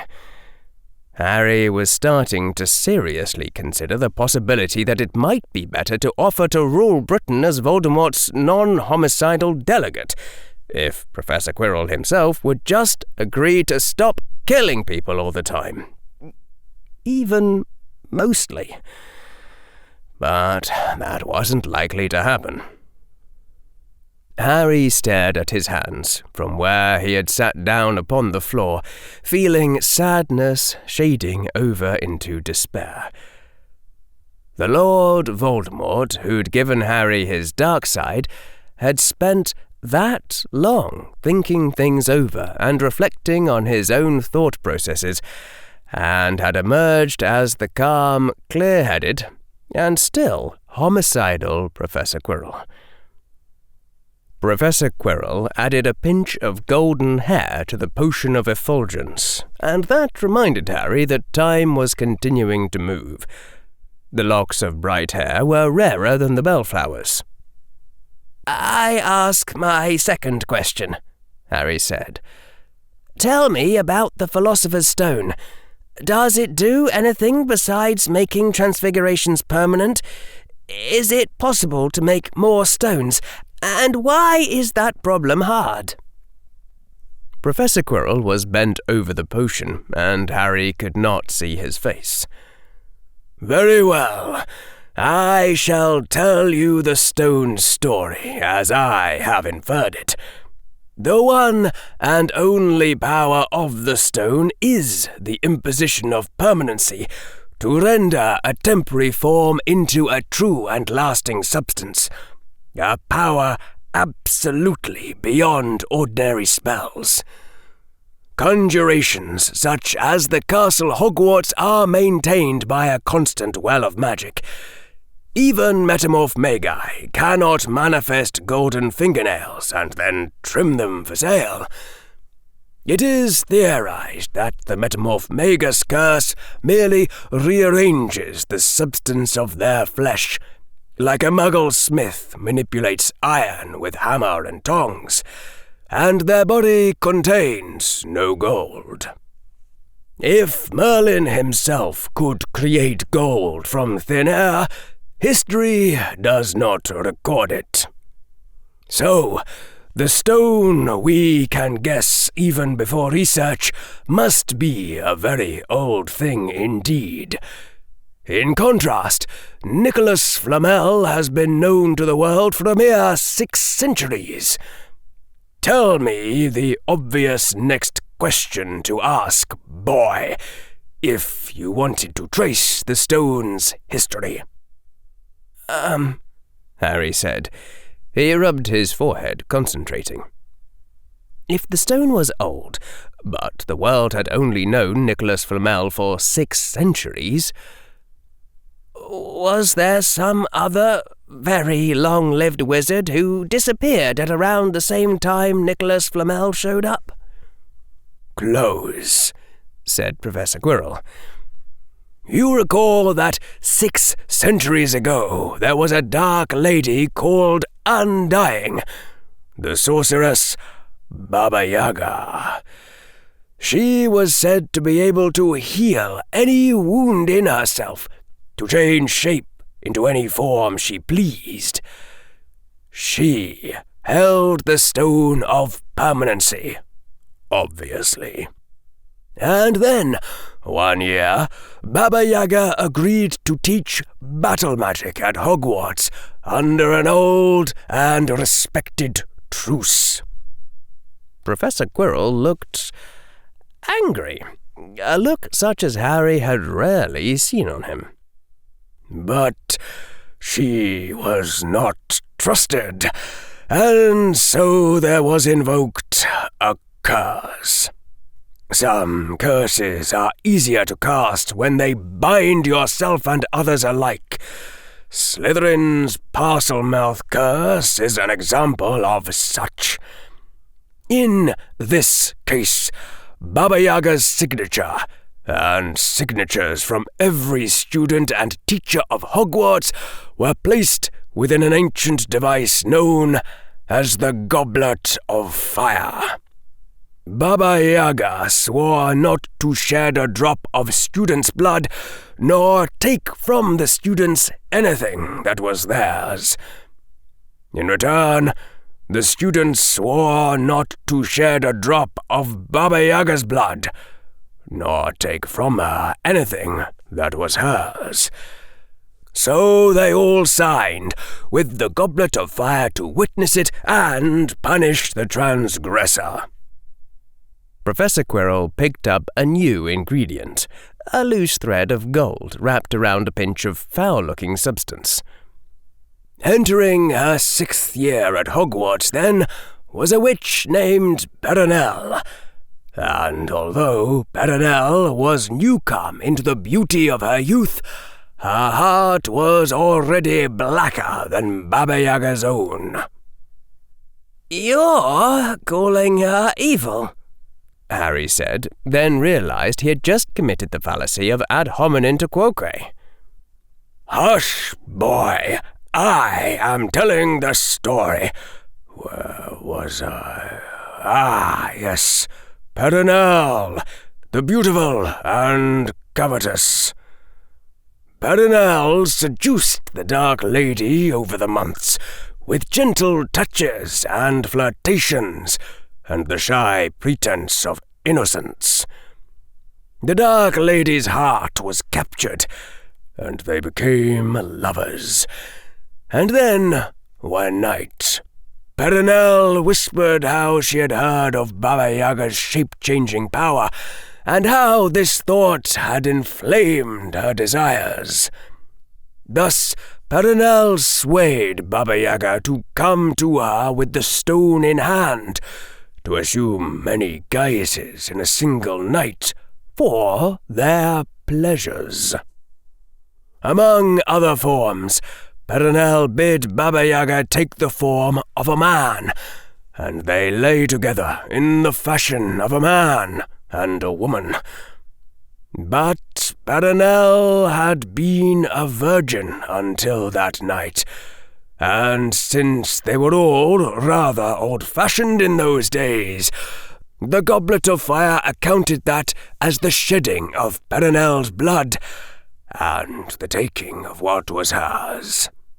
Thus, Baba Yaga was tricked into being forsworn, and the goblet rendered her defenseless. Then Perenelle killed the unsuspecting Baba Yaga as she slept in Perenelle's bed. Killed the Dark Lady who had loved her and come peacefully to Hogwarts under truce. And that was the end of the pact by which dark wizards and witches taught battle magic at Hogwarts. For the next few centuries, the Goblet of Fire was used to oversee pointless inter-school tournaments, and then it resided in a disused chamber at Beauxbatons until I finally stole it. Professor Quirrell dropped a pale beige-pink twig into the cauldron, and its colour changed to white just as it touched the surface. But I digress. Perenelle took the stone from Baba Yaga and assumed the guise and name of Nicholas Flamel. She also kept her identity as Perenelle, calling herself Flamel's wife.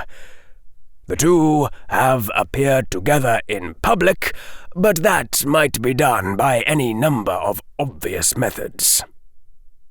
And the stone's manufacture? Said Harry, his brain working to process all this. I saw an alchemical recipe for it, in a book. Another lie. Perenelle was making it appear as though Nicholas Flamel had earned the right to live forever by completing a great magic that any could attempt.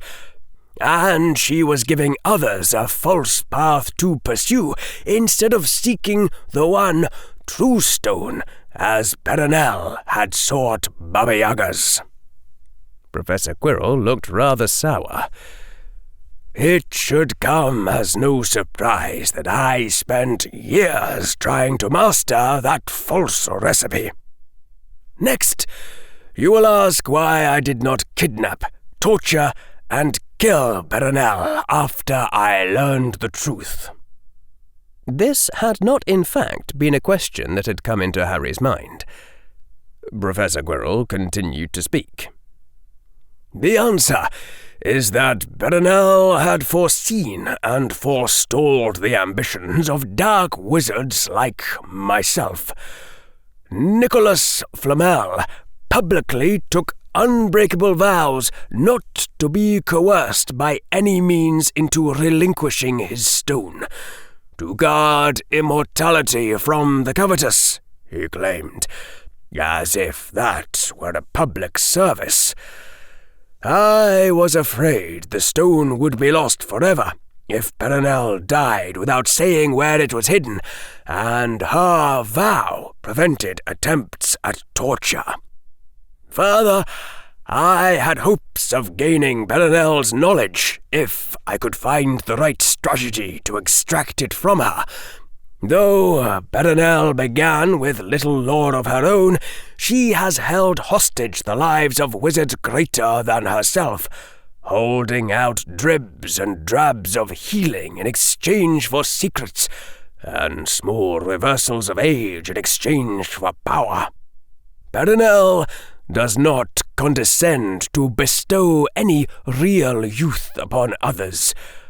But if you hear of a wizard who lived grey-bearded to the age of 250, you may be sure that her hand was in play.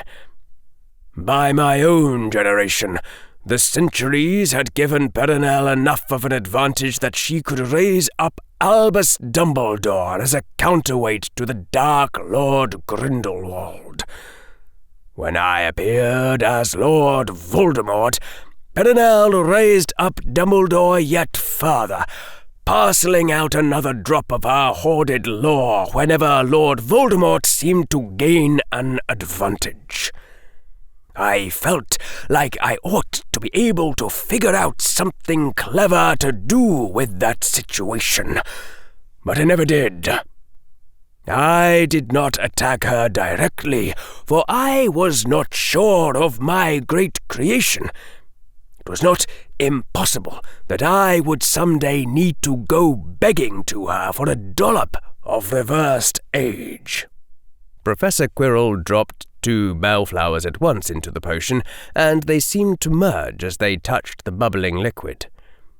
"But now I am sure of my creation, and so I have decided that the time has come to take the stone by force." Harry hesitated. "I would like to hear you answer in Parseltongue. Was all of that true?" "None of it is known to me to be false," said Professor Quirrell. "Telling a tale implies filling in certain gaps. I was not present to observe when Perenelle seduced Baba Yaga. The basics should be mostly correct, I think." Harry had noticed a trace of confusion. "Then I don't understand why the stone is here in Hogwarts. Wouldn't the best defense just be hiding it under an anonymous rock in Greenland?" "Perhaps she respected my abilities as a particularly good finder," said the defense professor. He appeared focused on his cauldron as he dipped a bellflower into a jar of liquid labelled with the potion symbol for rainwater. "We are very much alike, the defense professor and I, in some ways, if not others. If I imagine what I'd do, given his problem. Did you bluff everyone into believing you had some way of finding the stone?" Harry said aloud, "so that Perenelle would put it inside Hogwarts, where Dumbledore could guard it?" The defense professor sighed, not looking up from the cauldron. "I suppose that stratagem would be futile to conceal from you. Yes, after I possessed Quirrell and returned, I implemented a strategy I had conceived while gazing at the stars. First, I made sure to be accepted as defense professor at Hogwarts, for it would not do to have suspicions raised while I was still seeking employment.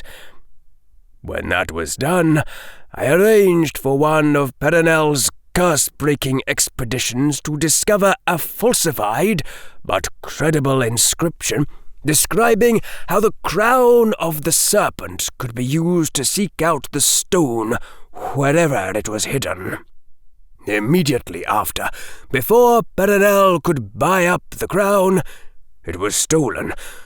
Furthermore, I left clear indications that the thief had possessed the power to speak to snakes. So, Perenelle thought that I could infallibly find the stone's location and that it needed a guardian powerful enough to defeat me. That is how the stone came to be held in Hogwarts, in Dumbledore's domain, just as I intended. Naturally, since I had already gained access to Hogwarts for the year. I think that is all of this that concerns you, if I speak not of future plans." Harry frowned.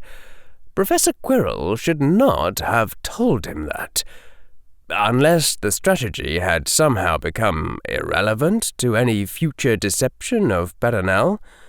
Or unless, by answering so quickly, the defense professor had hoped to have people conclude that it was a double bluff, and that the crown of the serpent really could find the stone. Harry decided not to question this answer in Parseltongue.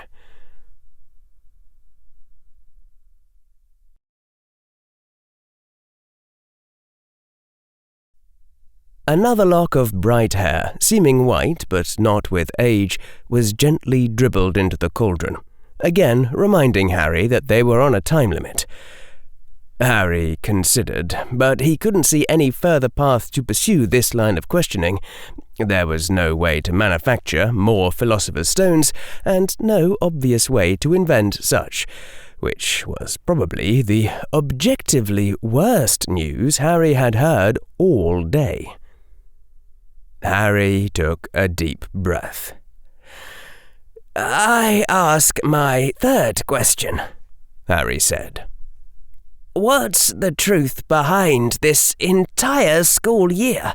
All the plots you ran, all the plots you know about?" Said Professor Quirrell, dropping another bellflower into the potion, accompanied by a plant shaped like a tiny cross. "Let me see. The most shocking twist is that the defense professor turns out to be secretly Voldemort." "Well, obviously," Harry said with a good deal of self-directed bitterness.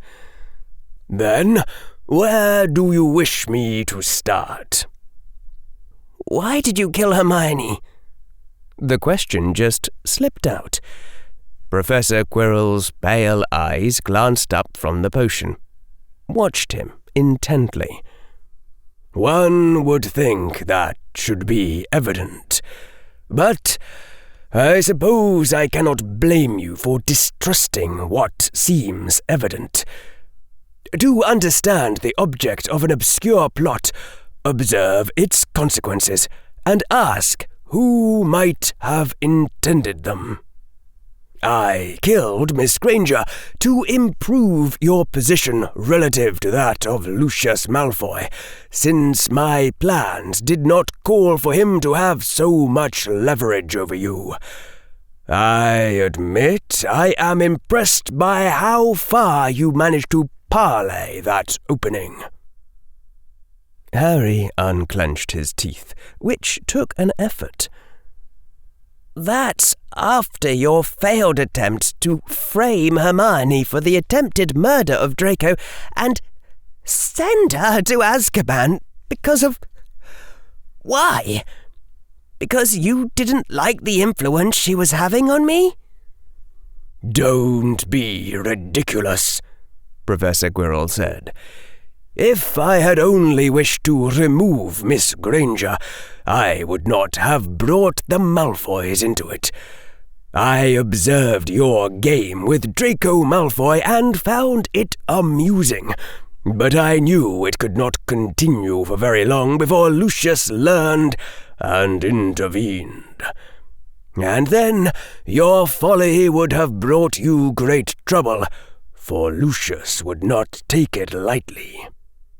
Had you just been able to lose during the Wizengamot trial, lose as I had taught you, then in only 2 more weeks, ironclad evidence would have shown that Lucius Malfoy, after discovering his son's seeming perfidy, had imperioused Professor Sprout into using the blood-cooling charm on Mr. Malfoy, and casting the false memory charm on Miss Granger.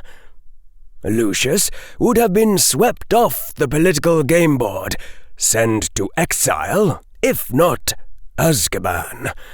Draco Malfoy would have inherited the wealth of House Malfoy, and your influence over him would have been unchallenged. Instead, I had to abort that plot in mid-course. You managed to completely disrupt the real plan in the course of sacrificing double your entire fortune by giving Lucius Malfoy the perfect opportunity to prove his true concern for his son. You have an incredible anti-talent for meddling, I must say." "And you also thought," Harry said. Even with his dark side's patterns, he had to work to keep his voice level and cool, "that 2 weeks in Azkaban would improve Miss Granger's disposition and get her to stop being a bad influence on me. So you somehow arranged for there to be newspaper stories calling for her to be sent to Azkaban, rather than some other penalty. Professor Quirrell's lips drew up in a thin smile. Good catch, boy. Yes, I thought she might serve as your Bellatrix. That particular outcome would also have provided you with a constant reminder of how much respect was due the law, and helped you develop appropriate attitudes toward the ministry. Your plot was stupidly complicated and had no chance of working. Harry knew he ought to be more tactful, that he was engaging in more of what Professor Quirrell called folly. But in that instant he could not bring himself to care. It was less complicated than Dumbledore's plot to have the three armies tie in the Christmas battle, and not much more complicated than my own plot to make you think Dumbledore had blackmailed Mr. Zabini. The insight you are missing, Mr. Potter, is that these are not plots that needed to succeed. Professor Quirrell continued to casually stir the potion, smiling. There are plots that must succeed, where you keep the core idea as simple as possible and take every precaution.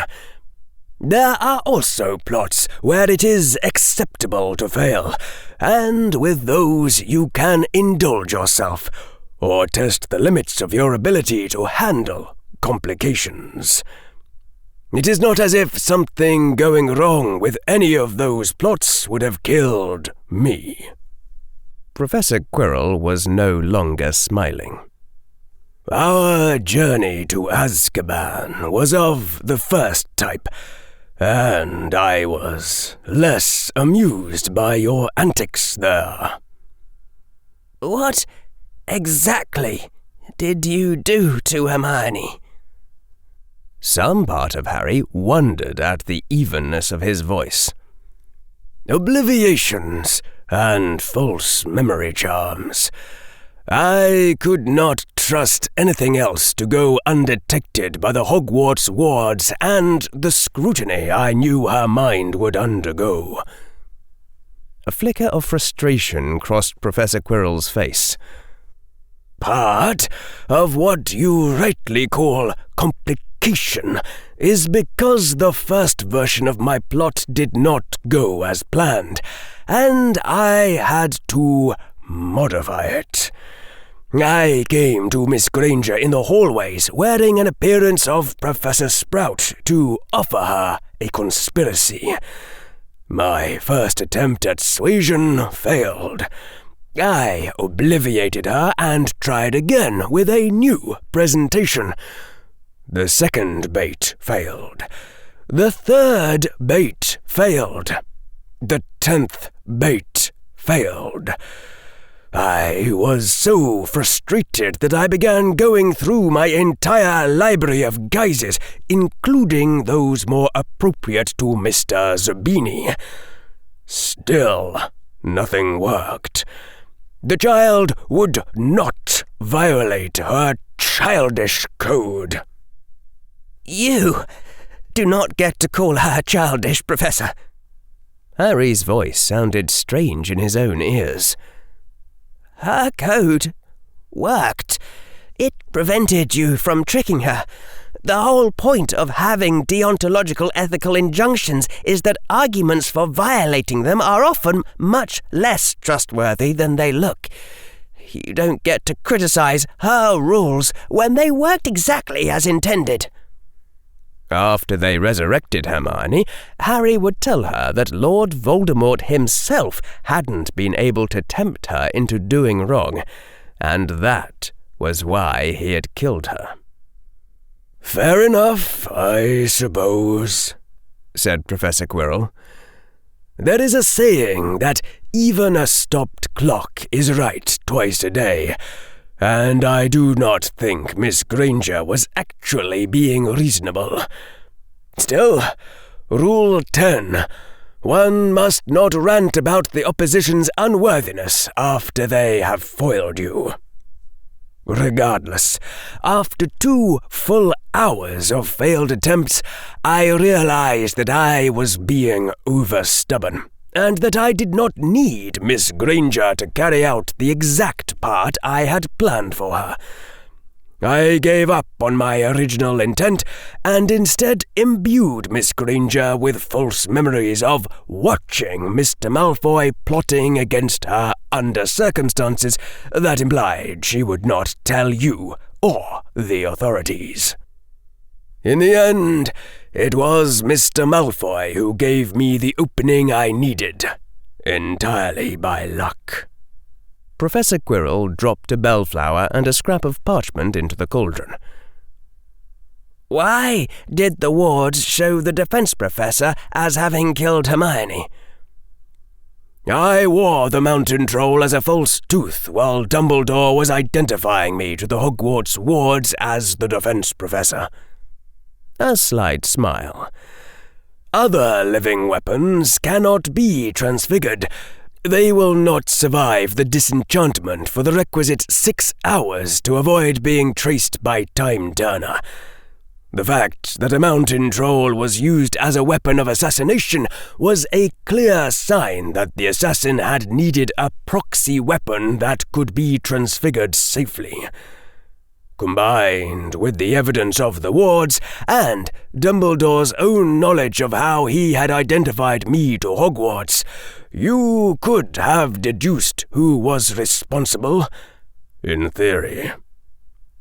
However, experience has taught me that such puzzles are far harder to solve when you do not already know the solution, and I considered it a small risk. That reminds me. I have a question of my own. The defense professor was now giving Harry an intent look. What gave me away at the last, in the corridor, outside these chambers? Harry put aside other emotions to weigh up the cost and benefit of answering honestly. Came to the conclusion that the defense professor was giving away far more information than he was getting. Why? And that it was best not to give the appearance of reticence. The main thing, Harry said, was that it was too improbable that everyone had arrived in Dumbledore's corridor at the same time. I tried running with the hypothesis that everyone who arrived had to be coordinated, including you.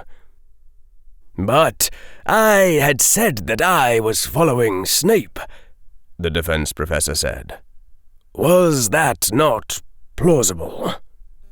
It was, but, Harry said, the laws governing what constitutes a good explanation don't talk about plausible excuses you hear afterward. They talk about the probabilities we assign in advance. That's why science makes people do advanced predictions instead of trusting explanations people come up with afterward. And I wouldn't have predicted, in advance, for you to follow Snape and show up like that. Even if I'd known in advance that you could put a trace on Snape's wand, I wouldn't have expected you to do it and follow him just then. Since your explanation didn't make me feel like I would have predicted the outcome in advance, it remained an improbability. I started to wonder if Sprout's mastermind might have arranged for you to show up too, and then I realized the note to myself hadn't really come from future me, and that gave it away completely. Said the defense professor and sighed. Well, I think it is all working out for the best. You did understand only too late, and there would have been inconveniences as well as benefits to you remaining unaware. What on earth were you trying to do? The reason I was trying so hard to figure it out was that the whole thing was just so weird. That should have pointed at Dumbledore, not myself, said Professor Quirrell and frowned. The fact is that Miss Greengrass was not supposed to arrive in that corridor for several hours. Though I suppose, since I did have Mr. Malfoy give her the clue I assigned her, it is not too surprising they banded together. Had Mr. Knott arrived seemingly alone, events would have played out less farcically. But I consider myself a specialist in battlefield control magics, and I was able to ensure that the fight went as I wished. I suppose it did end up looking a bit ridiculous. The defense professor dropped a peach slice and a bellflower into the cauldron. But let us defer our discussion of the mirror until we reach it. Did you have any more questions concerning Miss Granger's regrettable and hopefully temporary demise? Yes, Harry said in an even voice. What did you do to the Weasley twins? Dumbledore thought... the school saw the headmaster go to the Weasley twins after Hermione was arrested. Dumbledore thought you, as Voldemort, had wondered why Dumbledore had done so, and that you'd checked on the Weasley twins, found and took their map, and obliviated them afterward? Dumbledore was quite correct, Professor Quirrell said, shaking his head as though in wonderment. He was also an utter fool to leave the Hogwarts map in the possession of those two idiots. I had an unpleasant shock after I recovered the map. It showed my name and yours correctly. The Weasley idiots had thought it a mere malfunction, especially after you received your cloak and your time turner. If Dumbledore had kept the map himself, if the Weasleys had ever spoken of it to Dumbledore... But they did not, thankfully. Showed my name and yours correctly. I would like to see that, Harry said. Without taking his eyes from the cauldron, Professor Quirrell drew a folded parchment from within his robes, hissed at it, "Show our surroundings," and tossed the folded parchment toward Harry. It cut unerringly through the air, an increase of doom breathing on Harry's senses as it moved toward him, and then it fluttered gently to Harry's feet. Harry picked up the parchment and unfolded it. At first, the parchment seemed blank. Then, as though an unseen pen were moving across it, the outline of walls and doors appeared, all drawn in handwritten lines. The writing outlined a series of chambers, most of them shown as empty. The last chamber in the series had a confused scribble in its centre, as though the map were trying to indicate its own bewilderment, and the second-to-last chamber showed two names within, written in positions within the chamber corresponding to where Harry was sitting and Professor Quirrell was standing. Tom M. Riddle. Tom M. Riddle. Harry gazed at the parchment, an unpleasant chill coming over him. It was one thing to hear Lord Voldemort claim that your name was Tom Riddle. It was another thing to find that Hogwarts's magic agreed. Did you tamper with this map to achieve this result, or did it appear before you by surprise? Was surprises, replied Professor Quirrell with an overtone of hissing laughter. No tricks. Harry folded the map and threw it back in Professor Quirrell's direction. Some force caught it in mid-air before it reached the floor and drew the map back into Professor Quirrell's robes. The defense professor spoke. I should also like to volunteer that Snape was guiding Miss Granger and her underlings toward bullies, and sometimes intervening to protect them. I knew that. Interesting, said Professor Quirrell. Did Dumbledore also learn of this? Answer in Parseltongue. Not so far as I know, hissed Harry. Fascinating, said Professor Quirrell. You may be interested to know this as well. Potions Maker had to work in secret because his plot opposed Schoolmaster's plot.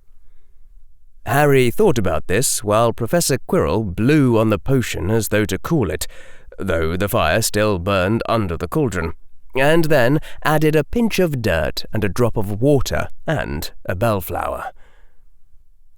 Please explain, Harry said. Has it never occurred to you to wonder why Dumbledore chose Severus Snape as the head of House Slytherin? To say that it was a cover for his work as Dumbledore's spy explains nothing.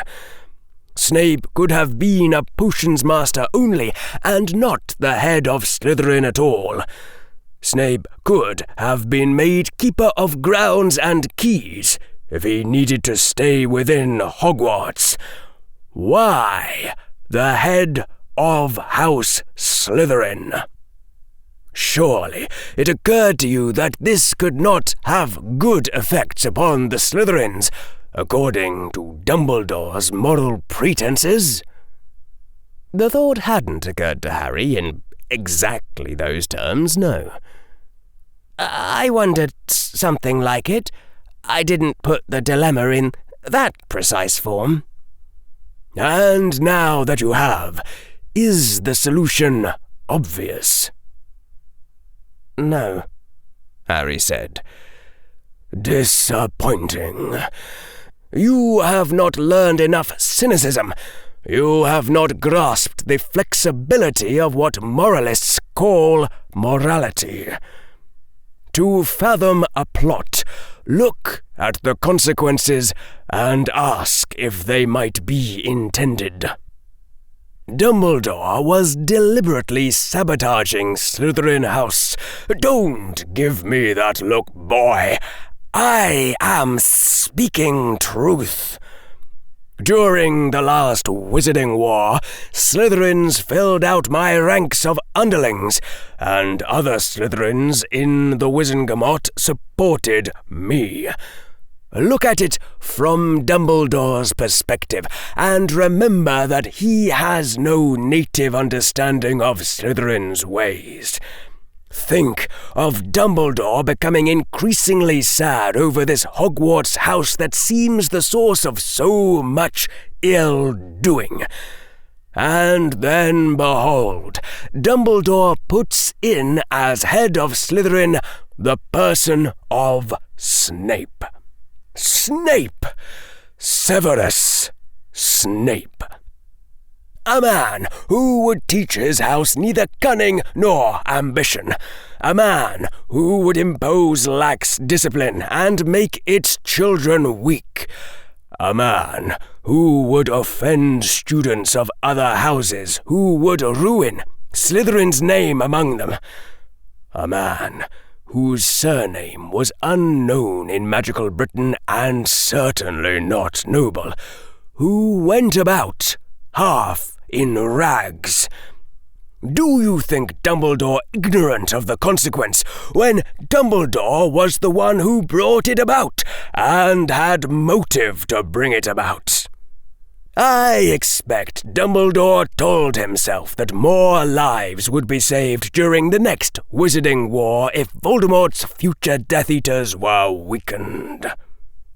Professor Quirrell dropped into the cauldron a chip of ice, slowly melting as it touched the surface froth. Continue the process long enough, and no child would want to go to Slytherin. The house would be retired, and if the hat kept calling the name, it would become a mark of ignominy among children who would afterward be distributed among the other 3 houses. From that day on, Hogwarts would have 3 upstanding houses of courage and scholarship and industry, with no house of bad children added to the mix. Just as if the 3 founders of Hogwarts had been wise enough in the beginning to refuse Salazar Slytherin their company. That, I expect, was Dumbledore's intended endgame, a short-term sacrifice for the greater good. Professor Quirrell smiled sardonically. And Lucius let it all happen without protest or even, I expect, noticing that anything was going awry. I fear that in my absence my former servants have been quite outmatched in this battle of wits. Harry was having a bit of trouble taking this in, but decided, after some thought, that now was not the time to try to work it out. Whether Lord Voldemort believed it was not decisive. Harry would have to evaluate this accusation on his own. Professor Quirrell's mention of his servants had reminded Harry of something else that he was obligated, Harry supposed, to ask. The bad news was predictable. On any other day, it would have been horrible. Today, it would just wash out in the flood. Bellatrix Black, Harry said. What was the truth about her? She was broken inside before I ever met her, Professor Quirrell said. He picked up what looked like a white-grey rubber band and held it over the cauldron. As the rubber was held within the steam, it turned black. Using legilimency on her was a mistake, but that glimpse showed me how easy it would be to make her fall in love with me. So I did. Ever after, she was the most faithful of all my servants, the only one I could almost trust. I had no intention of giving her what she wanted from me, so I commended her to the Lestrange brothers for their use, and the 3 of them were happy in their own special way. I doubt it, Harry's mouth said, mostly on autopilot. If that were true, Bellatrix wouldn't have remembered who the Lestrange brothers were when we found her in Azkaban. Professor Quirrell shrugged. You may be right. What the hell were we actually doing there? Finding out where Bellatrix had put my wand. I had told the Death Eaters of my immortality, in the hope, now proven futile, that they would stay together for at least a few days if I appeared to die. Bellatrix's instructions were to recover my wand from wherever my body had been slain and take that wand to a certain graveyard where my spirit would appear before her. Harry swallowed. The image came to him of Bellatrix Black, waiting at the graveyard in increasing desperation. It was no wonder she hadn't been thinking strategically when she attacked the Longbottom household. What did you do with Bellatrix once she was out? Send her to a peaceful place to recover strength, Professor Quirrell said, a cold smile. I had a use remaining for her, or rather, a certain portion of her, and on my future plans I shall not answer questions." Harry breathed deeply, trying to maintain control. "Were there any other secret plots in this school year?" "Oh, a fair number, but not many more that concern you. Not that I can think of offhand. The true reason I demanded to try to teach the Patronus charm to first years was to bring a Dementor before your own person, and then I arranged for your wand to fall where the Dementor could continue to drain you through it. Was no malice in it, only hopes that you would recover some of your true memories. That was also why I arranged for certain witches to pull you down from the air during your rooftop episode, so I could appear to save your life, just in case any suspicion fell on me during the Dementor incident I had scheduled for shortly after. Also, no malice there. I arranged some of the attacks on Miss Granger's group so that the attacks could be defeated. I do rather dislike bullies. I think that is all secret plots concerning you from this school year, unless I have forgotten something." "A life lesson learned," said his Hufflepart. "Try to resist the temptation to randomly meddle in other people's lives. Like, Padma Patel's life. If you don't want to end up like this, that is."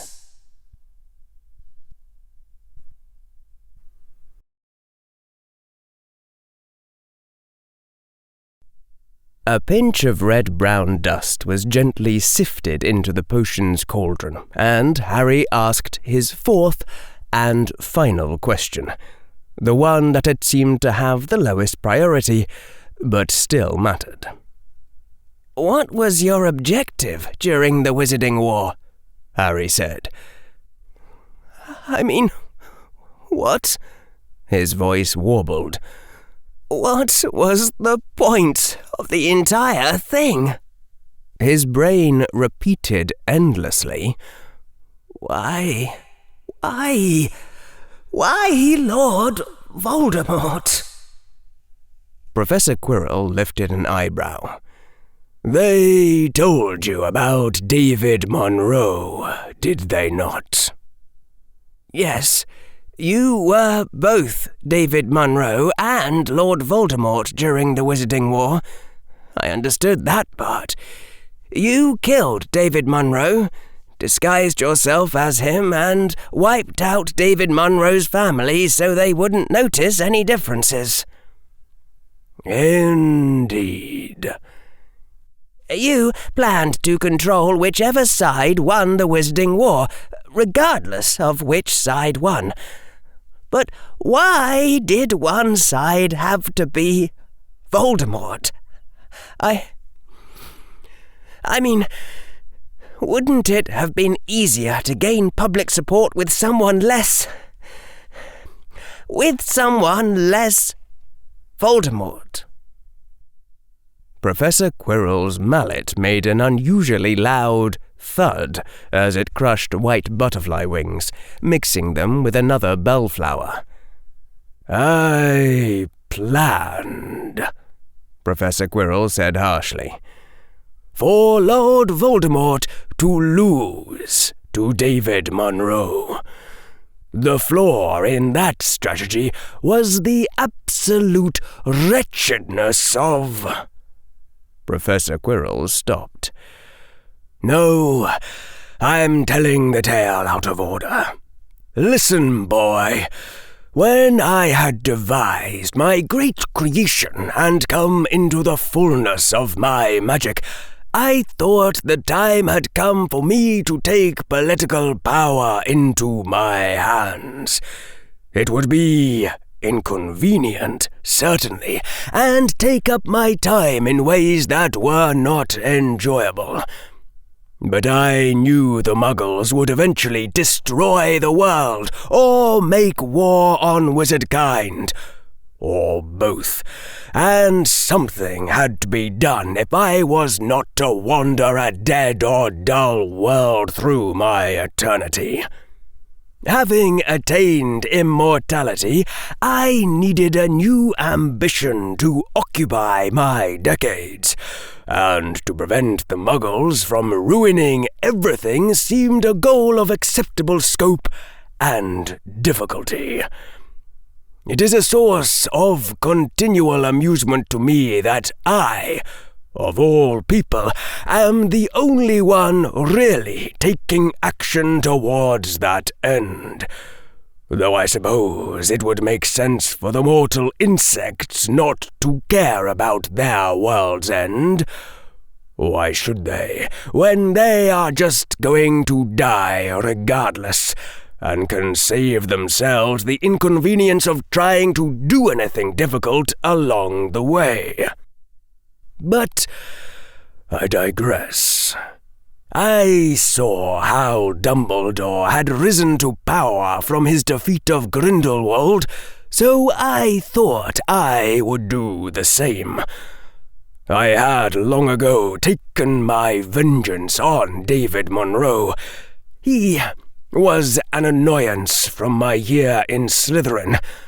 So I bethought to also steal his identity and wipe out his family to make myself heir of his house.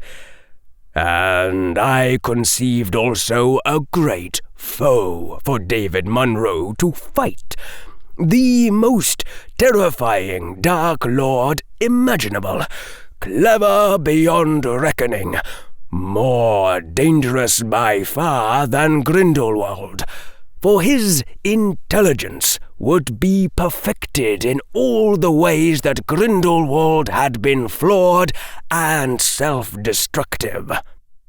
A Dark Lord who would do his cunning utmost to disrupt the alliances who would fight him.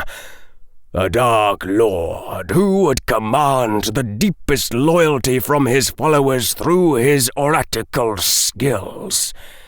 The most dreadful Dark Lord who had ever threatened Britain or the world. That was who David Monroe would defeat. Professor Quirrell's mallet struck a bellflower and then a different pale flower with 2 more thuds. But then, while I had sometimes played the part of a dark wizard in my wanderings, I had never adopted the identity of a fully fledged Dark Lord with underlings and a political agenda.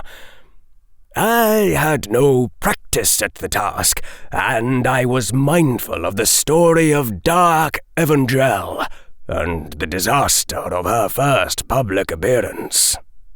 According to what she said afterward, she had meant to call herself the Walking Catastrophe and the Apostle of Darkness. But in the excitement of the moment, she introduced herself as the Apostrophe of Darkness instead. After that, she had to ruin 2 entire villages before anyone took her seriously. So, you decided to try a small-scale experiment first, Harry said. A sickness rose up in him, because in that moment Harry understood. He saw himself reflected. The next step was just what Harry himself would have done, if he'd had no trace of ethics whatsoever, if he had been that empty inside. You created a disposable identity to learn how the ropes worked and get your mistakes out of the way. Indeed.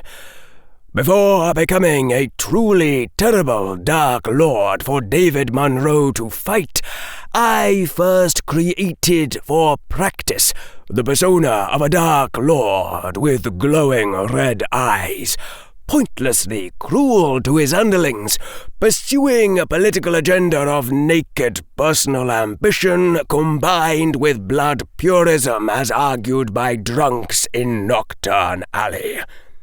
My first underlings were hired in a tavern, given cloaks and skull masks, and told to introduce themselves as Death Eaters.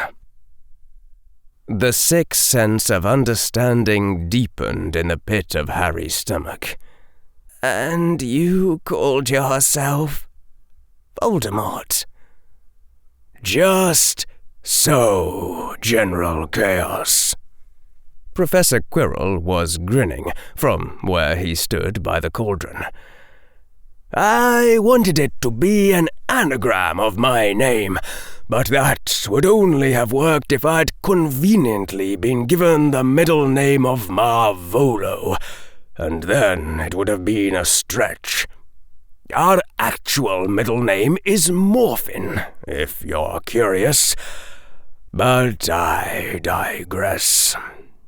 I thought Voldemort's career would last only a few months, a year at the longest, before the orders brought down his underlings and the disposable Dark Lord vanished.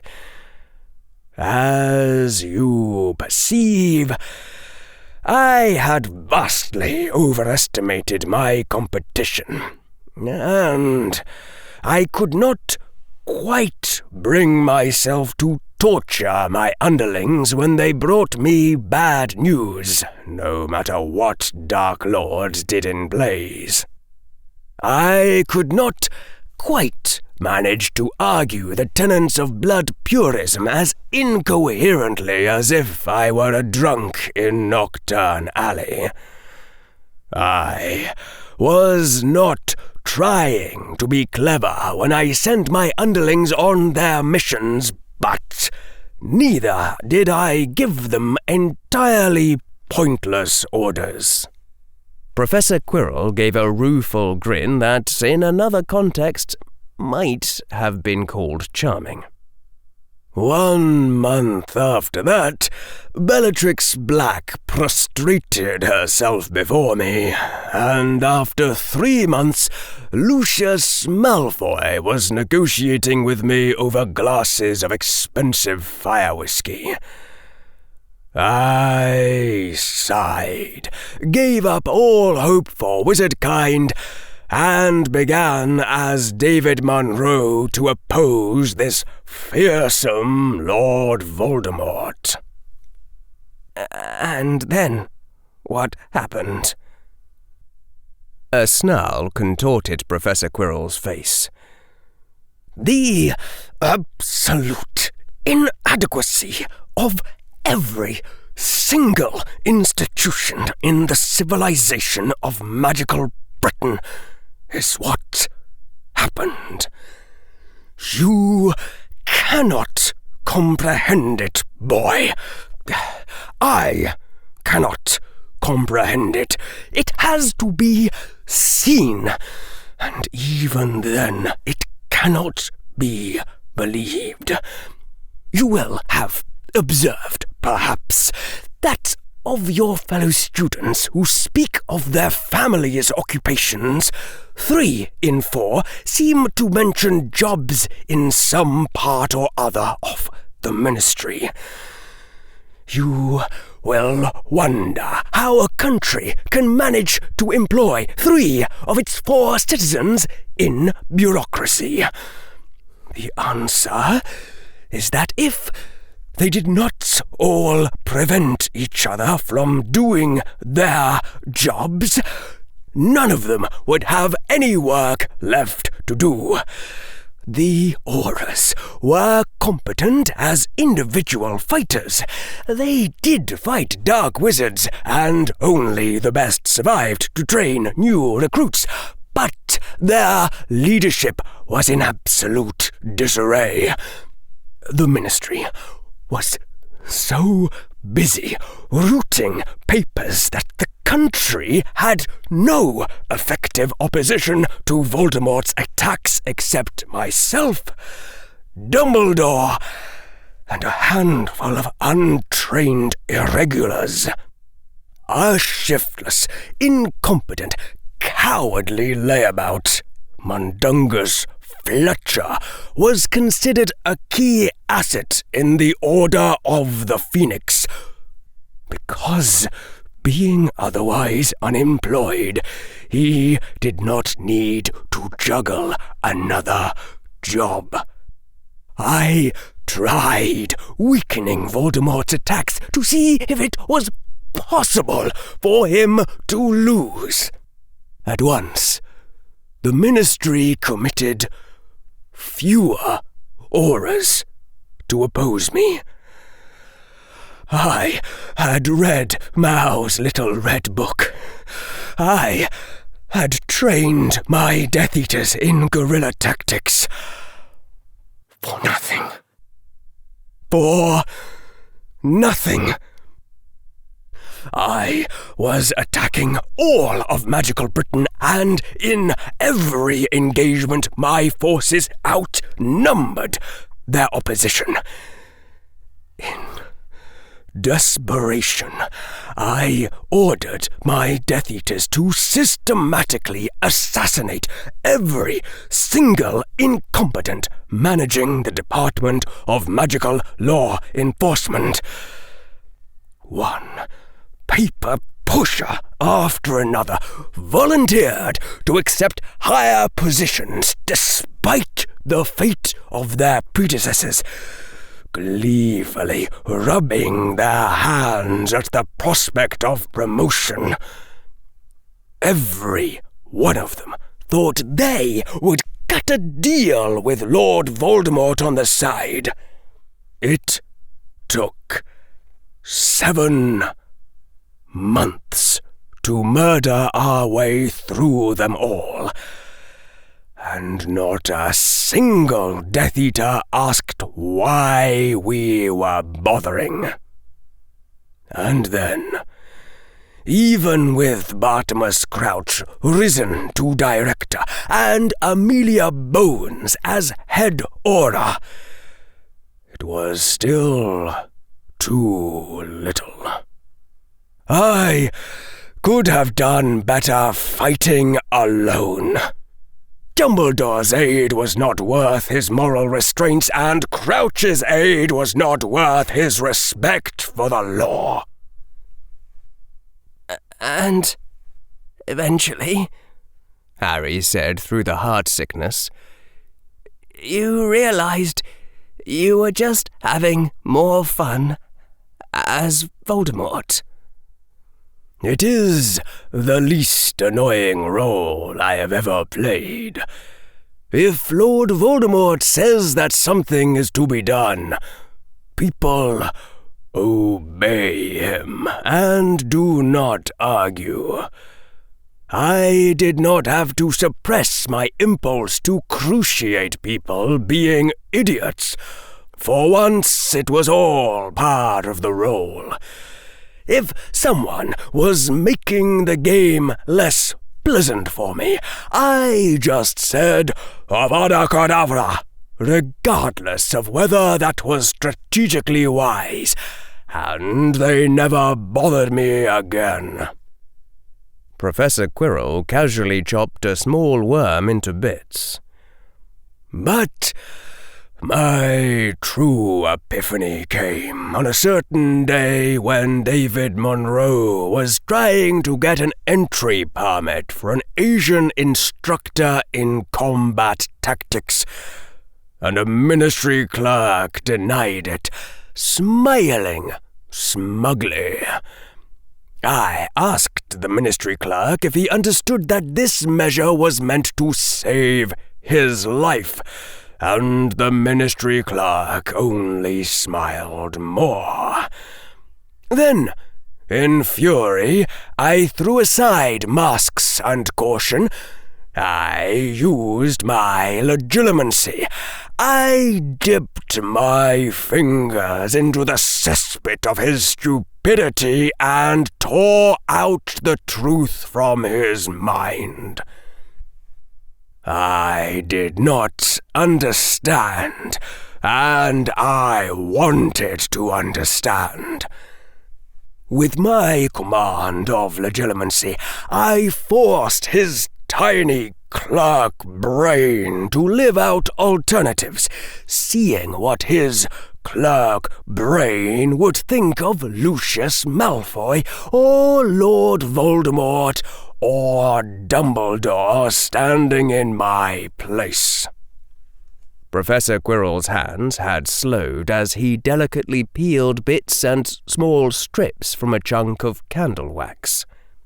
What I finally realized that day is complicated, boy, which is why I did not understand it earlier in life.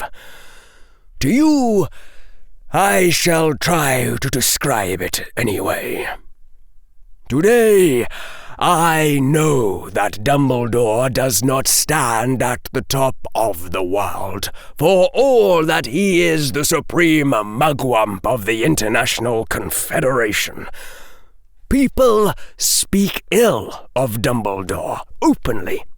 They criticize him proudly and to his face, in a way they would not dare stand up to Lucius Malfoy. You have acted disrespectfully toward Dumbledore, boy. Do you know why you did so? I'm not sure, Harry said.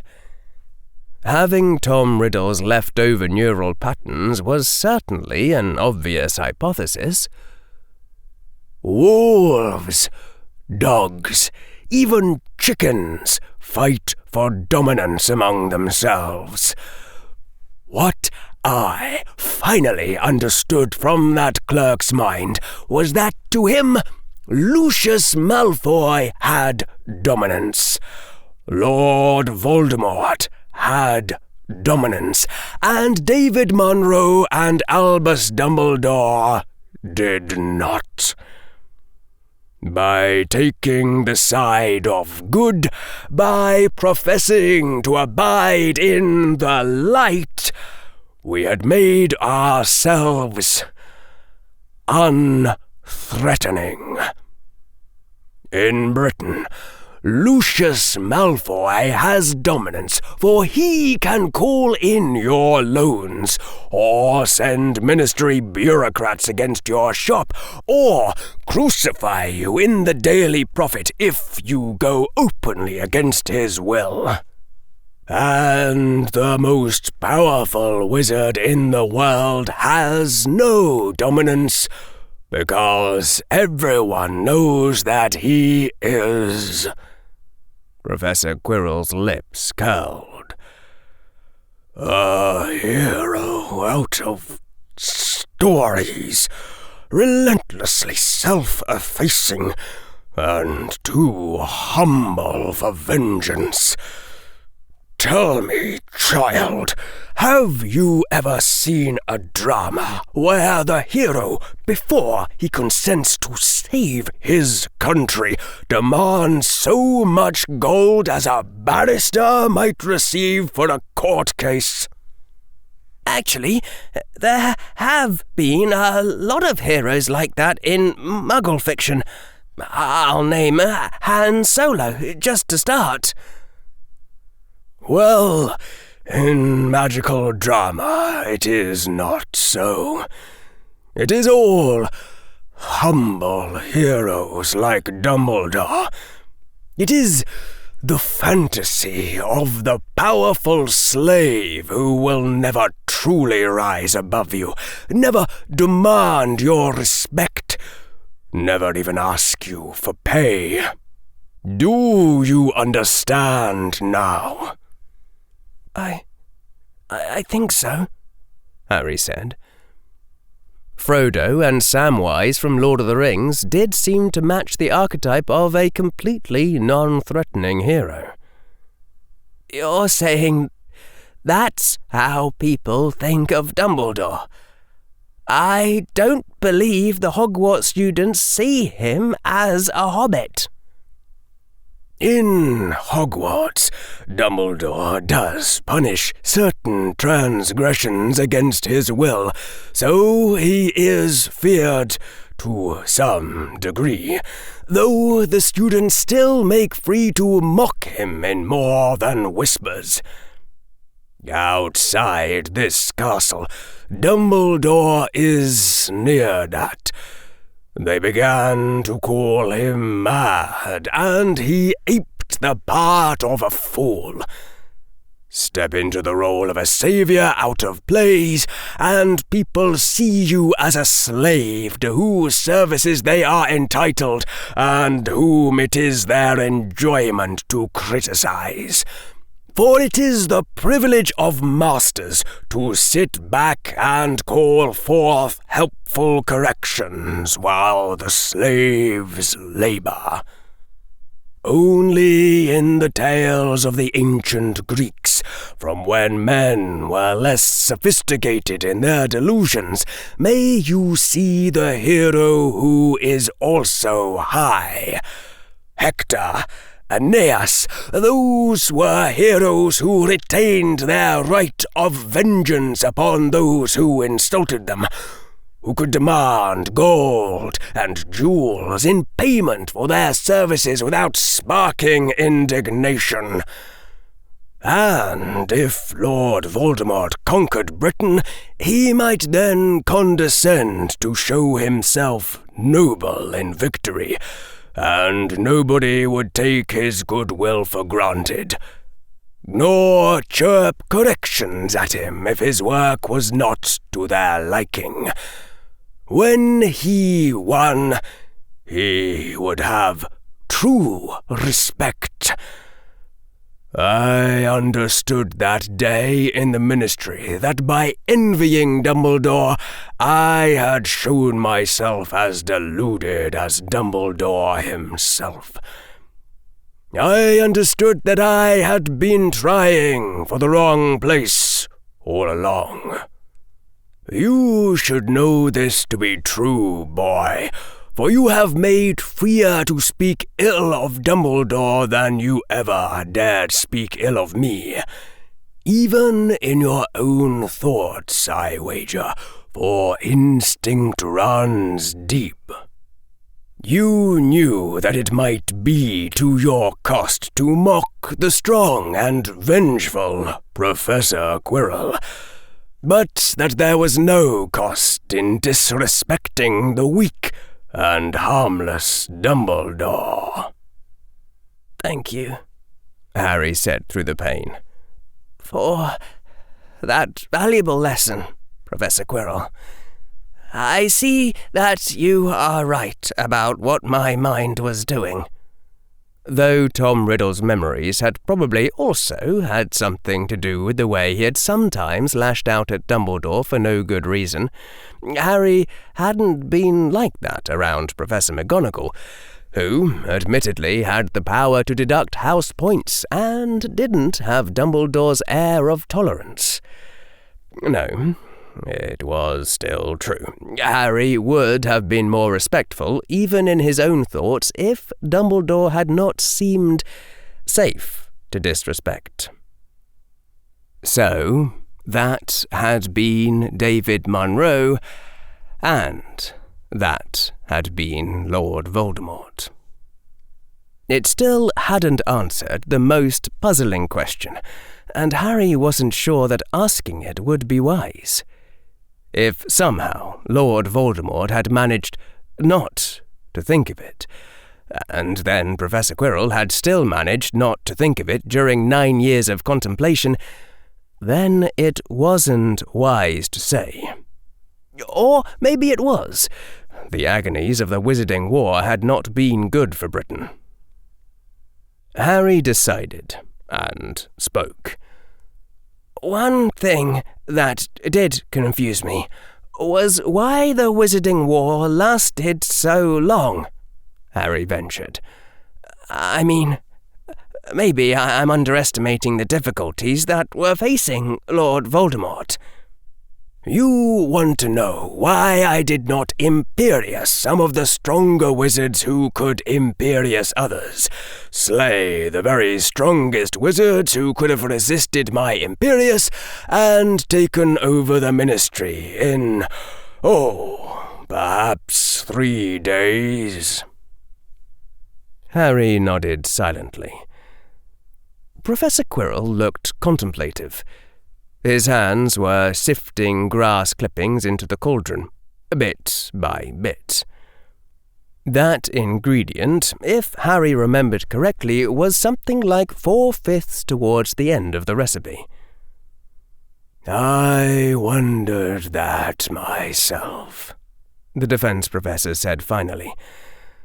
When I heard Trelawney's prophecy from Snape, and I contemplated the past as well as the future, if you had asked my past self why he did not use the Imperious, he would have spoken of the need to be seen to rule, to openly command the Ministry bureaucracy, before it was time to turn his eyes outward to other countries.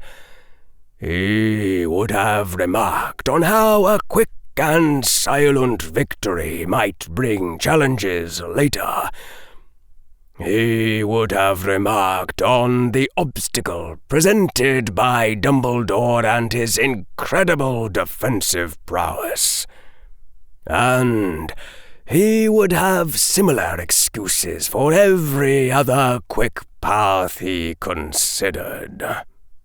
Somehow, it was never the right time to bring my plans to their final phase.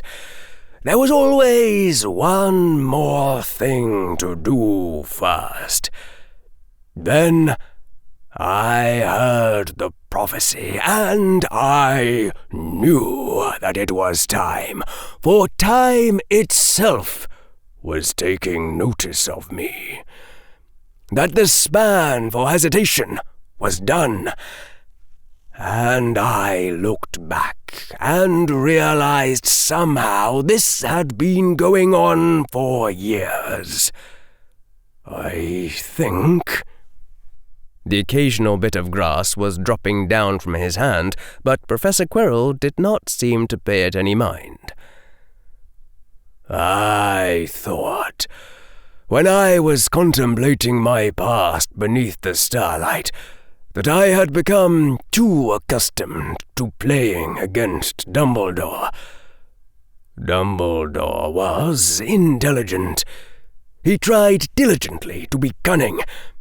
He did not wait for me to strike, but presented me with surprises.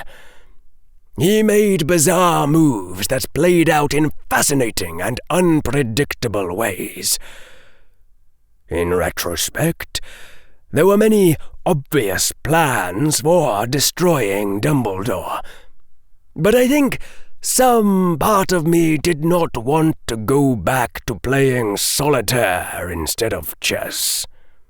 It was when I had the prospect of creating another Tom Riddle to plot against, someone even more worthy than Dumbledore, that I was first willing to contemplate the end of my war. Yes, in retrospect, that sounds stupid, but sometimes our emotions are more foolish than we can bring our reason to admit. I would never have espoused such a policy deliberately. It would have violated Rules 9, 16, 20, and 22, and that is too much if you are enjoying yourself.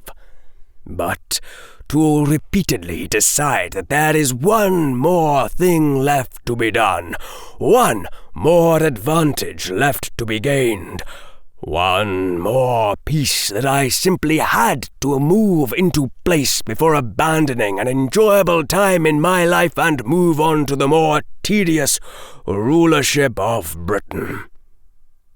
Well, even I am not immune to a mistake like that, if I do not realize that I am making it. And that was when Harry knew what was going to happen at the end of this, after the Philosopher's Stone had been retrieved. At the end of this, Professor Quirrell was going to kill him. Professor Quirrell didn't want to kill him. It was possible that Harry was the only person in the world against whom Professor Quirrell wouldn't be able to use a killing curse.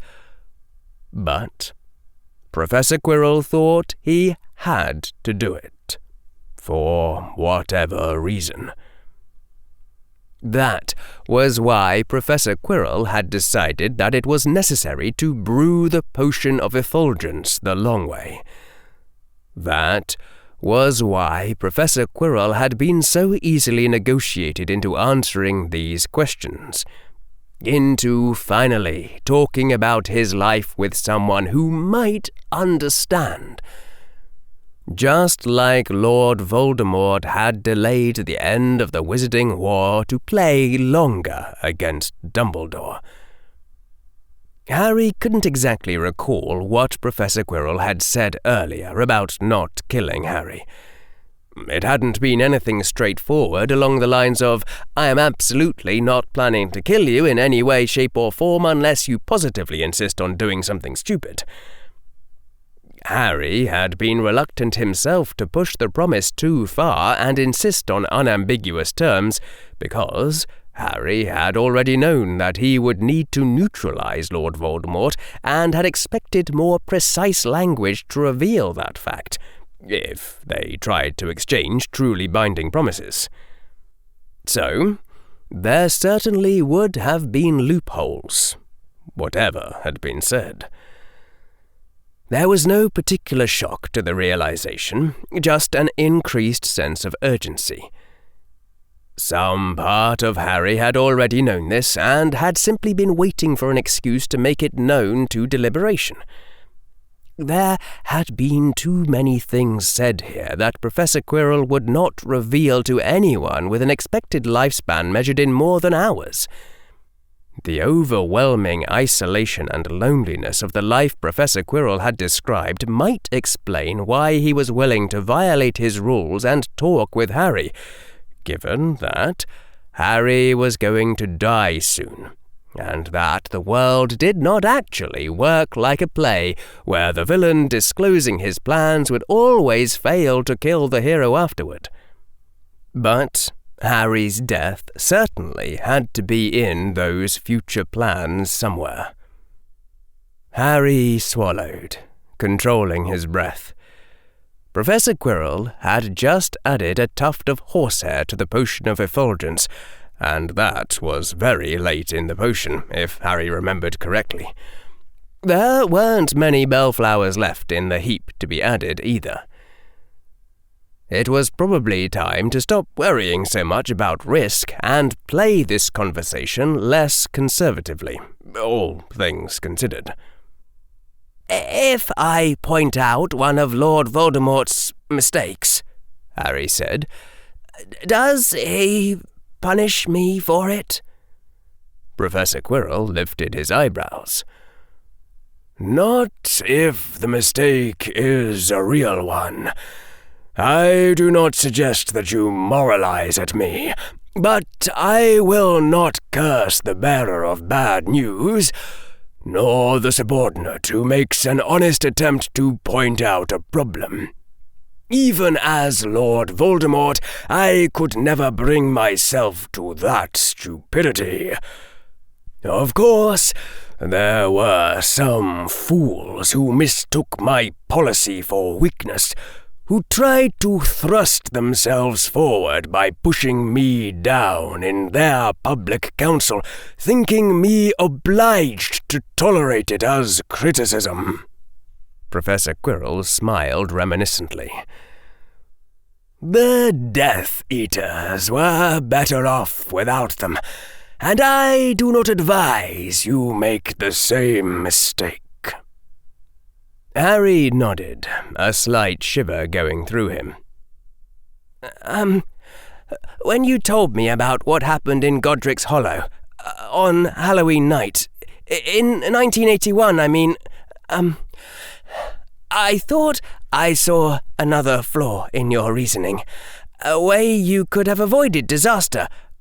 But, I think you have a blind spot, a class of strategies you don't consider, so you didn't see it, even afterward. I hope you are not about to say something stupid along the lines of, "Don't try to kill people," Professor Quirrell said. "I shall be very unhappy if that is the case." Not values difference. True mistake given your goals. Will you hurt me if I act the part of the teacher toward you and teach lesson? Or if mistake is simple and obvious and makes you feel stupid? "No," hissed Professor Quirrell. "Not if lesson is true." Harry swallowed. Why didn't you test the Horcrux system before you actually had to use it? "Test it?" said Professor Quirrell. He looked up from the brewing potion, and indignation came into his voice. "What do you mean, test it?" Why didn't you test if the Horcrux system was working correctly before you needed it on Halloween? Professor Quirrell looked disgusted. "You ridiculous! I didn't want to die, Mr. Potter, and that was the only way to test my great creation. What good would it have done to risk my life sooner rather than later? How would I have been better off?" Harry swallowed a lump in his throat. There was a way for you to test your Horcrux system without dying. The general lesson is important. Do you see it now? "No," Professor Quirrell said after a while. The defense professor gently crumbled one of the last bellflowers together with a strand of long blonde hair, and then dropped it into the potion, which was bubbling brighter now. Only 2 more bellflowers remained on the potions table. "And I do hope your lesson is a sensible one, for your sake." Suppose, Professor, that I learned how to cast the improved Horcrux spell and I was willing to use it. What would I do with it? Professor Quirrell answered at once. "You would find some person whom you found morally abhorrent and whose death you could convince yourself would save other lives, and murder them to create a Horcrux." "And then what?" "Make more Horcruxes," said the defense professor. He picked up a jar of what looked like dragon scales. Before that," Harry said. After a time, the defense professor shook his head. "I still do not see it, and you will cease this game and tell me." "I would make Horcruxes for my friends. If you'd ever really cared about one single other person in the entire world, if there'd been just one person who gave your immortality meaning, someone that you wanted to live forever with you. Harry's throat choked. Then the idea of making a Horcrux for someone else wouldn't have been such a counterintuitive thought. Harry was blinking hard. You have a blind spot around strategies that involve doing nice things for other people, to the point where it stops you from achieving your selfish values. You think it's not your style, I suppose.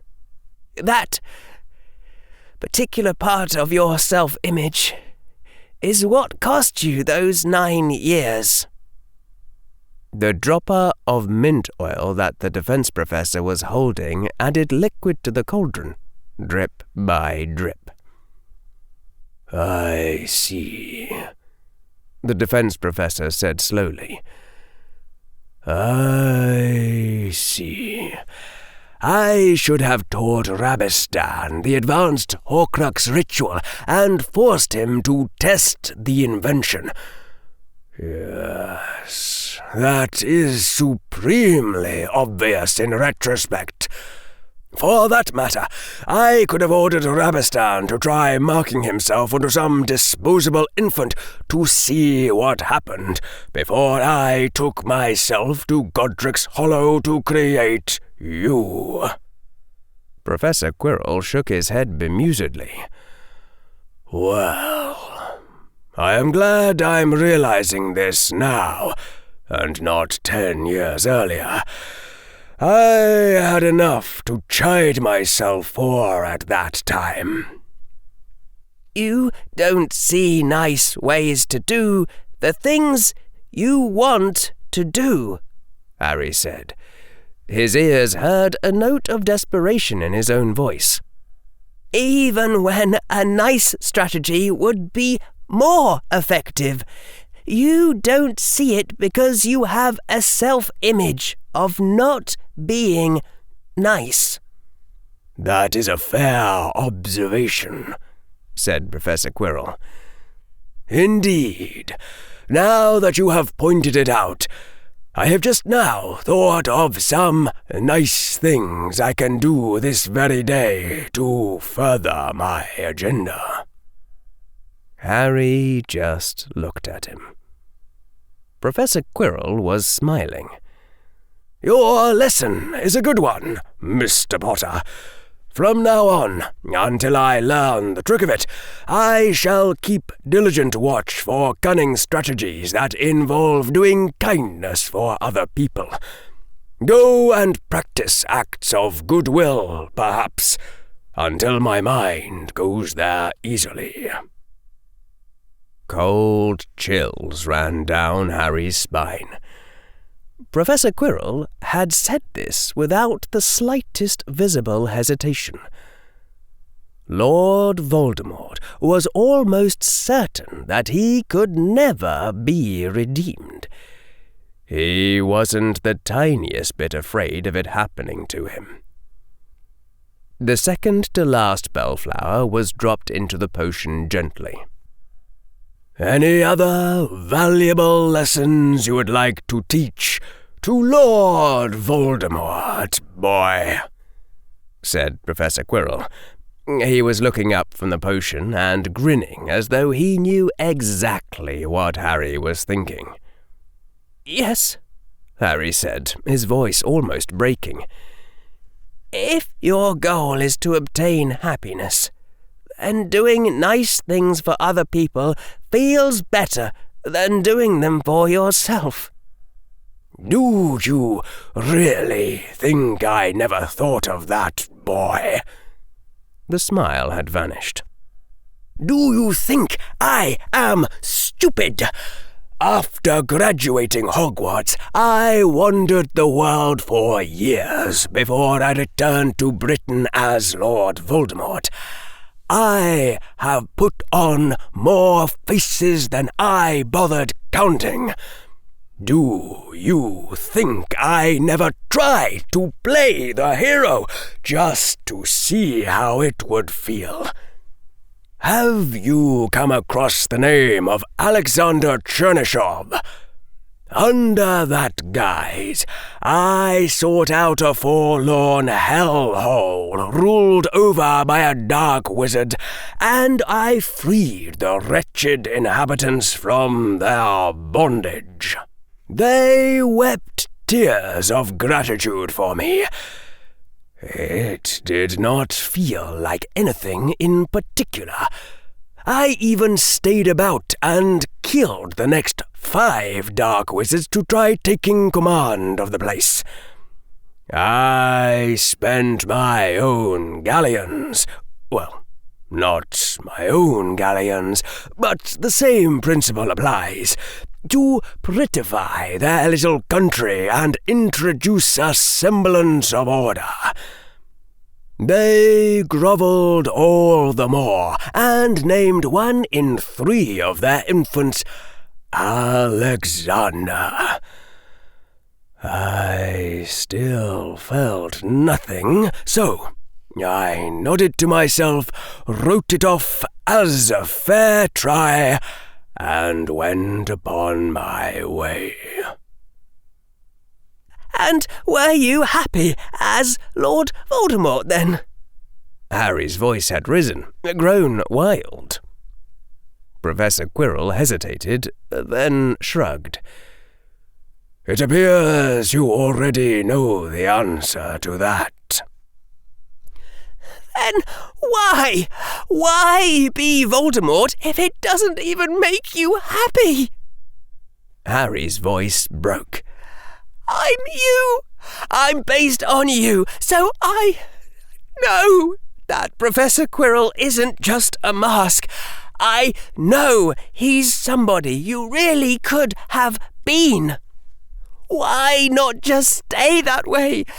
Take your curse off the defense position and just stay here. Use the Philosopher's Stone to take David Munro's shape and let the real Quirinus Squirrel go free.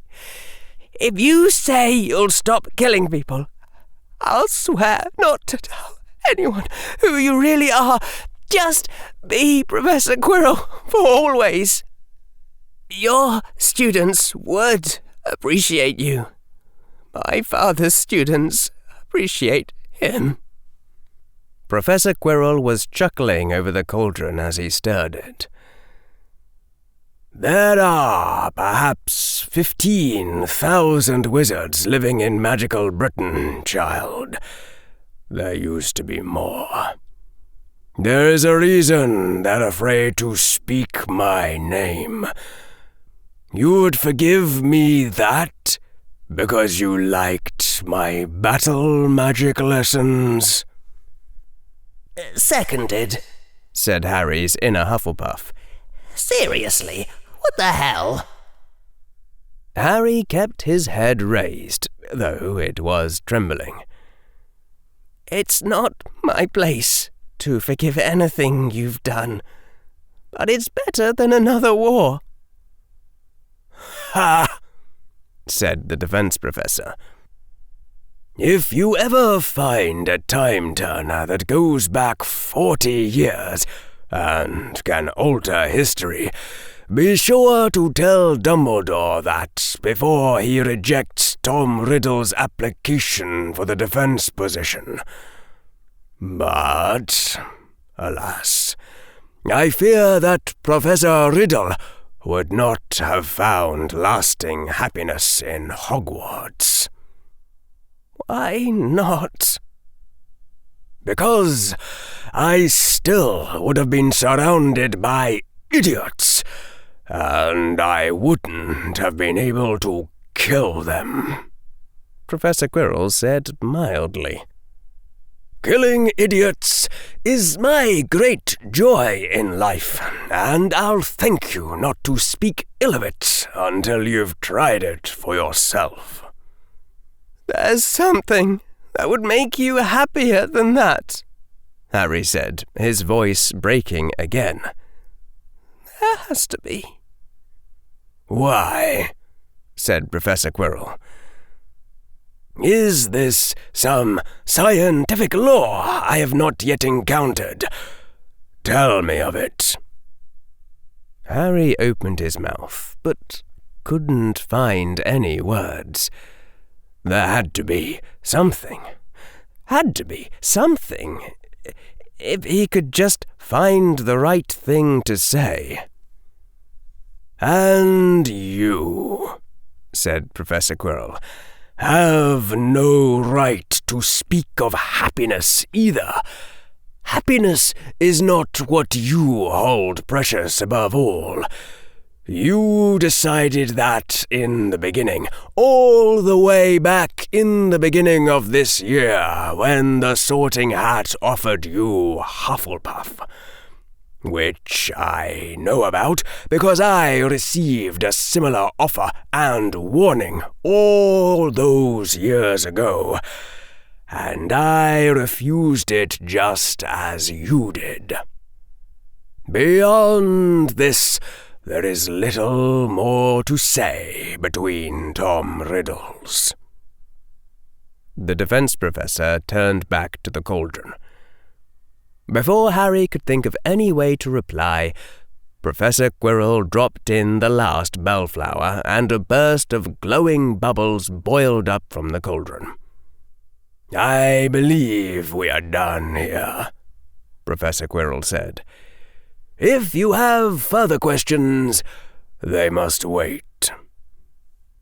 Harry shakily rose to his feet, even as Professor Quirrell took up the cauldron and poured out a ridiculously huge volume of effulgent liquid, more than seemed like it could fit in a dozen cauldrons, onto the purple fire that guarded the doorway. The purple fire winked out. "Now for the mirror," said Professor Quirrell, and he drew forth the cloak of invisibility from his robes and floated it to drop before Harry's shoes.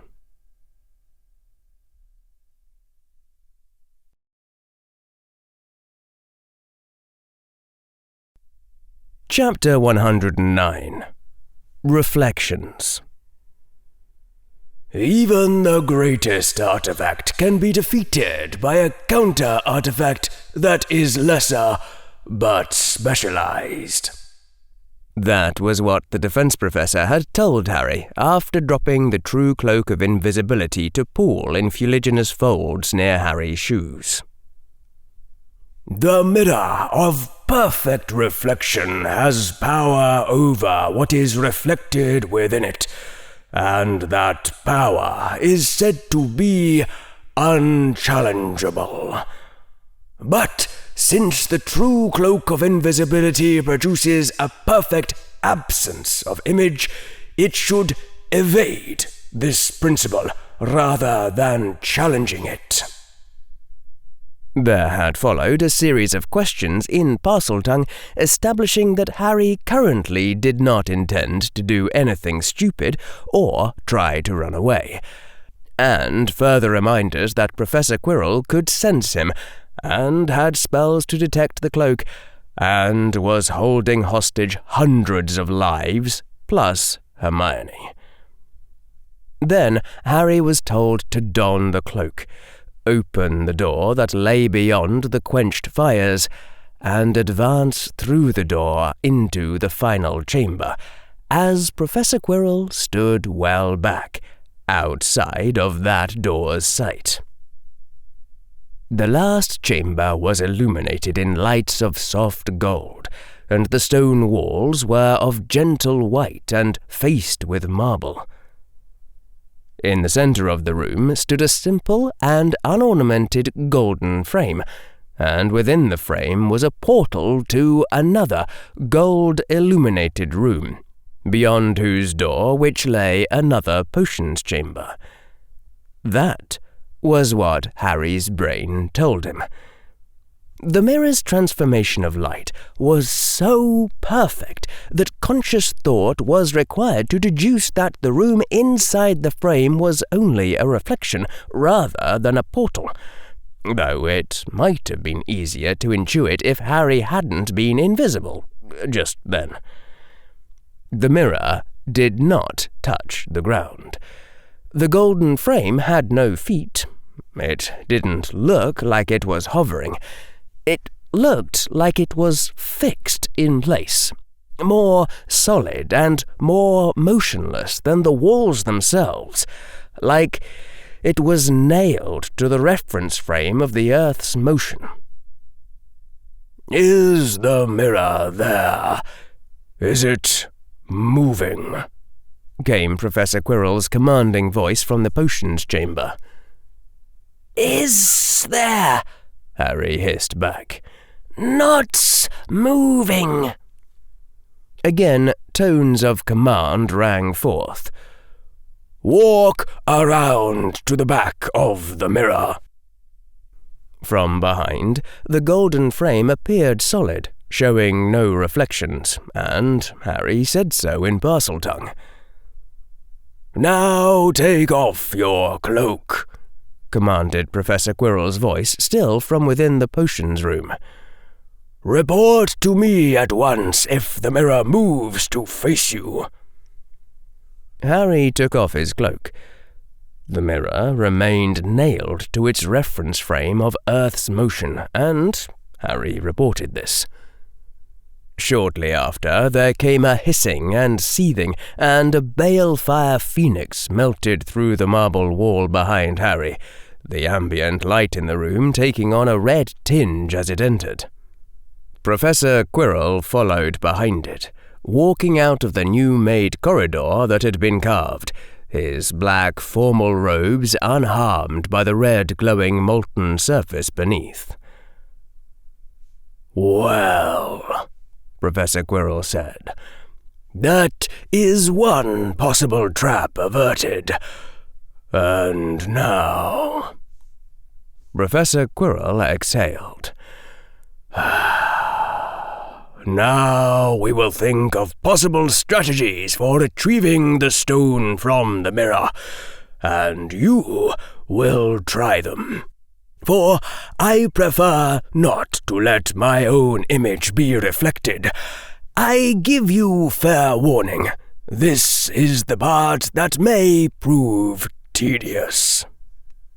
"I take it this isn't a problem you can solve with fiend fire?" "Ha!" said Professor Quirrell, and gestured. The balefire phoenix moved forward in a rush of crimson terror, the red light casting writhing shadows on the remaining marble walls. Harry jumped back before he could think. The dreadful dark red blaze rushed past Professor Quirrell, surged into the golden back of the mirror, and disappeared as fast as it touched the gold. Then the fire was gone, and the room was tinged scarlet no more. There was no scratch upon the golden surface, no glow to mark the absorption of heat. The mirror had simply remained in place, untouched. Chills went down Harry's spine. If he'd been playing Dungeons & Dragons and the Dungeon Master had reported that result, Harry would have suspected a mental illusion and rolled to disbelieve. Upon the center of the golden back had appeared a sequence of runes in no known alphabet, black absences of light in small lines and curves arranged in a level horizontal row. The thought occurred to Harry that some minor concealing illusion had been consumed in the fiendfire, a far lesser enchantment that had been added to prevent children from seeing those letters. "How old is this mirror?" Harry said in almost a whisper. "Nobody knows, Mr. Potter." The defense professor reached out his fingers towards the runes, a look of something like reverence on his face. But his fingers did not touch the gold. "But my guess is the same as yours, I think. It is said in certain legends that may or may not be fabrications, that this mirror reflects itself perfectly, and therefore its existence is absolutely stable. So stable that the mirror was able to survive when every other effect of Atlantis was undone. All its consequences severed from time. You can see why I was amused when you suggested fiend fire.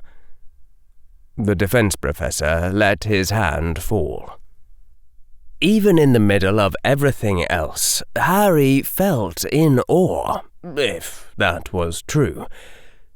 The golden frame gleamed no brighter than before, for all the revelation. But you could imagine it going back and back into a civilization that had been made to never be. What does the mirror do exactly? An excellent question, said Professor Quirrell. The answer is in the runes that are written upon the mirror's golden frame. Read them to me. They're not in any alphabet I recognize. They look like randomly oriented chicken scratches drawn by Tolkien elves. Read them anyway. Is not dangerous.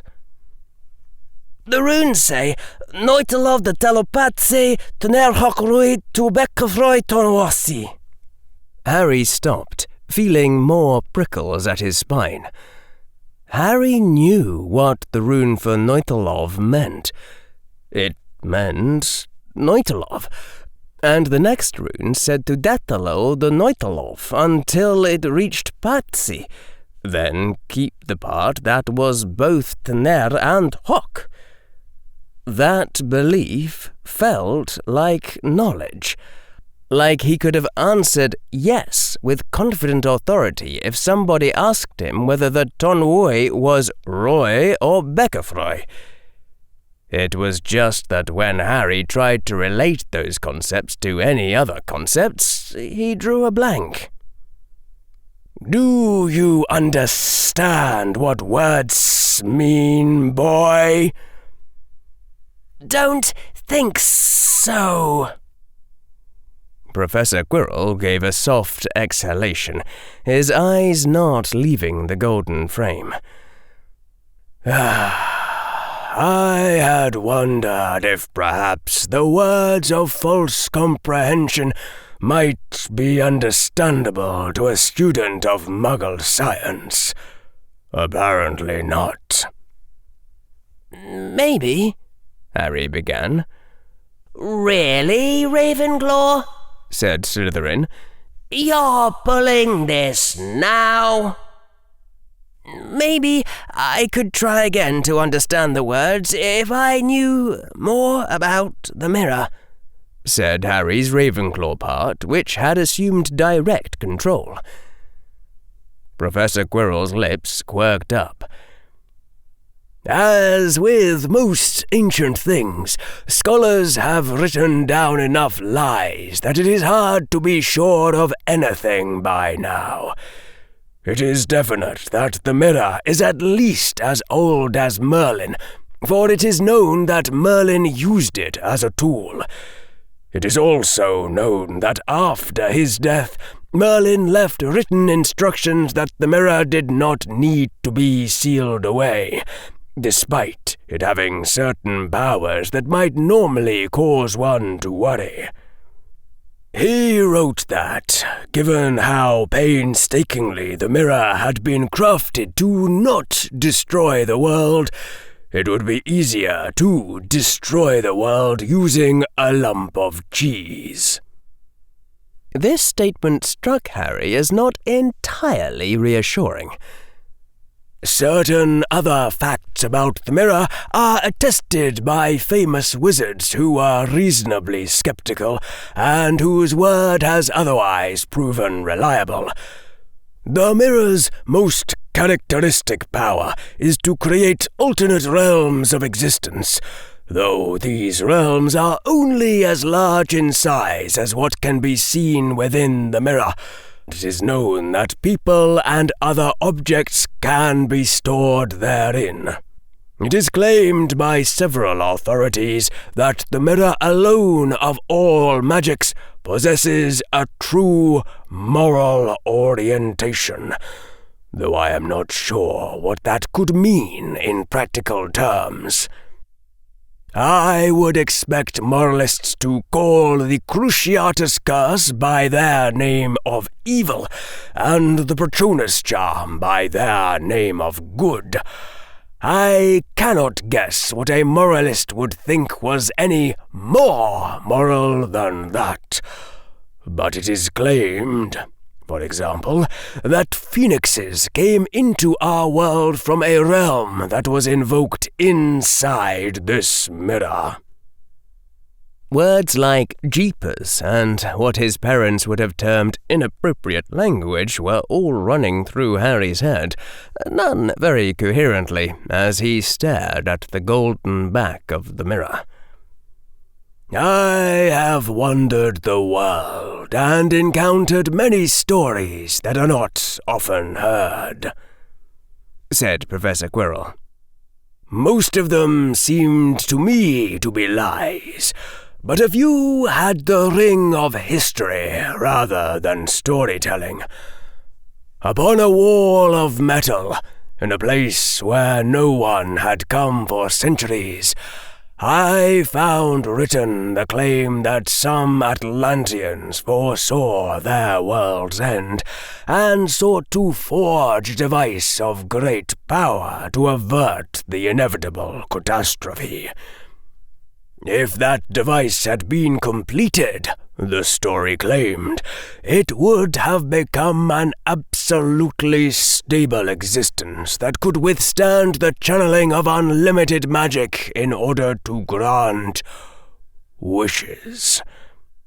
And also, this was said to be the vastly harder task, the device would somehow avert the inevitable catastrophes any sane person would expect to follow from that premise. The aspect I found interesting was that, according to the tale writ upon those metal plates, the rest of Atlantis ignored this project and went upon their ways. It was sometimes praised as a noble public endeavor, but nearly all other Atlanteans found more important things to do on any given day than help. Even the Atlantean nobles ignored the prospect of somebody other than themselves obtaining unchallengeable power, which a less experienced cynic might expect to catch their attention. With relatively little support, the tiny handful of would-be makers of this device labored under working conditions that were not so much dramatically arduous as pointlessly annoying. Eventually, time ran out, and Atlantis was destroyed with the device still far from complete. I recognize certain echoes of my own experience that one does not usually see invented in mere tales. A twist in the dry smile. But perhaps that is merely my own preference for one tale among 100 other legends. You perceive, however, the echo of Merlin's statement about the mirror's creators shaping it to not destroy the world. Most importantly for our purposes, it may explain why the mirror would have the previously unknown capability that Dumbledore or Perenelle seems to have invoked, of showing any person who steps before it an illusion of a world in which one of their desires has been fulfilled. It is the sort of sensible precaution you can imagine someone building into a wish-granting creation meant to not go horribly wrong." "Wow," Harry whispered, and meant it. This was magic, with a capital M. The sort of magic that appeared in "So, you want to be a wizard?" not just a collection of random physics-violating things you could do with a wand. Professor Quirrell gestured at the golden back. "The final property upon which most tales agree is that whatever the unknown means of commanding the mirror, of that key, there are no plausible accounts. The mirror's instructions cannot be shaped to react to individual people, so it is not possible for Perenelle to command this mirror. Only give the stone to Perenelle. Dumbledore cannot state, only give the stone to one who wishes to give it to Nicholas Flamel. There is in the mirror a blindness such as philosophers have attributed to ideal justice. It must treat all who come before it by the same rule, whatever rule may be in force. Thus, there must be some rule for reaching the stone's hiding place which anyone can invoke. And now you see why you, called the boy who lived, shall implement whatever strategies the two of us devise. For it was said that this thing possesses a moral orientation, and it may have been given commands reflecting the same. I am well aware that on conventional terms you are said to be good, just as I am said to be evil." Professor Quirrell smiled rather darkly. "So, as our first attempt, though not our last, rest assured, let us see what this mirror makes of your attempt to retrieve the stone in order to save the life of Hermione Granger and hundreds of your fellow students." "And the first version of that plan," said Harry, who was beginning to finally understand, "the one you invented on Friday in my first week of Hogwarts, called for the stone to be retrieved by Dumbledore's golden child, the boy who lived, making a selfless and noble attempt to save the life of his dying defense teacher, Professor Quirrell." "Of course," said Professor Quirrell. It was a poetical sort of plot, Harry supposed, but his appreciation of that elegance was being hampered by the surrounding circumstances. Then another thought occurred to Harry. Harry said, "you think that this mirror is a trap for you?" "There is no way beneath the heavens that it is not meant as a trap."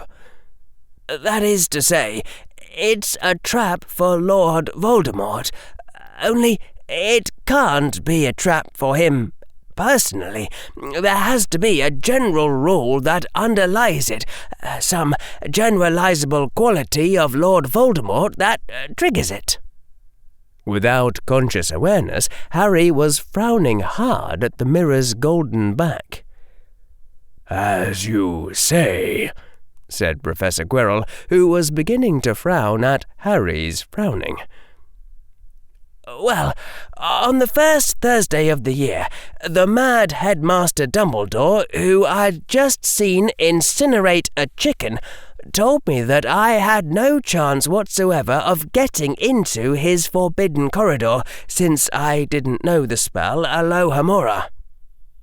"I see," said Professor Quirrell. "Oh, dear. I wish you had thought to mention this to me a good deal earlier." Neither of them needed to state aloud the obvious, that this bit of reverse psychology had successfully ensured that Harry would stay the heck away from Dumbledore's forbidden corridor. Harry was still concentrating. Do you think Dumbledore suspects that I am, in his terms, a Horcrux of Lord Voldemort? Or, more generally, that some aspects of my personality were copied off Lord Voldemort? Even as Harry asked this aloud, he realized what a dumb question it was, and how much completely blatant evidence he had already seen that "Dumbledore cannot possibly have missed it," said Professor Quirrell. "It is not exactly subtle. What else is Dumbledore to think? That you are an actor in a play whose stupid author has never met a real 11-year-old? Only a gibbering dullard would believe that. Never mind." The two of them stared at the mirror in silence. Finally, Professor Quirrell sighed. "I have outwitted myself, I fear.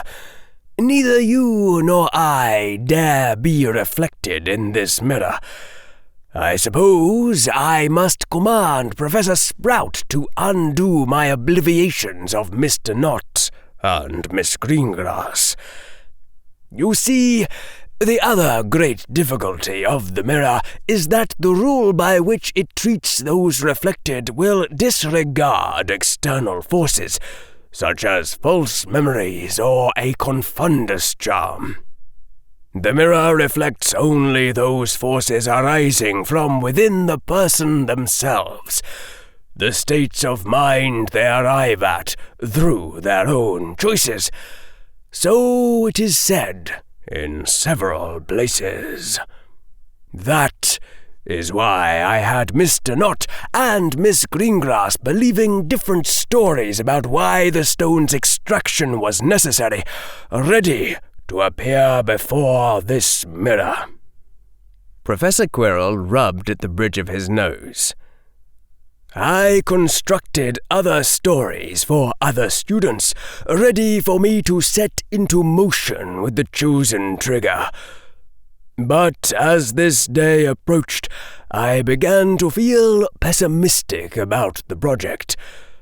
Such as Knott and Greengrass still seem worth trying if we cannot think of something better. But I wonder if Dumbledore has tried to construct this puzzle to specifically resist Voldemort's cunning.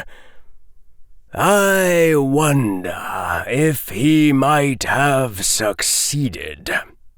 If you devise an alternative plan which I approve enough to try, I promise that whatever pawn I send forth shall not be harmed by me, then or ever, nor do I expect to break that promise.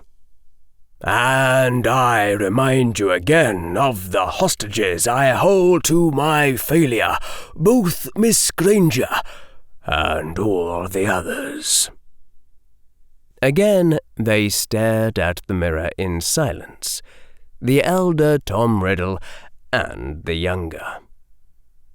"I suspect, Professor," Harry said after a time, "that your entire class of hypotheses about somebody needing to want the stone for good or honest purposes is mistaken. The headmaster wouldn't set a retrieval rule like that." "Why?" "Because Dumbledore knows how easy it is to end up believing that you're doing the right thing when you're actually not. It'd be the first possibility he imagined." Is it truth or trickery that I hear?" "I'm being honest," Harry said. Professor Quirrell nodded. "Then your point is well taken." "I'm not sure why you think this puzzle is solvable," Harry said.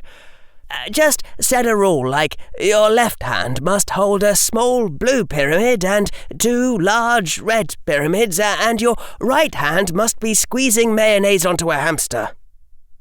"No," Professor Quirrell said. "No, I think not. The legends are unclear on what rules can be given, but I think it must have something to do with the mirror's original intended use. It must have something to do with the deep desires and wishes arising from within the person. Squeezing mayonnaise onto a hamster will not qualify as that for most people." Harry said. "Maybe the rule is that the person has to not want to use the stone at all. No, that's too easy. The story you gave Mr. Knott solves it." "In some ways you may understand Dumbledore better than I," said Professor Quirrell. "So now I ask you this.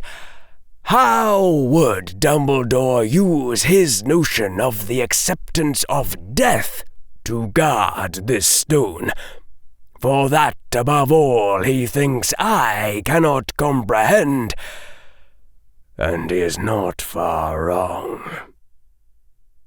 Harry thought about this for a while, considering several ideas and discarding them, and then, having thought of something, Harry considered remaining silent, before mapping out the obvious part of the future conversation where Professor Quirrell asked him to say in Parseltongue if he'd thought of something. Reluctantly, Harry spoke. "Would Dumbledore think that this mirror could reach the afterlife? Could he put the stone into something that he thinks is an afterlife, so that only people who believe in an afterlife can see it?" Professor Quirrell said. "Possibly. Yes, there is a certain plausibility to it. Using this setting of the mirror to show people their heart's desires, Albus Dumbledore would see himself reunited with his family. He would see himself united with them in death, wanting to die himself rather than wishing for them to be returned to life. His brother Aberforth, his sister Ariana, his parents Kendra and Percival. It would be Aberforth to whom Dumbledore gave the stone, I think. Would the mirror recognize that Aberforth particularly had been given the stone? Or will any person's dead relative do, if that person believes their relative's spirit would give them back the stone?" Professor Quirrell was pacing in a short circle, keeping well away from Harry and the mirror as he moved. "But all this is only one idea. Let us devise another." Harry began to tap his cheek, then stopped abruptly as he realized where he'd picked up that gesture. "What if Perenelle is the one who put the stone in here? Maybe she keyed the mirror to give the stone only to the person who put it in originally." "Perenelle has lived this long by knowing her limitations," said Professor Quirrell. "She does not overestimate her own intellect. She is not prideful. If that were so, she would have lost the stone long ago. Perenelle would not try to think of a good mirror rule herself, not when Master Flamel can leave the matter in Dumbledore's wiser hands. But the rule of only returning the stone to the one who remembers placing it also works if Dumbledore himself has placed the stone. It would be a hard rule to bypass, since I cannot simply confound someone into believing that they put in the stone. I would have to create a false stone and a false mirror and arrange the drama. Professor Quirrell was frowning now. But it is still something that Dumbledore would imagine Voldemort being able to arrange, given time. If at all possible, Dumbledore will want to make the key to the mirror a state of mind he thinks I cannot arrange in a pawn, or a rule that Dumbledore thinks Voldemort can never comprehend, such as a rule involving the acceptance of one's own death. That is why I considered your previous idea plausible. Then Harry had an idea. He was not sure if it was a good idea. It wasn't like Harry had a lot of choice here. Arguendo, Harry said. We're not sure what's necessary to retrieve the stone, but a sufficient condition should involve Albus Dumbledore, or maybe someone else, in a state of mind where they believe that the Dark Lord has been defeated, that the threat is over, and that it is time to take out the stone and give it back to Nicholas Flamel. We aren't sure which part of that person's state of mind, let's say Dumbledore's, will be the necessary part that he thinks Lord Voldemort can't understand or duplicate. But under those conditions, Dumbledore's entire state of mind will be sufficient.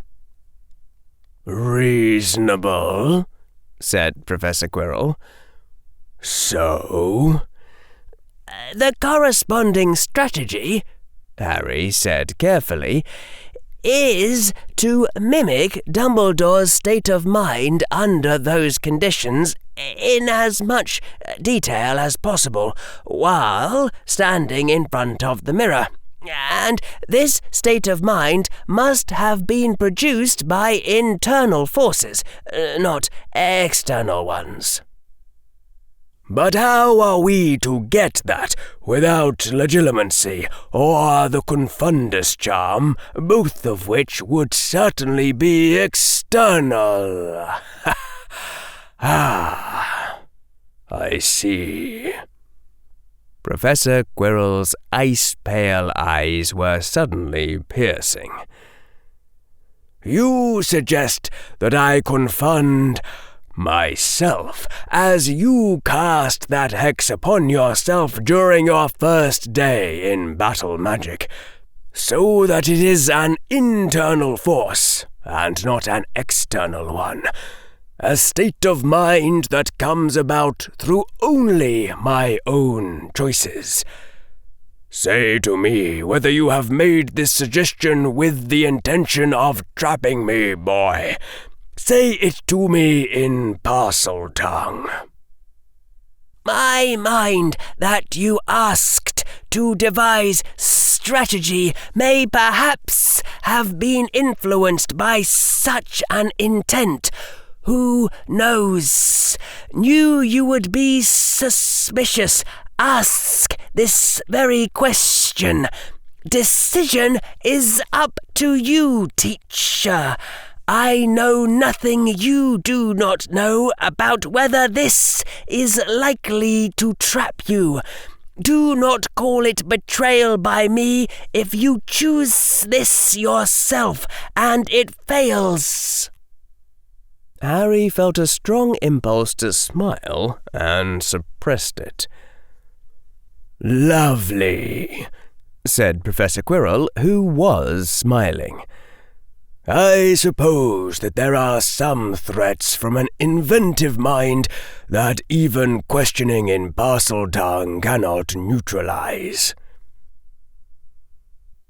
Harry put on the cloak of invisibility at Professor Quirrell's orders to stop the man who shall believe himself to be schoolmaster from seeing you, as Professor Quirrell said in Parseltongue. Wearing the cloak or no, you will stand in range of the mirror yourself, Professor Quirrell said. If a gush of lava comes forth, you will also burn. I feel that much symmetry should apply.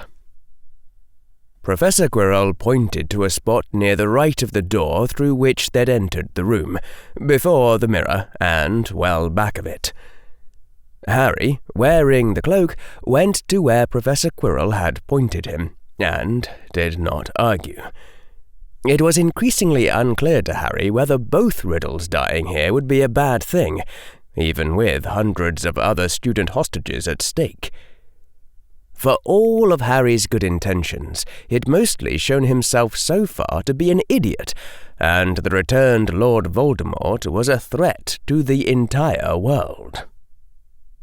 Though, either way, Harry couldn't see Dumbledore doing the lava thing. Dumbledore was probably sufficiently angry at Voldemort to discard his usual restraint, but lava wouldn't permanently stop an entity that Dumbledore believed to be a discorporate soul. Then, Professor Quirrell pointed with his wand and a shimmering circle appeared around where Harry was standing on the floor.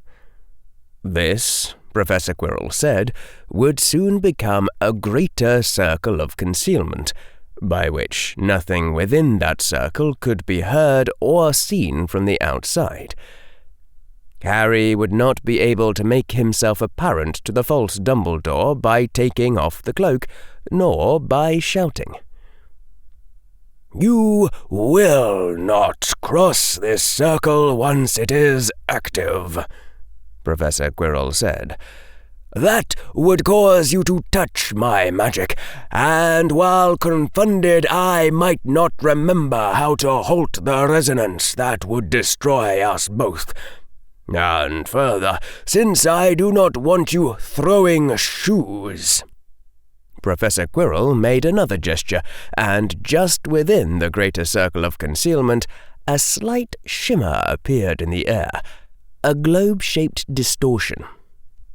This barrier will explode if touched by you or other material thing. The resonance might lash at me afterward, but you would also be dead. Now tell me in Parseltongue that you do not intend to cross this circle, or take off your cloak, or do anything at all impulsive or stupid. Tell me you will wait quietly here under the cloak until this is over. This Harry repeated back. Then Professor Quirrell's robes became black, tinged with gold, such robes as Dumbledore might wear upon a formal occasion, and Professor Quirrell pointed his own wand at his head. Professor Quirrell stayed motionless for a long time, still holding his wand to his head. His eyes were closed in concentration. And then Professor Quirrell said, "Confound us." At once, the expression of the man standing there changed. He blinked a few times as though confused, lowering his wand. A deep weariness spread over the face Professor Quirrell had worn. Without any visible change, his eyes seemed older, the few lines in his face calling attention to themselves. His lips were set in a sad smile. Without any hurry, the man quietly walked over to the mirror, as though he had all the time in the world. He crossed into the mirror's range of reflection, without anything happening, and stared into the surface. What the man might be seeing there, Harry could not tell. To Harry, it seemed that the flat, perfect surface still reflected the room behind it, like a portal to another place. "Ariana," breathed the man. "Mother, father, and you, my brother, it is done." The man stood still, as if listening. "Yes, done," the man said. "Voldemort came before this mirror and was trapped by Merlin's method. He is only one more sealed horror now." Again, the listening stillness. "I would that I could obey you, my brother, but it is better this way." The man bowed his head. "He is denied his death forever. That vengeance is terrible enough." Harry felt a twinge watching this, a sense that this was not what Dumbledore would have said. It seemed more like a straw man, a shallow stereotype. But then this wasn't the real Aberforth spirit either. This was who Professor Quirrell imagined Dumbledore imagined Aberforth was, and that doubly reflected image of Aberforth wouldn't notice anything amiss. "It is time to give back the Philosopher's Stone," said the man who thought he was Dumbledore. "It must go back into Master Flamel's keeping now." Listening stillness. "No," said the man. "Master Flamel has kept it safe these many years from all who would seek immortality, and I think it will be safest in his hands. No, Aberforth, I do think his intentions are good." Harry couldn't control the tension that was running through him like a live wire. He was having trouble breathing. Imperfect. Professor Quirrell's Confundus charm had been imperfect. The underlying personality of Professor Quirrell was leaking through and seeing the obvious question. Why it was okay for Nicholas Flamel himself to have the stone if immortality was so awful. Even if Professor Quirrell conceptualized Dumbledore as being blind to the question, Professor Quirrell hadn't included a clause in the Confundus saying that Dumbledore's image of Aberforth wouldn't think of it. And all of this was ultimately a reflection of Professor Quirrell's own mind, an image from within the intelligence of Tom Riddle. "Destroy it?" said the man. "Maybe. I am not sure it can be destroyed, or Master Flamel would have done it long since. I think many times that he has regretted making it. Aberforth, I promised him, and we are not so ancient or so wise ourselves. The Philosopher's Stone must go back into the keeping of the one who made it." And Harry's breath stopped. The man was holding an irregular chunk of scarlet glass in his left hand, the size perhaps of Harry's thumb from fingernail to the first joint. The sheened surface of the scarlet glass made it seem wet. The appearance was of blood, suspended in time and made into a jagged surface. "Thank you, my brother," the man said quietly. Is that what the stone should look like? Does Professor Quirrell know what the true stone should look like? Will the mirror give back the real stone under these conditions, or make an imitation and return that? And then, "No, Ariana," the man said, smiling gently. "I fear I must go now. Be patient, my dearest. It will be soon enough that I join you in truth. Why? Why? I am not sure why I must go.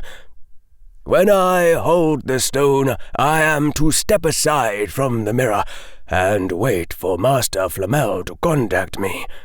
But I am not sure why I need to step aside from the mirror to do that."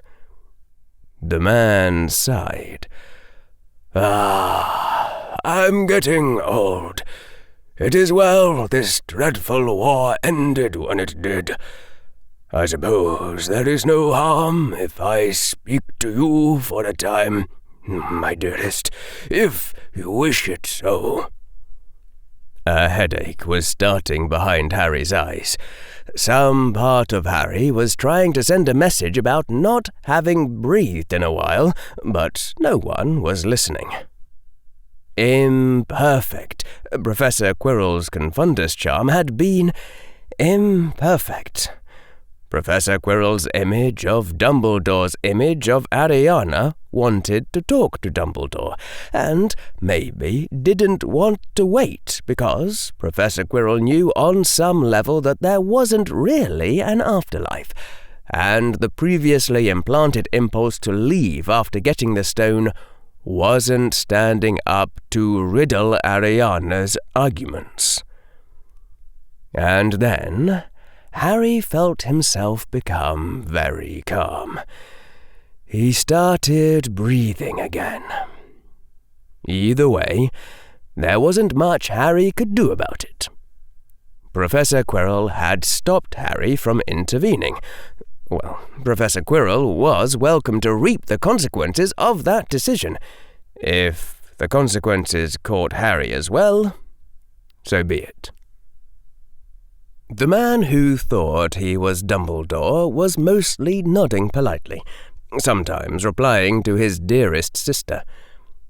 Sometimes the man cast an uneasy look to one side, as if feeling a strong impulse to go, but suppressing that impulse with the great patience and politeness and concern for his sister that Professor Quirrell imagined Albus Dumbledore having. Harry saw it the instant the Confundus wore off, and the man's expression changed, becoming again the face of Professor Quirrell. And in the same instant, the mirror changed, no longer showing Harry the reflection of the room, showing instead the form of the real Albus Dumbledore, as though he were standing just behind the mirror and visible through it. The real Dumbledore's face was set and grim. "Hello, Tom," said Albus Dumbledore.